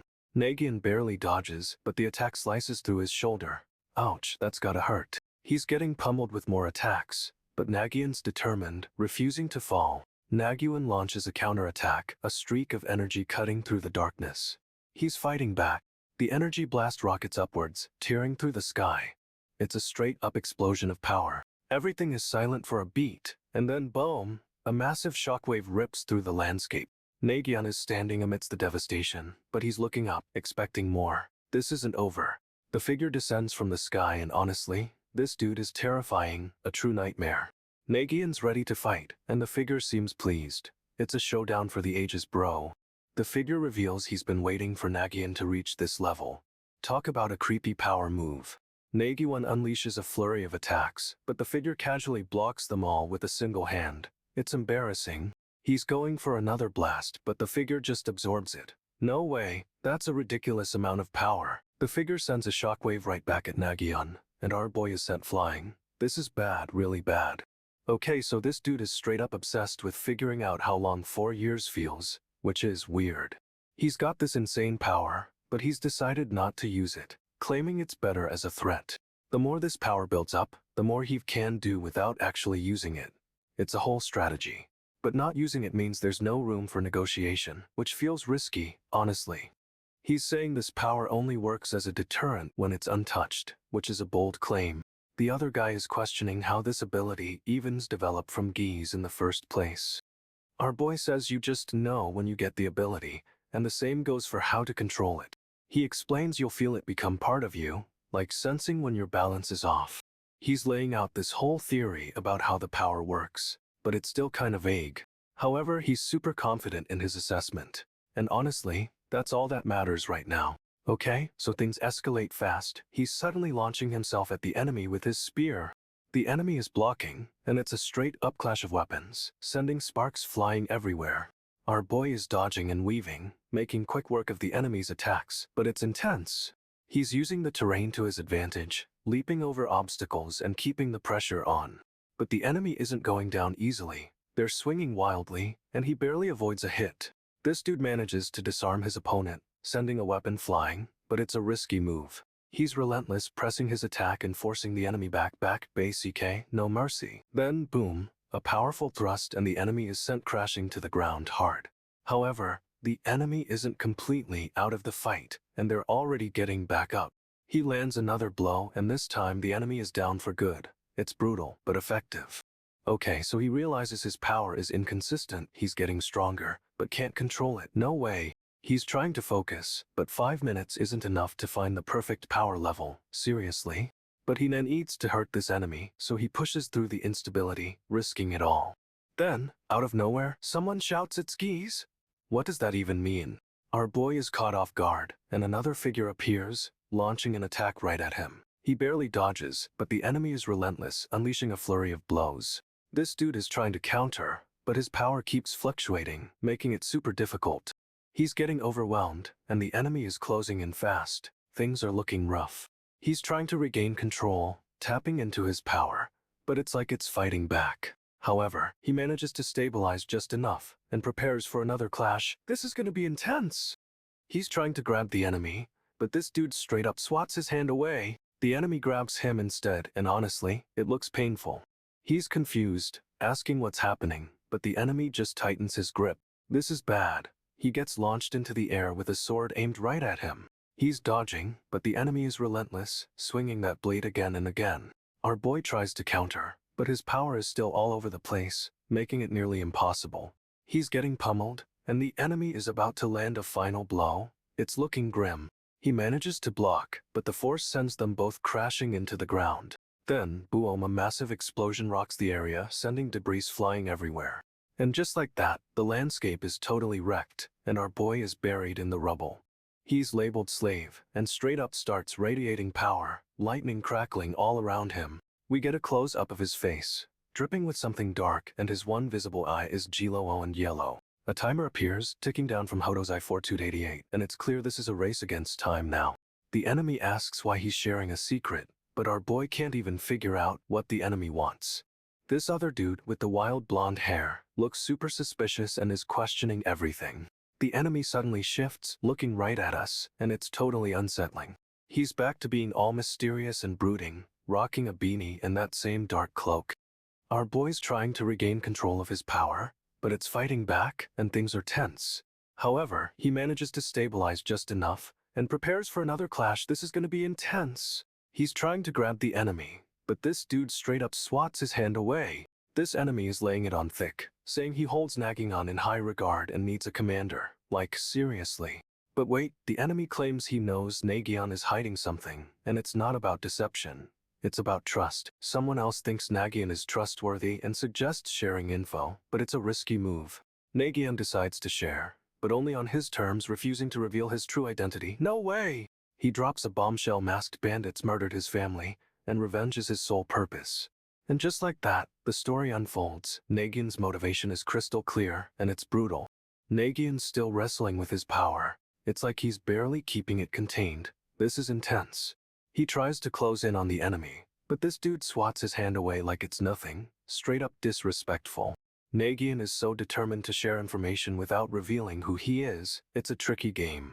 However, he's clearly conflicted, deciding to reveal everything, but on his own terms, of course. Nagyunn explains his operation hit a snag because he didn't trust the enemy and kept his identity secret.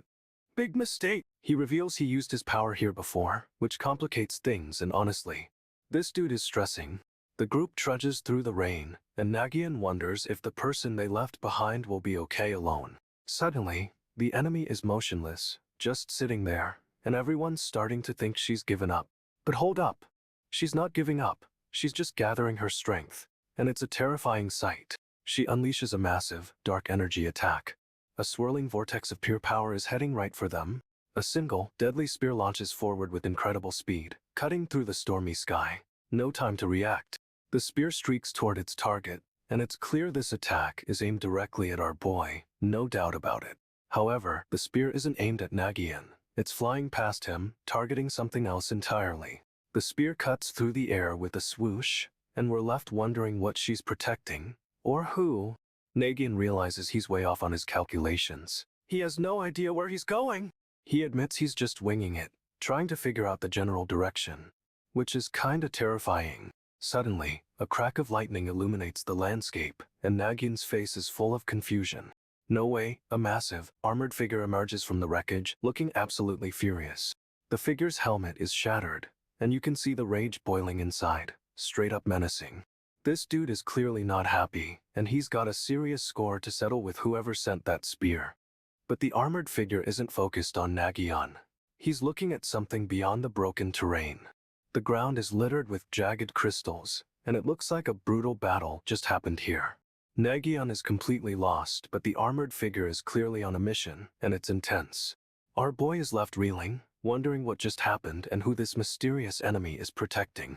The armored figure slams a fist down, and Nagyunn is shocked. He totally didn't expect that. Nagyunn is seriously rattled, realizing he thought she was going to attack him, but she was protecting someone else. A small crystal falls from the wall, and Nagyunn jumps, admitting that even T-Hat scared him. He's still processing, thinking she was about to go full on attack mode, but now he's just confused. It's raining like crazy as our boy Nagyunn clashes with this mysterious opponent in the forest. The fight is intense. Swords are swinging, and the forest is getting wrecked with every hit. Trees are straight up exploding around them as the battle escalates. No joke. This dude is seriously powerful, and the forest is getting obliterated by the force of their attacks.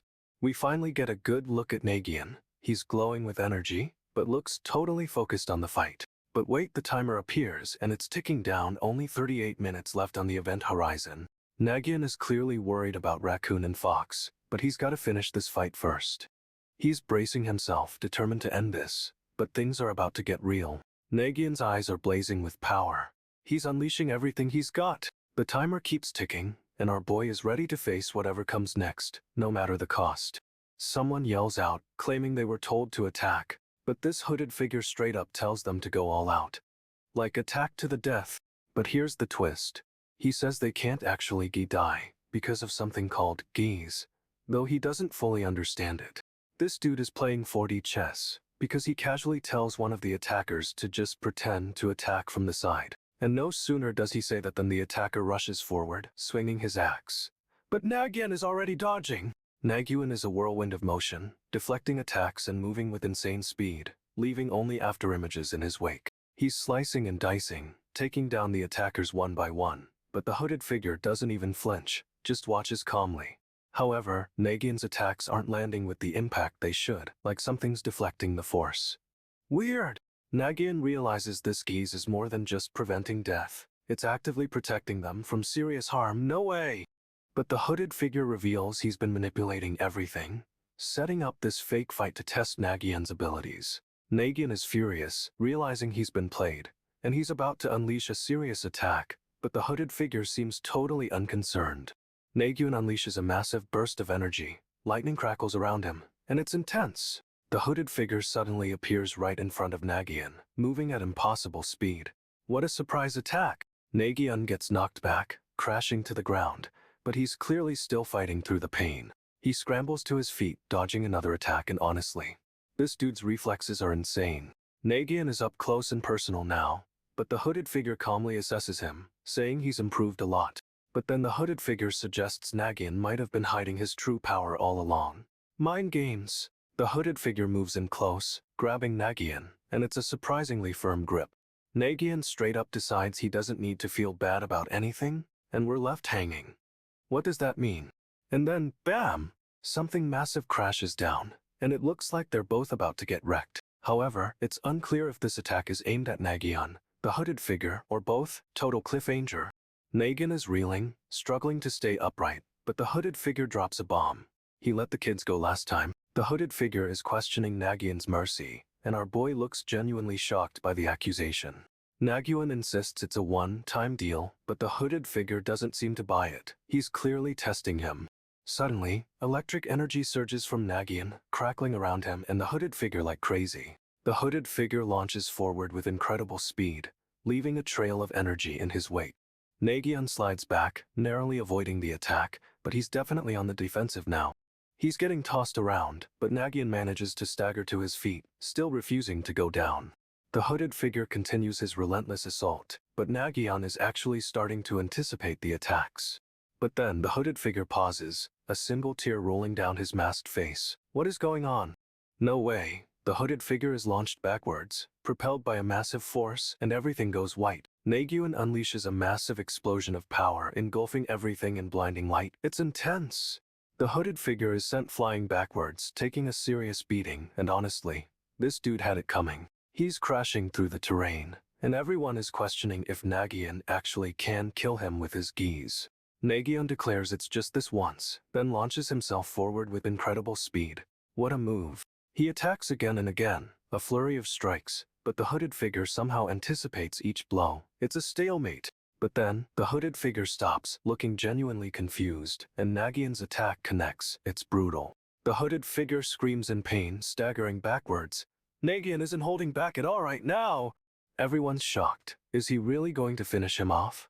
It's a total turning point. Nagyunn pauses, seemingly reconsidering, and the hooded figure is left reeling, clutching his wounds. However, Nagyunn is already gone, disappearing in a blur, leaving the hooded figure completely alone.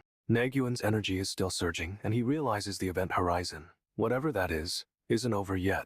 He's launching himself at the hooded figure again, but the ground starts cracking and breaking apart beneath them. The whole area is falling apart, and our boy is somehow still standing, while the hooded figure is struggling to keep his footing. Nagyunn's really laying into this dude, unleashing another attack. It's brutal and relentless, honestly. The hooded figure is barely holding on, taking a beating, and Nagyunn's determined to finish him off. But then Nagyunn stops, questioning if his power was even enough to actually kill this guy. What?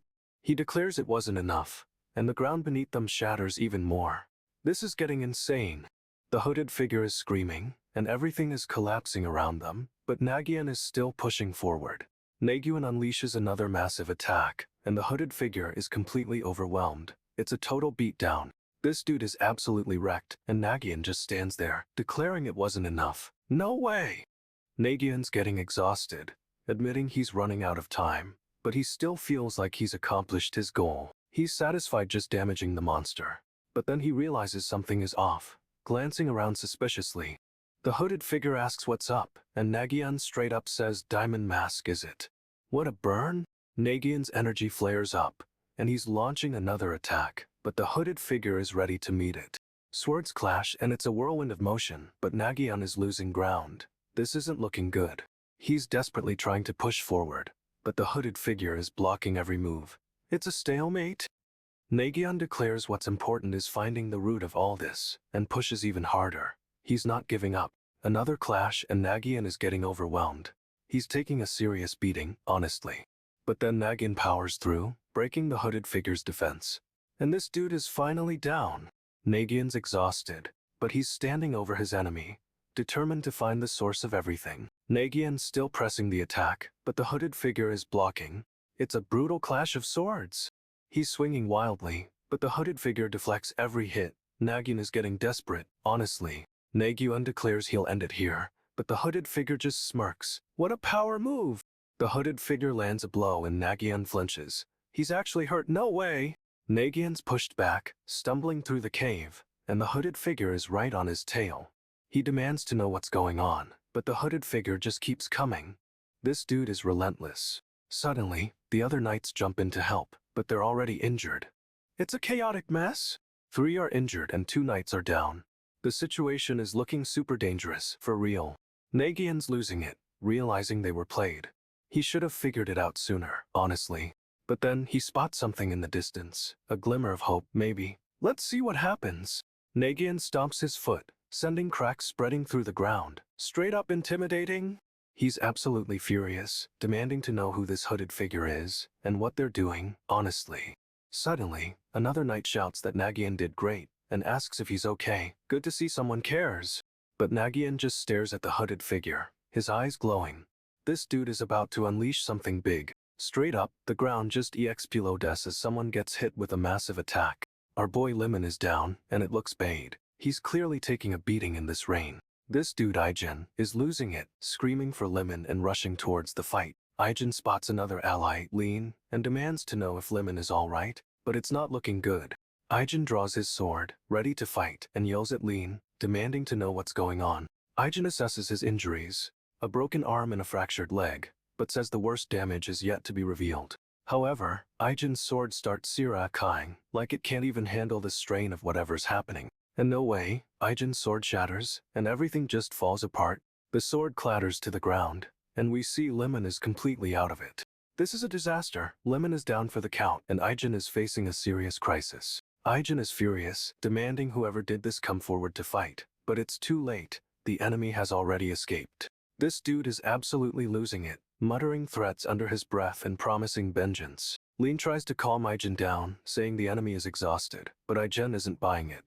Lean insists the enemy doesn't know the full plan, and Najin says he'll hunt him down immediately if he has any doubts.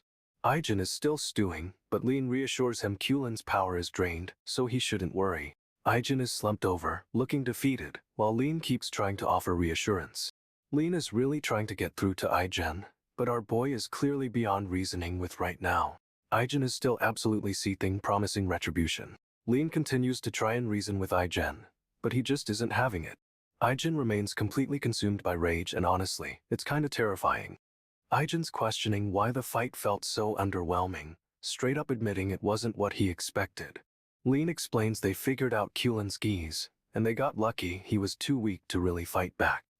But here's the kicker, they're basically ants compared to Kulin, and he was holding back so he wouldn't accidentally squish them. This dude has barely used his power like 5 times ever, and definitely never at this scale. It's a whole new level. Lean reasons that Kulin had to tread lightly to control his immense power, and there's only one reason why he would. It all comes back to his geese. That's the key to understanding why Kulin acted the way he did. Najin is completely silent, staring off into the rain, processing everything Lean just said. And now, He's got this haunted look, like he's realizing something huge is about to go down. The panel zooms in on his face, and it's covered in cracks. No way that's a good sign. Ijen's face is literally breaking apart, and bro looks totally consumed by whatever's happening inside. Ijen explains that Kulin's immense, unknown power acted as a deterrent, preventing him from using it recklessly. He thinks everyone assumes Chulin is weaker now that his abilities are exposed, but that's a huge mistake. The real problem is Kulin's power doesn't disappear. It's still there, just unleashed and unrestricted. This means the Kulin they face in the future will be even more dangerous and straight up terrifying. But there's a silver lining: someone will be able to handle that power, someone with the right ability. However, Ijen worries they won't be able to manage it, and if Kulin truly controls his abilities, he could incapacitate them all. Someone, presumably another character, then asks if they should just abandon that lazybones. No way! Ijen is so lost in thought, staring into the rain, and you can see the cracks in his face getting worse. His entire face is fracturing, and bro looks like he's about to have a total breakdown. It's clear Ijen realizes this is going to be a huge problem, and honestly, we're all on edge. Someone asks if they're leaving, but Ijen's all, calm down, because their strongest fighter is seriously injured. He explains Broken Spear needs to recover first, but stalling lets Kulin's power build even more. Ijen's clearly stressing about Chulin, and he thought the guy would have used his powers already. He realizes Chulin is way more aggravating than he expected, and it's a total game changer. We cut to a different character, looking totally defeated and breathing heavily. Ijen's face is crumbling, literally, and it's like all the pressure is finally crashing down. Flashback time. We're going 5 years into the past. Things are about to get wild. Someone reaches out, and we find out this all started when Cerulean Chulin was a rookie knight. And honestly, this sets up a seriously messed up origin story for the power they're dealing with. Okay, so someone's seriously questioning if the Geese is always this messed up, and honestly, it sounds like it is. This mysterious figure starts walking, step by step, and it's super ominous, like a predator stalking its prey. They're theorizing that the Geese might be implying someone barely qualified got in, which is a bold accusation. Someone demands to know the criteria for the Geese, and this guy with the wild hair is about to spill the tea. He admits the Geese isn't always precise, and it's a total bombshell. So much for a perfect system. We flash back again, and this time, it's 5 years ago with Cerulean Chulin as a rookie knight. No way! Turns out Chulin was actually a total mess back then, constantly messing up, but trying so hard. He accidentally unleashed a crazy power during training, and it's this unstable, dangerous energy. But the instructors covered it up, thinking they could control it, and honestly, that's a terrible idea. Ijen realizes the power is still growing, and it's all connected to Kulin's messed up origin. Huge reveal! This dude with the green hair is laying down some serious truth. The Geese chooses who it deems most suitable. Someone jumps in, asking if that means even with the same Geese, people can be totally different. It's a good question. He claims he didn't kill anyone, just his spear did. Classic deflection, honestly. But someone's not buying it. They're pressing him, wondering if it's more than just stubbornness, and it's getting intense. Like, really intense. Our boy is starting to realize it's about the scope of someone's values and beliefs, which is a major breakthrough. But then bam, the mysterious figure straight up slams a hand down and the room goes silent. This dude is visibly shaken, staggering back, and it's clear whatever just happened hit him hard. He's clutching his hand, and you can see something's wrong. It's like the Geese is fighting back. And honestly, this is where things get wild. The power is reacting to his questions about the Geese origins. He's freaking out, realizing the power is connected to Cerulean Chulin. And it's a huge, messy reveal! This mysterious figure is straight up questioning if Nagyunn has always been this weak. Talk about a low blow! Someone else jumps in, claiming Nagyunn's been neglecting Chulin's training, which, honestly, feels like a solid point. Nagyunn's power is glitching, he can't use it right, and is starting to suspect something's seriously off with Chulin. He claps his hands together, and you can feel the energy building. This is about to get crazy. The hand cracks and splinters, and the whole place starts shaking. No way! Something's definitely overloading. Cracks spread across everything. The walls, the floor, the ceiling. It's like an earthquake is happening. We get a glimpse of the figure's face, and it's intense, framed by the crumbling world around him. But the power isn't just destroying the building. It's reacting to Nagyunn's questions about Kulin's origin. The energy is building, and you can see it sparking all over the place. It's about to explode. Everything is falling apart, but this dude is standing firm, and it's clear he's about to unleash something huge. Nagyunn coughs, collapsing to his knees amidst the chaos, but the figure barely acknowledges it.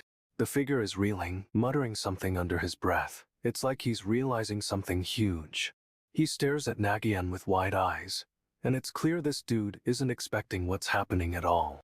The figure's power surges, and honestly, it's like it's responding to Nagyunn's questions about the Qlin. Okay, so Luz is seriously worried about leaving Qlin and the others alone with Najin, because apparently, Luz messed with Najin before. But then this other dude, he's like, nah, Najin won't actually kill him, which is bold considering everything. He's trying to reassure everyone that Qlin will be okay, claiming he'll wake up soon after a short break. Luz is still stressed, but the other dude seems pretty confident, though honestly, it's kinda sus. Luz doubles down, saying he doesn't think Najin would kill Qlin, but he's still clearly uneasy. The other dude is starting to look annoyed, and straight up says he doubts Najin would go that far.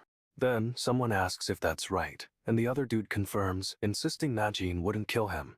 They shift the topic, wondering when Qlin will finally wake up, hoping it's just a short rest. The other dude says Qlin promised it'd be a quick break, trying to sound reassuring, but Luz still looks concerned. And honestly, this whole situation is a mess, and I'm low-key stressed for everyone involved. Okay, so it turns out there's a restriction on Najin. He can't use one hand. But the upside is, his other hand gets stronger or something else replaces the restricted one's role.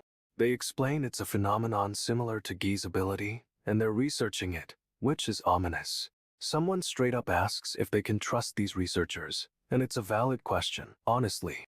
Luz is still clearly stressing, and the other dude is just walking, step by step, like everything's fine. He starts explaining the research, and it sounds super complicated, but the main thing is, it's about power.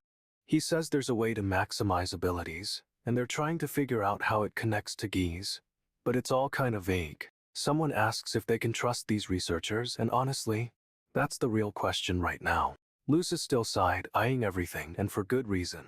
This whole situation is sketchy as heck. But the other dude just keeps walking, and it's like, dude, are you even listening to yourself right now? Okay, so someone asks what they're even doing here, and this dude straight up says it's research he started ages ago. He claims the knights are the ones who jumped in on his work, which is a bold claim, honestly. Apparently, the dragon's descendants have been using this power for centuries, and our boy is just now figuring it out. But wait, he turns it around and says the knights are the late ones to the party, which feels like a total deflection. They both avoid answering the actual question, which is super sus, and Luz is clearly picking up on it. Luz is wondering why they won't spill the tea, and honestly, same. We get a shot of the castle at night, and now we're wondering why they're even participating in all this. It's revealed they're stuck because of a contract, but what does that even edge mean? This whole situation is getting more and more complicated, and I'm starting to feel like we're missing a huge piece of the puzzle. Seriously, what contract could possibly force them to do this? No way this is gonna end well. They're making a deal with the dragon's descendants, treating information from the Department of Magic for long-term cooperation. But Luz is straight up questioning if they can even trust these dragon people, and honestly, good call. The guy with the purple hair says they just need to use the descendants as much as they use them, which is a really cold way to put it. He claims it's the best they can do, but Luz is still side, eyeing everything, and you can't blame him. Then, the other dude drops a bomb. He has an idea, which immediately makes everything even more suspicious. And honestly, it feels like they're about to make a seriously bad decision. He's staring intensely, and it's clear whatever he's planning involves a lot of manipulation. This dude is planning something big, and it's gonna involve the descendants, that much is clear. However, it's still a massive gamble, and I'm worried about where this is all heading. He's got a determined look on his face, and it's like, okay, we're going forward with this crazy plan. Then, okay, so they're figuring out this power can't be used right away, it needs time to build up. Luz asks if it'll take about 2 months, and the white-haired dude confirms, but it seems like a long time. The blue-haired guy says he can't use it immediately, and honestly, that's a little frustrating. They're theorizing it needs more power to accumulate, and maybe a day or more will do the trick. But the white-haired guy shuts it down, saying discussing the efficiency is pointless, and I'm kinda with him. He's got this intense stare, and it's clear our boy is about to do something reckless. The dude's just standing there, looking all mysterious and powerful while the others watch him. Seriously, what's his deal? This whole thing feels like a setup, and I'm stressed for them. He's definitely planning something big, and it's going to involve this mysterious power, no doubt. And honestly, the way he's looking, this isn't going to end well, is it? Okay, so someone says Kulin was the weakest of the passing knights, and it's kinda harsh, Ingiel. They're dropping knowledge about how special abilities pop up in weaker knights. It's a stat thing, apparently. The black-haired dude explains how people rapidly gain power at a certain point, but proving it is tough. Then, out of nowhere, he proposes a match against a knight for another experiment. Like what? A green-haired guy pops up looking skeptical and honestly, same. Whoa, the white-haired dude gets slammed into the ground, and it looks pianu well. The green-haired guy is all, I don't want to use this ability on a comrade, which is a mood. But the white-haired dude just stares at him with this intense look, and it's super unsettling. Seriously, this whole situation is giving me bad vibes, and I'm bracing for impact. The green-haired dude's conflicted, but he's definitely gonna go through with it. I just know it. Okay, so this dude straight up asks if the other guy almost killed White 2 months ago? Talk about bringing up the past? The green-haired guy is seriously questioning if the white-haired dude is scared of killing a teammate, which is a fair point. But the white-haired dude is all, don't worry, you won't have to worry about that with Airs this opponent, and it's super creepy. He insists the opponent will be fine, and tells the green-haired guy to just accept it, like it's no big deal. The green-haired dude looks shocked, and honestly, he should be. This is a messed up request. Our boy's back in the hallway, looking intense, and he's clearly worried about the other person. He says Kulin, and it's a name drop that feels super important, like this is a key piece of the puzzle. No way, he's looking through a window and sees someone. Is that Kulin? This is getting wild. He's clearly concerned about what's about to go down, and it's a tense moment. This dude is getting ready for something, and I'm bracing for impact. Something big is happening. Our boy is laying it all out. He's not afraid, he just doesn't want to fight. He points out that to others, he doesn't look much different, which is a really sad admission. The purple-haired dude is straight up roasting him, calling out the contradiction of a knight who hates fighting. But our boy is unbothered. He knows he can handle it, and that's a little scary. He's confident he can win without a fight, and honestly, that's the most terrifying thing he's said all episode.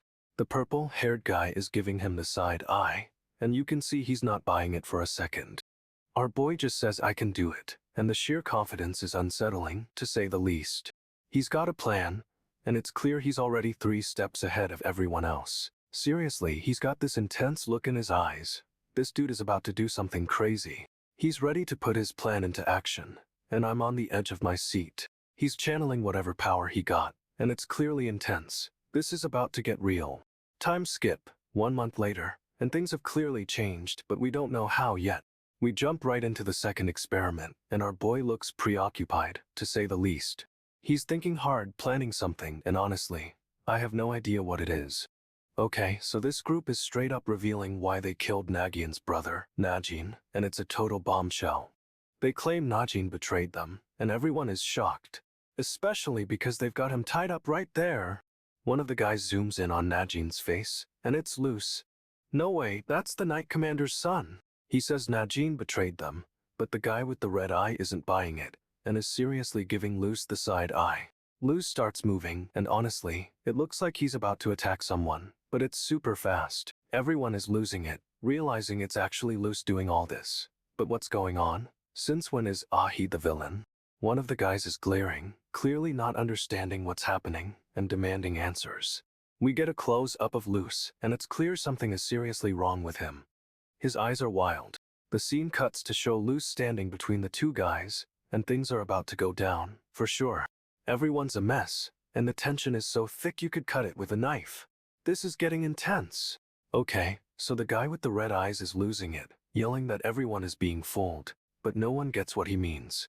Suddenly, Luce shouts, and honestly, the force of it makes everyone jump. What is happening with him? He's claiming they're all idiots, and it's a total power move, but it's also super confusing because why? The others are totally bewildered, questioning what Luce is even saying.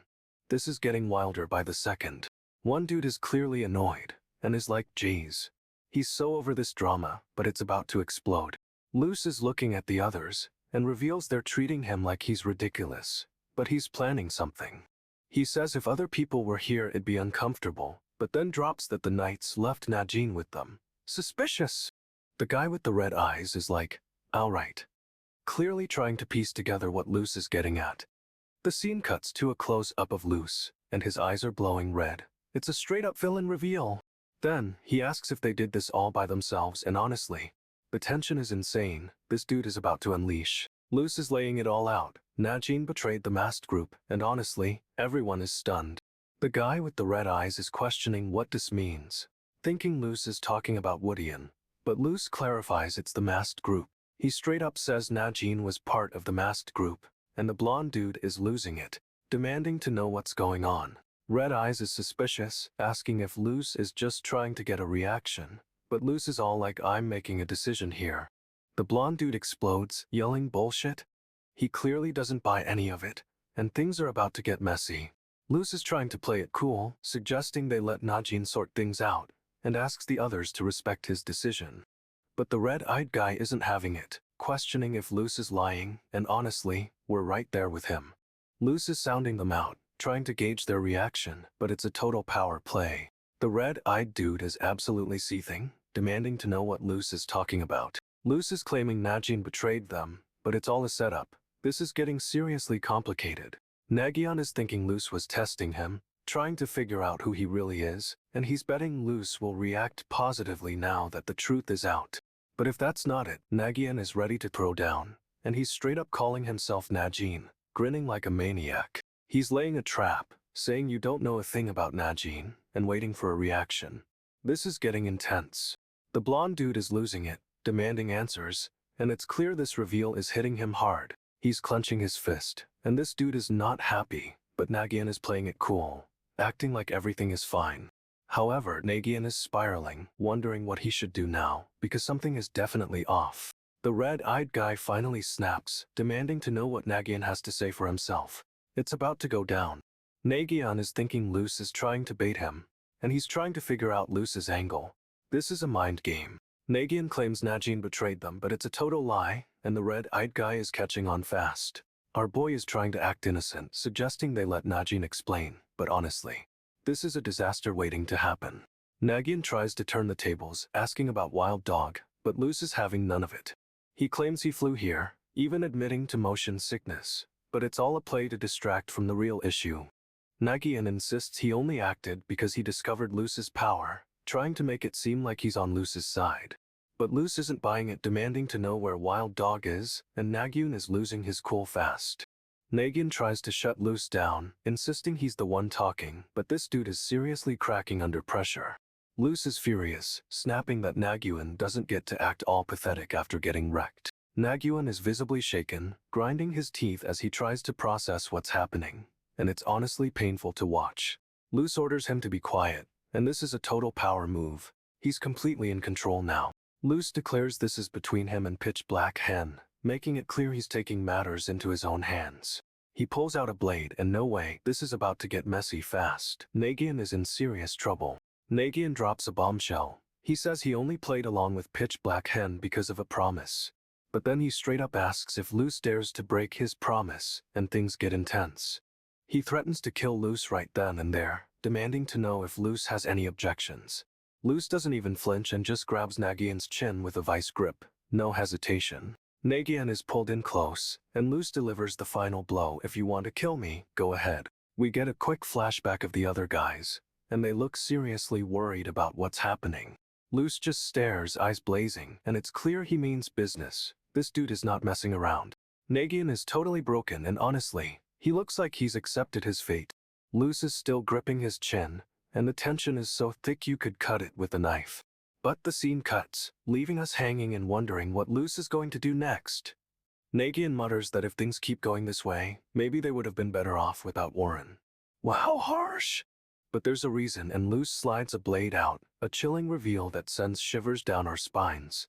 Luce holds the blade to Nagyunn's throat, but asks if he'll be alright with what's about to happen.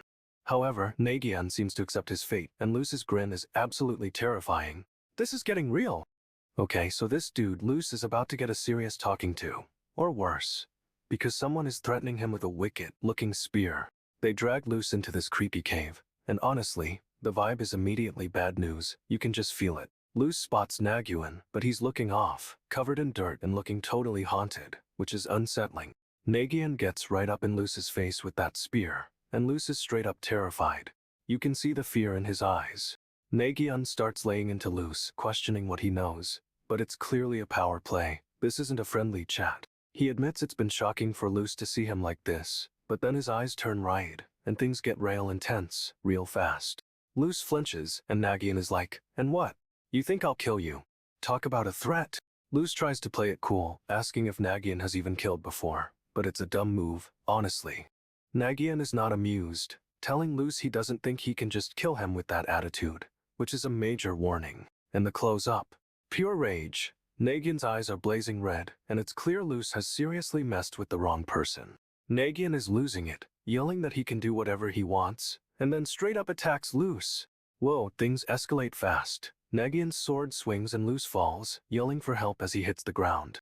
Luz blurts out that Nagyunn tried to kill him, and is begging to be taken to the knights, promising to spill everything. But the other guy, the one who was with Nagyunn, he's asking what's going on with Luz. Total confusion. Nagyunn is like, "Nah, I didn't torture him," but he's clearly lying, and his expression is super creepy. Flashback time. Nagyunn reveals he initially underestimated Luz, thinking he was just an idiot, but then, Luz's defiance shook him. Nagyunn was genuinely surprised by his spite and resolve. No way. He's grinning now, a truly unsettling grin, and it's clear he's got a new plan brewing. We see Luz lying there, wounded, and honestly, this dude really messed with the wrong person. Nagyunn is done playing games. He's letting Luz believe whatever he wants, because he's got something bigger in mind. Okay, so the team is questioning what just happened with Luz, but Nagyunn is playing it cool, acting confused. But then, one of the guys shouts that Najin is dead. Total shock, everyone freezes up.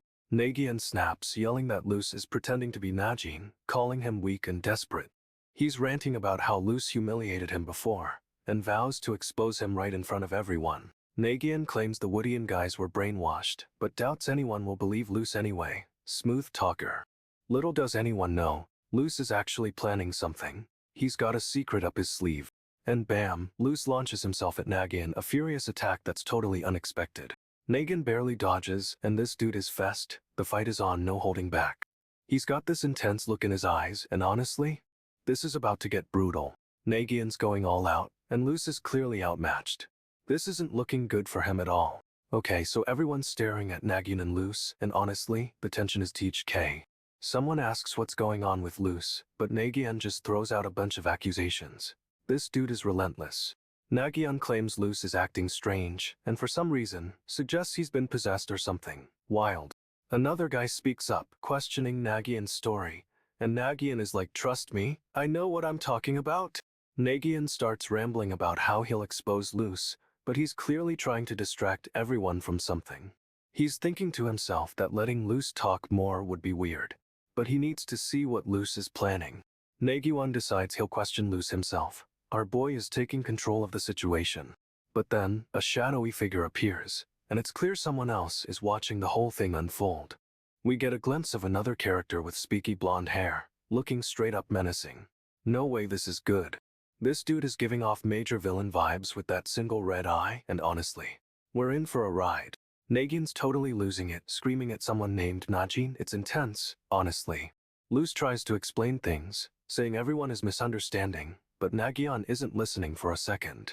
Nagyunn just tells him to shut up and come with him, straight up ignoring everything Luz says. Everyone's silent, and Nagyunn looks away, clearly bothered by something. This is getting suspicious. A blonde guy appears in the distance, and Nagyunn realizes Luz did something he didn't expect. Nagyunn wonders if he should have taken care of Luz earlier, and then he's thinking about revenge. He's clenching his fist, questioning why he's hesitating. Our boy is conflicted, but still wants payback. The blonde dude finally speaks up, revealing Najin betrayed them. That's a major plot twist. Nagyunn is shocked, and honestly, this dude had it coming. Najin sounds like a real snake. Nagyunn is still reeling, remembering Najin's betrayal, and it's clear this is personal. Nagyunn is straight up spiraling, muttering Nagyunn, like he's losing his mind. It's a total breakdown. He's trying to pull himself together, but it's clear Najin's death is hitting him hard, like Reloi hard. Regardless of everything, he declares they killed Najin, and that's a fact he can't ignore. Nagyunn vows to make them pay back for what they did. This dude is officially on a revenge mission. He says he only needs to think about payback, and honestly, that's terrifying. It's all consuming for him. Nagyunn turns his back, and we finally see him in full gear. This is the Ember Knight ready for war.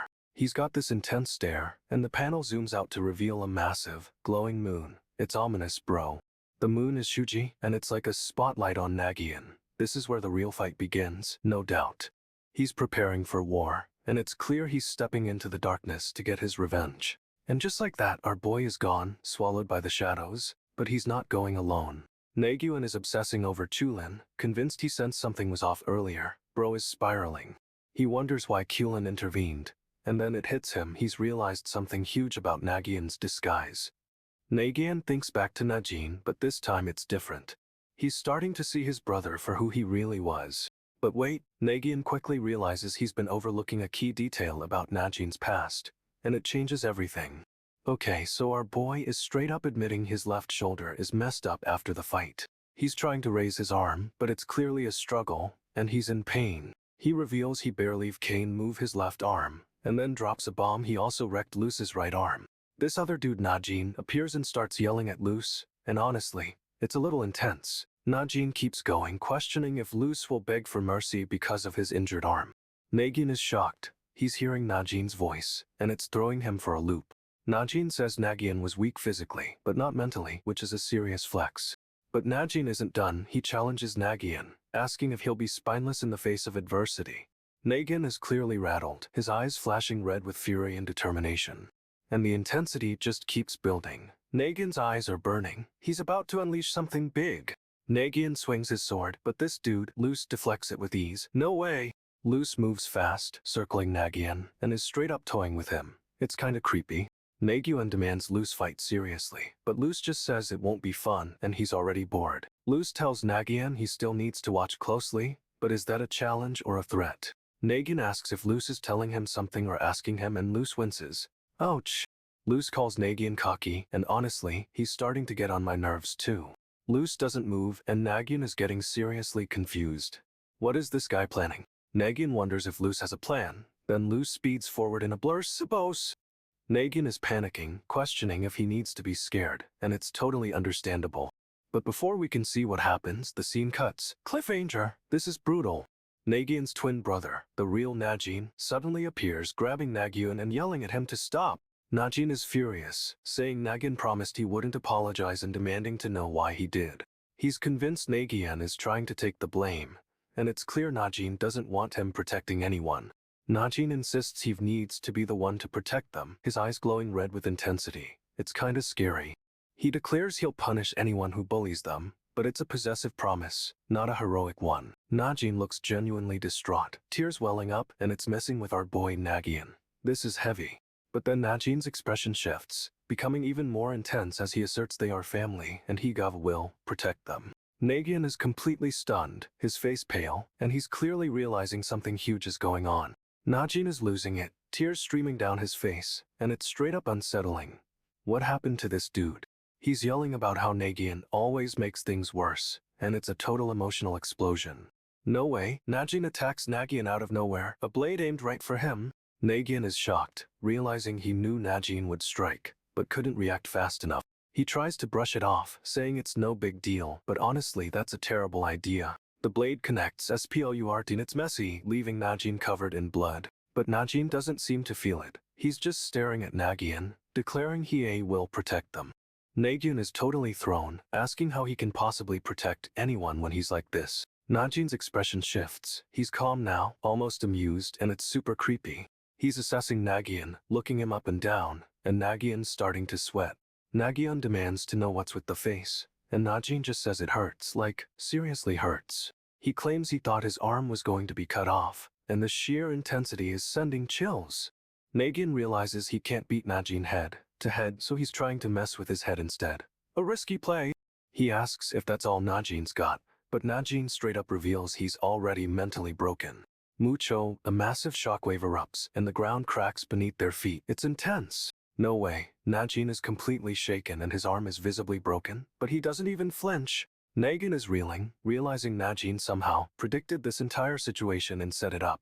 Nagyunn thinks he's creating an opening, but Najin was playing him the whole time. This dude is scary. Najin reads Nagyunn's expression, and it's clear he knows exactly what our boy is thinking. But Najin isn't just reading him. He predicted this, he's one step ahead, always. A rush of power explodes around Najin and he's ready to finish this. It's happening fast. However, Najin has crafted a perfect scenario to strike, and it looks like Nagyunn's about to pay the price. Nagyunn launches forward with his sword, aiming for a kill, but Najin blocks it with one hand. No way! The force of the impact sends a shockwave, and Nagyunn feels a throbbing pain shoot up his arm. This is brutal. Najin's eyes narrow, and he's clearly unimpressed. He's saying this is gall Nagyunn's got. Seriously? Najin declares he'll agitate him further, and suddenly, he's leaping forward, closing the distance fast. Nagyunn is shocked, yelling about Najin. But Najin doesn't even hesitate, he's all business. He demands to know if Nagyunn thinks he's bluffing. And then he attacks, aiming straight for the kill. Nagyunn is caught off guard, wondering what Najin is doing, thinking he's about to get stabbed. Najin grabs the blade with his bare hand, and it's a firm grip. This dude isn't even flinching. Nagyunn is speechless, questioning if Najin would ever let him stab him with such poor technique. The nerve. Najin's hand clenches, and another wave of pain shoots through Nagyunn's arm. It's a crushing grip. Najin reveals his plan. It's not about power, it's about technique, and he calls it the sharpest spear. His blade flashes, and then clangs against Nagyunn's, sending sparks flying. No way, this is intense. Nagyunn is stunned, questioning what Najin's doing, but Najin just scoffs, saying, "Oh, so dismissive?" Najin and his shadowy ally stare down Nagyunn, and honestly, this dude is straight up terrified.